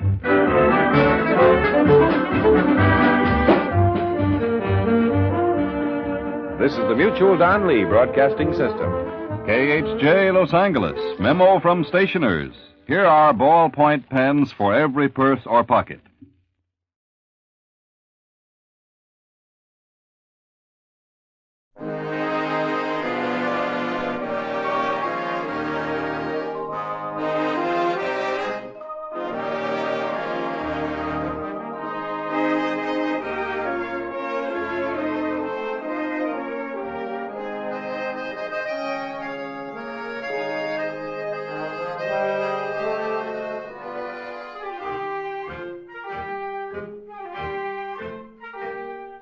Tonight, we again present the famous Mr. Chameleon of Central Headquarters in his most famous cases of crime and murder. For those who do not know who Mr. Chameleon is, we give a quick sketch of his character. Born of a well-to-do family and a college man, he tried from childhood to live up to the name he bore, Chameleon, by taking on the color of whatever situation in which he found himself, appearing in endless guises, finally entering the police force, where he became known as Chameleon, the man of many faces, the underworld's most dreaded man. Throughout this series, the listener will invariably know who Mr. Chameleon is, no matter in which disguise he appears. But the criminal he's tracking seldom does. Tonight we give you Mr. Chameleon and the case of the woman who sensed murder.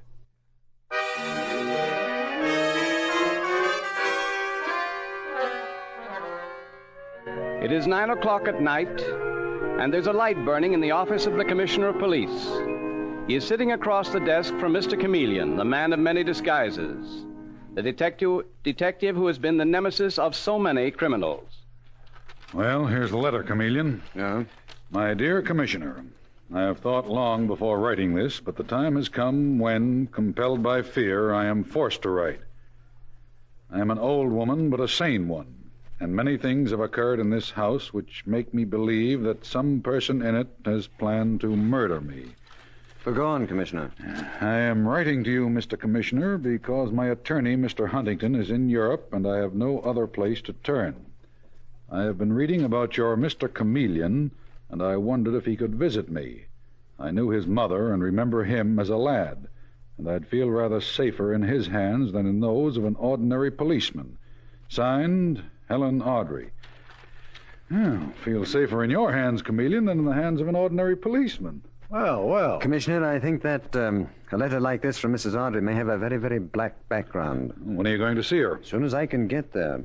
Mrs. Audrey is one of the richest women in New York. She has a tremendous amount of money. Too many people stand to benefit from her death. You get me a squad car and have Detective Sergeant Dave Arnold meet me downstairs at once.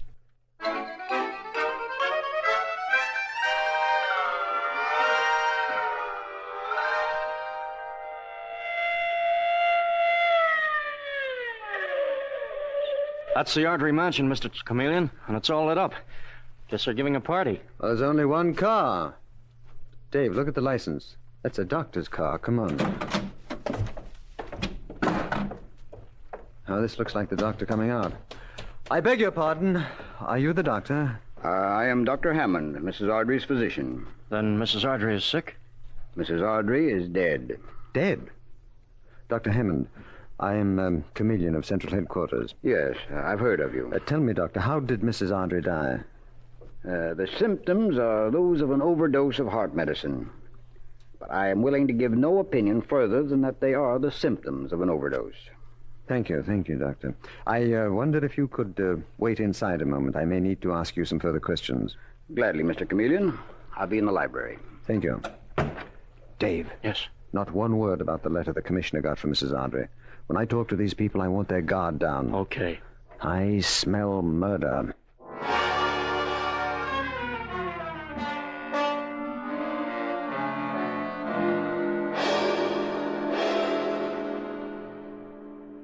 Dr. Hammond, how did Mrs. Ardrey happen to take that overdose of medicine? Wasn't she warned that an overdose would be fatal? I warned her repeatedly, Mr. Chameleon. I said only one tablet at a time.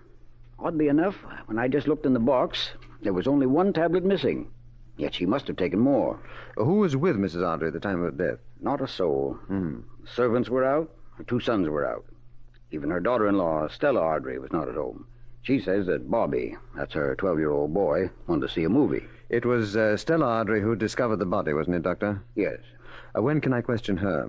Not till morning, I'm afraid, Mr. Chameleon. She's in a state of prostration. Oh. Very well, but that is the deadline. I must question her then.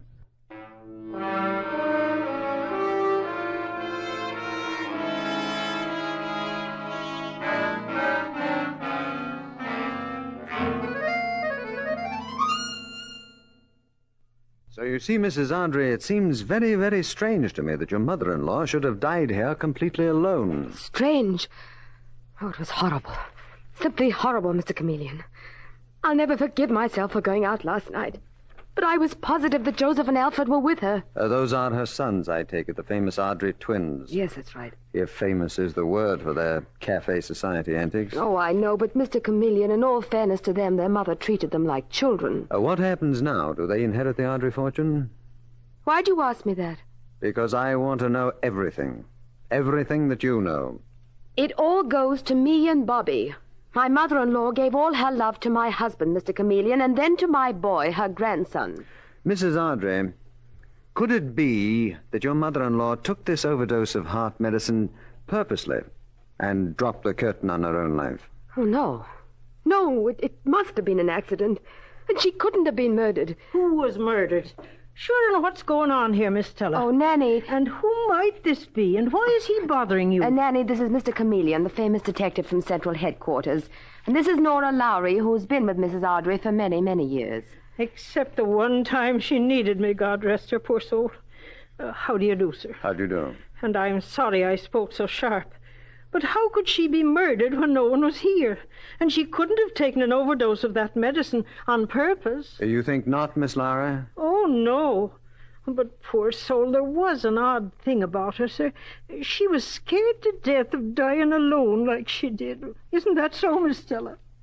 Why, yes, that's true, Mr. Chameleon. Mrs. Ardrey used to talk about it.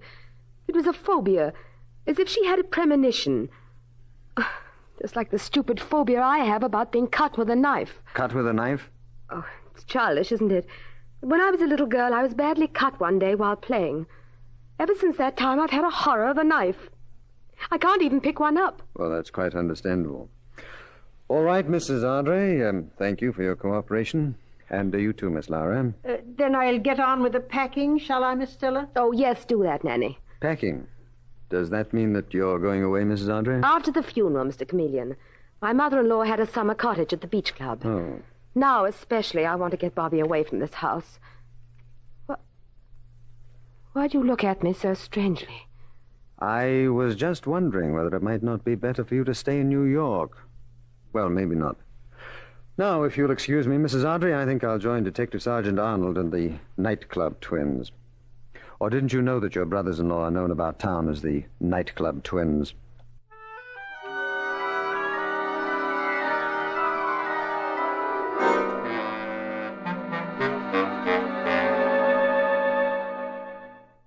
who are you to ask us such personal questions?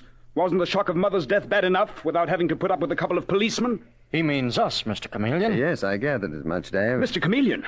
Mr. Chameleon, is that who you are? Yes, Mr. Joseph. Or are you Mr. Alfred? I'm Joseph Ardrey. But really, this is surprising.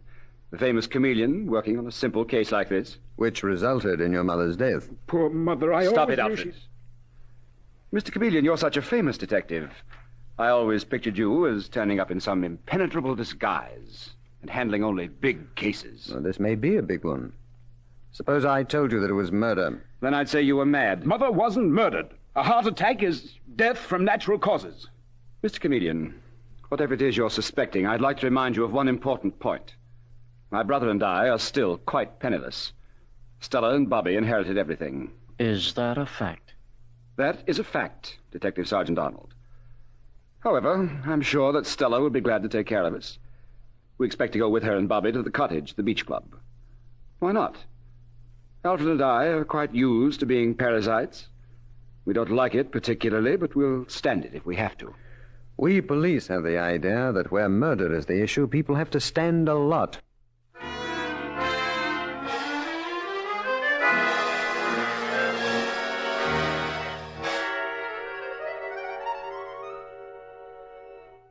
I'll tell you one thing, Dave.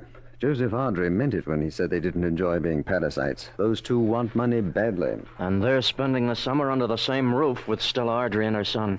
I don't trust those guys, Mr. Chameleon. But say, what about that heart medicine? That interests me very much, Dave. There were 10 tablets in that box. Now there are 9. Yet Mrs. Ardrey got an overdose. Where did the extra tablets come from? And who gave them to her? Yes, that's the point, Dave. Who? And that terrible fear that she had of dying alone. Stella Ardrey with her fear of a knife. Why did she tell me that? Too deep for me, Mr. Chameleon. No, the more I think of that summer cottage, the less I like it. Wait a minute, I have it. Where's Madeline Evans? Oh, she's going on vacation. How right you are. Nice long vacation at the beach club. What? A lady detective on a holiday. Such a beautiful detective. She can keep an eye on the Ardreys. And are you going up there too, Mr. Chameleon? Well, now let's see. I play tennis, I can swim, I can ride.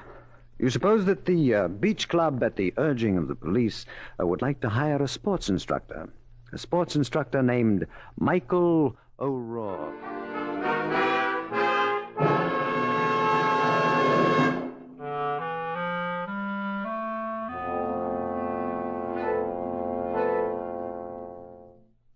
Gee, Miss Evans, that was a wonderful shot. Oh, thank you, Bobby. You like to play tennis, don't you? I like to play with you. You're terrific. Would I be speaking out of turn if I disagreed with the young man? What? What? Well, I've been standing here watching you. And if the young lady will forgive me, her backhand drive is very weak. She doesn't hold the racket properly. What do you mean? She's perfect. Who are you, anyhow? Well, my name is Michael O'Rourke, and I'm the new sports instructor. Oh, how do you do? My name is Madeline Evans, and this is Bobby Ardrey. It's a pleasure, I'm sure. Certainly be a pleasure to teach a pretty girl like Miss Evans to hold her racket properly. You leave her alone. She's all right as she is. Oh, Bobby, I'm simply dying of thirst. Would you get me a glass of water? I'd do anything for you, Miss Evans. And you leave her alone, Mr. O'Rourke. Oh, I certainly will. I see that you've made a conquest, Madeline. Mr. Chameleon, when did you get here? About 2 hours ago. Detective Sergeant Arnold will probably join us tomorrow. Right now he's checking up on old Mrs. Ardrey's will and also investigating the private lives of the sons, Joseph and Alfred Ardrey. Oh, those creatures. You're right about Bobby, Mr. Chameleon. I have made a conquest. How is Bobby's mother, Stella Ardrey? Oh, not so good. Oh. She looks like a ghost. She takes long walks all alone down by the sand dunes. Nanny, who keeps house for them, you've met Nanny. Oh, yes. It's for Nanny's benefit that I've worked hard on my brogue. Well, Nanny tells me she's worried sick. But then... Miss Evans, sure you don't grip the racket correctly at all. What? Somebody's coming. Now, the proper way to hold it. Miss Evans! Why, it's Nanny. Where's Master Bobby? I've got to find him. He mustn't come near the cottage. Not till the ambulance has taken her away. The ambulance? What do you mean? They found his mother 2 miles down the beach. She went on one of her walks and someone robbed her. They took her rings and they stabbed her.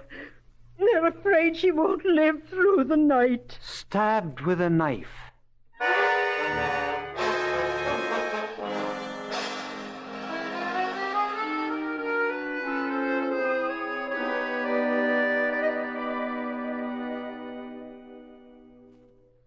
I wonder how Mrs. Ardrey's getting along, Mr. Chameleon. O'Rourke, if you please. Mike to you, Madeline. Watch that. On a beautiful night like this, death seems very remote. No, not to Stella Ardrey, who was stabbed with a knife. And death may be approaching us right now. Here comes one of the twins. Well, that's Joseph. Mr. Ardrey? Mr. Ardrey? Yes, Miss Evans? How is your sister-in-law? Stella is dead. Oh, no. We're taking her body back to New York tomorrow. And what becomes of the little lad? If you're referring to my nephew, my brother and I are his guardians now. We're taking him back to New York with us, of course. Good night. Good night. Mr. Chameleon, did you hear what he said? Those two men are Bobby's guardians. Yes, Madeline, I heard something else. Mrs. Ardrey is dead, stabbed. Like her mother-in-law, she died in the way that she feared most. Now, doesn't that strike you as very odd indeed? And, Madeline, doesn't it tell you something about the killer?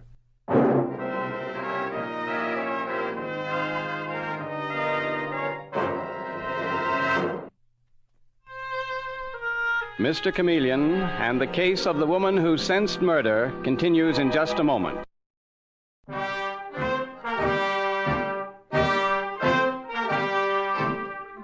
And now back to Mr. Chameleon and the case of the woman who sensed murder. It is the following morning, and along a wooded bridle path come two horsemen, Mr. Chameleon and Detective Sergeant Arnold. Both men look extremely grave, and Mr. Chameleon is saying... So after Bobby's death, Joseph and Alfred Ardrey would at last inherit the Ardrey fortune. What do you mean after, Mr. Chameleon? I mean O'Rourke. You'd think the boy was already dead. I'm afraid it's only a matter of time. That was an interesting will, Dave. Very interesting. Makes me all the more interested in those heart tablets that killed old Mrs. Ardrey. But where's the guy that killed the old lady? Not a trace yet. See, that's the trouble. It may take time to break this case, and we haven't got time. Bobby hasn't got time. I wonder what he's afraid of. Oh, the kid? Yes. You see, his grandmother, remember, was afraid of dying alone. That's how she died. Stella, his mother, had a dread of being cut. She was stabbed to death. There's a queer, sadistic pattern there, Dave. I know that boy may be murdered, but I don't know by whom, and I don't know how. Mr. Chameleon, there he is, coming out of the paddock. Oh, probably waiting for Madeline. You better beat it, Dave. Okay, see you later. No. Well, hello there, young fella. You waiting for Madeline? I'm waiting for Miss Evans. We're going riding together. You'd like to ride, don't you? You're not going along, are you, Mr. O'Rourke? Miss Evans told me that just her and me, that we could spend the day together. Oh, I wouldn't come near the two of you. But you know, Bobby, you really have the makings of an all-round sportsman. You ride, you play tennis. Are you scared of guns? Oh, me? No. Ah. Did you ever go up in an airplane? Sure, often. We flew to California last year. Is that a fact now? Well, Bobby, you're a better man than I am. I wouldn't go up in a plane on a bit. I'm just a coward, that's all. You are? Oh, sure. All of us are about something. With me, it's flying. I'm not ashamed to admit it. Mr. O'Rourke, if I tell you something, will you promise not to tell Miss Evans? My Uncle Alfred says I'm a coward, too. And I am. Oh, I don't believe that. Yes, I am.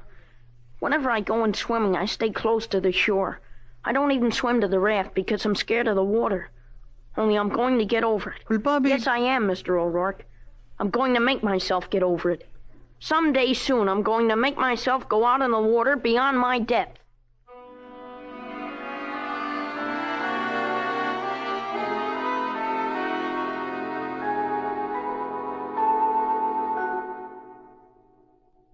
So there we are, Madeline.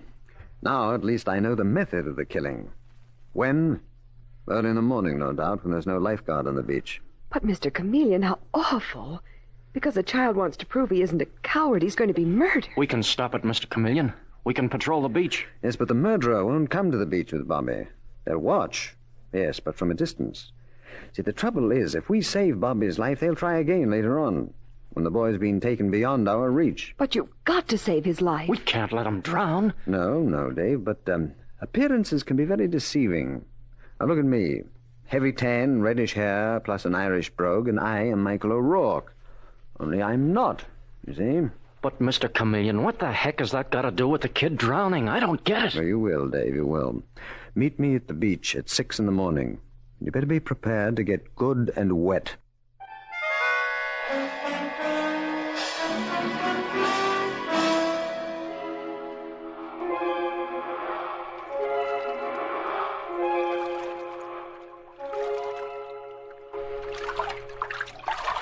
For Pete's sake, Mr. Chameleon, how long do we have to stay here in the water? Keep your head down, Dave.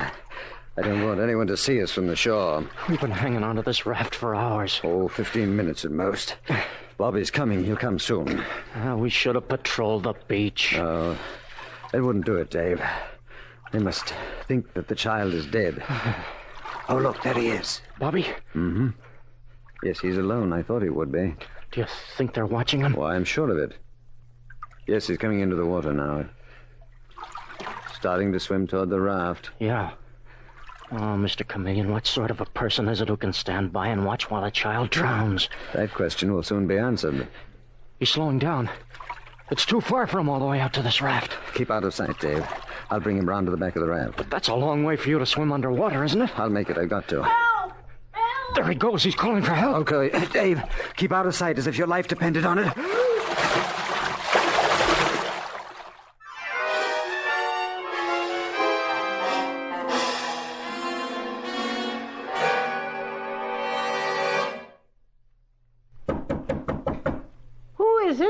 It's Michael O'Rourke, Nanny. The love of your life. Mr. O'Rourke, this is no time for joking. We're going back to New York to bury Mrs. Archie. Oh, I'm sorry. That was stupid of me. Let me come in for a moment, won't you? I'd like to say goodbye to the little lad. Well, Master Alfred and Master Joseph are having their breakfast. Oh, let them. I don't mind. Well, all right. Come on in. I'll go and fetch Master Bobby. Who's that, Nanny? It's Mr. O'Rourke, the sports instructor, Master Alfred. I'll be right back. Fine, Nanny. Well, good morning, gentlemen. What do you want? Alfred, there's no need for you to be rude just because other people have no manners. I came to say goodbye. To whom? To Bobby. And why the devil are you so interested in Bobby? Master Bobby isn't here, Mr. O'Rourke. His room's empty. What? But where is he? I don't know, Master Joseph. I can't imagine. Would he by any chance have gone to the beach for a swim? Not Bobby. He'd be scared to death to go in at this hour. Oh, wait now. His bathing suit always hung in that closet. I'll just take a look. What made you think Bobby might have gone swimming, Mr. O'Rourke? Oh, no reason. It's gone. His bathing suit's gone. You're crazy, Nanny. He couldn't have gone for a swim. Well, he must have. Oh, heaven help us. What has the poor child done? There's no lifeguard there at this hour, Mr. O'Rourke, and he could hardly swim at all. Well, then why did you urge him to try to swim to the raft? What? Why did you tell him that he mustn't be a coward? That Miss Evans wouldn't like him if she knew he was a coward? What the devil are you talking about? Are you crazy, too? Oh, the man must be touched in the head. I never told Bobby he should swim to the raft. Yes, you did, Nanny. You told me just this morning. Who said that? Who said that? It was Bobby. He's here. He can't be. I imagined I heard his voice. You told me it would be good for me to swim to the raft, Nanny. Just like you told Mother to walk to that lonesome place down the beach. Stop it, sir. I won't listen. Look, Nanny. There in the doorway. Bobby. All dripping wet. It's his ghost come to plague me. He's dead. I watched him die. Yes, but he didn't die, Nanny. Detective Sergeant Dave Arnold and I saved him. Oh, you couldn't have. I didn't see. Well, why should I do a thing like that to darling little Bobby? Well, I'll tell you why. Under the terms of old Mrs. Ardrey's will, you receive $5,000 a year, unless you outlive both Stella and Bobby. In that event, your yearly income is $25,000 a year. How do you know this? Detective Sergeant Arnold brought me a transcript of the will. But I don't understand. What's happened to your brogue? Who are you? I'm Mr. Chameleon of Central Headquarters, and I arrest you, Nanny, for the murders of Mrs. Ardrey and her daughter-in-law, Stella Ardrey. No, I didn't do it. Well, here is the proof. Dave, come in, please. Here I am, Mr. Chameleon. Dave, that handbag that Nanny never lets out of her sight. Get that for me. No, you can't have it. Give it to me. Yes. Here are the rest of the tablets of death. Nanny, For months, you stole them one at a time from old Mrs. Audrey, and then you murdered her with an overdose. Mr. Chameleon, you're a wicked man. I loved Mrs. Ardrey. If she were here, she'd tell you I loved her. Very touching, Nene. But it won't go. See, first Mrs. Audrey wrote the Commissioner of Police that she thought her life was in danger. And then we found this note. A little safe even you didn't know she had, Nene. And it ends this way. And should I be killed, the person I suspect is Nora Lowry. You've made it all up. My motto, you know, is the innocent must be protected, the guilty must be punished. And you come in on the last sentence. Dave, you bring in the state's witness, please. Okay. Come in, Mr. Smithers. Him! Mr. Smithers, do you identify this woman as the one who purchased from you this knife that killed Stella Ardrey? I do. I identify her, sir. And I've already identified the knife. Oh, it's all against me. Mr. Alfred, Mr. Joseph, help me. Leave us out of this. You murderess. I was always afraid of you. But I did it all for you. I killed them both for you. No, you didn't. You did it for yourself. Come along, Nanny. We're going.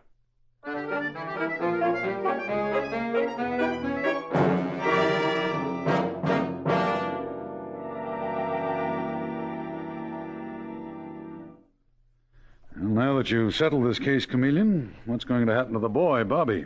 Well, he's going out west to live with his mother's sister, Commissioner. I understand she's very fond of him. And, if you please, he's being personally escorted there. Madeline, you come in here, please. Yes, Mr. Chameleon. I just stopped in to say goodbye. Goodbye. Madeline is using the rest of her vacation, Commissioner, to see that Bobby reaches his destination safely. Well, that's very kind of you, Miss Evans. Not at all, Commissioner. I expect to enjoy the trip. Yes, and she will. You know, this girl is an expert at making conquests, and a woman doesn't have to be a detective to know that a train is a perfect setting for conquests.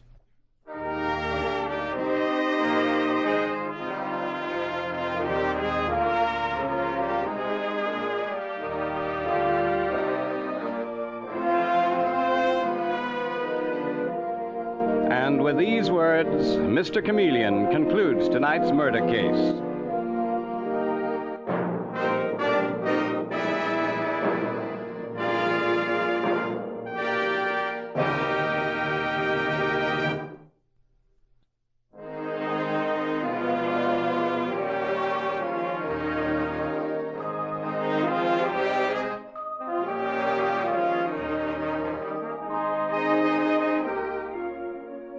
Listen next Wednesday night at this same time for Mr. Chameleon, the man of many faces, in The Case of His Brother's Murderer. The part of Mr. Chameleon is played by Carl Swenson, with dialogue by Marie Baumer from the original story by Frank and Ann Hummert. Music directed by Victor Arden. Your announcer is Howard Claney.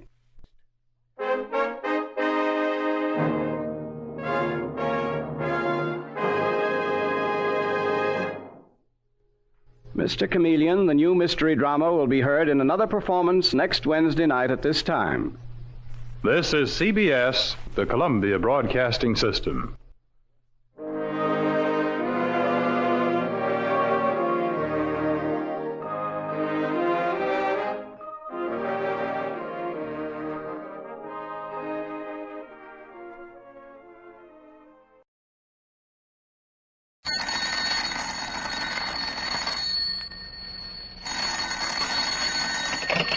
Hello. I hope I haven't kept you waiting. Yes, this is the Crime Club. I'm the librarian. Death never doubles. Yes, we have that story for you. Come right over.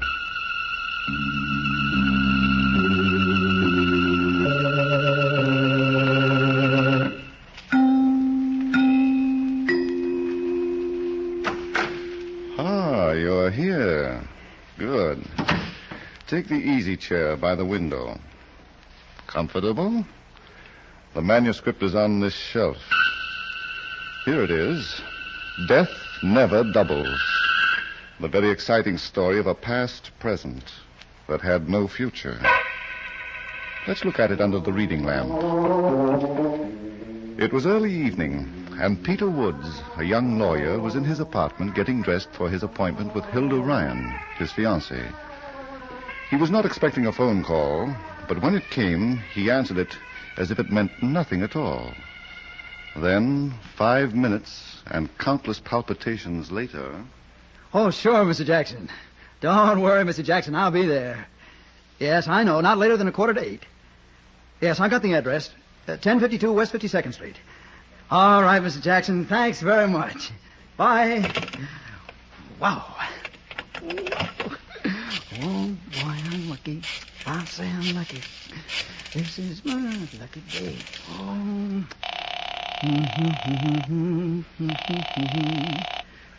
Hello? Hilda, honey. Yes? Oh, my sugar-coated Cupid doll. Guess what? You're going to be late again. You're drunk. I'm delirious. I just fell into a pot of gold. Did you say gold? Uh-huh. Mr. Jackson just phoned me. Steve Jackson. Who's he? Well, I don't know. But he's going to do a big operation and he needs a lawyer. He promised me $5,000. 5,000. Who recommended him to you? Nobody. Just picked my name right out of the phone book. Uh-huh. Oh, what's the matter? Oh, nothing. Now, you know I've gotten several clients that way. Did they pay you $5,000 fees? Oh, Hilda, now look, I know it's a lot, but it isn't fantastic. After all. Yes, honey. After all, he may be a nut with a bolt loose. He sounded perfectly all right to me. So do you, when you're not listening. What time will you pick me up? What? Oh, well, honey, I'm afraid I can't make it tonight. Mr. Jackson? Yeah, 7:45. And I gotta be on time. Of course. Would he mind if you brought your secretary along? Now, what's the idea, Hilda? You know I haven't got one. Oh, but you have, darling. An amanuensis from now on, who's going to keep an eye on her man.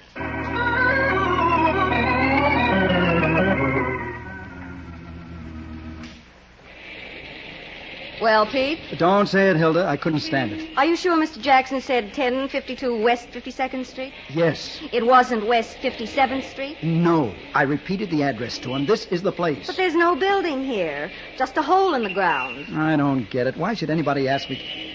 Wait a minute. Why? They're excavating here. That hole in the ground is where they're going to put a foundation of a building. So? Anybody can see that. All right. Now, suppose Steve Jackson is the guy.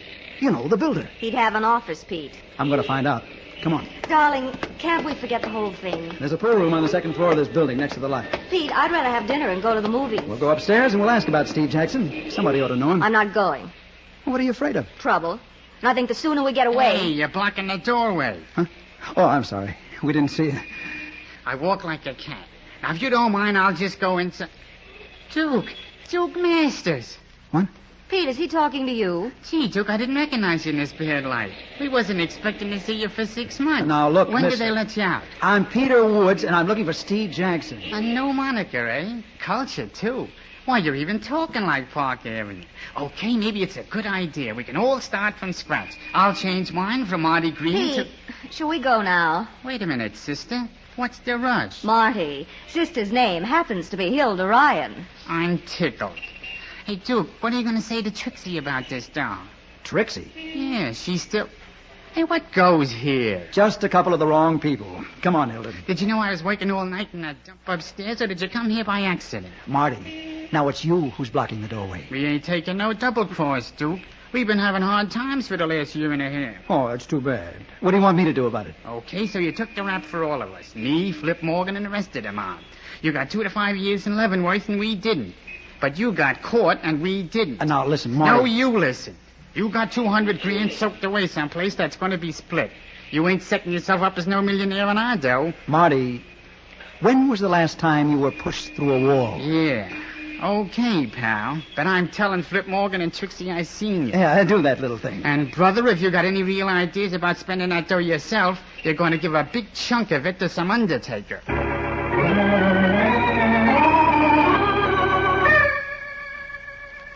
Stop flipping that coin. You're driving me crazy. Well, what are you so nervous about, Trixie? I'm not nervous. All right. Will you stop it? Sure. You want me to go home to my mother? Don't be a dope. It's just that I'm... Oh, yeah, sure, I know. You'd like to see something green for a change. Flip. Well, it's my sickness, too. Duke, the wise guy. He don't trust nobody. 200 grand stacked away, and we got a scratch till he gets out of stir. I'm afraid of what's going to happen when he gets out. Oh, what's that? He's got only 6 months to go, and leave it to Duke. He's behaving. Won't be 2 to 5 for him. He'll get the diploma at the end of 2. Well, what's wrong with that? I can't help it if I'm scared, Flip. Ah, he's not going to do anything to you. I promised I'd wait for him. So what? You changed your mind. He'll kill me. You're crazy. I know what I'm talking about. When Duke finds out, somebody hasn't tipped him off already. Relax. Duke's a dying duck. Huh? Only he don't know it yet. Nobody's going to tell him. What do you mean? You learned how to do arithmetic, didn't you? Flip. Uh-huh. The more numbers you got to divide by, the less everybody gets. You're going to kill him. First, he brings the dough out of hiding. I got a brain that gives me 24 hours service. But, Flip, suppose... What for? The day Duke steps out of Leavenworth, he's going to have an escort with him all the way to New York. And by the time we swing up Broadway, he's going to be all talked out. And then we bury him. I'll get it, Trixie. Yep. Hello, Flip. Yep. This is Marty. The Duke's out. What? Yeah, Duke Masters. I seen him. Hey, now listen, Marty, if this is a gag... I tell you, I seen him with my own eyes. I talked to him. And you should hear him, Flip. Like he went to college instead of Leavenworth. Just a minute. Trixie. Yeah? Marty just saw the Duke in town. What? Yeah, what a break. 6 months ahead of time. What are we going to do? Same thing. All right, Marty. What else? We're getting a double cross. Hey? Dude, the Duke says he ain't the Duke. He says he's a guy by the name of Peter Woods. Go on. And he's got some fancy dame with him, Hilda Ryan. A real cookie. Peter Woods and Hilda Ryan, hey? Where are they now? In the Bijou Club on 49th Street. Spending our dough. Okay, Marty. Keep an eye on them. But I gotta go to work. Keep an eye on them and your working days will be over. I didn't expect it, Flip. I never figured on time off for good behavior. Give me the phone book, Trixie. What are we going to do? The phone book, baby. I want to take a look at the odds. I've got an idea they're going to favor a quick killing.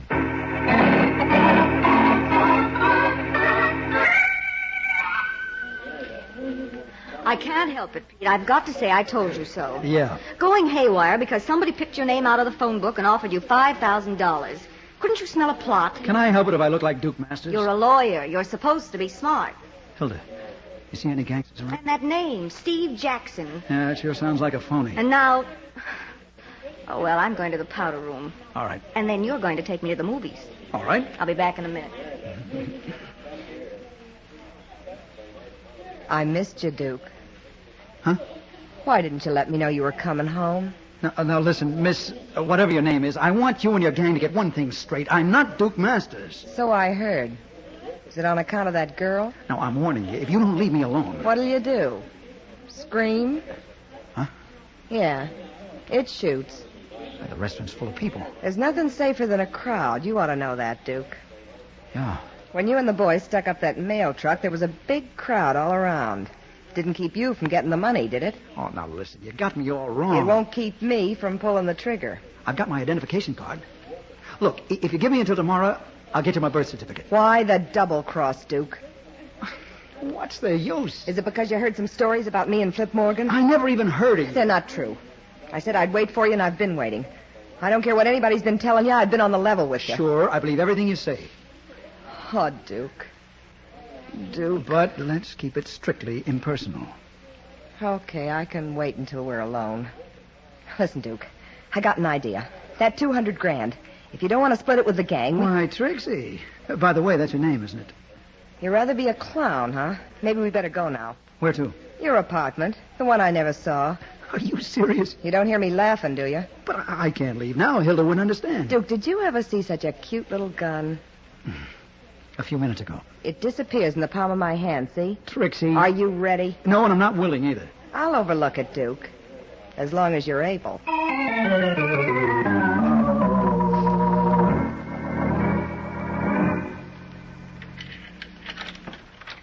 All right, Duke. Stop fumbling and open the door. I can't help it, Trixie. I'm thinking of Hilda. When she finds me The gone... door, sweetheart. Careful how you poke that gun in my back. Get in there, Duke. All right. You don't have to be so impatient. Hey, what's happened to my apartment? We gave it a thorough cleaning, pal. Huh? Who are you? Come in, Duke. Come in and stop kidding. Now, look. You've made a mistake. Give me a chance, will you? Yeah. Did you have to coax him much, Trixie? A little. He was pretty unreasonable, Flip. Oh, it's too bad. What's the matter, Duke? Don't you want to meet your old friends again? I never saw you before in my life. I've never been to prison, and I've never been in any holdup. His memory's still bad, Trixie. It's awful. We might have to give him a treatment, huh? Remember the boys, Duke? Good grief. What can I do to make you understand? That's Tom, and that's Knuckles, and that's the Bruiser. Yeah. They're all waiting to put their hands on you. I'm not Duke Yeah, Masters. Sure, I know. You're Peter Woods. You're even listed in the phone book. Nice going, Duke. You took this apartment and hid the dough, then you took the rap, but not for us. Now, where is it? I give up. 200 grand. It's in one of these rooms. Now, you go and make an X on the spot. You've searched, haven't you? You didn't find any money. Well, maybe we're not as smart as you are. You pulled the place apart. You're next, pal. Well, what can I do just because I happen to look like some guy who's double-crossing? I'll give you a break. Tell us where you stacked the dough, and we'll cut you in. We'll let bygones be bygones. You can't let something be that never existed. So you become a philosopher, too, huh? You do great things at Leavenworth these days. Sit down, Duke. What for? We're going to give you something to think about. Come on, Trixie. The boys want to be left alone. Listen, Flip, don't you think... There's nothing to worry about, sweetheart. They're going to see how many times they can bounce the punching bag off the wall. Before the air gets out of it.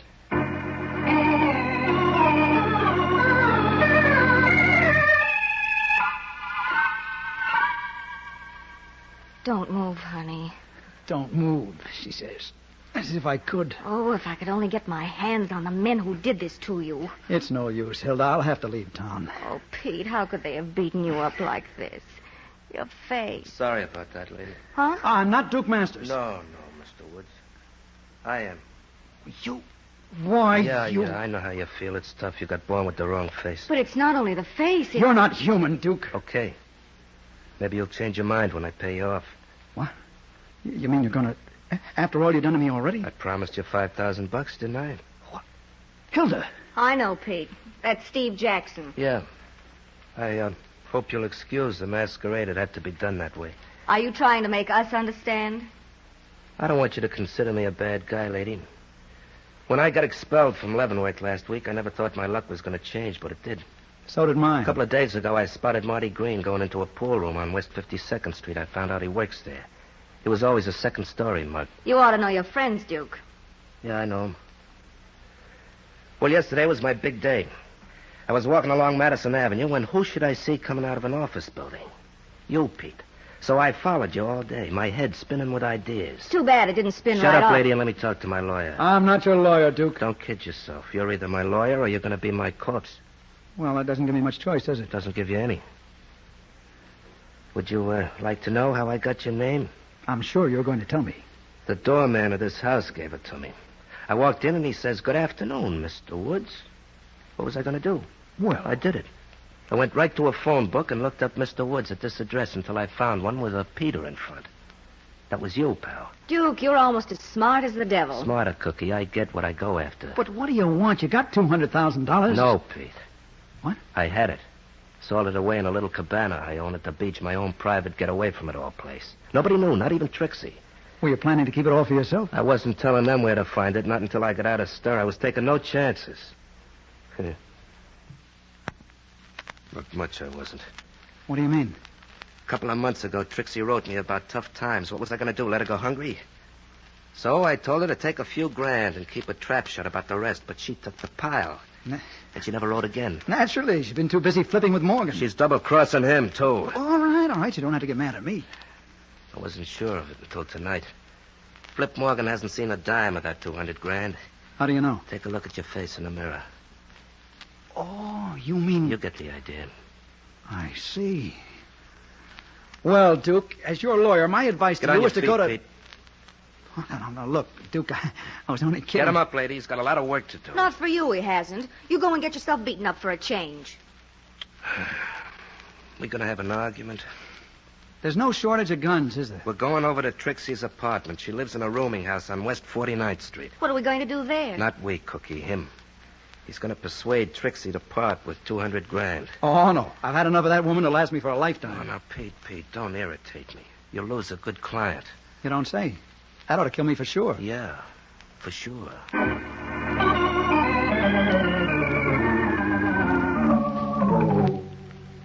All right, here's the key, Pete. Don't we knock first? Oh, you'll never get to first base with Trixie, being formal. But suppose That's she's... her tough luck. Go ahead. All right. But tell that gun to be gentleman with his spine. I got to live with it. Duke, why don't you go in there? You're not afraid of Trixie, are you? Not if she's alone, chicken. Oh, so Pete's going to find out. Back in Leavenworth, we used to call that strategy. Pete. It's no use, Hilda. Well, here I come again, fellas. Trixie! Trixie! Pete, Duke, we Put can't on let your him... old brass knuckles with the corkscrew buckles, and then we'll have a little... Holy smoke. Duke! Hilda! What's the matter, Pete? Flip Morgan. Is he dead? Nobody could look like that and be alive. He was shot. Say, Duke, did you know about this? What do you... Hey, don't lock us in here. Well, what do you know? He did.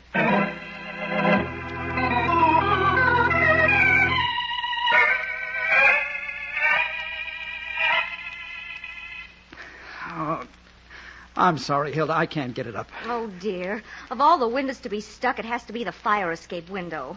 What are we going to do? I don't know. Those guys knocked me senseless. But I do. We can stick our heads out of the other window and yell. Honey, have you gone berserk? We've got to get out of here. Sure, but don't call for help. There's a dead body in this room. How are we going to explain it? There's no law against telling the truth, Pete. Who's going to believe us? Pete, There may be Duke coming back. what are you going to do with that chair? Come on, quick. Behind that door. Hey, you two. Trixie. Put on that chair, Duke. No, while you're still behind the door. Okay, you can close it now. But, how did you know we were... Look over there. Oh. I guess it's nothing like a well-placed mirror, is it? But, Pete, darling, there certainly is. What? Hilda, what are you talking about? A well-placed bullet. Have you forgotten? You know, in that corner. Flip. Never again, Trixie. Flip has flopped. You killed him, Duke. You and the dame. Now, wait a minute. Let her rave, Pete. You sent me a phony telegram to get me out of here. Said you had something to talk to me about. I thought you wanted to make up. How did you get around Flip? He didn't see the wire. I read it in the hall. I told him I had...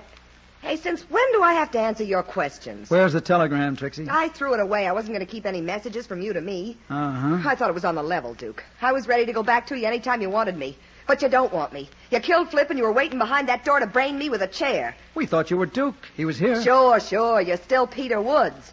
You'll kill us one at a time, and then you've got $200,000 and no partners. Well, it's not working, Duke. Not this trip. Duke says you have the money. Did you hear what I said? I'm not even listening. Well, what are you going to do? I'm calling the cops. You're through, Duke. All right. Call him. Let's sit down, Hilda. I don't mind.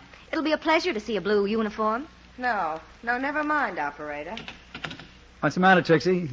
Cold feet? Duke, how was Flip Morgan killed? He was shot. Right through the heart. You know, Trixie. Don't you, dear? And you were going to let me... You didn't even try to... Hey, I'm getting out of here. Wait a minute, Trixie. No. I guess she means no, Pete. Yes. Well, let's call the police. They always like to be told when a murder's been committed.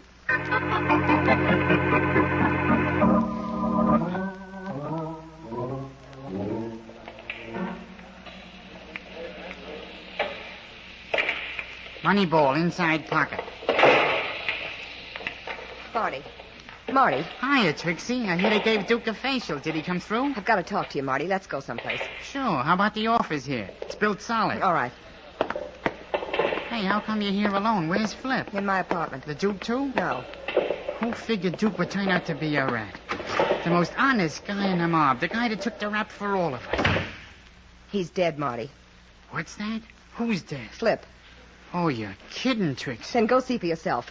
Flip's in my apartment with a bullet in his chest. So that's how Duke's going to hold on to the He would have killed me, too, but I wasn't there. Listen, Marty, we made a big mistake tonight.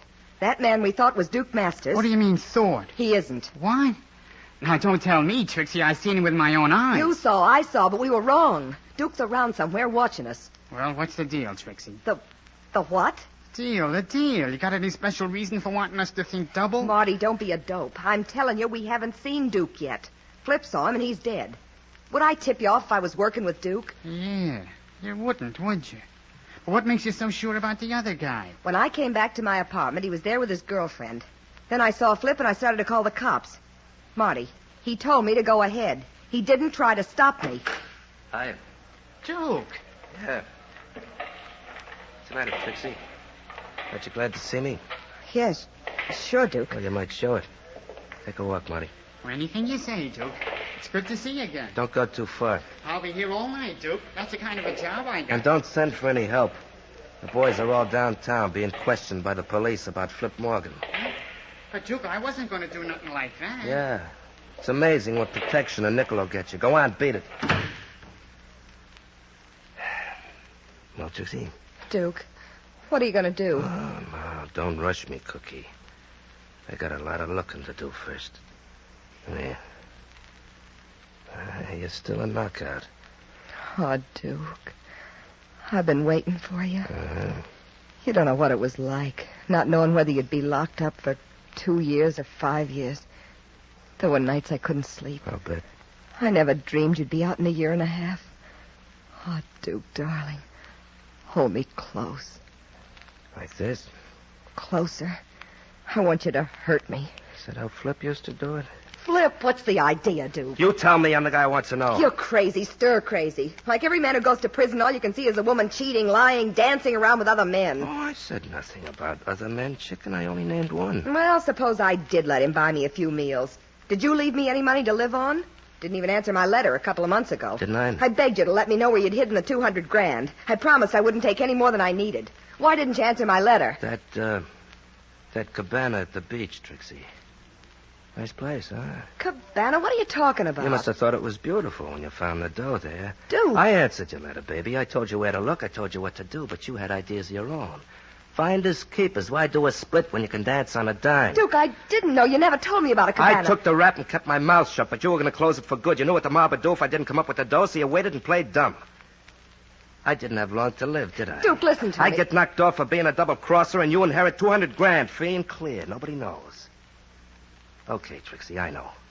Now, where's the dough? I never saw it. I never got your letter. I'm not asking for comedy lines, Trixie. But I tell you, Hey, what are you trying to do? How do I know you wrote a letter? Because you say so? Well, I say I never got one. Okay.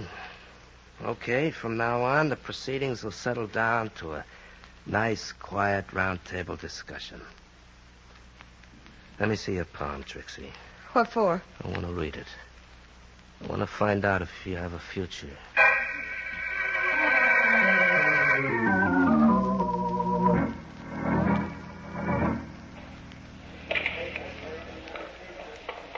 Okay, buddy, you take table 6. Table 6 ready? Hello, Marty. Remember us? Huh? Sure. Gee, Mr. Woods, I'm sorry we tapped you for Skull and Bones, but you know, an honest mistake. That's quite all right now, Marty. As long as Pete can be himself again. We ain't going to bother him no more, lady. What brings you here? Want to shoot some pool? We're looking for Trixie. Oh, you're out of luck. Isn't she here? I left her and the Duke in the office about an hour ago. You know, long time no see. Are they still in there? What do you think? Come on, Hilda. Hey, wait a minute. You'd better leave him alone, Mr. Woods. The Duke gets awful mad. He won't hit me, Marty. It'll be almost like hitting himself. Now, take my advice and be smart. Now, don't... I'll try to stop him, Duke, but they... Save your breath, Marty. You're talking into a vacuum. Pete. Yeah. Strangled with a piece of cord. Holy smoke. Close that door, Marty. Sure. We don't want no riot. Marty, you said the Duke was in here, too. Well, I didn't see him go out. If he had gone out, would you have seen him? Well, sure. I was out front all the time, near the door, where the counter is. Well, then, how did he get out of here? How? That's an open window, ain't it? Wide open. You mean Duke jumped out of there? We didn't have to jump, lady. This is the second floor. He could have dropped down. It's only about 12 feet. Is it? No, I can drop down from that window myself. You work here nights, don't you? Yeah. So what? Take a look out that window. Something's been happening next door. Next door? There's an open lot. There was, Marty. Now there's a great big hole in it, about 30 feet. What? For the foundation of a new building. 30 feet? Mm-hmm. Steam shovels work during the day. You see Duke's body down there? Oh, I didn't see nothing. It's too dark. If Duke went out that window, he should still be down there. Want to take a trip? Not with you, mister. Pete! Don't be alarmed, Hilda. I've been facing guns all night. How's it feel to be rich, Marty? Great. And I'm going to stay rich, see? That $200,000 is mine. I worked for it. 1 hold-up and 2 murders. So what? Duke's going to take the rap. It's no secret he used to be nuts about Trixie. It's no secret she was double-crossing him with Flip. Marty, how'd you get the money? I watched the mails at Trixie's house. I don't trust nobody. You watched the mails? For almost a year and a half. Trixie lived in a rooming house. The mail used to be left on the table in the front hall. And then, one day, a couple of months ago... Yeah, the payoff. A letter that told where Duke hid the dough. And it said, don't tell the mob. I was in. You're smart, Marty. Yeah, but who are you going to tell it to? Marty, hasn't anybody told you that shooting makes a lot of noise? I got that figured out, too. Turn on that radio, pal, loud. It's hey, different now, Marty. You just learned one thing. Never take your eyes off a moving target. Drop that gun. Drop it, or I'll twist your arm out of shape. Now, you weasel. There. Why, Pete, you knocked him out with one punch. Let me catch my breath. Phew. You're a bright girl, Hilda. You took an awful chance screaming that way. I had to, darling. It was now or never. And I figured if it had to be never, why not now? Oh, no, don't faint now, Hilda. I need you. Hilda! Hilda?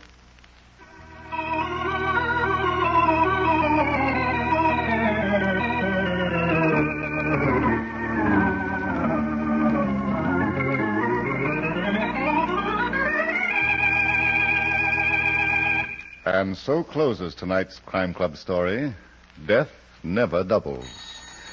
Stedman Coles wrote the radio script. Roger Bauer produced and directed. Tonight's cast included Chet Stratton as Peter Woods, Larry Haynes as Duke Masters, Julie Stevens was Trixie, Arthur Vinton played Flip Morgan, Phil Kramer was Marty, and Charlotte Lawrence was heard as Hilda Ryan. Oh, I beg your pardon. Hello. I hope I haven't kept you waiting. Yes, this is the Crime Club. I am the librarian. Yes, come over a week from tonight. Good. We have the very unusual story of a flight into fancy that took off from murder. It's called Death at 7:10 by H.F.S. Moore. In the meantime? Well, in the meantime, there's a new Crime Club book available this week and every week at bookstores everywhere. Yes, it's available now. Fine. And we'll look for you next week.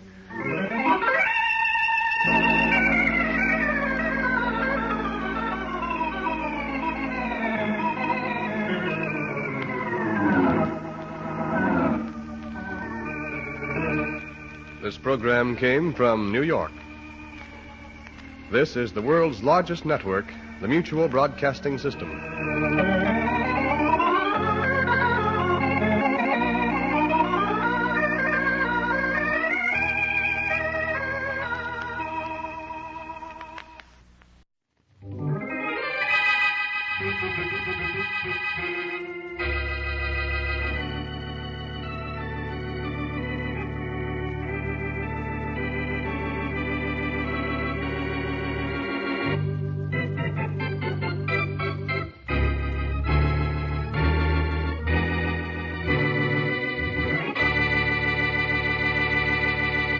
What's the matter, Ed? Can't you find a telephone number? Yeah, here it is. Under registered nurses, Sam.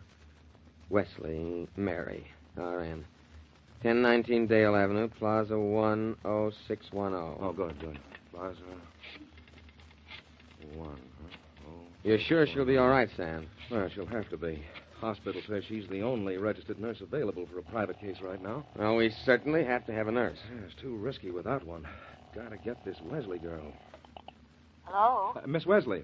Yes? You're the Miss Wesley who's a registered nurse? Well, yes, I am, but I haven't been on a case in a long time. Well, this is urgent, Miss Wesley. This is Dr. Sam Jones. Your friend Dr. Wallace has had to leave town, and I'm handling a case for him. Well, Dr. Jones, I think you better get someone else. I think that Dr. Wallace will tell you he hasn't used me. Yes, I know. He told me that, Miss Wesley, but he also told me that you're an excellent nurse, and this is an emergency. Now, I've tried everywhere, and you're just about the only registered nurse available, so if you'd please, Miss Wesley. Well, it's been a long time, Dr. Jones, but if you think I'm quite certain you'll have no difficulty with this case, Miss Wesley, so could you come on duty this evening? Well, it looks like I don't have much choice, do I, Doctor? Well, fine.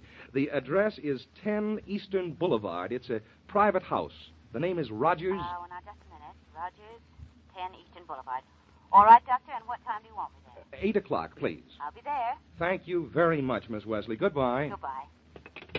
Sam, what you say? She'll be here, Ed, at 8 o'clock.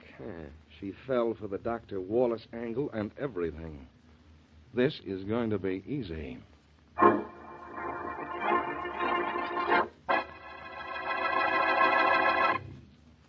And now, on to Dick Calmer as Boston Blackie. Enemy to those who make him an enemy. Friend to those who have no friend.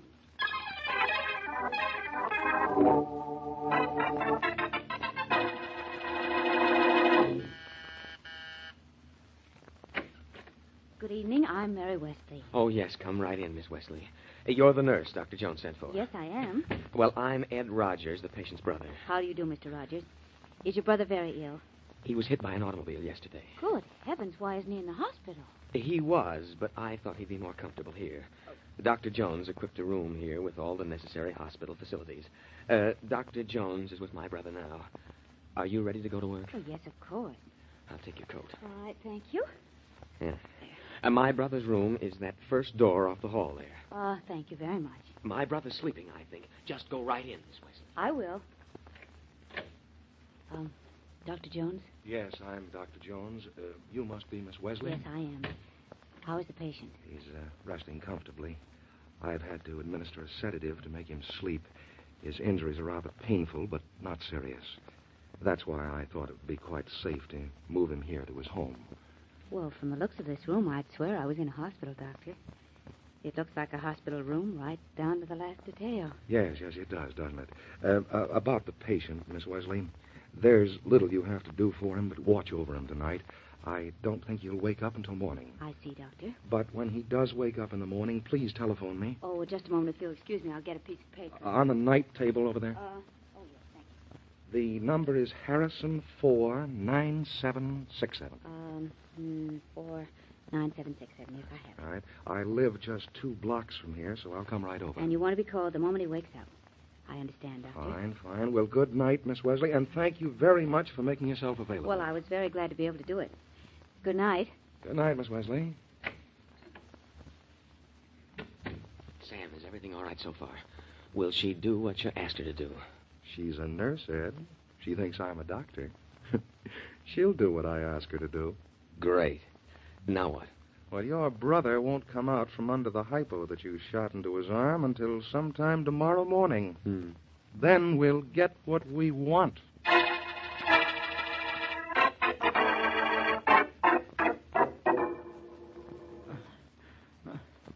Nurse. I'm right here, Mr. Rogers. Good morning. Get me the doctor. I want to see the doctor. All right, I will, but now you just lie still. I'll get the doctor right away. Yes, get me the doctor. Right away, please. Mr. Rogers. Yes, ma'am. Is my brother awake? Yes, he is, and I'm supposed to call the doctor right away. Where is your telephone? Right there in the library, Miss Wesley. All right, thank you. And maybe you better go in and stay with your brother until I get back. Yes. Yes, I think I will go in and see him. Fine, I'll be right back. Nurse, did you get the doctor? The doctor will be here in a minute, Bill. Oh, it's you, Ed. Get out of here. Now, take it easy, Bill. Take it easy. No, get away from my bed. I don't want you near me. All I want to do is to see the doctor. You'll see him, Bill, in just a minute. No, I won't. Not with you here. You were here at the hospital the last time I called for a doctor, and you stuck a needle in my arm. It was a drug. It put me to sleep. I've got to talk to the doctor. Do you? Why? I'm sorry, Ed, but I have to do it. Even if you are my brother. Well, all right. Whatever it is you have to say to him, you go right ahead and say it. I know you wouldn't do anything you didn't have to, so you go right... Oh, here's the doctor. Well, Mr. Rogers, I just dropped in as the nurse was calling me. How are you feeling this morning? A lot better? No, just about the same, Doctor. Say, you're not the doctor I had yesterday. Well, no, I'm not, son. Dr. Wallace was called out of town. I'm Dr. Jones, taking Dr. Wallace's place for a few days. Oh, well, all right, you'll do. I want to talk to you, Doctor. Alone. Alone? Well, all right. Maybe you'd better go outside with Miss Wesley, Mr. Rogers. Oh, sure. Anything you say, Dr. Jones. Is he gone? Yes, he's gone, Mr. Rogers. Now, what is all this business you have to talk to me about alone? It's about Ed, Dr. Jones. You see, Ed and I both work for the Acre Manufacturing Company. Yes, I know. But you don't know this. Nobody knows this but me. That's why Ed tried to kill me by running me down with his car yesterday. What's that? You say your brother Ed was the one who ran you down? Oh, now, come, Mr. Rogers. You don't really mean that. Oh, but I do mean it, Doctor. I saw the car just before it hit me. I know it was Ed's. He tried to kill me because I know he's embezzled thousands of dollars from the company we work for. I was on my way to the police after I told Ed I could prove everything. That's why he tried to kill me before I could get to them. You can prove your brother is an embezzler? Yes, the phony checks are made out in payment of false invoices from the A.H. Latimer Company, which doesn't even exist. Oh, and the checks are cashed at the Harrington Bank. Isn't that proof I know what I'm talking about? Well, if what you say is true, it certainly is, but why are you telling me all this? I want you to write out what I just told you. Bring it to me, and I'll sign it. You've got to do it, Doctor. And then you've got to take it to the police. Please, Doctor. Very well. Now, you just take it easy. I'll have my secretary type up the statement for you to sign. Yes. Please hurry, Doctor, before my brother does something to me again. Don't worry. You'll be all right. How is he, Doctor? Ed, your brother's going to be all right. Miss Wesley. Yes, Doctor. Our patient is a little overexcited this morning. I think we'd better put him to sleep again. Will you administer the opiate, please? Of course, Doctor. No more than the usual amount, nurse? Certainly not, Doctor. Doctor? No, I'm Miss Wesley, the nurse. Oh, is the doctor coming back? He hasn't even gone. He's just outside in the hall. Now, you aren't a sissy about a hypodermic needle, are you? No. Oh, but what are you going to do? Well, Dr. Jones wants you to go to sleep for a little while, that's all. Now, this won't hurt one bit. I won't go to sleep right away, will I? No, not for 10 or 15 minutes yet. Oh, that's good. I must sign something first. Okay? There, now it's all done. You feel better, don't you? Yes. That's a lot better, nurse. Oh, that's good. Now, you just lie still, and I'll be back in a few minutes. Oh, Doctor, he seems to be feeling very much better since he talked to you. Yes, nurse, I think he's going to be all right now. You gave him the hypodermic? Yes, he should be asleep in about 10 or 15 minutes. Oh, that's fine. Miss Wesley, Mr. Rogers here will pay you for your services. I don't think we'll need you anymore. You don't need me anymore, The patient seems completely out of danger now. But, Thank you Doctor, very much for your troubles, Miss Wesley, and goodbye.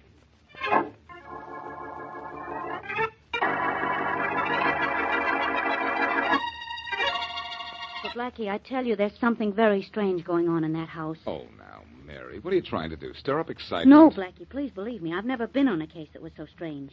The room in that house was fixed to look like a hospital room, exactly like one, even to the color of the walls and the curtains on the floor and all the hospital room equipment. So maybe there used to be an invalid in the house. Well, all right, maybe there was. But you don't fix up a room to look like a hospital room for an invalid.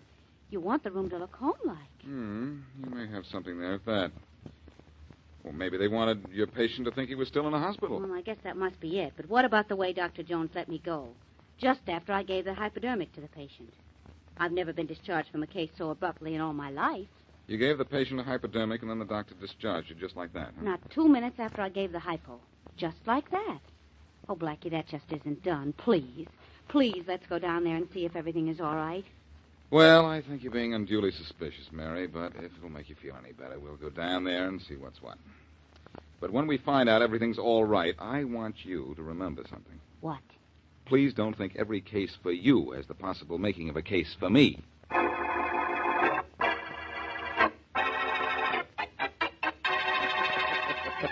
Well, Ed, I guess we can pat ourselves on the back, huh? We sure can, Sam. Dr. Jones to you. Oh, no, that's the end of that. I won't be needing your services any longer. And I don't think that my dear brother will, either. we worked this out rather cleverly, I think. That embezzlement can't possibly be traced to you in any way now. No, Sam, I'm in the clear. My only link to what's happened is you. Huh? And you've been paid. So now suppose you get out of here and get lost.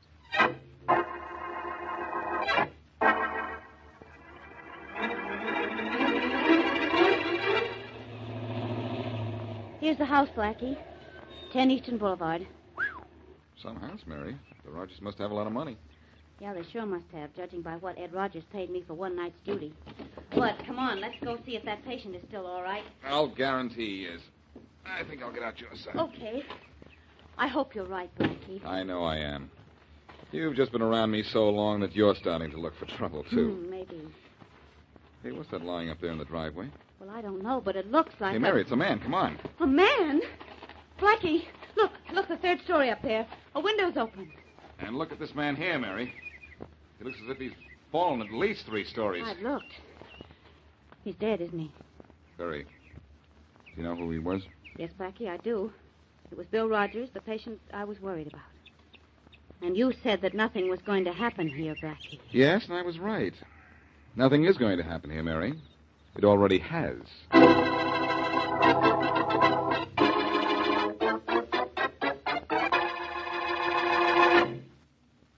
And now back to Boston Blackie.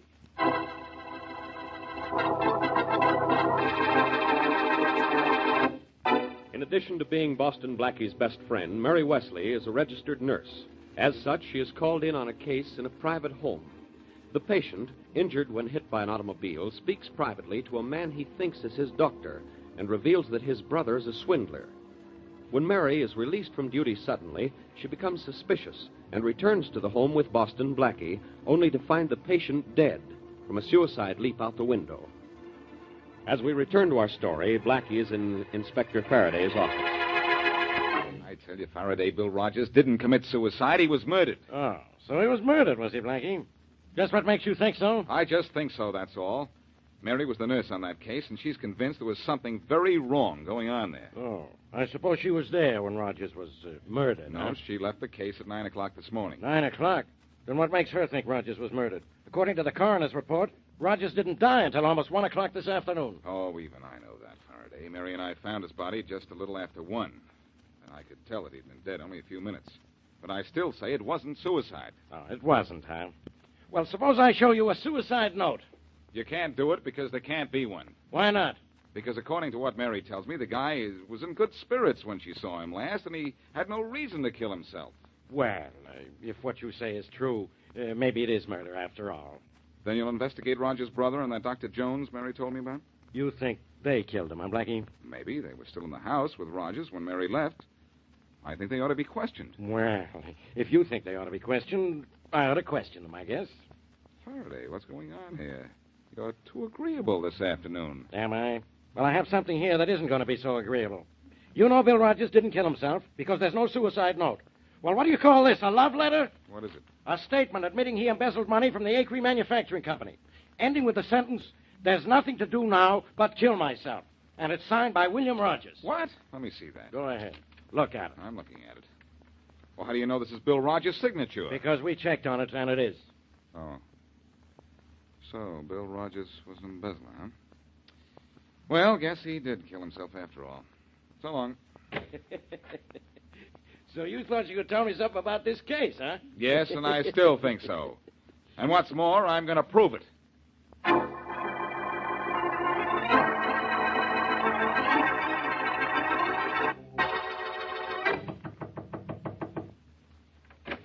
Hello, Sam. Ed, you fool. I thought we weren't supposed to see each other again. What are you doing here at my home? This is important, Sam. No one saw me come here. That part's all right. Everything's all right, isn't it? Your brother's dead. He signed a confession against himself instead of the statement against you. Sam, there's one flaw in our plan. One thing wrong with it that can send us to prison for murder. One flaw. One flaw? What?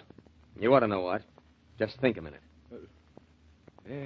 Yes, you're right, Ed. You're right. Of course I'm right. Rather stupid of us, wasn't it? But no one will ever know about it. No, what about Miss Wesley? If she's any kind of a nurse, she'll find the hole in our plan. Yes, I guess you're right. Sam, who are you phoning? Our friend, Miss Wesley. I think we'd better bring her down here and have a little talk with her. Find out what she knows, huh? Yes, and see that she doesn't tell anyone what that is. Listen to this. Our friend Dr. Wallace is back in town now. I've checked with the hospital. I'm going to try and imitate his voice. Hello? Miss Wesley. Yes? Miss Wesley, this is Dr. Wallace. Oh, hello, Dr. Wallace. I thought you were out of town. I just got back, Miss Wesley, and I have a case for you this evening. It's an emergency. Oh, Doctor, I'd much rather not. I'm sorry, Miss Wesley. This is urgent. It's at 1919 Downey Street. The name is Adams. Now, how soon can you be here? All right, I can leave right away. Oh, that's fine. I'll try to get there then, too. Thank you a lot, Miss Wesley, and goodbye. Goodbye, Dr. Wallace. Well, it's all arranged, Ed. She thought I was Wallace. She's coming here, fine. But then what? What are we going to do then? What are we going to do? Yeah. Well, it was a simple matter to throw your brother out of an upstairs window when he was asleep. It should be easier to do the same thing to Miss Wesley. She isn't even a relative.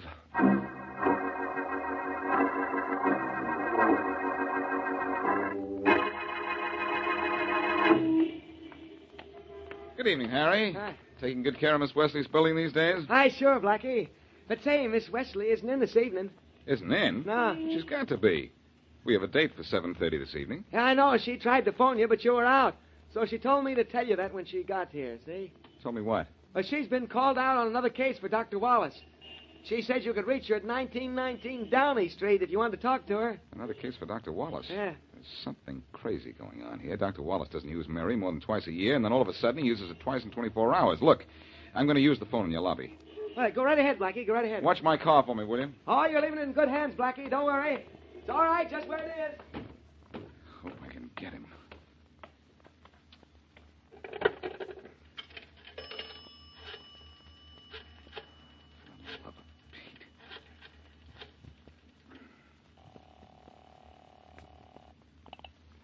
Dr. Wallace speaking. Hello, Dr. Wallace. This is Boston Blackie. Well, hello, Blackie. And how's that lovely Miss Wesley these days? Well, you ought to know, Doctor. You're keeping her pretty busy all of a sudden. What's the idea? I'm keeping her busy, Blackie. Why, I haven't seen her for a long time. You haven't called Mary on 2 cases in the last 24 hours? No, of course not. Look, Doctor, I have a hunch about something. Maybe you can clear it up. Mary gave a patient a hypo to put him to sleep at 9 o'clock this morning. How long would that drug keep him out?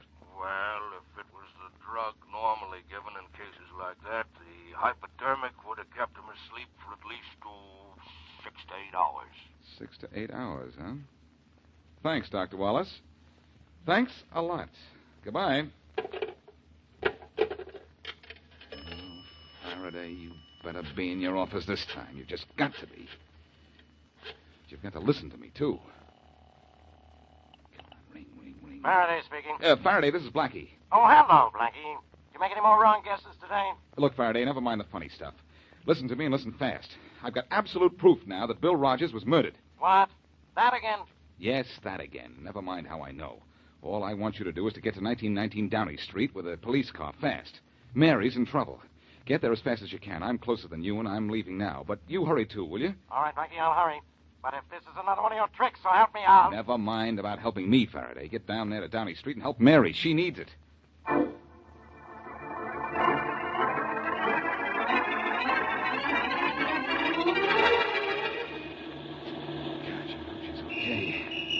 Uh-oh. This is what I get for doing 60. Oh, nuts. Now, just where do you think you're going in such a hurry? Look, officer, I'm Boston Blackie. Boston Blackie, huh? Well, so you are at that. Swell, I'm glad you know who I am. Look, I'm in a hurry. Yeah, so I noticed. But it's important, officer. I've got to get somewhere fast. Yeah, that's what they all say. But I tell you, this is important. Let me go and then check with Inspector Faraday. He'll tell you all about it. Oh, check with Inspector Faraday, shall I?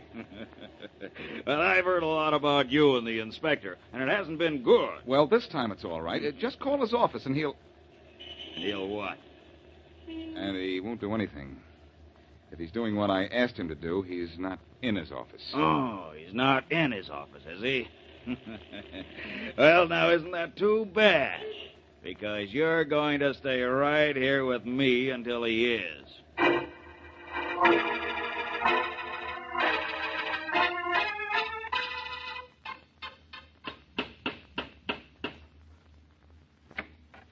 Well, Miss Wesley again. What a surprise. And Dr. Jones again. This is indeed a surprise. Well, not too much, Miss Wesley. I handle a great many of Dr. Wallace's cases. Oh? Come in, won't you? Thank you. Where is the patient? Well, we'll see him in a moment, Miss Wesley. I've been thinking about the Rogers case. I've been wondering if you were aware of anything unusual about it. Well, yes, in a way I was, but nothing specific. You don't think Bill Rogers killed himself? Do you? Well, the police seem satisfied, and Blackie. Oh, yes, your friend Blackie. You told him all about it, I imagine. Oh, yes, I did. Did you tell Blackie that you administered a hypo to the patient at 9 o'clock in the morning? Yes. Well, now, think a minute, Miss Wesley. You know something about drugs, don't you? Well, enough to administer them. Well, then, Miss Wesley, you ought to realize something. Why should? What? You administered the drug at 9 o'clock. Bill Rogers, an injured man, supposed to be asleep, climbed 2 stories and threw himself out of a 3rd-story window at 1 o'clock, 4 hours later. Is that possible? Why, no, of course it isn't. Dr. Jones, Mr. Rogers was murdered. He'd have to be. He was asleep when he died. Look, we've got to tell the police right away. No, I don't think we ought to do that, Miss Wesley. Why not? If you'd pushed Bill Rogers out the window, would you want to tell the police? If I... You killed Mr. Rogers, didn't you? Yes, but you won't be talking to the police because, well, you recognize a hypodermic needle when you see one, I'm sure, and this one contains the same drug we gave Bill Rogers. Help somebody, please, please. Oh, thank goodness for you, whoever you are. Look, this man is... Oh. Know who I am, Miss Wesley? Yes, I do. You're Ed. All right. Bill Rogers' brother. Grab her, Ed. No! Give her this hypo, and then she'll go out an upstairs window, too. I've got her. Miss Wesley, don't struggle that way. It won't do any good. Really, it won't. I don't think they will, Mary. Let the lady go, you guys, and just stand right where you are till a few of my friends get here. Oh, Blackie, Look, Mary, one of those guys has a gun. Look out, officer. He's the one to look out. Good shooting, officer. Now I'll get his gun. Yeah, see that you do that, Blackie, while I keep an eye on my gun on these 2 bums. Why don't you relax? I'm not going to move. Here's our friend's gun, officer. Okay, thanks. Hey, lady, you all right? Yes, thank you, officer. I am now, anyway. Oh, Blackie. Do you know, I'm so glad to see you, I could give you a great big kiss. Well, give the kiss to my friend, the policeman here. If he hadn't believed you were my dying grandmother, he'd still be bawling me out for speeding.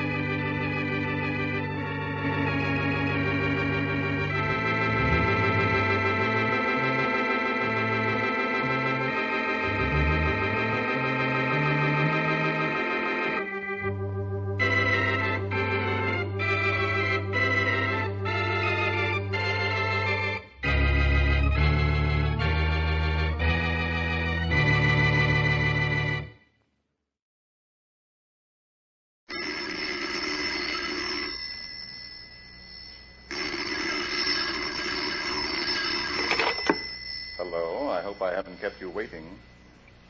Yes, this is the Crime Club. I'm the librarian. Coney Island Nocturne. Yes, we have the story for you. Come right over.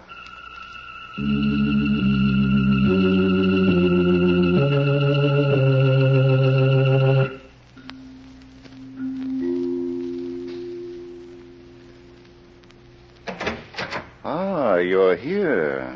Good. Take the easy chair by the window. Comfortable? The manuscript is on this shelf. Here it is, Coney Island Nocturne. The very absorbing story of fingers that were nailed by death. Let's look at it under the reading lamp. When Mike Donahue brought Helen O'Malley to Coney Island for an evening of fun, he had only the best intentions. Naturally. He was an officer of the law, a detective. And she was his fiancée. But 3 hours later, as they stood in the middle of a crowded, noisy carnival street, they were faced with a crisis of catastrophic proportions. Mike, I'm afraid I'll never understand you. How many times have I told you never to keep your wallet in your hip pocket? Yeah. If you were just another palooka who didn't know any better, then, well, all right. But you're a member of the pickpocket squad. You're supposed to know. Yeah. Haven't you got anything to say? How much money have you got on you? Enough to get us home. Helen, you're not going to tell the boys at the station house. No, dear. I still expect to marry you someday. I want congratulations, not sympathy. Yeah, well... Hey, Mike. Who was that? Look over there, honey, and you'll see a character. Hiya, Mike. I never thought I'd be glad to see you. Benny Gould. You recognize me, don't you? Look me over, pal. I've done a 60-day stretch in a workhouse, and I ain't a bit tired.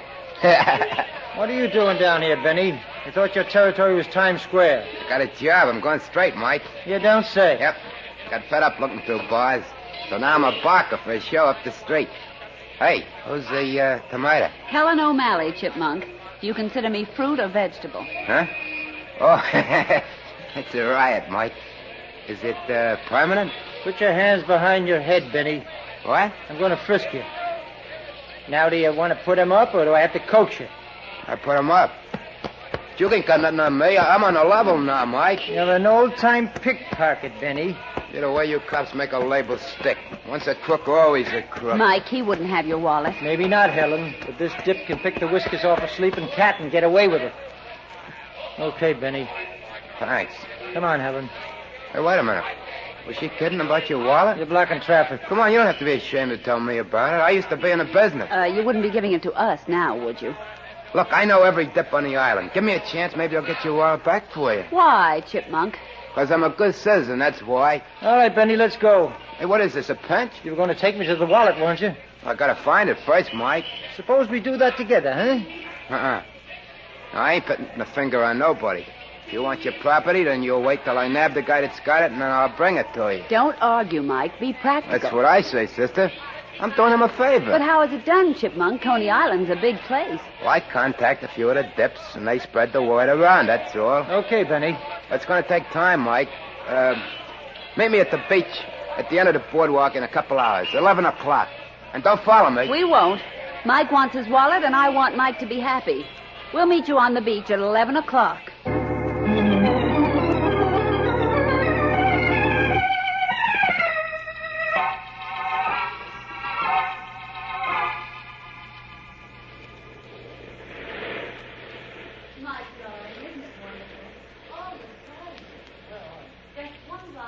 Boardwalk, and I think we ought to adopt Benny, don't you? It was his suggestion. Well, we're not exactly alone, Helen. Are you going to worry about that girl all night? Well, she might be watching us. She's fast asleep. Besides, she's a good 30 feet away. Come on, my bashful Romeo, give me a... It's only me, Mike. I didn't want to keep you waiting. Benny, don't you ever blow your horn when you come to a crossing? Blow my... Oh, I get it. Well, I figured it didn't mean nothing. See, there ain't no moon out. Have you got the wallet? Not yet, pal. You said 11 o'clock, and it's almost half past. Okay, but Coney Island's got a lot of depths, and they're spread out all over. You gotta be patient, Mike. How much longer? Listen, I got a couple of dozen guys working right now. Stick around for a little while. You ain't got nothing to lose with that tomato. I'll see you later. Where you going? My boss gets worried when he don't know what I'm doing. So long. Now, Mike, Where were we? What do you mean, Helen? When we were so rudely interrupted with a report about nothing. Oh, let's go home, huh? But, Mike... Well, it's a long trip, honey, and I've got to be at the station house at 8 o'clock in the morning. But your wallet... Then he can send it to me. He knows where. What was that? Thunder, baby. We'll have to run. I hope it pours. Help me up. All right, come on. I hope it pours for 40 days and 40 nights. Well, let's go. Wait a minute. We can't leave that girl sleeping there on the beach. No? No, I'm going to wake her up. Oh, of course. Oh, don't be unreasonable, Helen. There's going to be a storm. How would you like to get drenched? Why wait for a storm? You can dampen my spirits. Uh-oh. What's the matter? It's raining. Already? I just felt a drop on my nose. Let's get out of here, Mike. Wait a minute, dear. Oh, excuse me, lady. I think you'd better... Miss. Why don't you just yell in her ear? I don't think it would do any good, Helen. Well, try it and find out. I just felt another drop. You just can't wake up the dead by making a lot of noise. Huh? Mike, she isn't... She is, Helen. From head to foot.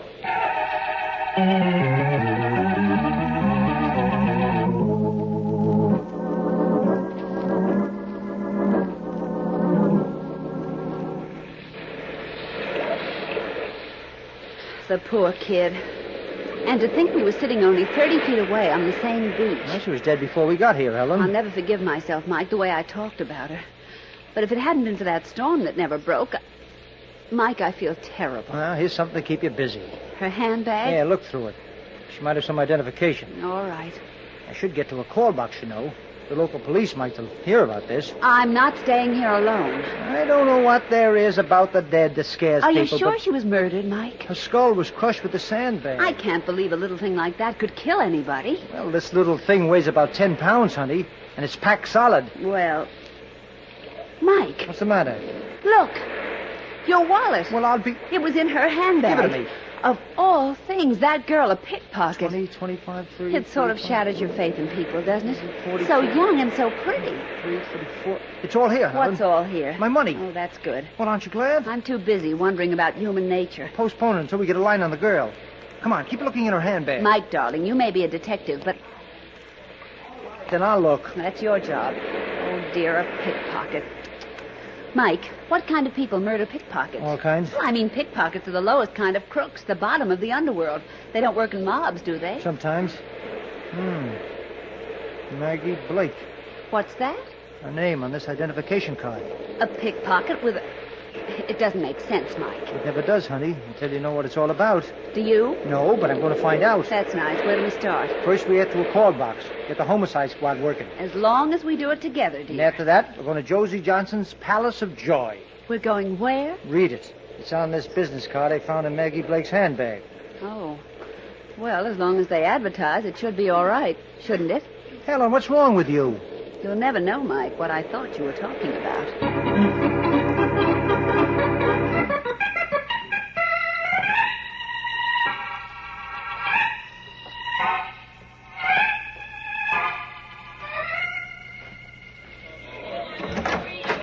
Oh, it's you.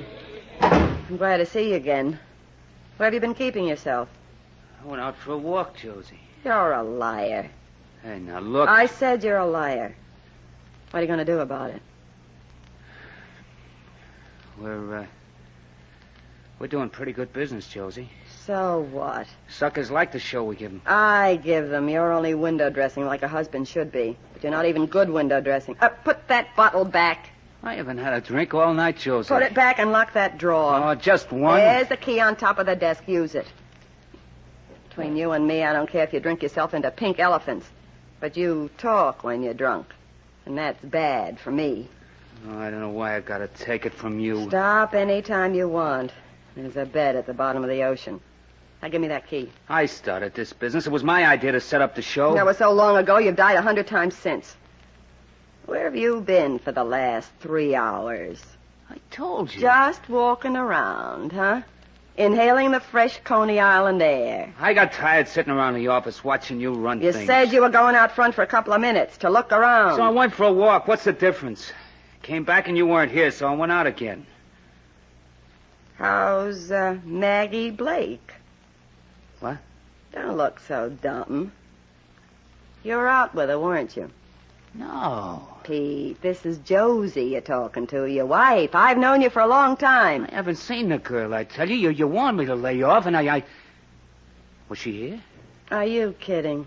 Well, didn't she even bring in the take? Are you calling me a cheat? No, wait, Josie, wait a minute. You know I don't think you're a doubler, but Maggie always comes in a few times like the others, and she's pretty regular. She was too busy tonight. Not with me. Shut up, Pete.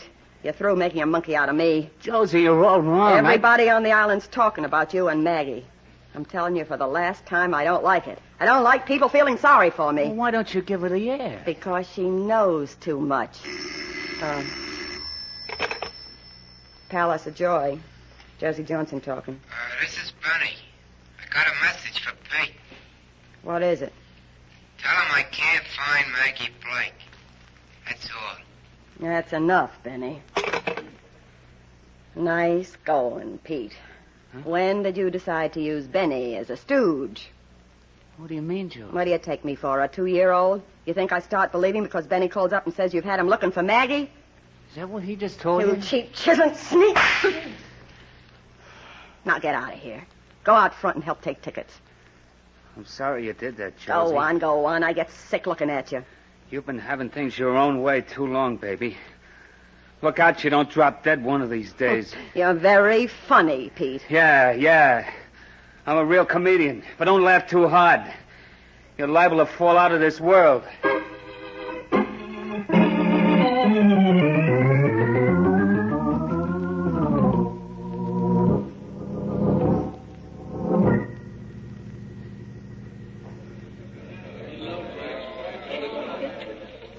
There should be an office here, Helen. Another door besides the main entrance from the street. Should-be's don't count. So this is the Palace of Joy. Who's crazy, Mike? The world? I've got no time to think about it now. Oh, excuse me. The pickpocket squad has to solve a murder first. Life can wait. I tell you, Maggie Blake has something to do with this place. Just because you found that business card in her handbag. Maybe. You're driving without lights, darling. Business cards don't prove... Say, Mike. There's Benny. Where? Talking to that man by that puppet stage. Well, that's funny. I was looking over there only a minute ago. I didn't see anyone. It could be magic, you know. This must be the place he works in. And maybe that's Josie Johnson he's talking to. Come on, we'll ask him a few questions about Maggie Blake. Anything you say, dear, you're the law. But who would come here to see a puppet show? This isn't exactly a playground for kids. Oh, you beginning to get ideas, too? It just hit me all of a sudden. Maybe the shows they put on here are not for kids. You know. I've been around, sweetheart. What? Concentrate on Benny and his partner. They've seen us and they've stopped talking. Hiya, Mike. Hey, how'd you and Adele find out about me in the palace? You've been, asking questions? We found a card in the storm, Benny. Storm? What you talking about, Mike? There ain't been no storm. Who's this guy, Benny? Give me a chance, I'll introduce you to him. Pete, this is Mike Donahue, a deck from Times Square. Well, pleased to meet you. Pickpocket squad. Dame's his girlfriend. Yeah. Well, I hope you enjoy yourselves. I'll be seeing you. Just a minute. I've seen you before someplace. Were you over in the lineup at police headquarters? Who, me? What's your full name? Pete. Peter Blake. Mike. Peter Blake, eh? Any relation to Maggie? Yeah. Yeah, she's my niece. She's not in trouble, is she, Mr. Donahue? Not anymore. Benny, where do I find Josie Johnson? The boss? Mm-hmm. I don't get it, Mike. You're acting just like a cop on the prowl. You recognize all the signs, don't you? Get Josie Johnson. The boss ain't here. Benny, you want me to be nice to you? I'm telling the truth, Mike. I came back looking for the boss myself. Pete told me. That's right, Mr. Donahue. Now, would you mind? I'd like to know about my niece. She's been murdered, Mr. Blake. Murdered? Yeah. You're kidding, Mike. Not that cute little kid that used to... Maggie. Take it easy, Pete. That's not going to get you no price. Oh, but why? Why should anybody kill Maggie? She never... Mr. Donahue, where is she? At the morgue by now. Would you like to tell me what she never did? I'm going to claim her body. I'll see you later if she's still here. Mike, you're not letting him go, are you? Why not, Helen? But he didn't even ask how his niece was killed. I noticed it. I noticed the tears, too. They were the kind you find on a crocodile. So, why didn't you hold him? Darling, a policeman doesn't hold everybody. Does he, Benny? Don't pick on me, Mike. I don't know nothing about it. Sure. Okay, so don't give me the eye like I was ready for the wagon. I'm on your side, ain't I? I'm trying to get your wallet back for you, ain't I? Keep trying, Benny. Okay, I'll go out and contact some more depths. Stick around. I'll let you know what comes up. Mike, why didn't you tell him you've got the wallet? Then Benny would have stuck around, too. And I think we ought to be alone. Here with all these people? They won't pay any attention to us. They're too busy having fun. Well, we're going to get busy, too. What do you mean? How did Benny and Pete get to this puppet stage without my seeing them? Magic? Maybe. But I've got a hunch. We find out how, and we'll find out why and who killed Maggie Blake.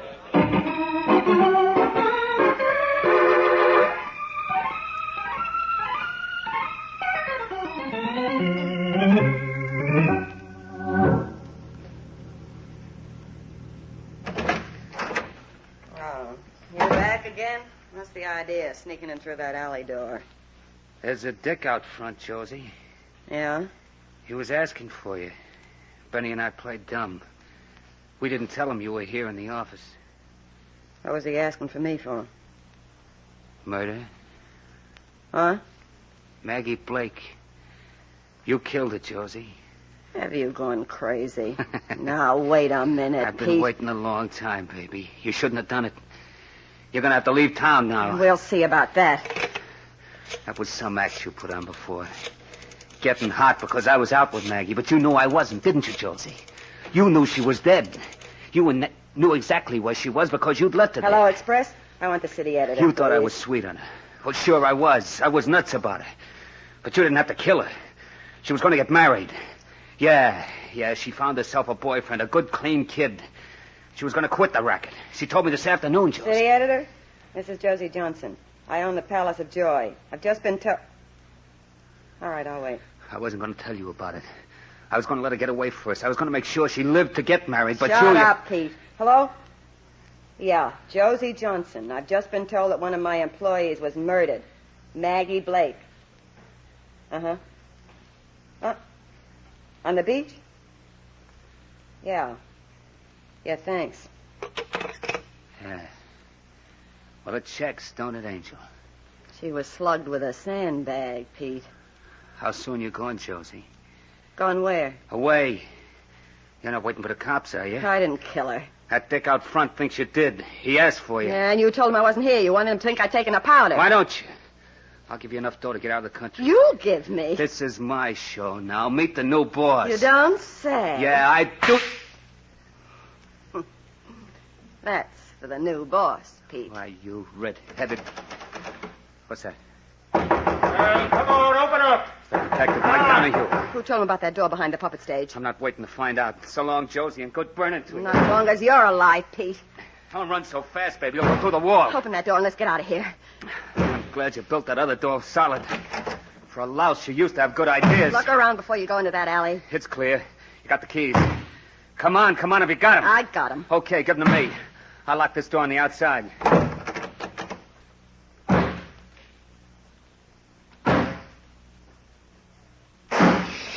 Boy, whoever put that door up... Mike, you're wonderful. Tell that to my commissioner. There was a man and woman in here. We heard the voices. Locked. They didn't go out this way. You said there was something behind that puppet stage. But why an office? What kind of a business would That they door be... over there.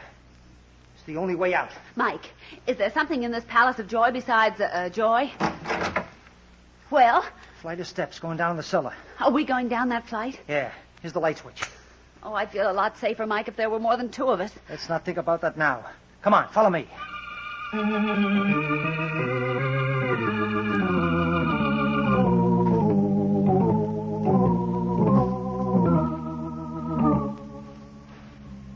Mike. Stop worrying, Helen. There's nobody down here. How can you be so sure? All these boxes piled in rows up to the ceiling. Suppose those two people are behind one of these rows. They're not waiting to see the whites of our eyes, honey. If they were down here, they...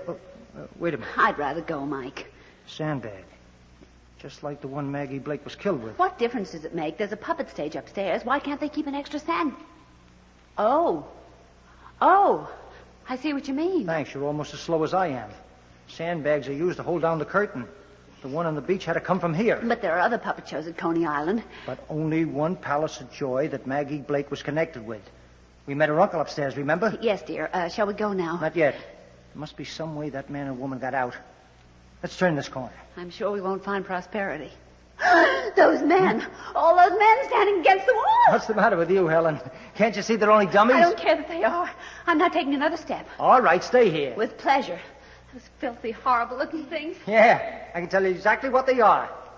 Helen, where are you? Sitting down, Mike, behind the pile of boxes. Well, listen, these are training dummies. The kind the old-time pickpockets used to teach newcomers. Come over here, and I'll show you the lights that flash on when the student is clumsy. Palace of Joy, huh? Josie Johnson's running a school for pickpockets. That means that Benny is one of the... Figure it out for yourself, Cupcake. My, do you look surprised? Who are you? Josie Johnson. Now, turn around, Mike, and I'll take your pretty 38 out of your pretty holster. Just keep your hands up high. Where's Helen, the girl that was down She's here? resting. She collided with the butt of my gun, and it knocked her out. Why did you do it? I got jealous. You're such a handsome guy for a cop. You know all about me, eh? Not all, Cupcake. Give me time. I've only just met you. I'm going to go look for Helen. Not without my permission. Now, listen, she might be badly hurt. She'll recover in time for the wedding. How would you like to be a hero? You make a practice of hitting women on the head? Mike, I'm trying to get you a medal. I know who killed Maggie Blake. Yeah? I guess it was somebody else, wasn't it? It was. And if you'll go quietly, I'll take you right to him. Where? He's in my apartment, and he's dying to meet you.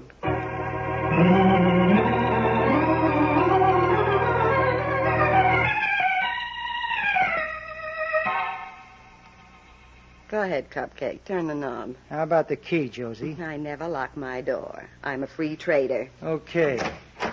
Forward, Mike. I'll be right behind you. Loaded to the hilt. You're so persuasive. You'll admit I've got a way about me. Yeah, so I see. Is that the guy who's dying to meet me? That's him, sprawled out over that table, drunk again. Pete. Hey, Pete. Say, that's Maggie Blake's uncle. What? Who told you that? He did.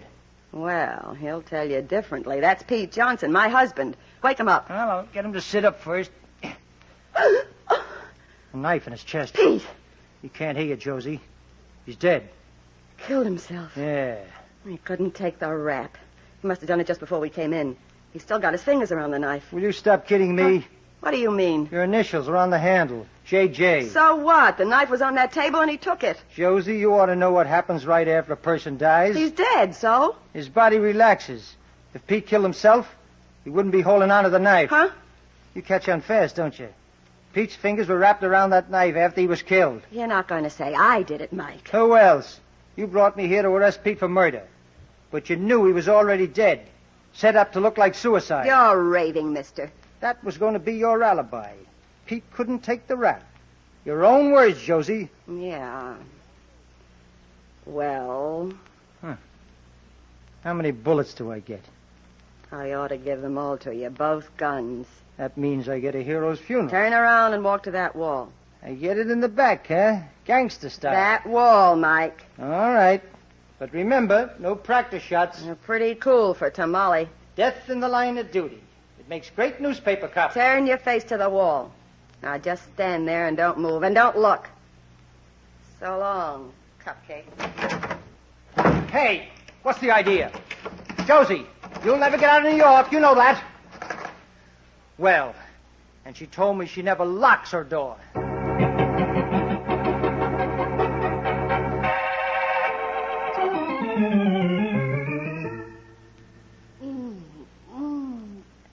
Oh, it's all right, Helen. Everything's all right now. Mike, what hit me?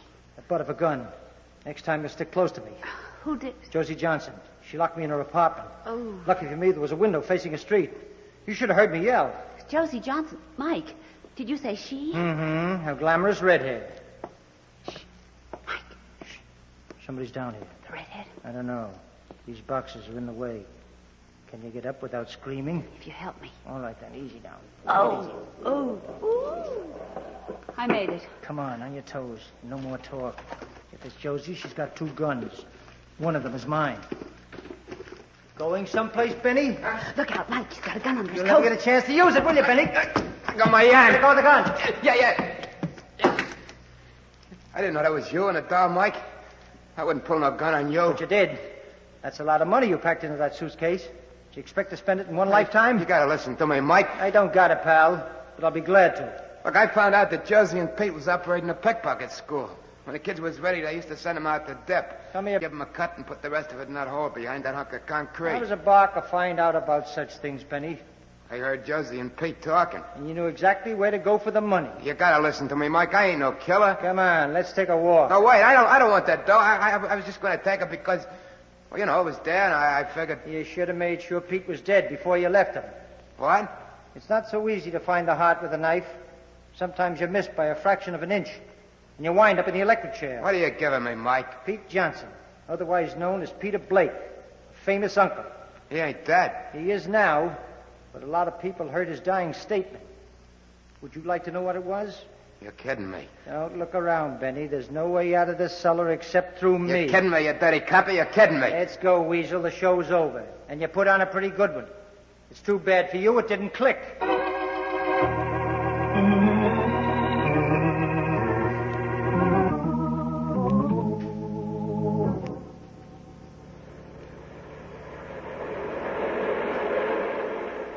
This is the worst part of going to Coney Island, the ride home in the subway. Yeah. Oh, well, Benny's confession sort of makes it worthwhile.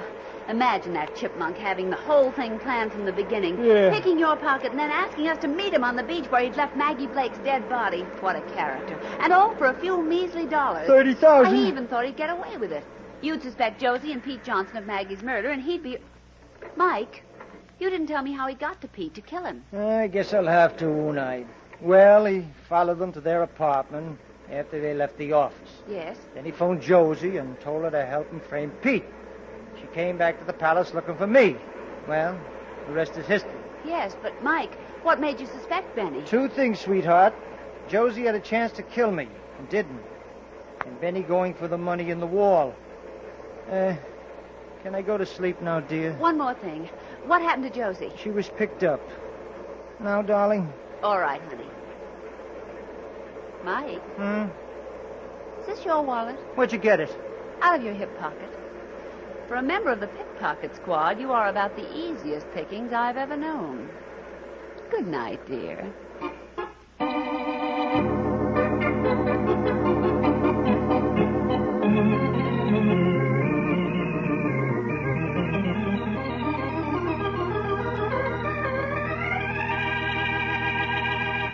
And so closes tonight's story, Coney Island Nocturne. Stedman Coles wrote the radio script. Roger Bauer produced and directed. Walter Kinsella played Mike Donahue. Joan Alexander was Helen O'Malley. Jean Ellen was heard as Josie Johnson. Bill Quinn was Peter Johnson. And Joseph Julian was Benny Gould. Oh, I beg your pardon. Hello, I hope I haven't kept you waiting. Yes, this is the Crime Club. I'm the librarian. Yes, come over a week from tonight. Good. We have the very exciting story of a sparkle that bloomed into murder. It's called Death Deals a Diamond. In the meantime? Well, in the meantime, there is a new Crime Club book available this week and every week at bookstores everywhere. Yes, it's available now. Fine. And we'll look for you next week.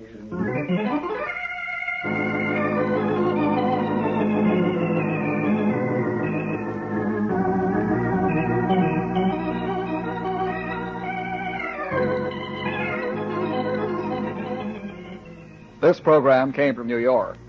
This is the Mutual Broadcasting System.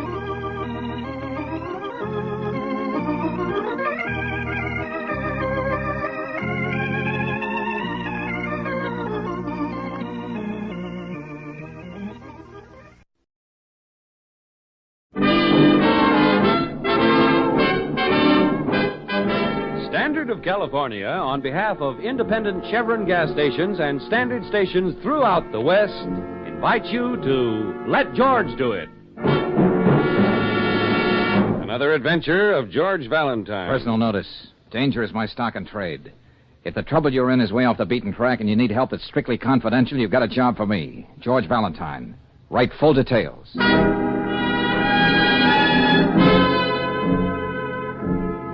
Dear sir, you employed the word confidential in your advertisement. Well, I need confidential help. My enthusiasm for birds has led me into a predicament. I was watching starlings, but I saw something that was never meant to be seen, and it keeps haunting me, if I really saw it. Unless my eyes deceive me. My eyes deceive me. I was the witness, the only witness, to an outrageous crime. There's nothing more I can say in a letter.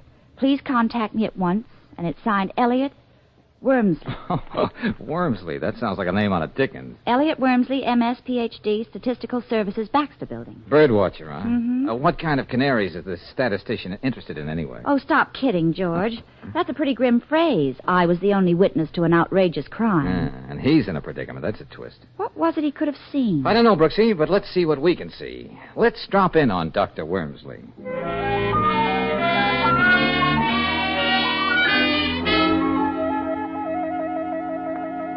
These are the binoculars, Mr. Valentine. The ones I used to watch starlings on that penthouse roof down there. Uh-huh. But that's almost 3 blocks away, Dr. Wormsley. I know. The river house, huh? Pretty swanky. Golly, George. You can see halfway around the world with these binoculars. All right, Angel, stop playing. Back to you, Dr. Wormsley. So you looked for starlings and saw a killer hawk, eh? Something like that, Mr. Valentine. Okay. Now, just what was this outrageous crime? What did you see that you shouldn't have seen? Murder. I guess I dropped your binoculars, Doctor. Did you say murder? I can't be sure, but I just trained my eyes down there, as I've been doing for weeks. And in that instant, I'm almost certain I saw a man push another man off the roof. Of course, he had his back to me. What do you mean, almost certain, Dr. Wormsley? Well, it was over in a second, and I didn't expect to see what I think I saw. Besides, statistics show that the element of error in visualization over 100 yards is 14 to 1,000. Yeah, well, we'll take your word for that. But why didn't you go to the police with this story? Oh, no, Mr. Valentine. I'm a modest man, and I don't like publicity. Besides, I'm coming up for the presidency of my club. And, so many people think bird watching is, a little peculiar. Yes, I know. You wouldn't make it.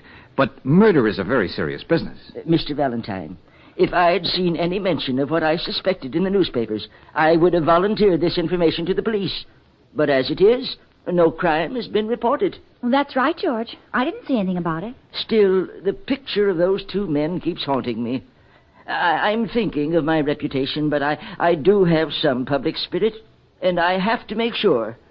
My conscience wouldn't let me rest if I didn't. Oh, I see. And you want me to check at the river house and soothe your conscience? That's it, young man, precisely. It shouldn't take you more than a day, and I'm willing to pay your usual fee.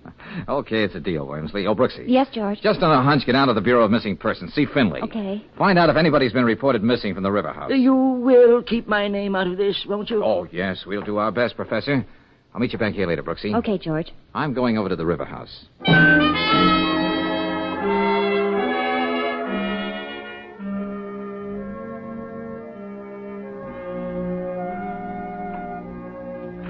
Oh, you're very fortunate, Mr. Valentine. Penthouse B is vacant, and it's only $5,400 a year. Yeah, a point of information, Mr. Stevens. As I get it, the sun deck of this wing facing the river is for the exclusive use of Penthouse A and B. Oh, it's very private. And Penthouse A is occupied by the Dunlaps, Philip Dunlap, the broker. So that would put you in very good company, and only $5,400 a year. Well, I was thinking of something a little better, but I'll let you know.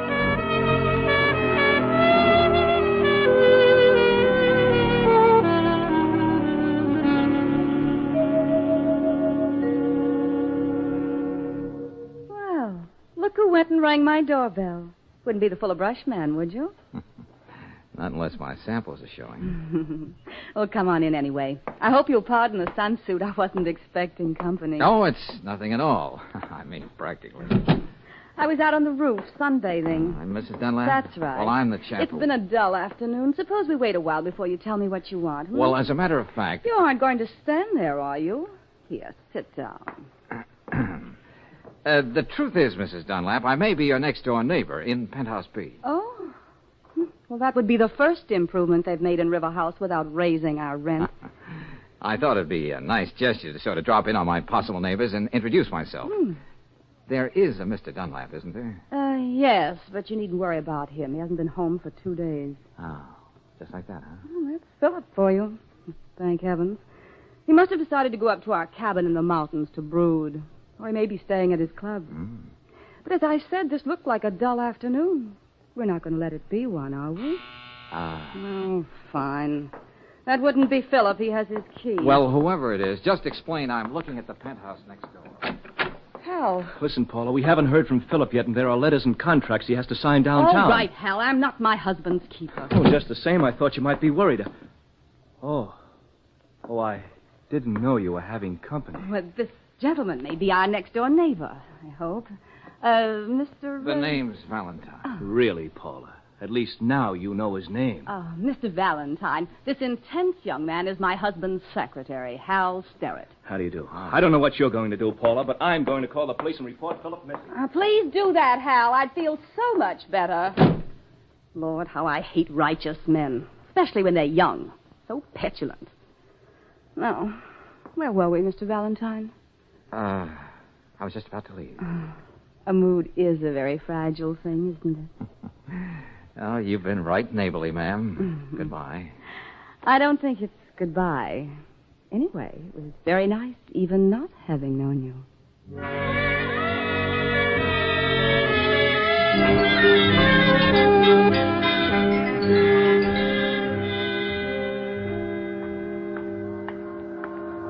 Oh, Mr. Valentine. Mr. Valentine. Oh, Dr. Wormsley. I was waiting for you to come out of the river house. But why? I thought you made it a point you were to be the unknown factor in this deal. After you left, I did some calculating. Yeah, good for you, good for you. There must be a way of getting into this empty lot without climbing over that fence. And in my calculations, I discovered that the odds against anything as extraordinary as this happening to an ordinary man like me would be about 14,000 to 1. You don't say. So, if you don't mind, Mr. Valentine, I'd sort of like to tag along with you and see if I'm really that 1 in 14,000. Uh-huh. Looks as though there's a gate in this fence. If we can get these fish cans out of the way. George! Hey, Brooksy, you should have brought a friend. We'd have a fourth for bridge. Oh, hello, Miss Brooks. Oh, George, there's been no report of anyone missing in this district. Oh, thanks. I was on my way to your office, Dr. Wormsley, when I saw you heading for the river house. So here I am. Well, kids, let's see what we shall see. It's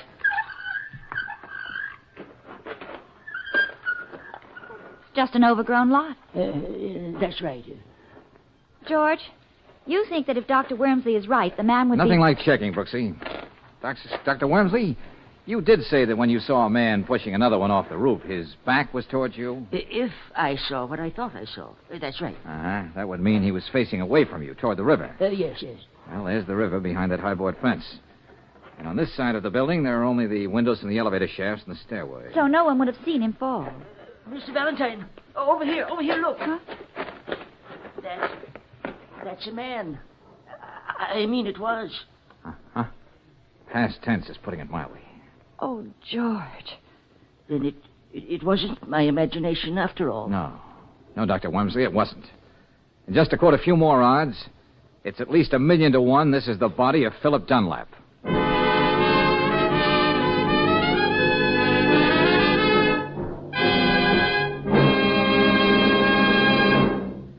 We'll return to tonight's adventure of George Valentine in just a moment. Meanwhile, a word about the great American pastime. If you're a baseball fan, check these 2 tips for getting the most out of this season. Number 1, when you're driving to and from the game, use fast-starting Chevron Supreme gasoline.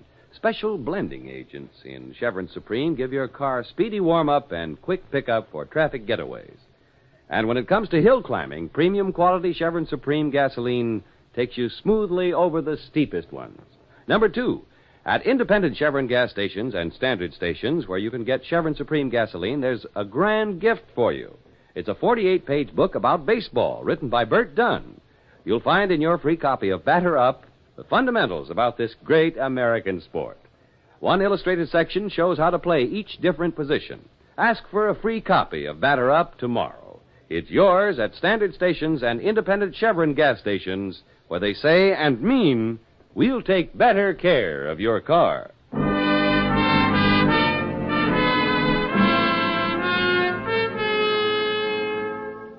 And now, back to tonight's adventure of George Valentine. It's only natural for a member of the Bird Watchers Society, even when he's a professional statistician like Dr. Wormsley, to be watching starlings on a penthouse roof. But when instead his binoculars revealed one man pushing another off that self-same roof, well, that's just sort of a case George would get involved in. It's about an hour since George found Philip Dunlap's body in the weed-covered lot back of the apartment building. And now we join George and Claire talking to Lieutenant Riley at Homicide. Yeah, what is it? Lieutenant Riley, Donnelly just brought Hal Starrett in. Do you want to see him now? No. Let him cool his heels out there a while with Mrs. Dunlap. Yes, sir. How about Dr. Wormsley, Lieutenant Riley? Okay, Valentine, okay. When Lieutenant Johnson turned the case over to me, I didn't know what I was getting in for, but I'll do my best to keep your client's name out of the case. Ah, you're a pal. Well, as a matter of fact, Lieutenant, you owe our little bird watcher a debt. He did uncover a murder. Miss Brooks, I don't want to appear ungrateful. Oh, no. I can always use a new murder. Oh? I'm overjoyed that when you and Valentine stumbled over this homicide, you were thoughtful enough to let me know about it. Oh, well, it's nothing at all. If you hadn't, I'd lock both of you up and throw the key away. Well, now that you're back to your own sweet self, would you mind telling us what you found out from Mrs. Dunlap? Well, she said she was out shopping all that afternoon, and the doorman is alibying her. When she got back, this kid, Starrett, was still there, waiting to see his boss, Mr. Dunlap. He hung around a little longer and then beat it. Did Mrs. Dunlap suggest that there might have been any bad blood between Starrett and her husband? Well, she wasn't too anxious to admit it, but it seems young Starrett was being fired. Yeah, but what was the reason? Bad spelling or making Google eyes at the boss's wife? I wouldn't know, not yet. Mrs. Dunlap was too broken up to go into every little detail. Broken up, huh? I can just see her tears flowing like wine. What do you mean by that? Well, just thinking out loud. Yes, Lieutenant? You can send Starrett in here now. Yes, sir. Well, it looks to me as though Mr. Starrett has some explaining to do, or else. Well, we know that he was there that afternoon, and your Dr. Wormsley saw a man push Dunlap off the roof. Come in, son. Come in. Lieutenant, Sit I don't down. understand any of this. Oh, you. Hello, Starrett. What are you doing here? Just a neighborly interest in the fate of your late employer. Say, what is this? Yes, George, I didn't know you two had met. Well, never mind. Now, what's this about Dunlap deciding to fire you, Starrett? Well, Why? He didn't like my work, I guess. That's the usual reason, isn't it? You'll save a lot of time if you tell us the truth. You asked me a question, and I gave you the only answer you're going to get. You had a fight with your boss, didn't you? No. In the struggle, you pushed him off the roof. No. A man saw you from an office building. He couldn't have. Oh, Lieutenant. Yes, Donnelly? Can I see you a minute? Yeah, okay. I'll be right back. Hey, tell me something, Starrett. Yes? If you were already fired, why were you so worried about Dunlap? Even going to the Bureau of Missing Persons yourself? Because he was the best friend I ever had. It hardly jives with the story Lieutenant Riley is building up. Hey, Starrett. Yes? You're a college man, aren't you? Oh, what of it? Syracuse, 1942. What? Why, yes, but how did you know? This, Phi Beta Kappa, too, aren't you? That's right. But what are you driving at, Lieutenant? Well, this Phi Beta Kappa key. The medical examiner found it clenched in Dunlap's fist. It's yours. I don't know how it could have gotten there. He must have ripped the key off your chain as he fell off the roof. Okay, Starrett, I'm arresting you on suspicion of murder.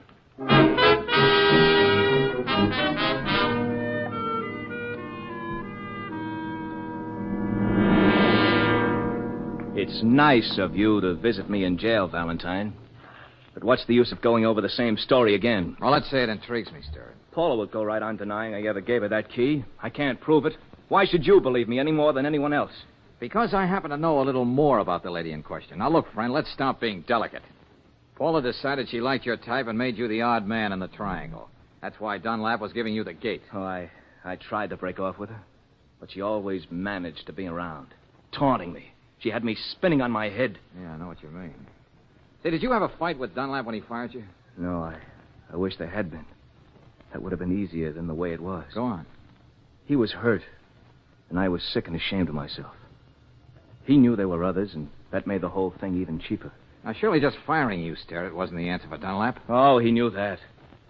One of my last acts as his secretary was drawing up the papers that cut her out of his will. Hey, now, wait a minute. That just puts you in deeper. That means Paula had no motive. Hey, how about insurance? Well, there was a big policy Philip took out recently with Paula's beneficiary. He didn't change that. Oh, wasn't that kind of strange? Oh, it wasn't something he overlooked. There was a funny smile on his face when he told me he was leaving that as is. That's very interesting. Oh, look, Valentine, I didn't kill Philip. When I was there, I didn't even know he was out on the roof. Okay, I'll just take it easy. I'll do what I can. What can you do? You'll never get the truth about that key out of Paula. And Dr. Wormsley swears there was a man out there struggling with Philip. What man? A burglar? One of Paula's ex-boyfriends? Or possibly the man on the moon? I think I'll drop in on Paula again. I don't know what I expect to find, but with a gal like that, the unexpected is bound to be interesting.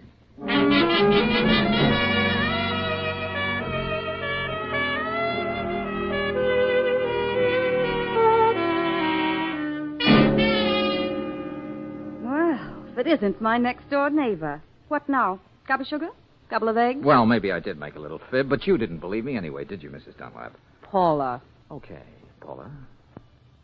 Too bad about young Starrett, isn't it? What a thing to say to a grief-stricken widow. Can I get you anything? We may as well make ourselves comfortable. You've got a head start in those lounging pajamas. They're really something. I was wondering when you were going to notice them. Hey, you know, I never appreciated before what lounging pajamas can do for a woman. Didn't you? No. I might say if she were out on a roof and someone happened to see her from Dr. Wormsley's window, he might mistake her for a man. If he'd never seen a woman before. His office is more than 2 blocks away. But to get back to our hypothetical woman, yes. How much do you guess she'd have coming to her if her husband were murdered and there was a nice fat insurance policy, the only thing he didn't cut her out of? We've gotten a long way from lounging pajamas. Oh, I don't know. And I can't help wondering what the lady in question would do if she had a perfect patsy and a difficult young man who was suffering pangs of conscience. She might even do something brash if she happened to remember the Phi Beta Kappa key he gave her in a tender moment. Tell me, have you confided these flights of fancy to anyone else? Oh, no, my sweet. I wanted you to be the first to know. And you, my sweet, will ruin your eyes reading all those pulp magazines. There's another angle to this lady of the rooftops. Oh, what's that? With all the insurance money she's sure to get, and with an admiring eye for a certain broad-shouldered character who seems to know what it's all about, she might make life very pleasant for him.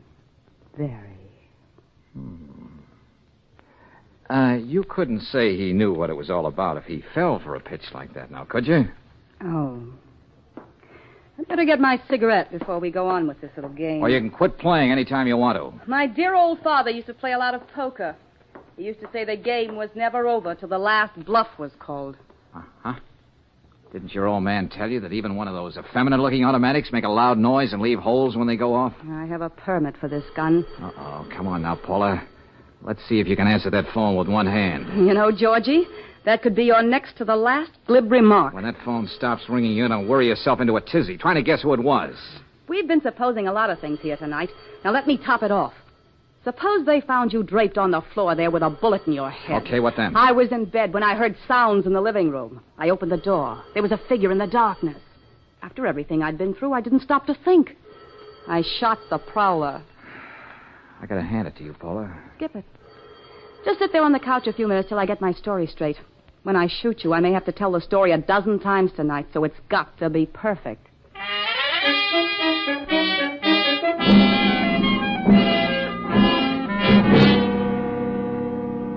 Okay, you stalled too long. You missed your chance, beautiful. It'd be a mistake to shoot me now. What are you talking about? Behind you. There's somebody out there on the penthouse roof. You know I'm smarter than that. What?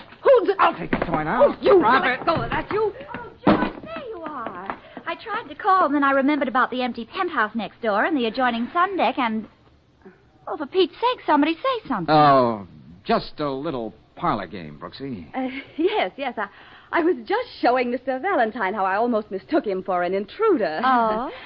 Lieutenant Raleigh will probably find it very amusing when we tell him about it. Oh, that ain't the way I seen it. For the time being, Angel, we have to see things Paula's way. But more important right now is to see if we can get a man out of bed.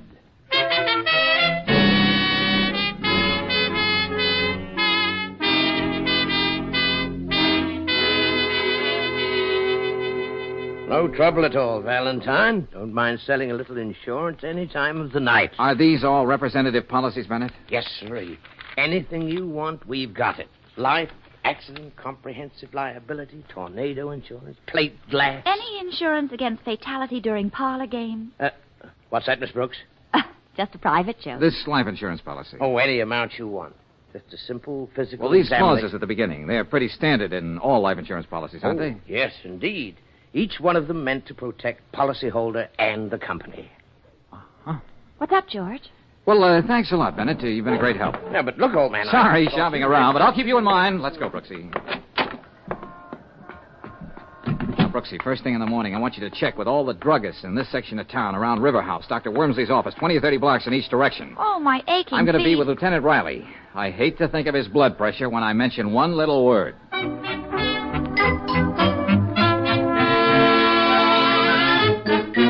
Autopsy? That's the word. Valentine, if I had any hair, I'd tear it out. What are you talking about? Well, now, look, it can't do any harm, Lieutenant. No one in his right mind can doubt how Dunlap died.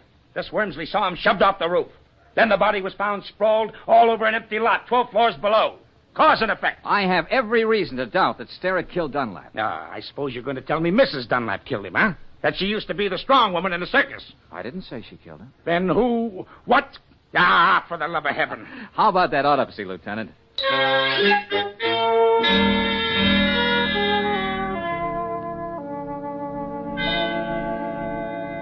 All right, Doctor. Will you tell Valentine here that he's just been wasting our time? I wouldn't say that, Lieutenant. Huh? What'd you find? Enough poison in Dunlap to stop an army dead in its tracks. All right. All right, I can't argue with the laboratory. But I don't get it, Valentine. How many times do you kill a man, poison, throw him off the roof? Ah, it's a wonder we didn't find a knife in his back, too. Doctor, just how does this particular poison work? Instantly. Every muscle in the body becomes rigid all at once and stays that way. Uh-huh. Then it's possible that after a couple of days, the effects of the poison could be mistaken for rigor mortis. Not only possible, Mr. Valentine. It seems just what happened. Hey, wait a minute. Wait a minute. If Dunlap's fist was clenched like that the moment the poison took effect, how did that Phi Beta Kappa key get in his hand? That's the point, Lieutenant. It was forced into it. And certainly Hal Sterrett didn't do it. That does it. That does it. I'm going to have Paula Dunlap picked up, and she'd better have all the answers.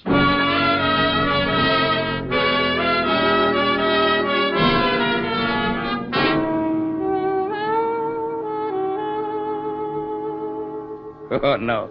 No, Mrs. Dunlap, you're going to have to do better than that. I know how it looks, Lieutenant Riley, but you're wrong, believe me. Paula, you had to be the one who put that key in your husband's hand. Sterrett wouldn't sign his own death warrant. I know, but Here are the facts the jury will hear. You were the man Wormsley saw wearing lounging pajamas. You had the motive, the insurance money, so you poisoned Mr. Dunlap, then pushed him off the roof to implicate an innocent man. All right. All right, I'll tell you just what happened. Remember, Mrs. Dunlap, you're doing this of your own free will. Hal Sterrett left that afternoon. I went out on the roof for a moment. Philip was there, an empty highball glass next to him. He was dead. Well, don't look at me that way. He was already dead. He'd committed suicide. How do you know that? There was a note, cruel note, saying that I was the cause of all the unhappiness in his life. He was leaving me without a cent. Okay. I suppose you have the note. No, I destroyed it. Oh, no, that wasn't very smart. Don't you see? I had to. So no one would ever find out it was suicide. Now, wait a minute. There was a clause in his policy. It's in most policies, saying that if he killed himself within the first year, the beneficiary wouldn't get a cent. That much is true, Lieutenant. What I did was wrong, but I wasn't going to let Philip leave me without a cent. That'll stand up in court, won't it? Even though I did destroy the note, they'll believe me, won't they? Since you asked my opinion, the answer's no. But my job is finished now. Oh, no. George. Hey, how goes it, Brooksy? What luck? You were right. I found out what you wanted to know at the Gotham Pharmacy on Morton Boulevard. Now what? What am I going to do? I've got to find a way to prove I'm innocent. This isn't fair. Remembering that gun you held in my face and Hal Sterrett, I'm tempted to keep my mouth shut and let you stew in your own juice. What do you mean? Me and you both. I don't know what charge you're going to hold her on, Lieutenant, but it won't be murder. What? Did you hear what he said, Lieutenant? What are you talking about, Valentine? Brooksy just found out that Philip Dunlap bought that poison himself at the Gotham Pharmacy. On a doctor's prescription he forged. Oh, George. Oh, how can I ever thank you? Oh, that's easy. The next time you're up on that roof alone, see if you can prove the law of gravity really works.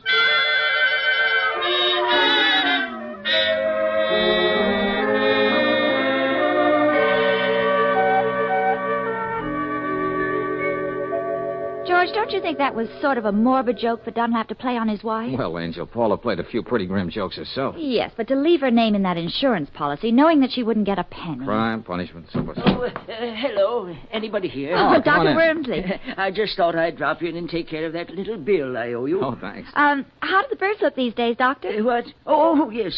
That reminds me. I must thank you, Valentine, for keeping my name out of the Dunlap case. After all, I was the key witness, and I... Oh, dear. Well, that's all washed up now. Thank goodness. Oh, yes. Mrs. Dunlap isn't living there anymore, you know. No? It seems 3 young ladies are sharing that apartment now. And yesterday... Why, Dr. Wormsley. Oh. What kind of birds are you watching now? Oh, well, they were very wild canaries. Oh, goodness. What am I saying?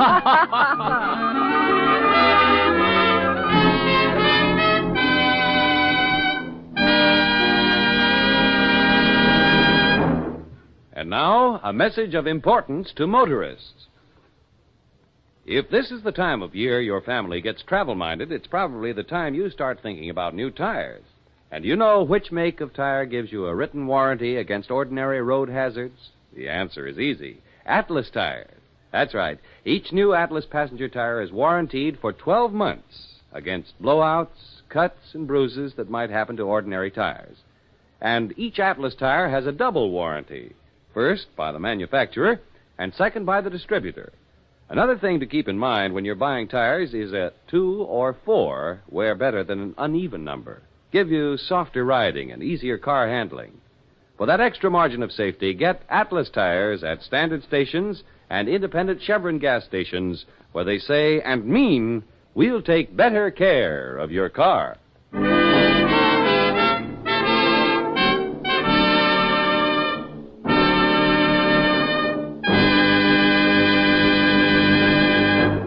Next week, when you tune our way for another adventure of George Valentine, you'll hear... Well, Brooksy, looks like playing Big Brother a la Spencer Tracy didn't work out. Eddie beat it while I was shaving. Oh, that crazy little kid. He left this note. He's on the prowl. To quote, he's going after Stan Lucas. Oh, no. What can we do, George? I gotta stop him somehow. Hey, listen, you look up Emily. Maybe she can give us a clue on how we can find Eddie. Okay, George. And remember, Brooksy, it's a race against time.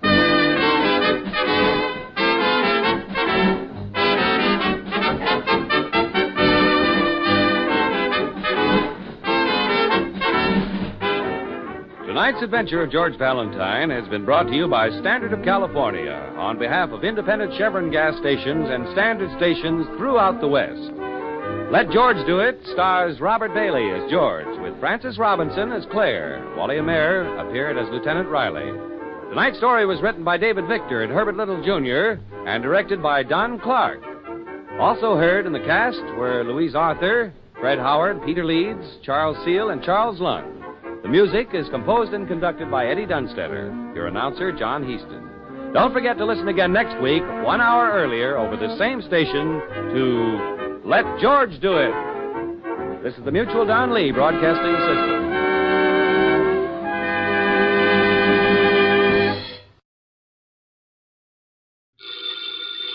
Ladies and gentlemen, the ringing of that phone bell brings you mystery, adventure. Nero Wolf's office, Archie Goodwin speaking.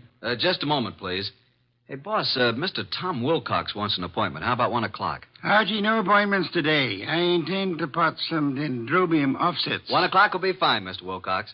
Is he the Tom Wilcox who was acquitted yesterday of the murder of that singer, Keith Hansen? Mr. Wilcox, are you the Tom Wilcox who... Oh, you are. I see. What does he want with me? Mr. Wilcox, why do you seek Mr. Wolf's services? I see.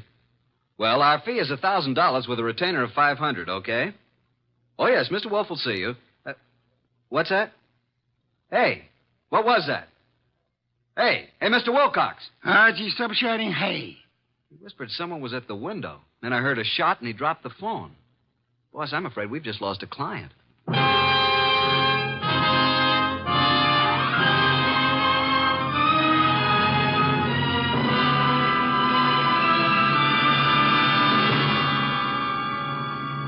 Ladies and gentlemen, it's that renowned genius who is the bulkiest, balkiest, most ponderous, and most brilliant detective in the world.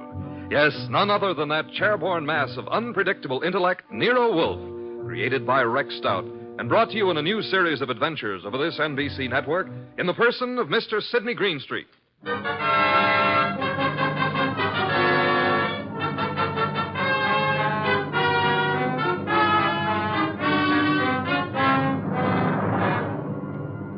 This episode is one Nero Wolf refers to as a slight case of perjury.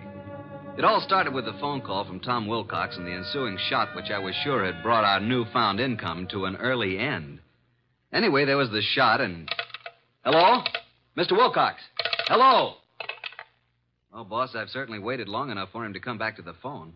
We may have just lost a nice bankroll. Nonsense, Archie. Other clients will rescue us. Now for a cold bottle of beer, Archie. We're almost out of beer. I better get over there and see what happened to Mr. Wilcox. The beer first. Nero Wolf's office, Archie Goodwin speaking. Oh, Wilcox, you all right? Well, was that a shot? It was, huh? I'm glad it missed. Tell him to come right over here. Yeah? You dug the slug out of the wall. Well, come right over. Boss, the police never found the gun that killed Keith Hansen. No gun was found. Wilcox said he thinks he was shot at with a .32. He dug the bullet out of the wall. The murderer of Hansen must now be after Wilcox. If Wilcox is telling the truth. He was acquitted. The society gal, Mrs. Patricia Park, established his alibi, said she was with Wilcox at the time the murder was supposed to have occurred. I read the papers, Archie. Where's last night's paper? Wow, boss, look at her picture. Ooh, she's a honey. Archie, will you get me some beer? Well, if you move your arm 6 1/4 inches, you can't possibly miss it. Mr. Wolf, this is Tom Wilcox, our new client. How do you do? Archie, the red leather chair for Mr. Wilcox. Mr. Wolf, I'd like your aid in finding the murderer of Keith Hansen. Indeed. Why do you suppose you were shot at this morning? I gave a statement to the press last night, which was printed this morning, saying that I was going to seek out the killer of Keith Hansen. The killer obviously wants me stopped. Here's the bullet, a .32, I'd say. Why did you go to Keith Hansen's apartment on the day of his death? I went there to tell him to stay away from my sister. We had a fight. The manager came and stopped us. I told Hansen I'd kill him if he didn't lay off. The manager heard this. Then I went home. What time was that? About 8:30. The police claimed I returned to Hansen's apartment and shot him. I couldn't prove I was at home all night. It was going rough for me until Patricia Park testified she was with me at the time when the crime was said to have been committed. Why didn't you tell the police in the first place that this Patricia Park was with you? Well, that's the whole trouble. She wasn't. What? Her claim that she spent the hours from 9 till midnight with me was a lie. In fact, I'd never met the woman in my life. Have you contacted this Patricia since your release, Mr. Wilcox? Yes, but she refuses to see me. Archie, phone Mrs. Patricia Park and tell her that she must see you at once for her own good. Time is of the essence.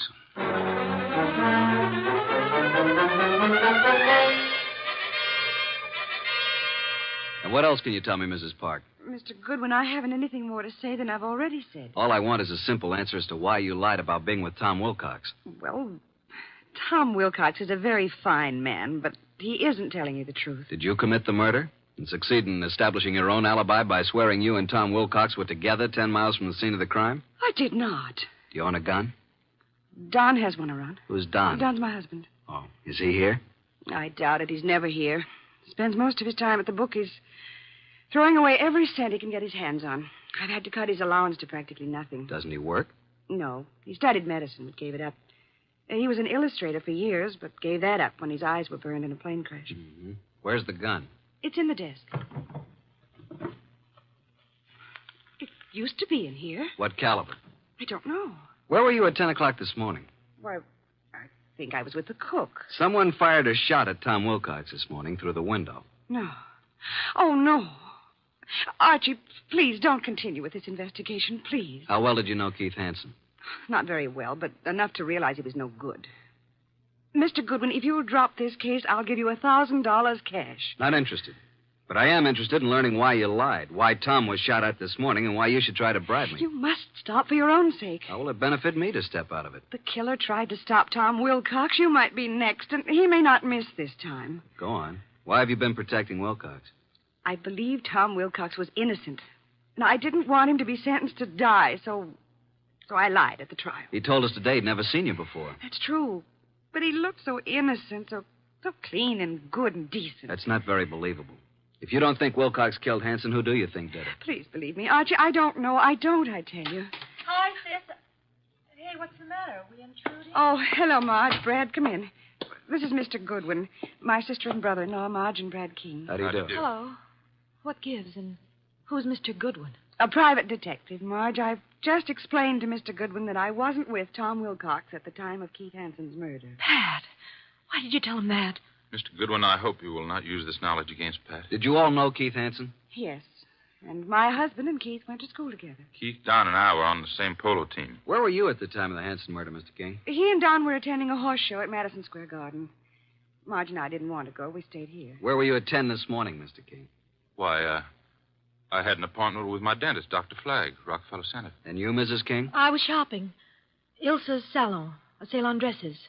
Why all this questioning? Marge, someone tried to kill Tom Wilcox this morning. What? May I use the phone, Mrs. Park? Yes, of course. First door to your left. Suppose you try to find the gun. Marge, that gun is missing from the desk. I haven't seen it. Do you know the caliber, Mr. King? 32, I think. It must be in the house. For your sake, I hope you find it.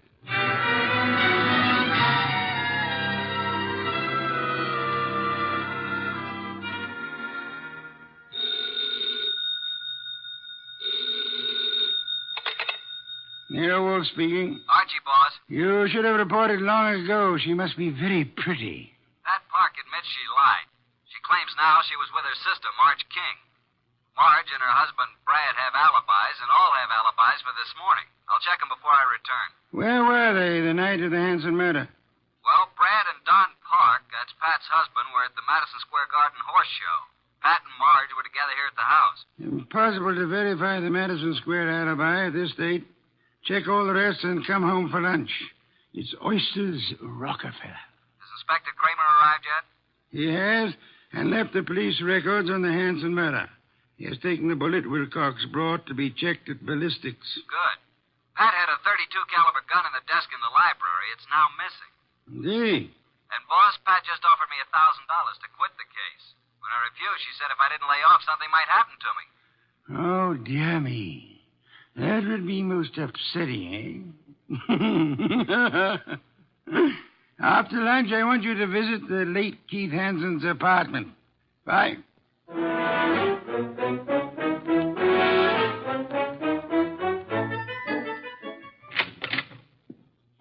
Before you join the others, Mr. Goodwin, I want to talk to you. All right. Close the door, Marge.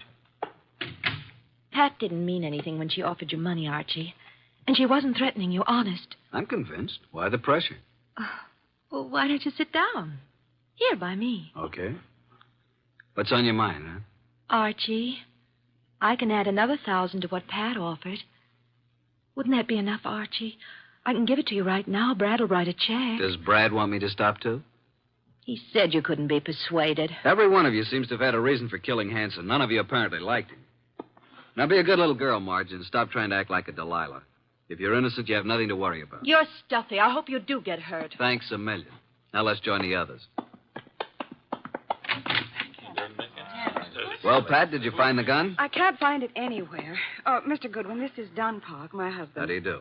How are you? Have you seen the gun, Mr. Park? Not for ages. You're a detective, eh? Yeah. May I ask where you were this morning about 10? Why? Frankly, I was at my bookies. Where's that? I can't tell you, but I'll call him and you can check it. Were you and Brad together at all times during the horse show the night of Keith Hanson's murder? No. Brad wandered away a couple of times, and I saw some people I knew.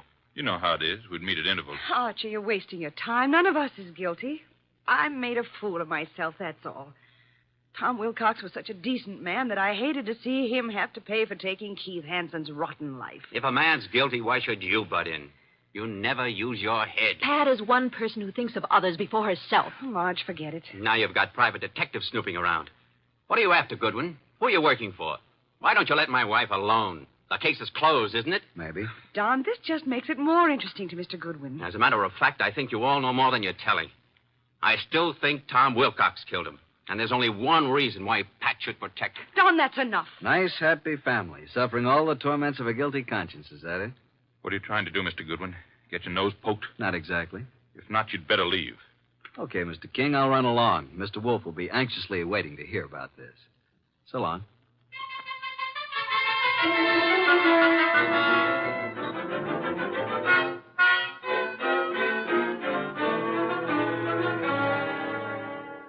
Pat Park's cook verified her alibi for 10 o'clock this morning, then.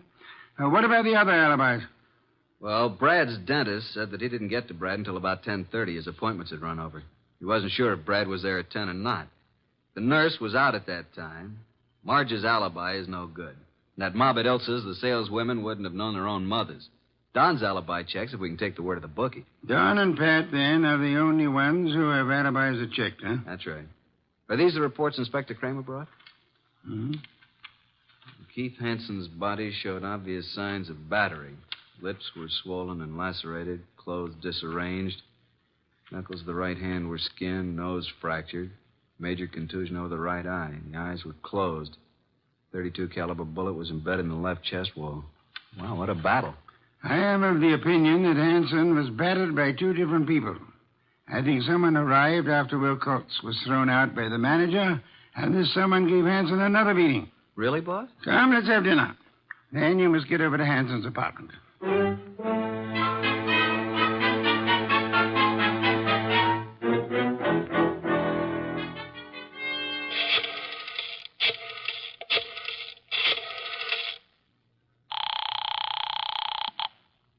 Boss? Yes, Archie. What have you found at Hansen's place? Well, the desk yielded one thing of interest. Keith's address book. And Marge's name is in there. Apparently, he'd known her before she was married, when she was Marge Van Cott. I see. A married name King was added in a different colored ink. Pat's phone number's there, and, of course, Don's and Brad's office numbers. There are a few bills, but no letters, no clues. Sure? Boss, I've combed the place, and there's no... Hey, wait a minute. I'll call you back. Who's there?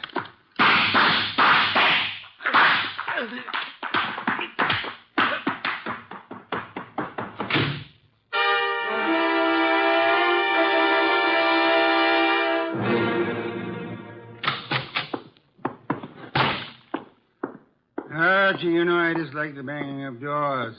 Sign of ill breeding. Archie, what happened to you? Target for tonight, Archie Goodwin. Your forehead's bleeding. You better have Fritz fix it. Well, my head can wait. Some guy certainly surprised me at Hansen's. Creased me on the forehead. Good thing I snapped off the lights. He emptied his gun at me. We scuffled and he got away. And then I dug his slug out of a chair. I think it's a .32. But look at this, boss. A little round piece of glass. Found it on the floor. It's very small, very smooth, and concavo-convex in shape. Half an inch diameter. Watch crystal? Don't think so. The edges are too smoothly ground. I'll examine it under a magnifying glass. I'll get it, boss. Oh, hi, Tom. Come in. Mr. Wilcox, boss. Archie, hey, what's happened to you? Somebody tried to scalp me. Good evening, Mr. Wilcox. The red leather chair, Tom. Archie, please finish your report. Did you notice anything else of importance at Hansen's apartment? Is that where this happened? Yeah. Well, there were dozens of gals' photos scattered around. Photos, eh? But no letters, Archie? Not a one. There must be some letters, Archie. Love letters. Wherever we have girls' photos and telephone numbers, I assure you there are bound to be love letters. That is what we must find. But then we'll have a motive. Yeah, but where do I look, huh? Go to Hansen's dressing room at the Club Diablo. I have just phoned the place. A female singer is substituting for Hansen, but she won't arrive until supper hour. Mr. Wilcox, accompany Mr. Goodwin, if you please. Keep your eyes open. I need the boy. Then you do love me, boss? Come on, Tom. Let's look at this Club Diablo.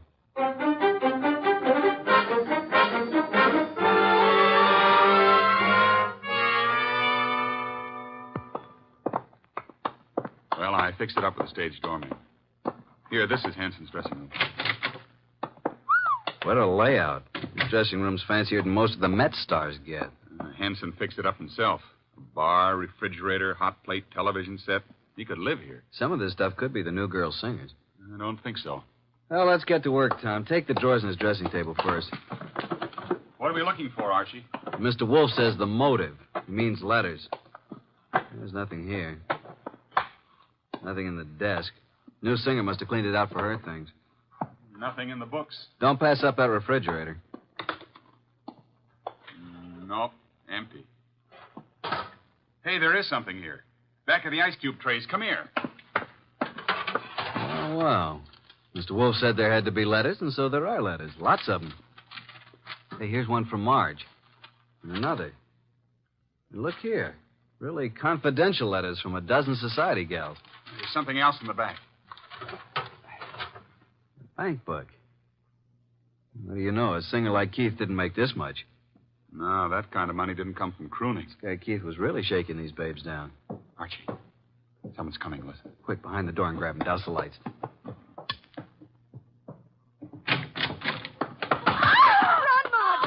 Hold it, Tom. Well, it's you two. You dirty rat.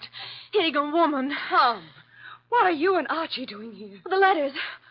Archie, you found them. Archie, please, give me those letters. Don't touch. I'll just put them safely away in my pocket. Besides, you didn't write all of these. Give them to me. At least give me my letters. I'll tell you what. You go on home and stay there, and we'll leave it up to Mr. Wolf. Tom, take him outside. I want to use his phone.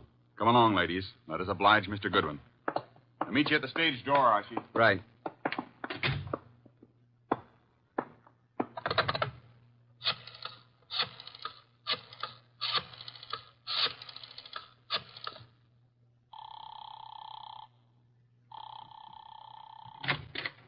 Hey, the lights. Who's there? Put the phone up, Goodwin. Who are you?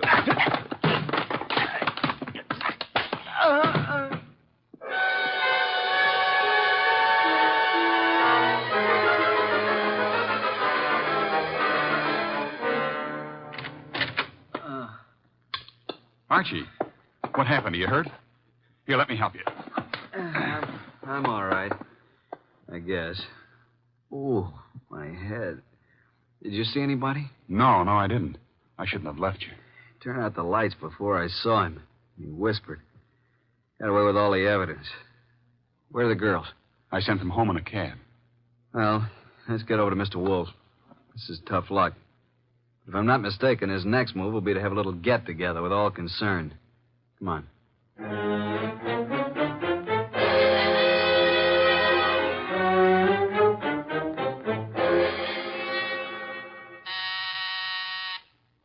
Archie, the door, our guests are arriving. Excuse me, Tom. Come in, Inspector Kramer. Goodwin. Good evening, Inspector.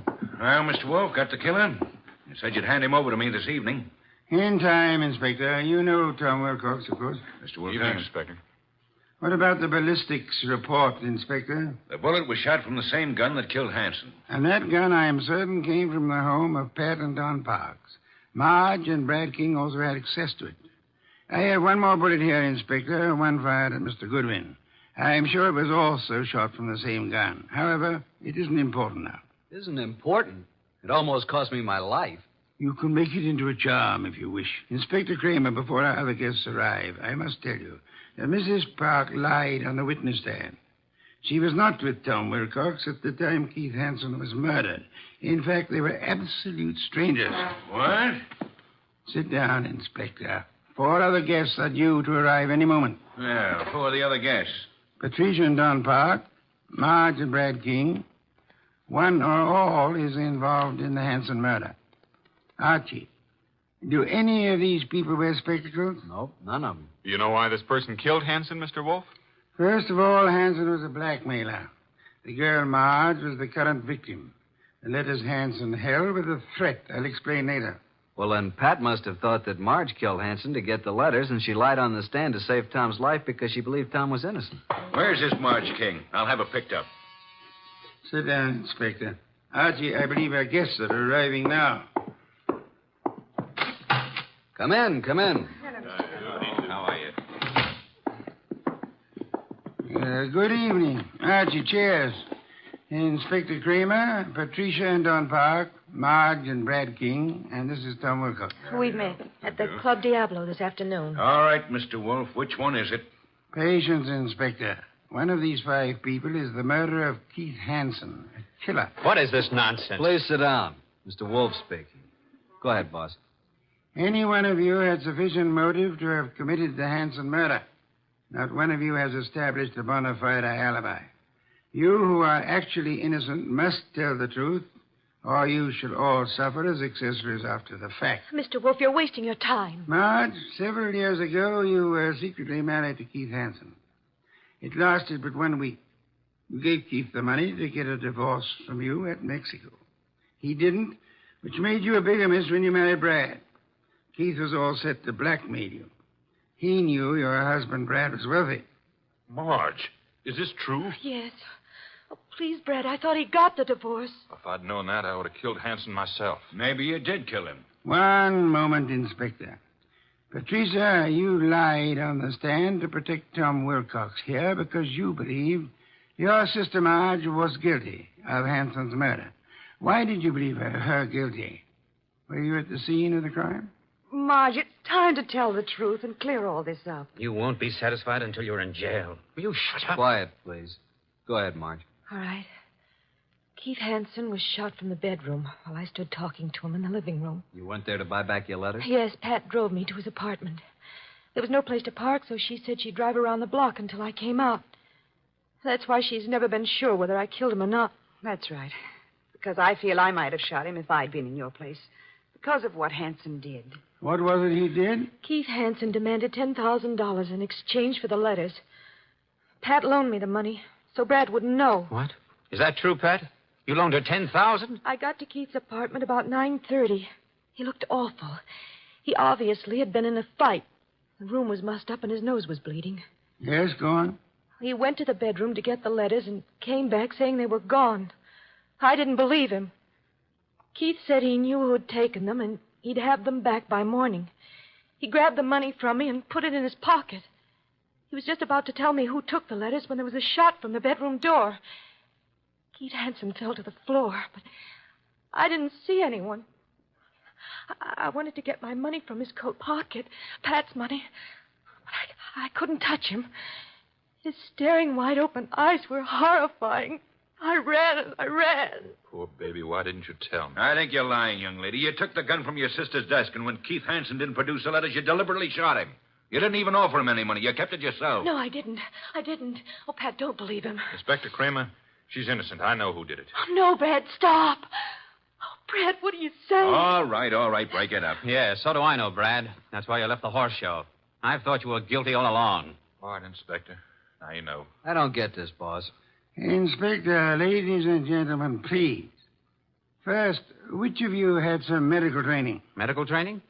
Well, Keith Hanson and I both went to medical school. Why? That is most enlightening, Mr. Park. Marge and I were nurses' aides during the war. Then perhaps you can interpret this medical phraseology for me. These few lines from this little medical book. Archie, hand it to Don Pop. Will you read it, please? At top of page 75. It says the form of pernicious anemia commonly found in the human is... Now, Don, hold your hand over your right eye and read on. What? Also common to the many lower... Now, cover the left eye and read with the other. What is this? Go ahead. Well, many lower animals and this light isn't so good. Step close to me. Yes, thank you. Mr. Park, here is the contact lens for your right eye. I'm sure you've been tremendously handicapped without it all day. Inspector Don Park is your murderer.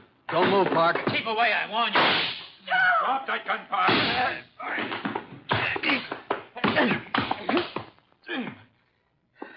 Well, I got his gun. There you are, Inspector. He's all yours now. Okay, come on. Okay, Goodwin. But I'll get out of this. You trapped yourself, Don, by your contact lens. It dropped from your eye during the scuffle with Archie in the Hanson apartment this afternoon. And the gun Archie just took from you is undoubtedly the murder weapon. And the gun that fired the bullets at Wilcox and Archie today. Hey, Tom, are you all right? There's blood on the side of your head. Just grazed my scalp. You and I must have hard heads. Well, that's that. Thanks so much, Inspector, for dropping in. Come again, won't you?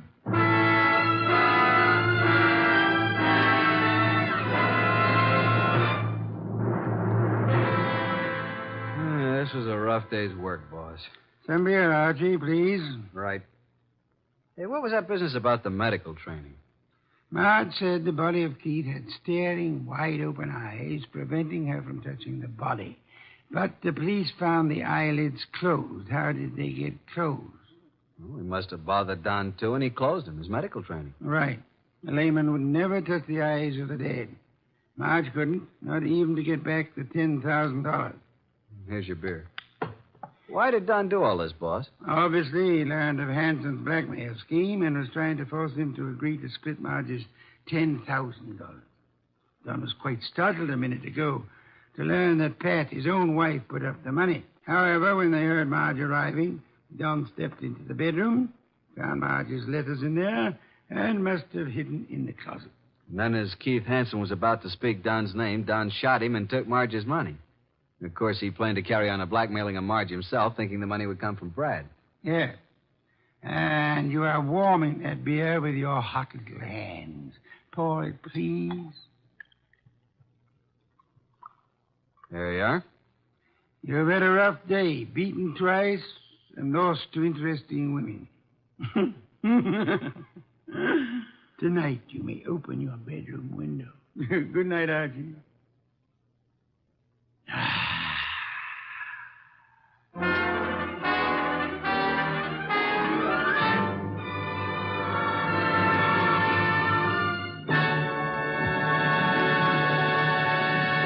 You have been listening to The New Adventures of Nero Wolfe, starring Sidney Greenstreet.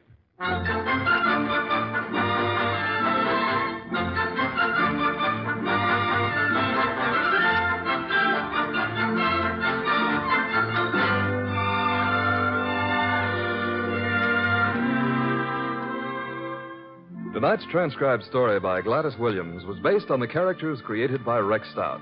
This is an Edwin Fadiman production, produced and directed by J. Donald Wilson. In the cast were Harry Bartell as Archie Goodwin, and Mary Lansing, Gene Bates, Paul Marion, Barney Phillips, Ken Peters, and Bill Johnstone. Next week at this same time, Nero Wolfe and Archie will bring you The Case of the Lost Heir. Don Stanley speaking. 3 chimes mean good times on NBC.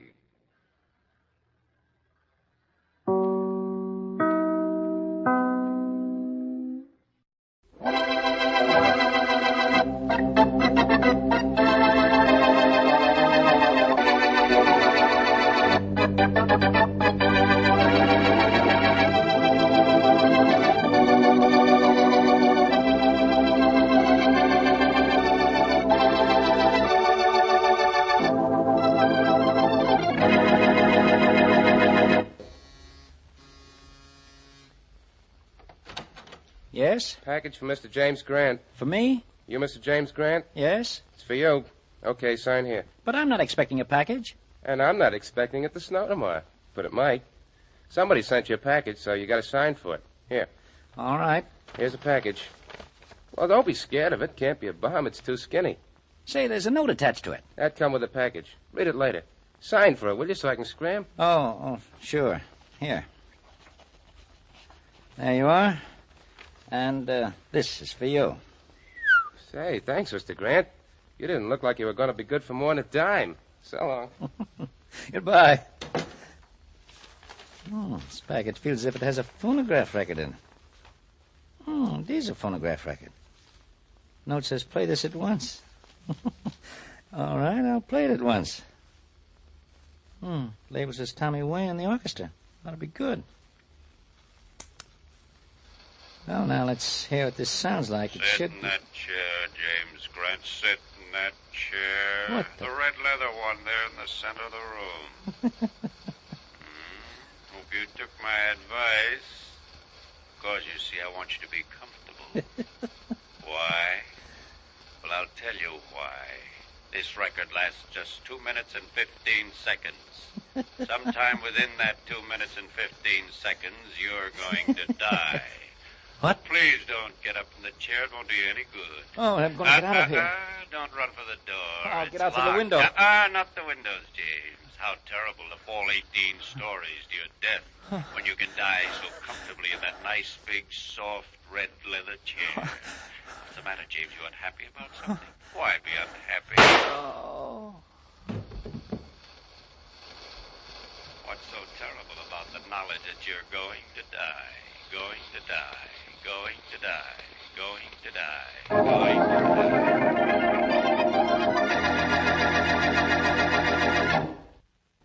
And now meet Dick Calmer as Boston Blackie.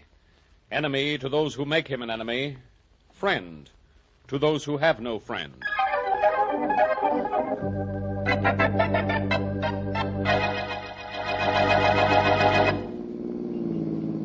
719, Blackie. Here's Miss Helen Martin's house. Well, Mary, I certainly didn't expect any help from you after we got past the 100 block. Oh, I can read numbers, if they're big enough. Want to come in with me? After what I've heard about Miss Helen Martin, I think I better. All right. But you don't really think she needs protection from me, do you? I think you might need protection from her. And that's my job, self-appointed. And who's going to protect you? Don't you worry about me. I can't solve Inspector Faraday's murder cases, but I do know how to handle a beautiful girl. You probably practiced on you. Blackie, did that come from you? It was just a bribe, so you'll behave yourself when we meet Miss Martin. Here we are. Hey, you certainly found that doorbell in an awful hurry. You've been here before? No, but I've rung doorbells before. I'm an experienced man, you know. Yes? Miss Helen Martin? Yes. And you must be Boston Blackie. Well, it isn't exactly a must, but it's my name. This is Miss Wesley. How do you do, Miss Wesley? How do you do? Won't you come in, both of you? Thanks. You'll have to excuse the looks of my place. It's practically a one-room affair. Oh, for goodness sakes, it's all right. I'm really sorry the place is in such a mess, but I've been dressing. This is my dressing room, bedroom, and living room. Sit down if you can find an empty chair. Oh, thank you. We aren't late, are we? Oh, good heavens, no. Dinner isn't until 8:30, and it's only 8 now. It's only 10 minutes to Jim's place. My fiancé has told me so much about both of you. Not too much, I hope. You might think so. Jim raves about you. I've been after him for months to have you over for dinner so I could meet you. Well, he phoned me this morning, and here we are on our way to dinner. That is, as soon as you're ready. Oh, I won't be long. You know, I never really believed he knew you two. Well, I've met him only once or twice. And I haven't seen him in months. Are you about ready, Miss Martin? I should be. I've been dressing for 2 hours. I'll be right with you. All right. Hey, did it suddenly get a little darker in here, or am I seeing things? You're not seeing things, Mary. And what you're not seeing is the lighted bulb in the dressing table lamp right there. Because it just went out. Oh, I feel better. There's an extra bulb on the bookshelf there, Blackie. Would you put it in the dressing table lamp, please? Sure. Mary, get that bulb on the bookshelf there, will you, for me? Sure. You see it? Couldn't miss it.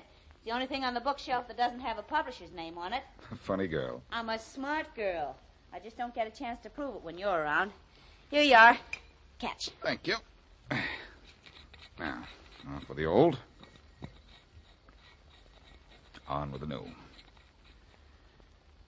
Miss Martin, the new bulb is in. And I'm ready to go. Swell.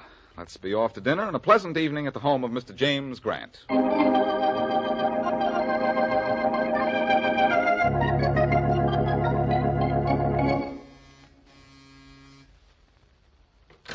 Well, Jim, here we're... Faraday. Blackie. Inspector Faraday. Did Mr. Grant invite you to dinner, too? Quiet, Miss Wesley. Blackie, can I ever go anywhere down on without... the floor. It's Jim. It was James Grant. He's been shot to death. Oh, no. Uh-oh. No, it All right, can't now, the be. three of you. I want to know what you know about this. Who's this woman? She's Helen Martin, Grant's fiancée. Jim, I can't believe it. Now, Miss Martin, come on over here on the sofa and sit down and don't worry. All right, Blackie. What are you doing here? I intended to eat here, Faraday, but I can tell you I am not going to now. What do you mean, eat here? I mean, Mary, Miss Martin, and I were invited here for dinner tonight. By who? It isn't who, Faraday, it's whom. All right, whom invited you? In that case, it isn't whom, it's who. Who? Who cares? Did Grant invite you to dinner here? Yes, he phoned me this morning about 9 o'clock. And you know, I'm amazed. Grant has been dead less than 12 hours, and you're already working on the case. A little more talk like that, and I'll be working on you. Look, let's forget our differences for a minute. Grant was a friend of mine. Got any idea who killed him and when? I have no idea who killed him, but I do know when. He was shot about 25 minutes ago. A tenant in the apartment across the hall heard the shot and called the police. Just 25 minutes ago? And you're here already? Faraday, you're not only on the ball, but someone's rolling it. No suspects, though? One. Grant's brother, Bill Grant. I understand he was seen coming into the building a few minutes before the shot. Well, where's Jim's brother now? I don't know. He's disappeared. But I got a police dragnet out for him. We're watching every train, bus, and plane. That's the best I can do. I'll find that brother. Maybe. Anyhow, I'm going to look around the building. So you got yourself a suspect. Bill Grant, huh? Oh, brother.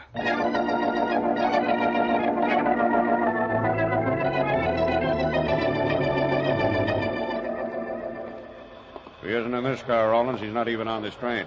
Then he'd better be in this car, Smith. Uh-oh, look, Smith. Huh? That seat over there.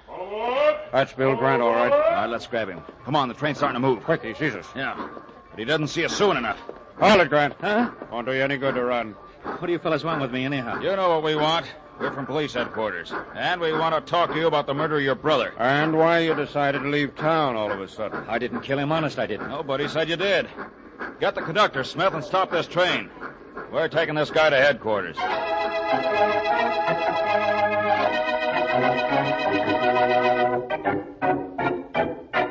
Mr. Matthews, I'm Boston Blackie. You're the superintendent of this building? Yes, I am, Blackie. You have any idea who killed one of your tenants this evening? You know who I'm talking about, don't you? Yes, I'd be a fool if I said I didn't. You mean Mr. James Grant in 6G? Yes. Look, Matthews, I happen to know a little something about you the police would like to know. A friend of mine named Shorty told me that you have a strange habit of leaving apartment pass keys where they can be found by some friend of yours. Huh? Don't play dumb, Matthews. You know what I'm talking about. The apartments of this building of yours are being robbed. You're not robbing them, but you're giving the pass keys to a person who is. What are you getting at? I'm trying to make a deal with you. You tell me what you know about Jim Grant's death, and I won't tell the police what I know about your little racket. Okay, Blackie. It's a deal.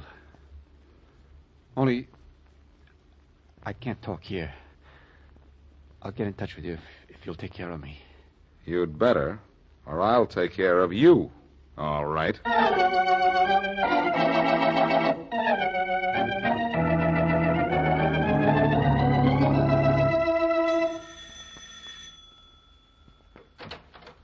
Oh, hello, Jack. May I come in, Helen? I guess so. I hope so. I just heard on the radio that your boyfriend, Grant, is dead. Did you? Mm-hmm. Great thing, radio. Now, maybe you'll come back to me. Jack, please, I don't feel like... Look, honey, with Grant out of the way, we ought to celebrate. Jack. Sure we should. You wanted to be Mrs. Jack Adams a few months ago before this guy Grant threw you off your trolley. Well, now we can go ahead with our plans. Jack, please, I don't want to. Look, baby, you don't have to put on the old act in front of me. We wanted Grant out of the way, and now... Get out of here. What's the matter with you? I said get out of here. Why? Because I'm glad Grant's dead? Well, so are you. You didn't want to marry him. You wanted to marry me. Get out of here and leave me alone. You've got to believe I love Jim Grant. Do I?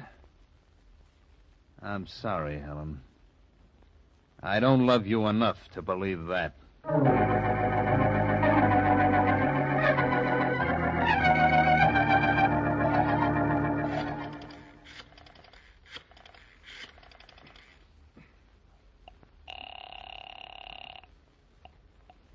Hello? Mary, this is Blackie. Oh, hello, Blackie. Where are you? In my apartment. Oh, good. You all right? Am I all right? Sure, I'm fine. Yes, but something's the matter. What is it? Nothing much. It's just a dead body lying across my bed. What? You heard what I said. Oh, my gosh. Who is it? This will surprise you, Mary. It's the Uh-oh. There's someone at the door. Who? Well, it won't be the killer, I'll guarantee that. I'll call you later, Mary. Yes, but Blackie, just a minute. Be careful, will you? Sure. Don't worry. I'll call you back in just a little while. All right. Bye. Bye. Yes, what are you... All right, Blackie, come along. Rollins, I'm glad to see you. Maybe you won't be, Blackie, when you know why I'm here. Faraday wants you at headquarters. All right, but first I'd like to... First, you nothing, Blackie. Look, I've got 6 men here with me. 6 men, count them, 6. And Faraday said not to let you say anything, do anything, or get anything before we brought you in. But, Rollins, there's a nothing, Blackie. Come along nice and quiet now, or you'll be sorry. All right, Rollins, you win. I'll come along nicely and quietly. But you're the one who's going to be sorry.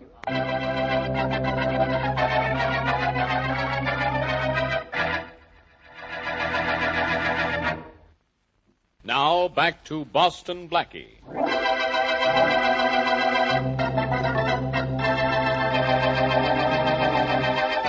Jim Grant invites Blackie, Mary Wesley, and his own fiancée, Helen Martin, to dinner.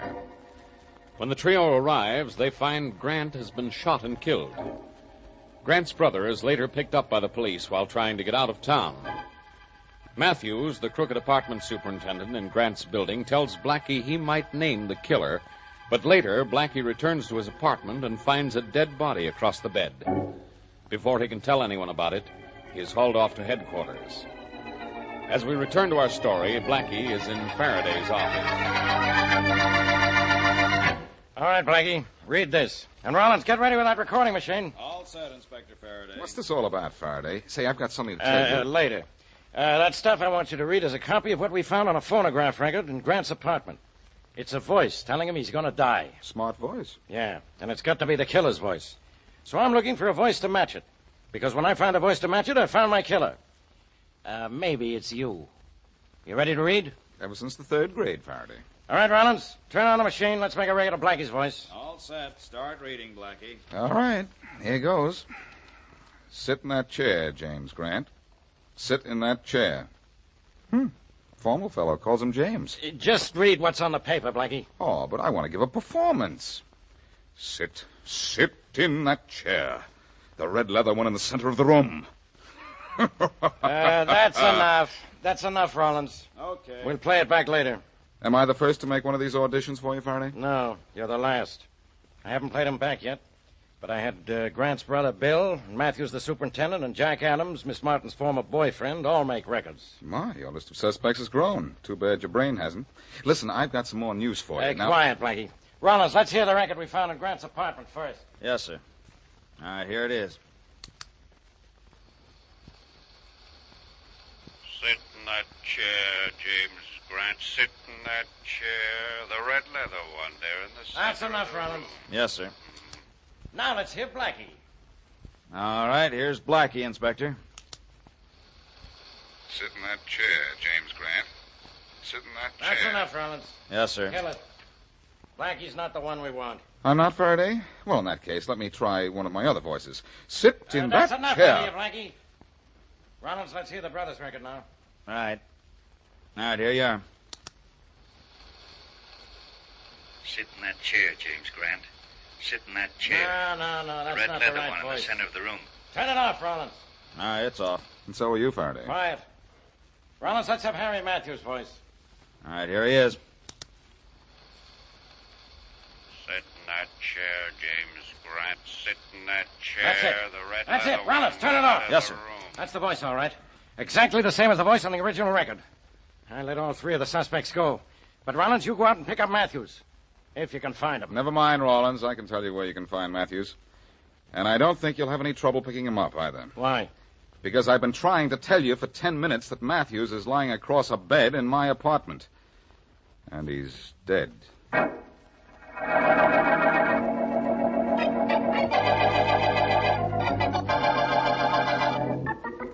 Something I can do for you, sir? This is Jack Adams' office? Yes.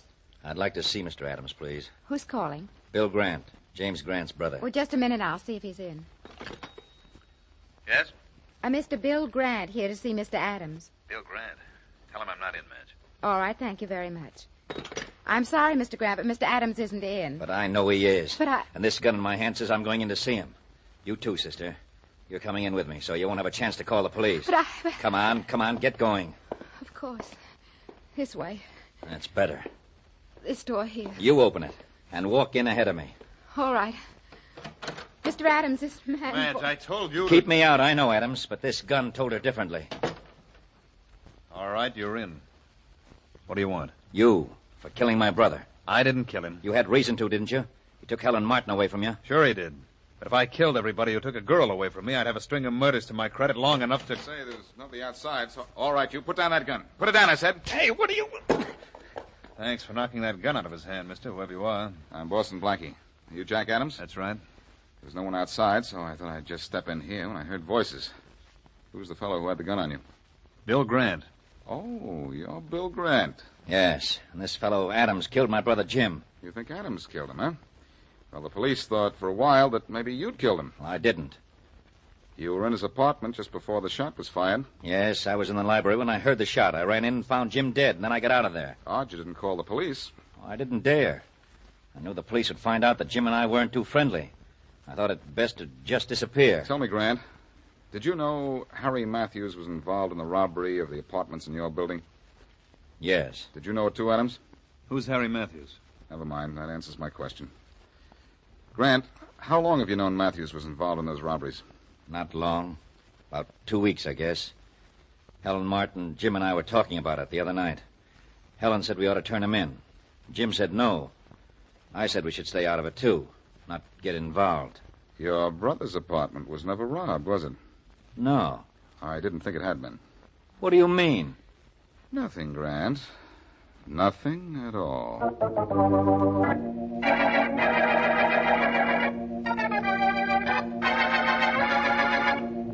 Miss Martin, I stopped in to tell you I think I know who killed Jim Grant. You do, Blackie? Who? His brother, Bill. Oh, no. Yes, since the death of Matthews, the superintendent, I think Bill Grant is the only one who could be guilty. Why do you say that? Well, Jim and Matthews were killed by the same person, I'm sure of it. Matthews was involved in the robbery of the apartments in his building. Someone who knew that killed Jim and forced Matthews to make the murder recording. Oh, it was Matthews who made the record. Yes, the police proved that with auditions. Well, why couldn't Jack have killed them? Because Jack didn't know about Matthews' little racket, so he'd have nothing to threaten Matthews with. Oh, yes, of course. You were suspected, you know. What? But you couldn't have killed Jim. You were here getting dressed at the time Jim was killed. Why, you know where I was, Blackie. I imagine I'd been here dressing for, well, I think it was almost 2 hours. Yes, so you said.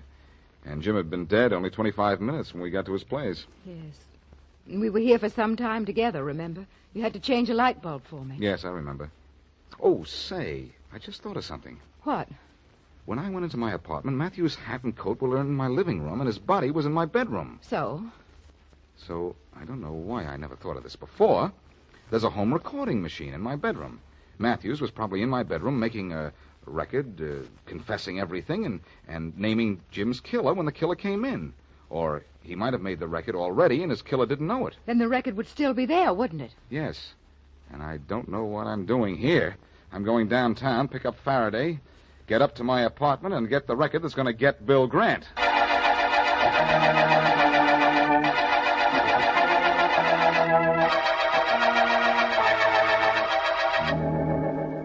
Look, Blackie, how much longer do we have to sit here? Your apartment's bad enough with the lights on, but in the dark it's a perfect trap for Helen Martin, Faraday. I think you're crazy, Blackie. If she came up here and killed Matthews, she'd know you didn't have a home recorder in your bedroom or anywhere else. She came up here looking for Matthews, not for furniture, Faraday. Well, maybe so. But I still say I shouldn't have come up here when you telephoned. She's not the one. I say she is. She said she'd been dressing for 2 hours when Mary and I arrived. I don't think she'd been there for 5 minutes. Why not? I told you why not. When I changed the light bulb that went out, it wasn't even slightly warm. I didn't think of it at the time, but a bulb that's been burning for 2 hours is going to be red hot. All right, Blackie, but... But nothing, Faraday. It's only 10 minutes from Miss Martin's house to Grant's apartment. She could have killed him, been at her house when we arrived, and then gone back to Jim's with us, all inside of the 25 minutes time between the shot and when we arrived. Well, maybe so, but that's cutting the... Shh. Here she comes. Quiet. All right. That's not a woman. Shh. Who is it? I don't know yet. But whoever it is heading for my bedroom. Let's grab him. Snap on the lights. All right. All right, you stop where you are. Who's there? It's Jack Adams. So, Jack Adams couldn't have been the killer. But Helen Martin had to be, huh, Blackie? What are you talking about? You know what he's talking about, Adams. Wish I did. I had you figured innocent. I don't know why. But it looks as if you killed Jim Grant and Harry Matthews. You're crazy. I didn't kill anybody. Then why are you here? I can't tell you. Well, I can tell you. You're here to get a record off the recorder in my bedroom. A record that will convict you of murder. No, I was here to get a record, but I didn't know it had anything like that on it. I didn't kill anyone, I tell you. I just came up here to get that record for Helen. Helen Martin? Yeah, she told me what to do, but she didn't tell me why. I'll tell you why later. I'll tell you now, though, that when Helen Martin made an errand boy of you, she almost made a chump of me.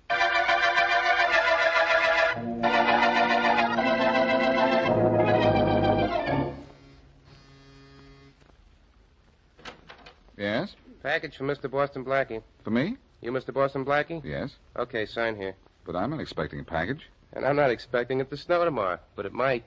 Somebody sent you a package, so you got to sign for it. Here. All right. Oh, say there's a note attached to it. That'd come with the package. Read it later. Sign for it, will you, so I can scram? Oh, sure. Yes. There you are. And this is for you.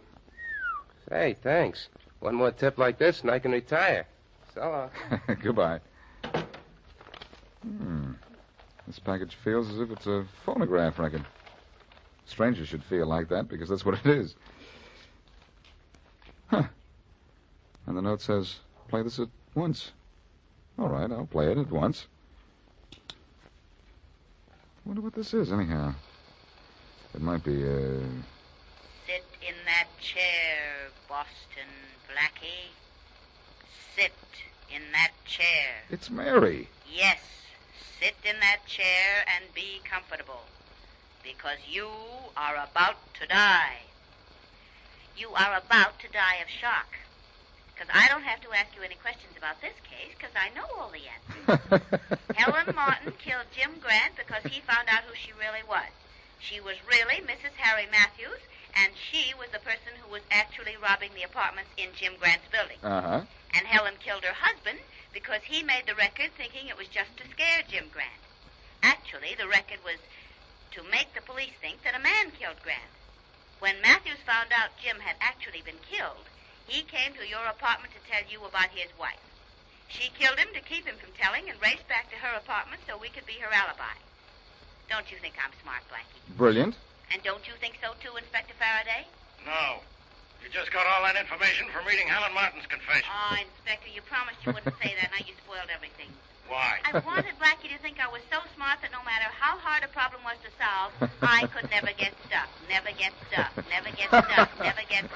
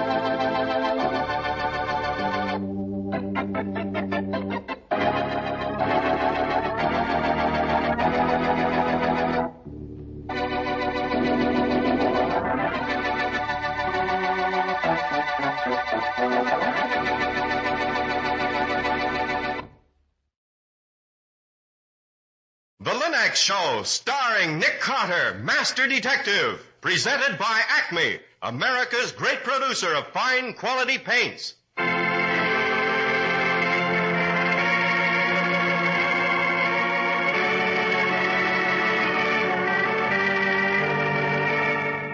This is the story of a man known the world over as one of the most daring and resourceful characters in the history of detective fiction. A man whose name has become a symbol of the triumph of right and justice over the sinister forces of crime and lawlessness. A man recognized as one of the great masters of deduction. Nick Carter, Master Detective.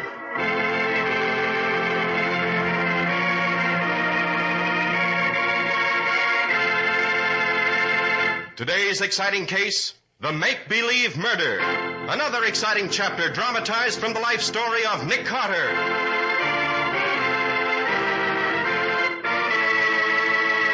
In just a moment, we'll hear how Nick Carter was initiated into one of the most exclusive clubs in the world, and how his initiation turned out to be not one murder, but two. These are busy days, and no one is any busier than a lady who keeps house. It seems as if you no sooner get one job done than another pops up.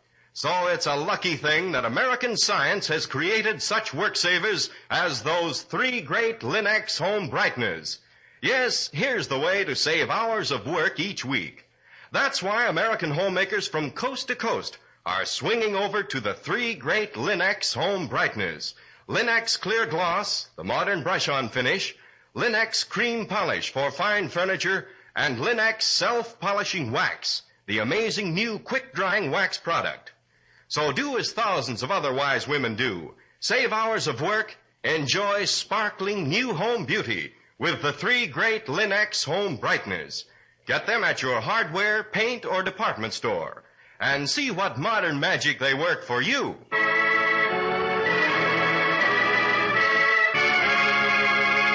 And now for today's exciting case from the life of Nick Carter.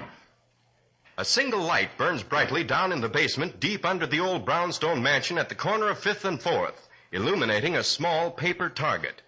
20 yards away, Nick Carter stands, a small automatic in his hand, firing methodically. To the left, about 8 feet, 8 inches. Try again. Left again, 9 feet, 2 inches. 9 feet exactly that time. Nick! Hey, Nick! Yes, Patsy? Cease firing. I want to come in. Come ahead. I've just about finished. We've got to close up shop for today, Nick. You'll be late. Patsy, I've won my bet with Sergeant Matheson. What bet? I bet him $1 the Austrian Mauser wouldn't eject a cartridge more than 10 feet. I've just fired 50 rounds, and not one cartridge is more than 9.5 feet from the gun. Oh. I win $1, and Jansen is cleared of the murder charge, which proves that he couldn't have done it. Personally, I think... I was waiting for you to notice. Evening gown, huh? Well, Miss Bowen, you look most charming. You really think so, Nick? May I ask where you're going tonight? Out? With you? With me? Please hurry, Nick. We'll be late. Well, late for what? Don't tell me you've forgotten. And you were so anxious to go when the letter came. Honestly, Nick, sometimes I believe you're not human. Now hurry and get into your dinner clothes. I'll explain on the way over. Well, Patsy, where are we going? To a murder.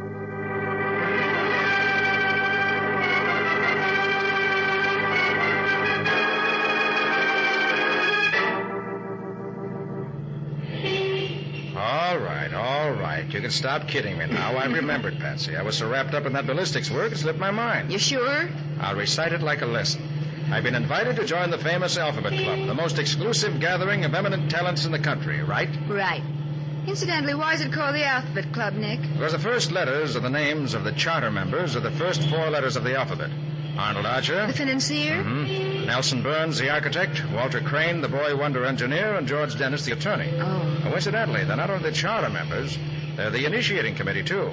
They're the ones who are going to put me through the ropes before the rest of the club arrive for dinner. Oh, that initiation stunt's a cute idea. Yes, in fact, rather tickles me. Staging a make-believe murder. They swear I'll never be able to break it. Challenging the mastermind, eh?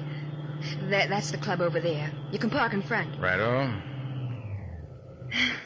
We're just about on time. Oh, please hurry, Nick. I saw Burns the other day. He swore they'd cooked up a beauty. You know, I'm really intrigued.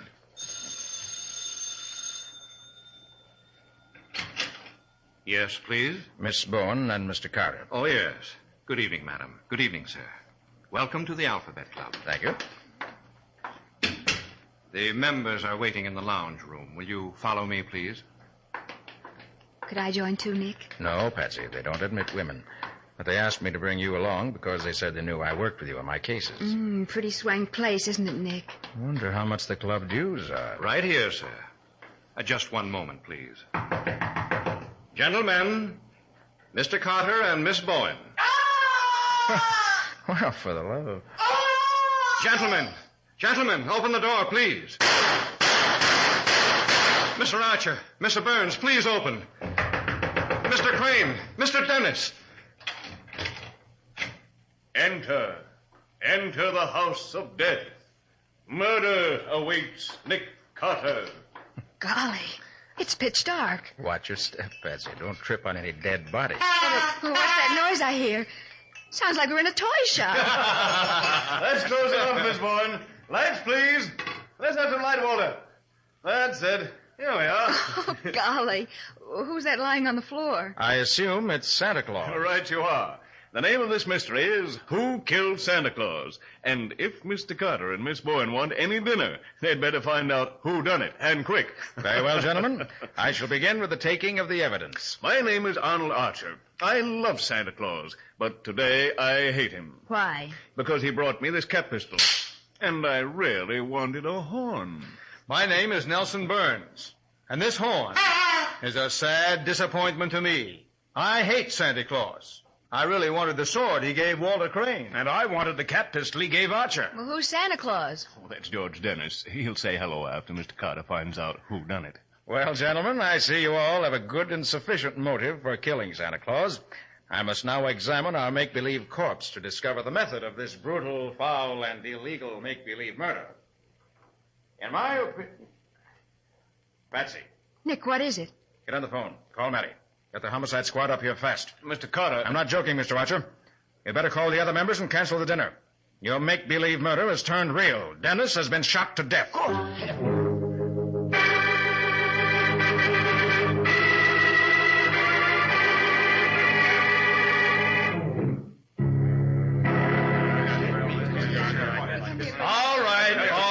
Now, just a minute. I want to get you guys straight. Who's the corpse, Nick? George Dennis, the lawyer. You remember him, Matty. He was retained as an expert in the Wilner case. Yeah, I got that. Now, which one is Arnold Archer? I am. The financier, Sergeant. Believe me, Sergeant Matheson, this must be some kind of ghastly mistake. Well, none of us would want to kill Dennis. We were his friends, Sergeant. We couldn't have any reason to kill him. Oh, you're Burns, huh? Nelson Burns. Yes. And the gentleman over there is Walter Crane. I think this is in pretty bad taste, Carter, and I don't like it. Dennis was killed accidentally, there's no doubt of it. It's pretty cheap to try and turn this into a murder case for the sake of notoriety. Now listen, wise Wait, guy. Matty. Mr. Crane, you're positive this was an accident. Why? Well, isn't it obvious? The four of us were alone in this room when the steward knocked on the door. Dennis lay down on the floor, I put out the lights, and Nelson Burns fired off the blanks. Yes? Well, evidently, a round of live ammunition must have gotten mixed up with the blanks. No, that's not true. I swear it. Mr. Burns is right. I checked the gun. There are 4 rimfire blank shells in the chambers. Only 4? I see Patsy understands what I mean. Doesn't anyone else? What is this, Nick? When Patsy and I were outside, we heard 5 shots. 5? Meaning that a 5th shot was fired along with those 4 blanks. Meaning that one of you 3 gentlemen took advantage of the make-believe murder to murder George Dennis. Why, that's ridiculous. Quiet, gentlemen, please. None of you to leave this room. Matty, get your squad in here. Search these men. Then take this place apart if you have to. I want to find the gun that killed Dennis. Okay, Nick. The murderer wants to save us the trouble. He can talk now. Believe me, gentlemen, this won't be any make-believe search. Nobody have anything to say? All right, Matty. Get going. Right.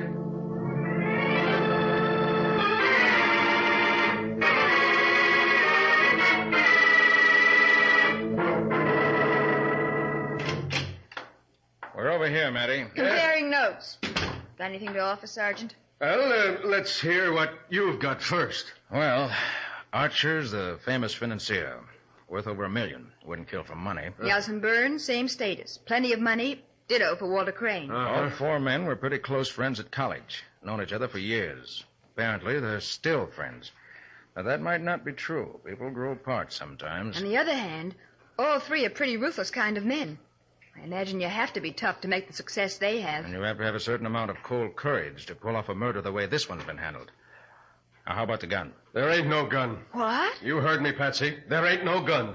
Nick, we took them guys apart and put them together again. We took the room apart. There ain't but one gun in the place. The one that fired the blanks. But that's impossible. You're telling me? Nick, we opened every book. We even took the toys apart. No soap. And the gun couldn't have been thrown out the window because there ain't no window. Look, it's getting pretty late, Nick, and they're getting kind of sore in there. Do you want me to hold them? I'll tell you what, Matty. Their bedroom's upstairs. They can all go upstairs if they want and try and get some sleep, but they're not to leave the club. Right. And I want a ballistics report on the bullet that killed Dennis as soon as possible. Right. If you want me, I'll be in the kitchen. What doing? Getting something to eat and pumping the steward. I'm hungry for food and facts.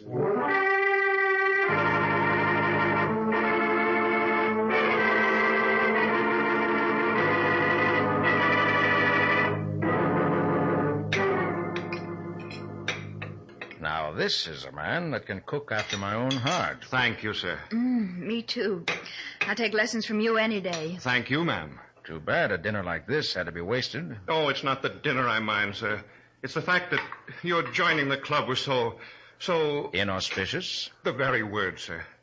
You think they'll take me in anyway, despite what happened tonight? Why, of course, sir.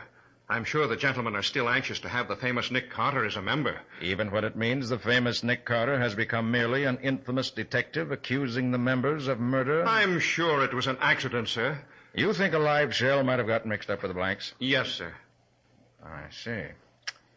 Steward, do you know who loaded the gun? It was Mr. Crane, sir. The engineer? Yes, ma'am. Mr. Crane always plans our little festivities, sir. He planned the entire initiation tonight. Talking about it all week he was, sir. I used to see him late at night, thinking it over in the lounge, chuckling to himself. Was it his gun? Yes, sir. I see. Well, thanks very much, Steward. Both for the excellent food and for the information. Especially the food. Come on, Betsy. Mm-hmm.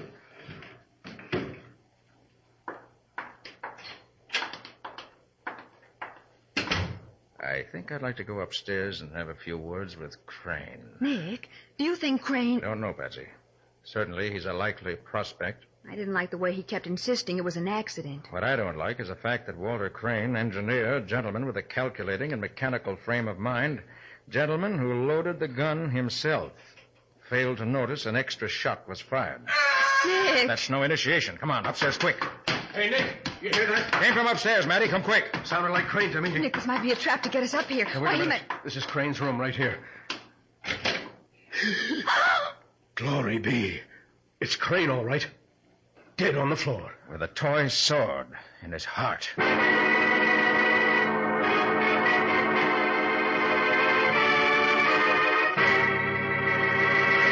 Who's the man who turned make-believe murder into reality and then covered it up by a second murder with a make-believe sword? How will Nick break this strange case? We'll see in just a moment. Most folks remember what a long, tiresome job it used to be to keep floors and linoleum spick and span. But now, Linex self-polishing wax, the modern shortcut to beautiful floors, has cut that job to a minimum. For Linex self-polishing wax, made from a new formula developed by leading chemists to give you the finest, is designed to save you work, to give your floors and linoleum amazing new beauty, new protection, new skid resistance. For one thing, Linex self-polishing wax takes only a jiffy to wipe on and dries without tiresome rubbing to a handsome satiny luster. For another, because Linex self-polishing wax contains the greatest possible amount of genuine carnauba wax, the finish lasts longer.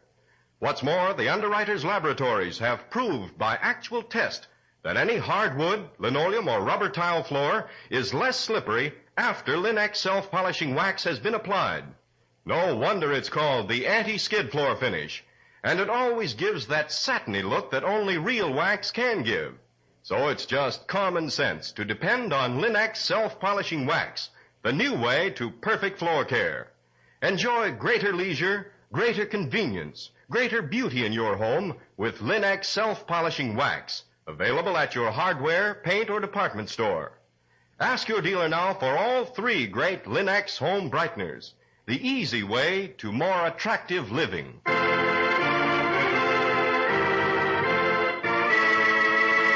And now back to our story. The make-believe murder of George Dennis, which was staged as Nick's initiation to the Alphabet Club, suddenly turned real. Nick could find no motive for the murder, and Sergeant Matheson was unable to locate the gun that fired the death shot. While Nick and Patsy were collating evidence in the club, they heard a scream and rushed upstairs to find Walter Crane stabbed to death, a toy sword in his heart.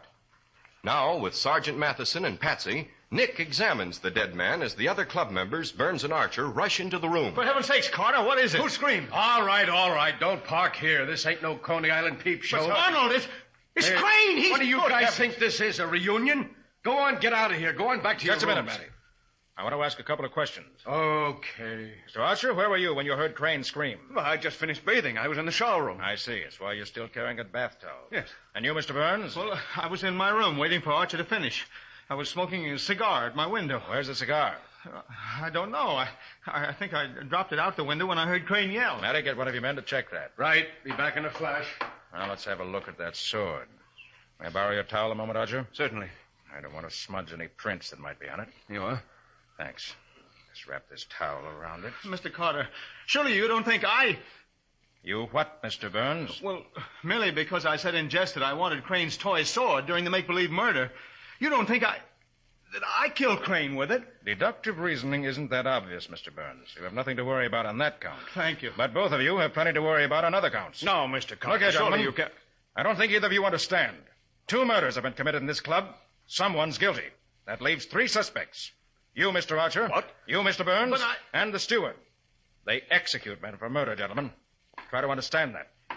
Well, I found the cigar all right, Nick. All right, Matty, thanks. These gentlemen may return to their rooms. All right, gents. Well, Nick, what about Crane? Killed almost instantly, just time enough to scream. Uh-huh. Whoever killed him used plenty of power to thrust this dull blade deep enough to penetrate the heart. Any prints on the blade, Nick? I'll take the towel off and look. No. Blade's dry and clean as a mirror. You look at it by reflected light. Not a latent print on it, not even a smudge. That doesn't help much. Well, I got news. It ain't going to help much more. Yes? They took this slug out of Dennis. Here, look at it. Thanks. 22, I see. Wait. Hello. You see, huh? Nick, what is it? No rifling marks on this bullet, Patsy. No rifling marks. No lands or grooves on the slug at all. Now, what's that supposed to mean? The killer threw it at Dennis? That's impossible. We heard the extra shot. Matty's just being difficult, Patsy. I think Matty's bad news is the best I've had on this case. Well, now, what's that supposed to mean? It means I think I know where to find the gun that killed Dennis. Come on, Patsy. We're going to have a look at Dennis's house. Well, how in blazes did the gun get there? I didn't say the gun was there. The gun's in this house. Then why do you go into Dennis's place? To find out why it was fired.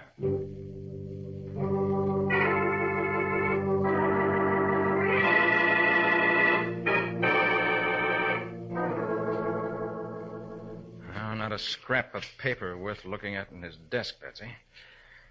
Looks like we'll have to open that safe. Too bad Dennis was a bachelor. No one here to give us the combination. Well, we could wait for a court order to have the safe opened, but I don't think we'll bother. Just have the stethoscope in my bag. Okay, Chief. You going to crack this crib? Hey, where did you pick up that jargon? From a crime magazine. Here's your scope. Thanks. Well, that magazine must have been 15 years old. Crooks don't talk that way anymore. No? Well, how would they describe what you're doing? They'd say that I was exercising a natural facility and delicacy of touch to turn the dial. Meanwhile, using a medical device to hear the tumblers fall. Quiet now. Shouldn't take long. It's a 3-bolt job. What made you go straight, Nick? That, Patsy, is a base insinuation. My criminal facility was acquired during a long career of fighting crooks. There we are. All right, let's go through this stuff quickly. Here's Dennis's insurance. $100,000. Bar Association's beneficiary. Packages of old letters. Skip 'em. Oh, here's a note from Archer. Offers Dennis $150,000 for the shares of stock Dennis holds in Archer's company. Nice sum. Wait a minute. Here's a will. Oh, let's see. Now, this is very interesting. Mr. Dennis leaves all cash and stock holdings to his old ex-college roommate, John Wendell. Who's John Wendell? John Wendell happens to be the steward of the Alphabet Club. Well, Old college friend, eh? Maybe that won't interest Matty. Nick, do you think it was Wendell, the steward? He killed Dennis for the stock? Here, wait, let's have a look at that envelope here. Looks like it contains stock shares. It does. Nick, there's only one share of stock in here. One single share. Par value $500. Someone's taken the rest. Just one share, huh? Patsy, where's that note from Archer you just read me? Here, Nick. Why? Let's see. For you, $150,000 for... Uh-huh. Patsy, you didn't read this correctly. It says that Archer offers Dennis $150,000 for his share of stock. Dennis only owned the one share. Then why should Archer offer him $150,000 for a share of stock worth only $500? You'll find out shortly. Let me have that phone. Oh, why do you always have to be so mysterious, Nick? I don't like making statements until I'm positive. Alphabet Club. Sergeant Matheson speaking. Matty, this is Nick. Oh, what'd you find, Nick? I think I've found all the answers. Well, Nick, leave me here. Not on the phone. I'm going to demonstrate. Now listen. I'm listening. Get the surviving members out of bed. Yeah? Tell them I've broken the case. Tell them I'm going to reenact the crime for them. Yeah, how? When Patsy and I come to the door, I want the steward to meet us. Then we'll play the make-believe murder all over again, just as it happened. You can take Crane's part. Reenact the make-believe murder? Right. I think you're crazy, Nick. Maybe. But this time, the make-believe murder is going to lead to an honest-to-goodness solution.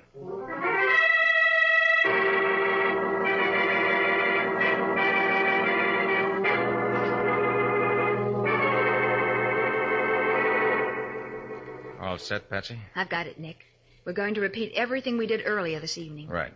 And that repetition means every detail, no matter how small. Right. First, I rang the bell.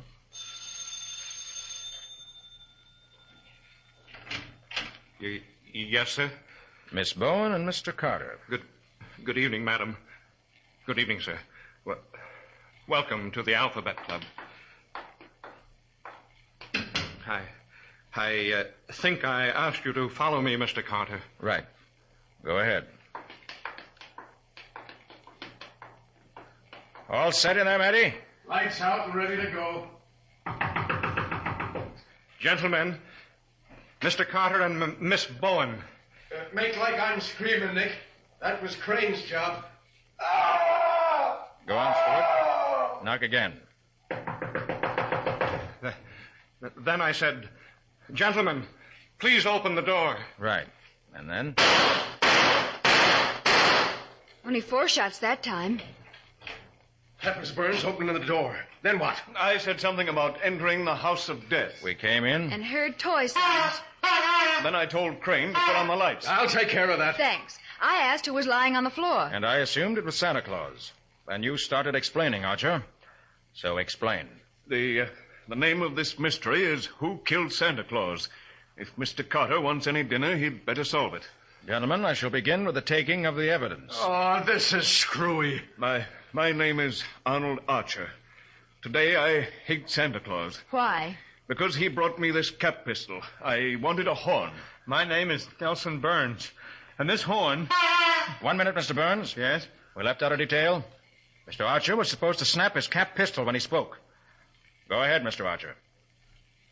Well, go ahead. Fire that gun, Mr. Archer. You'll never get me. Oh, no, you don't. Watch out for that toy gun. Glory be, that cap pistol was loaded. It fired a real bullet. And that lie still, Archer. You'll never break away. That, Matty, is a solution of our missing gun. But, Nick, why? The single share of stock Dennis held was the answer. He never owned more than one share of stock, and yet Archer wanted to buy it back for $150,000. $150,000? What for? I'm afraid Mr. Dennis was guilty of an old legal racket. As a stockholder in Archer's firm, he had the right of access to the company's books. You seem to have all the answers, Carter. Yes, he sits through those books until he dug out enough of the evidence of illegal market operations to ruin us. And then offered to sell his share of stock and stockholders' right to bring action back to you for an exorbitant sum. Aha! Blackmail. Legal blackmail. Mr. Archer, you were afraid Dennis was going to blackmail you for the rest of his life. So you killed him, which is the final irony of the case, that the make-believe murder was committed with a make-believe gun.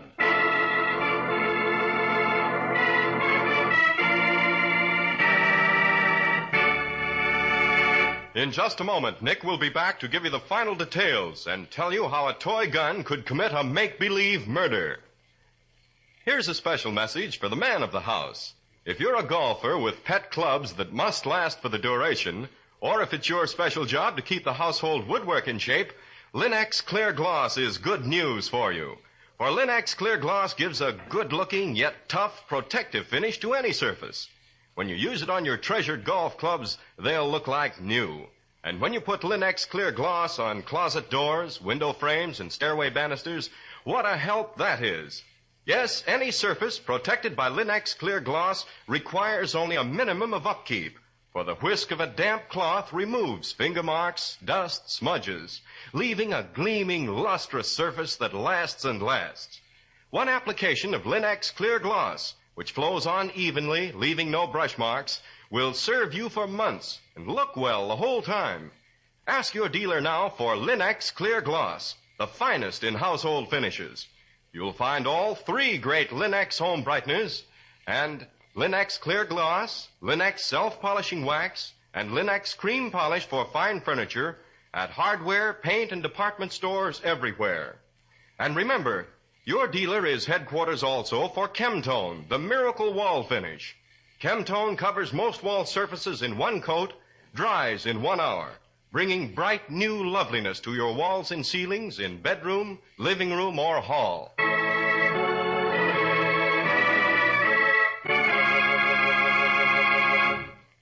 And now let's hear from Nick Carter himself. Nick, I thought Sergeant Matheson checked the toy gun when he searched the room and found nothing wrong with it. That's right, Ken. A point very few people know is the fact that certain types of cap pistols can fire live ammunition. The bullet is wedged into the barrel through a small hole in the plate that should support the cap. Then the hammer is snapped and discharges the bullet, accurately enough to kill at short range. So Archer killed Dennis with the gun and then pretended it was a toy. Right. He disposed of the cartridge by the simple means of swallowing it. I guessed that, and he admitted it. Well, why'd he kill Crane? Because Crane's methodical memory couldn't be fooled. He finally recalled where the extra shot came from. When he called Archer into his room and confronted him, Archer killed him. Said he just grabbed up the toy sword and stabbed. Did you know that before? Well, I had a pretty good idea. On the pretext of protecting fingerprints on the sword, I borrowed Archer's towel. He claimed he'd been bathing, but his towel was quite dry. Didn't even dampen the metal blade. That's right. I remember you mentioned it. I staged the repeat performance to frighten Archer and save us the trouble of a long cross-examination. I knew that Archer, in self-defense, would probably load his toy gun again, hoping to use it to effect an escape. That was what I was playing the scene for. Golly. Pretty clever. Well, what story have you got in mind for us next week, Nick? Well, Ken, next week, Patsy and I are going to meet a corpse that has been shot to death by a person or persons unknown. The only clue to the mystery is a letter in the pocket of the dead man. But the odd thing is the fact that there wasn't any stamp or address on the envelope, and there wasn't anything on the paper inside. A letter without anything on it? Well, what do you call this story, Nick? The case of the unwritten letter.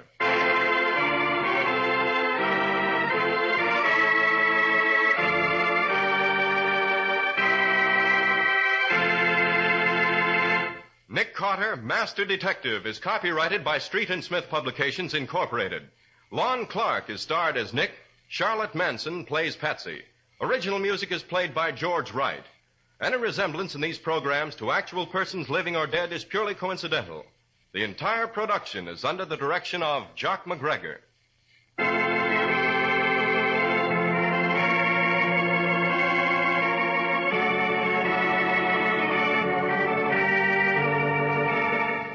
Nick Carter, Master Detective, is presented at this time and over these same stations each week by the three great Linex home brighteners: Linex Self-Polishing Wax, Linex Cream Polish, and Linex Clear Gloss, created by Acme, America's great producer of Acme fine quality paints. This is Ken Powell speaking for the thousands of Linex dealers all over America and saying so long until next week.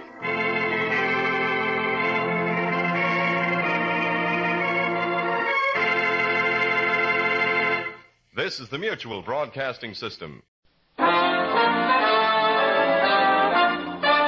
Listen while the makers of Rexall drug products and 10,000 independent Rexall family druggists bring you Dick Powell as Richard Diamond, private detective.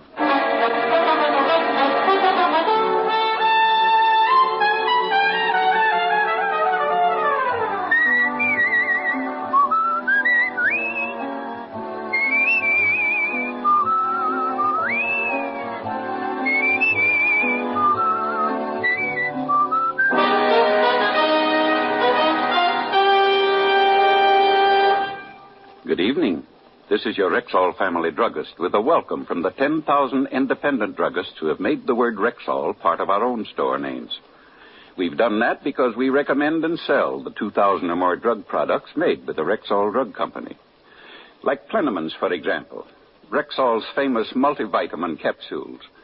2 Plenamins a day give you more than your daily minimum requirements of every vitamin for which such requirements have been established. Plus valuable liver concentrate and iron. And yet, Plenamins cost only pennies per day. Ask for Plenamins at Rexall drugstores everywhere. And remember, you can depend on any drug product that bears the name Rexall. Good health to all from Rexall. Now your Rexall family druggist brings you a transcribed half hour with Richard Diamond, private detective, starring Dick Powell.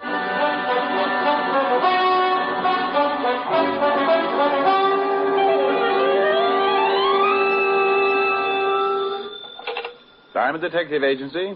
Handy hints on happy homicide. I beg your pardon? I said Diamond Detective Agency. Handy hints. Yes, I heard the last part, but I just wanted to be sure there was nothing the matter with my phone. Mr. Diamond, I wish to hire you. I'm touched. $100 a day in expenses. I'm touched. Well, if the figure depresses you a little, I suggest getting out in the fresh air. Exercise. Play a little golf. If you could use a dandy caddy on Sunday. I can easily afford the fee, Mr. Diamond, but to be frank, it wasn't exactly what I expected. Isn't it a little high? Well, frankly, yes. But if you hire another detective, you won't be getting the prettiest. I see. Can you come to my house at 6 this evening? Name, address, and reason for hiring me? George Lexington, Golden Strand, Long Island. And I'm in fear of my life. I'll see you at 6, Mr. Lexington. On the dot. Please be prompt. Just have a substantial retainer ready. Aside from my blue eyes, greed, and promptness are my 2 most outstanding features. Well, that's the way a buck's made my business. I sit around the office for a week, passing the idle hours, playing old Welsh mining tunes on a comb. Then someone gets in trouble, opens the phone book, and naturally the first thing that must catch their eye is my very gaudy full-page advertisement on the Diamond Detective Agency. After that, a phone call, and I'm in business. At 6 sharp, I was ringing the doorbell at the home of Mr. George Lexington, client in fear of his life. Yes, sir? Mr. Diamond, to see Mr. Lexington. Mr. Lexington is busy at the moment. Does he expect you? I have an appointment with him at 6. Oh, I see. Please step in.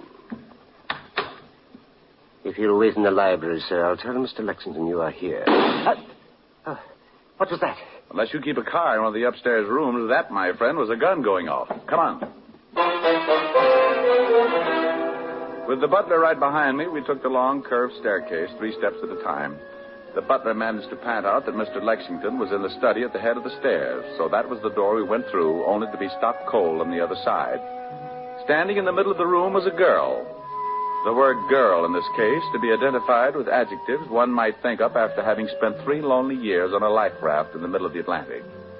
The only thing that kept my eyes from melting and running down on my shirt was the .32 revolver she held in her gloved hand. Miss Morris, no! Give her the gun, honey. No! No!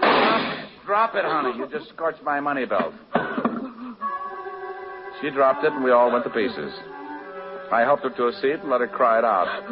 The gun I could have passed off as a whim or too many Hopalong Cassidy adventures, but the man sprawled across his desk on the other side of the room changed the whole picture. I called the 5th Precinct Police Station and got Lieutenant Walter Levinson started for Long Island. The police? You shot a man, didn't you? Yes. You tried to kill yourself, didn't you? Well, they're both against the law.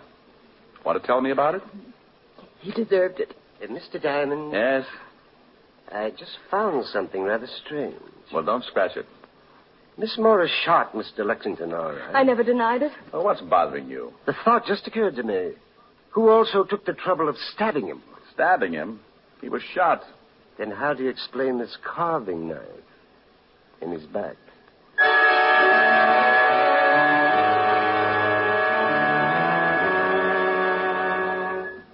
Oh, now, Diamond, you stop that. But it's true, Walt. Sure is, Lieutenant. Been shot in the chest and got a knife in his back. Oh, how do I get in on these things? This is Miss Morris, Walt, the girl who shot him. How do you do? Oh, you shot him, huh? Yes, Lieutenant. Well, who stabbed him? Have no idea. Swell. Miss Morris, why did you shoot this, what's his name? Lexington, George. Why did you shoot him? I refuse to answer. Okay, suit yourself. Where's the coroner, Walt? Should be here any minute. I didn't stab him, Mr. Diamond. When you came in, did you talk with Lexington? I just opened the door, saw him sitting at the desk, and I shot him. Did you talk to him? Oh, sure, Walt. She played 20 questions with him while he was trying to paw the knife out of his back. I was just trying to trap her. Why? Why? Because if she said she'd talk to him, it would have been an admission that, She'd talk to him. No, that he was still alive before she shot him. Okay, who stabbed him? How do I know? Well, if he was still alive before she shot him, and she talked to him, then she must have seen who stabbed him, right? Yeah. Well, if she saw who stabbed him, she couldn't have done it, right? Right. And no one would have stabbed Lexington if he'd already been shot, right? No one would have stabbed Lexington if he'd already... Yeah, of course. You think I'm stupid? Lieutenant. You shut up. So if they stabbed him, he hadn't been shot and he was alive. Of course. Then if he was alive and they stabbed him, the girl didn't do it to confuse you. Huh? So if she didn't do it, she can go home. Go on home, Miss Morris. But, Mr. Diamond... You heard him. Go on.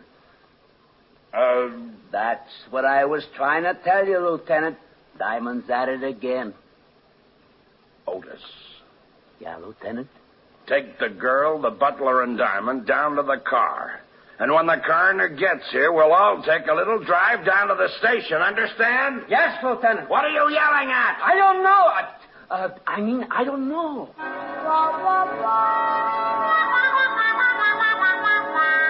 Well, the coroner finally arrived and suggested an autopsy for the corpse and a bath in some hot mud for Walt.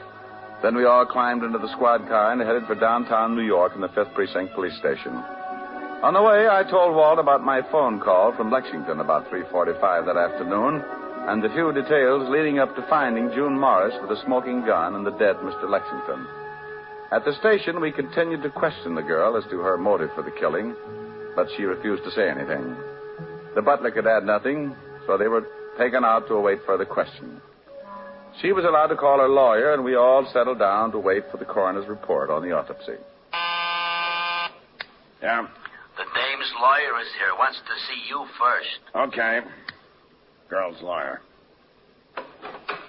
Mr. Farnsworth, Lieutenant. Hello, Lieutenant. What is this all about? Mr. Diamond, Mr. Farnsworth. How do you do? How are you? I just got a call from Miss Morris. Lieutenant. Pardon me a minute. Well, what do you want, Hammerhead? I got the girl's personal effects. Well, give them to me. Okay. Gee, what did I do? Nothing, Sergeant, but your family sure botched things up. Oh, there you are, Lieutenant. Thank you. Gee, I don't know. Am I to understand that Miss Morris is being held here on a murder charge? That's right. Just whom is Miss Morris supposed to have killed? You know a Mr. George Lexington? Why, yes. He's the boy. Maybe you can tell us why she would want to kill him. I suggest you question the witness, Mr. Diamond. But let me warn you beforehand. My advice to my client will be to say nothing until I can find out more about this thing for myself. Now, about Miss Morris. She stays put. Lieutenant, I have a great deal of influence. Then get her rich. She stays put. What about this George Lexington's background, Mr. Farnsworth? Let me give you one more suggestion before I leave. Find these things out for yourself. I have a fair reputation in the legal profession. Good evening, Mr. Farnsworth.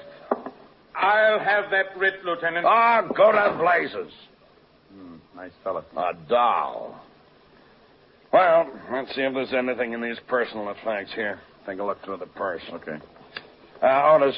Yeah, Lieutenant. Bring in the butler. Right. Here's something, Walt. What is it? A typewritten note in the bottom of her purse. What's that? Meet me at the house at 5:15 this evening. Bring $15,000 and be prompt, or you will regret it for the rest of your life. Signed, George. George Lexington. Well, bully for you. Diamond, I swear. Out to the butler, Lieutenant. Come in. Sit down. Well, thanks. My feet... Not you, melonhead. Get out of here. Oh, well, okay. I just thought... Otis. Yeah? When the coroner's report comes in, bring it right in and bring the girl along with it. Yeah, Lieutenant. How do you feel, Arthur? A little upset, sir. This has been quite a strain. Last name Cameron? Yes, sir. How long have you worked for George Lexington? About 4 years, sir.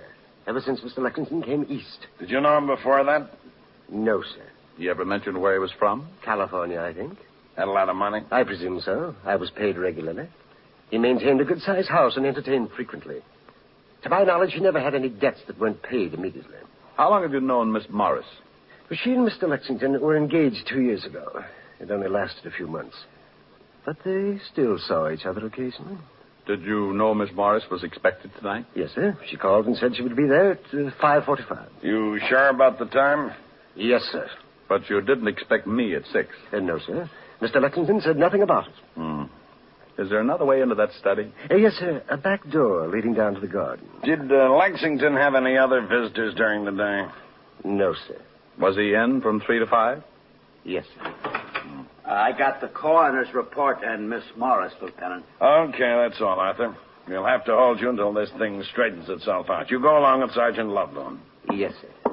Oh, Arthur, Yes, sir. does Mr. Lexington own a typewriter? No, sir. All right. Come in, Miss Morris.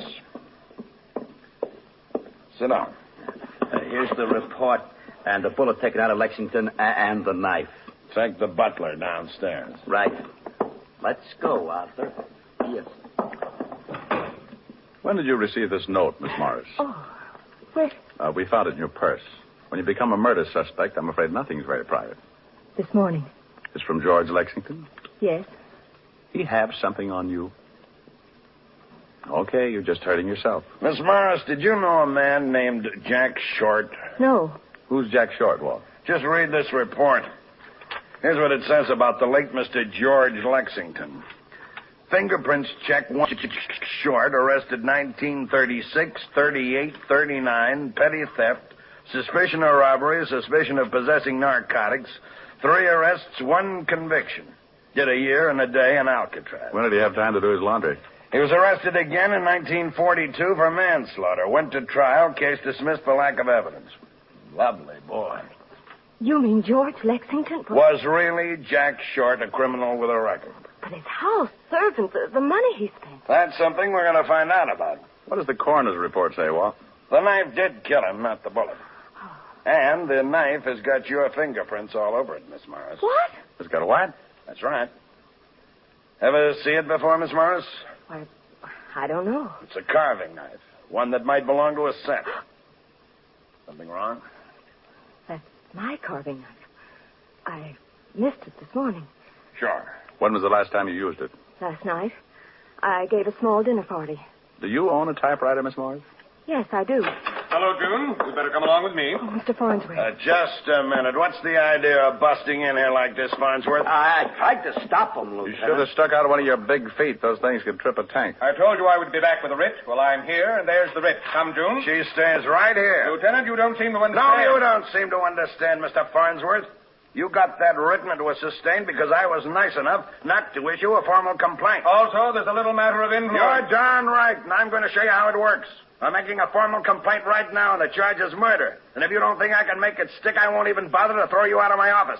I'll let the commissioner do it for me. Now get out of here. Gee, you're wonderful, Lieutenant. You shut up.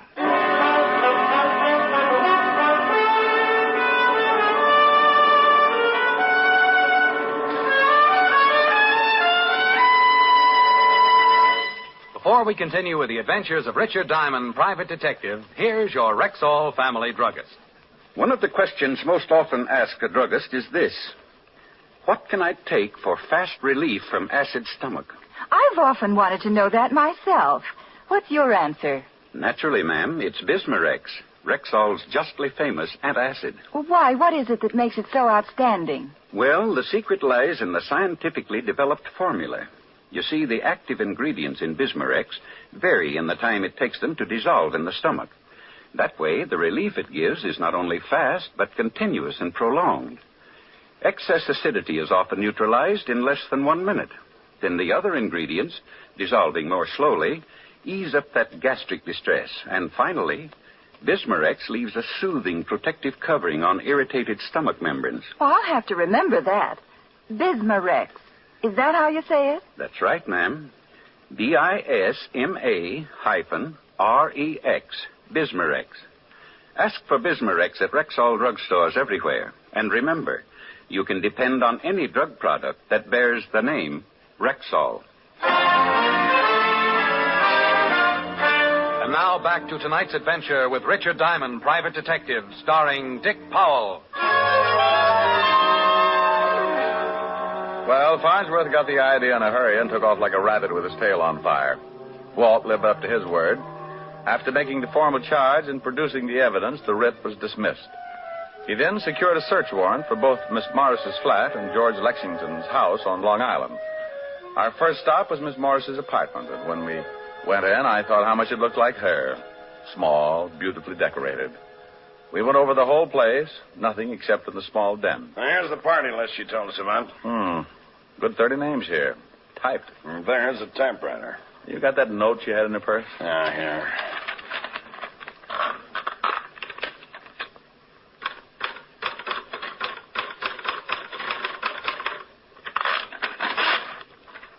Top of the E is blocked out like on the note. Same machine. No.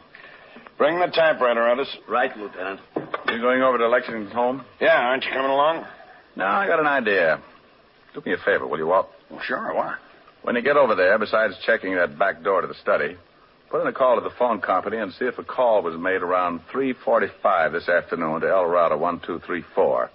It's a toll call from there, and they'd have a record. Let me write that down. El Dorado 1234. Yeah. I'll call you at Lexington's in about an hour.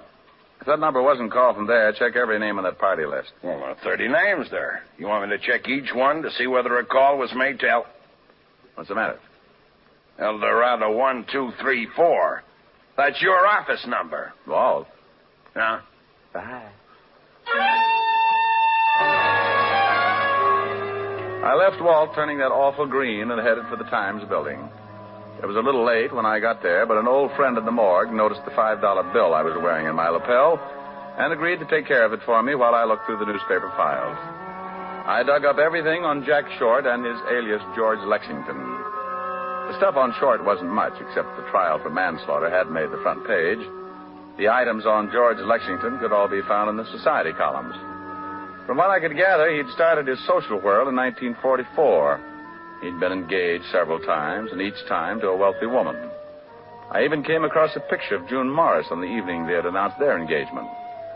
Well, having all the information I could get, and with one little item dated California, June 26, 1942, tucked away in my pocket, I put in a fast call to Walt, who was at the home of the late George Lexington. Yeah? What did you find out? Well, someone could have gotten in the back door. There were some blurred footprints outside in the garden, but they won't help. If you had a key, you could let yourself in and walk right up the study. What about the phone call? There was no call made from here to your office, but one of the names on the list paid off. Mrs. Julia Wright out on Long Island. Now, would you mind telling me what this is all about? You stay right there, Walt. I'm going out to see Mrs. Julia Wright. Well, if she called your office today at 3:45, you certainly must have talked to her. George Lexington called my office today at 3:45. But he couldn't have. The butler said Lexington wasn't out of the house and the call wasn't made from here. Well, someone called. Maybe it was the right day. Maybe she got a low voice and told you she was Lexington. Walt. Yeah? Oh, forget it. You wouldn't like it anyway.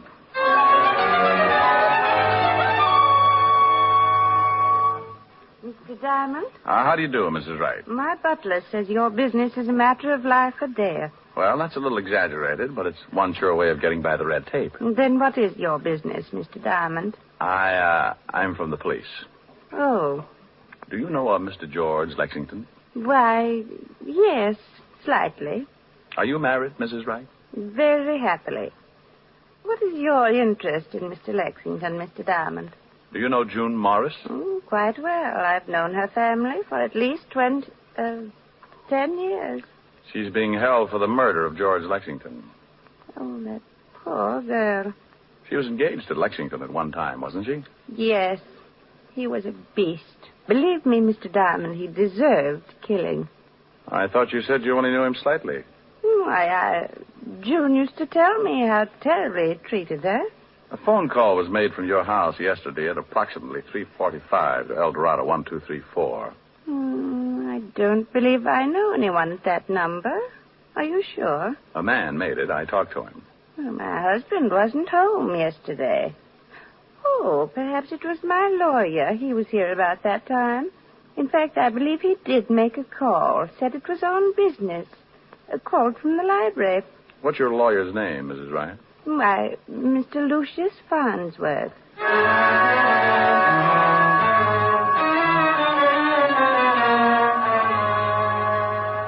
I don't believe it. I just don't believe it. I certainly don't like the guy, but his reputation's been spotless. It's just got to be, Walt. Here's the girl, Lieutenant. Come in, Miss Morris. Thank you, Lieutenant. Hello, Mr. Diamond. June, the note you received was written on the typewriter in your den. What? Lav just sent up a report. You think I sent that note to myself? No. But can you remember anyone using the typewriter in the last 2 days? No. No one has used it but myself. What about the night of the party? Who uses a typewriter at a party? Anyone go in the den and maybe lock the door? What? Why, yes. As a matter of fact, Mr. Farnsworth said he had to make some business calls. He went in and closed. You don't think that... That Farnsworth did it?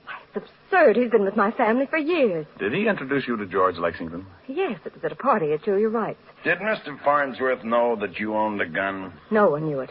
Were you actually using that knife the night of the party? Yes, I sliced some turkey. Do you remember what kind of a suit Mr. Farnsworth was wearing that night? He was wearing a dinner jacket. Lexington was blackmailing you, wasn't he?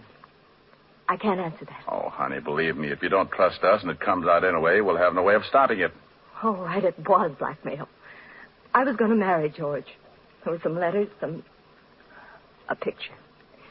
He broke off the engagement and began demanding money. Last week he mentioned something about leaving town, and I received the note. I couldn't afford that kind of money, and I was just tired of paying month after month. I decided to kill him, and I was going to kill myself. I guess I lost my nerve. Let's go see Mr. Luke Farnsworth, Rick. June, you sit right here until we get back. Be careful. You can make a book on it. I'm going to drive you home.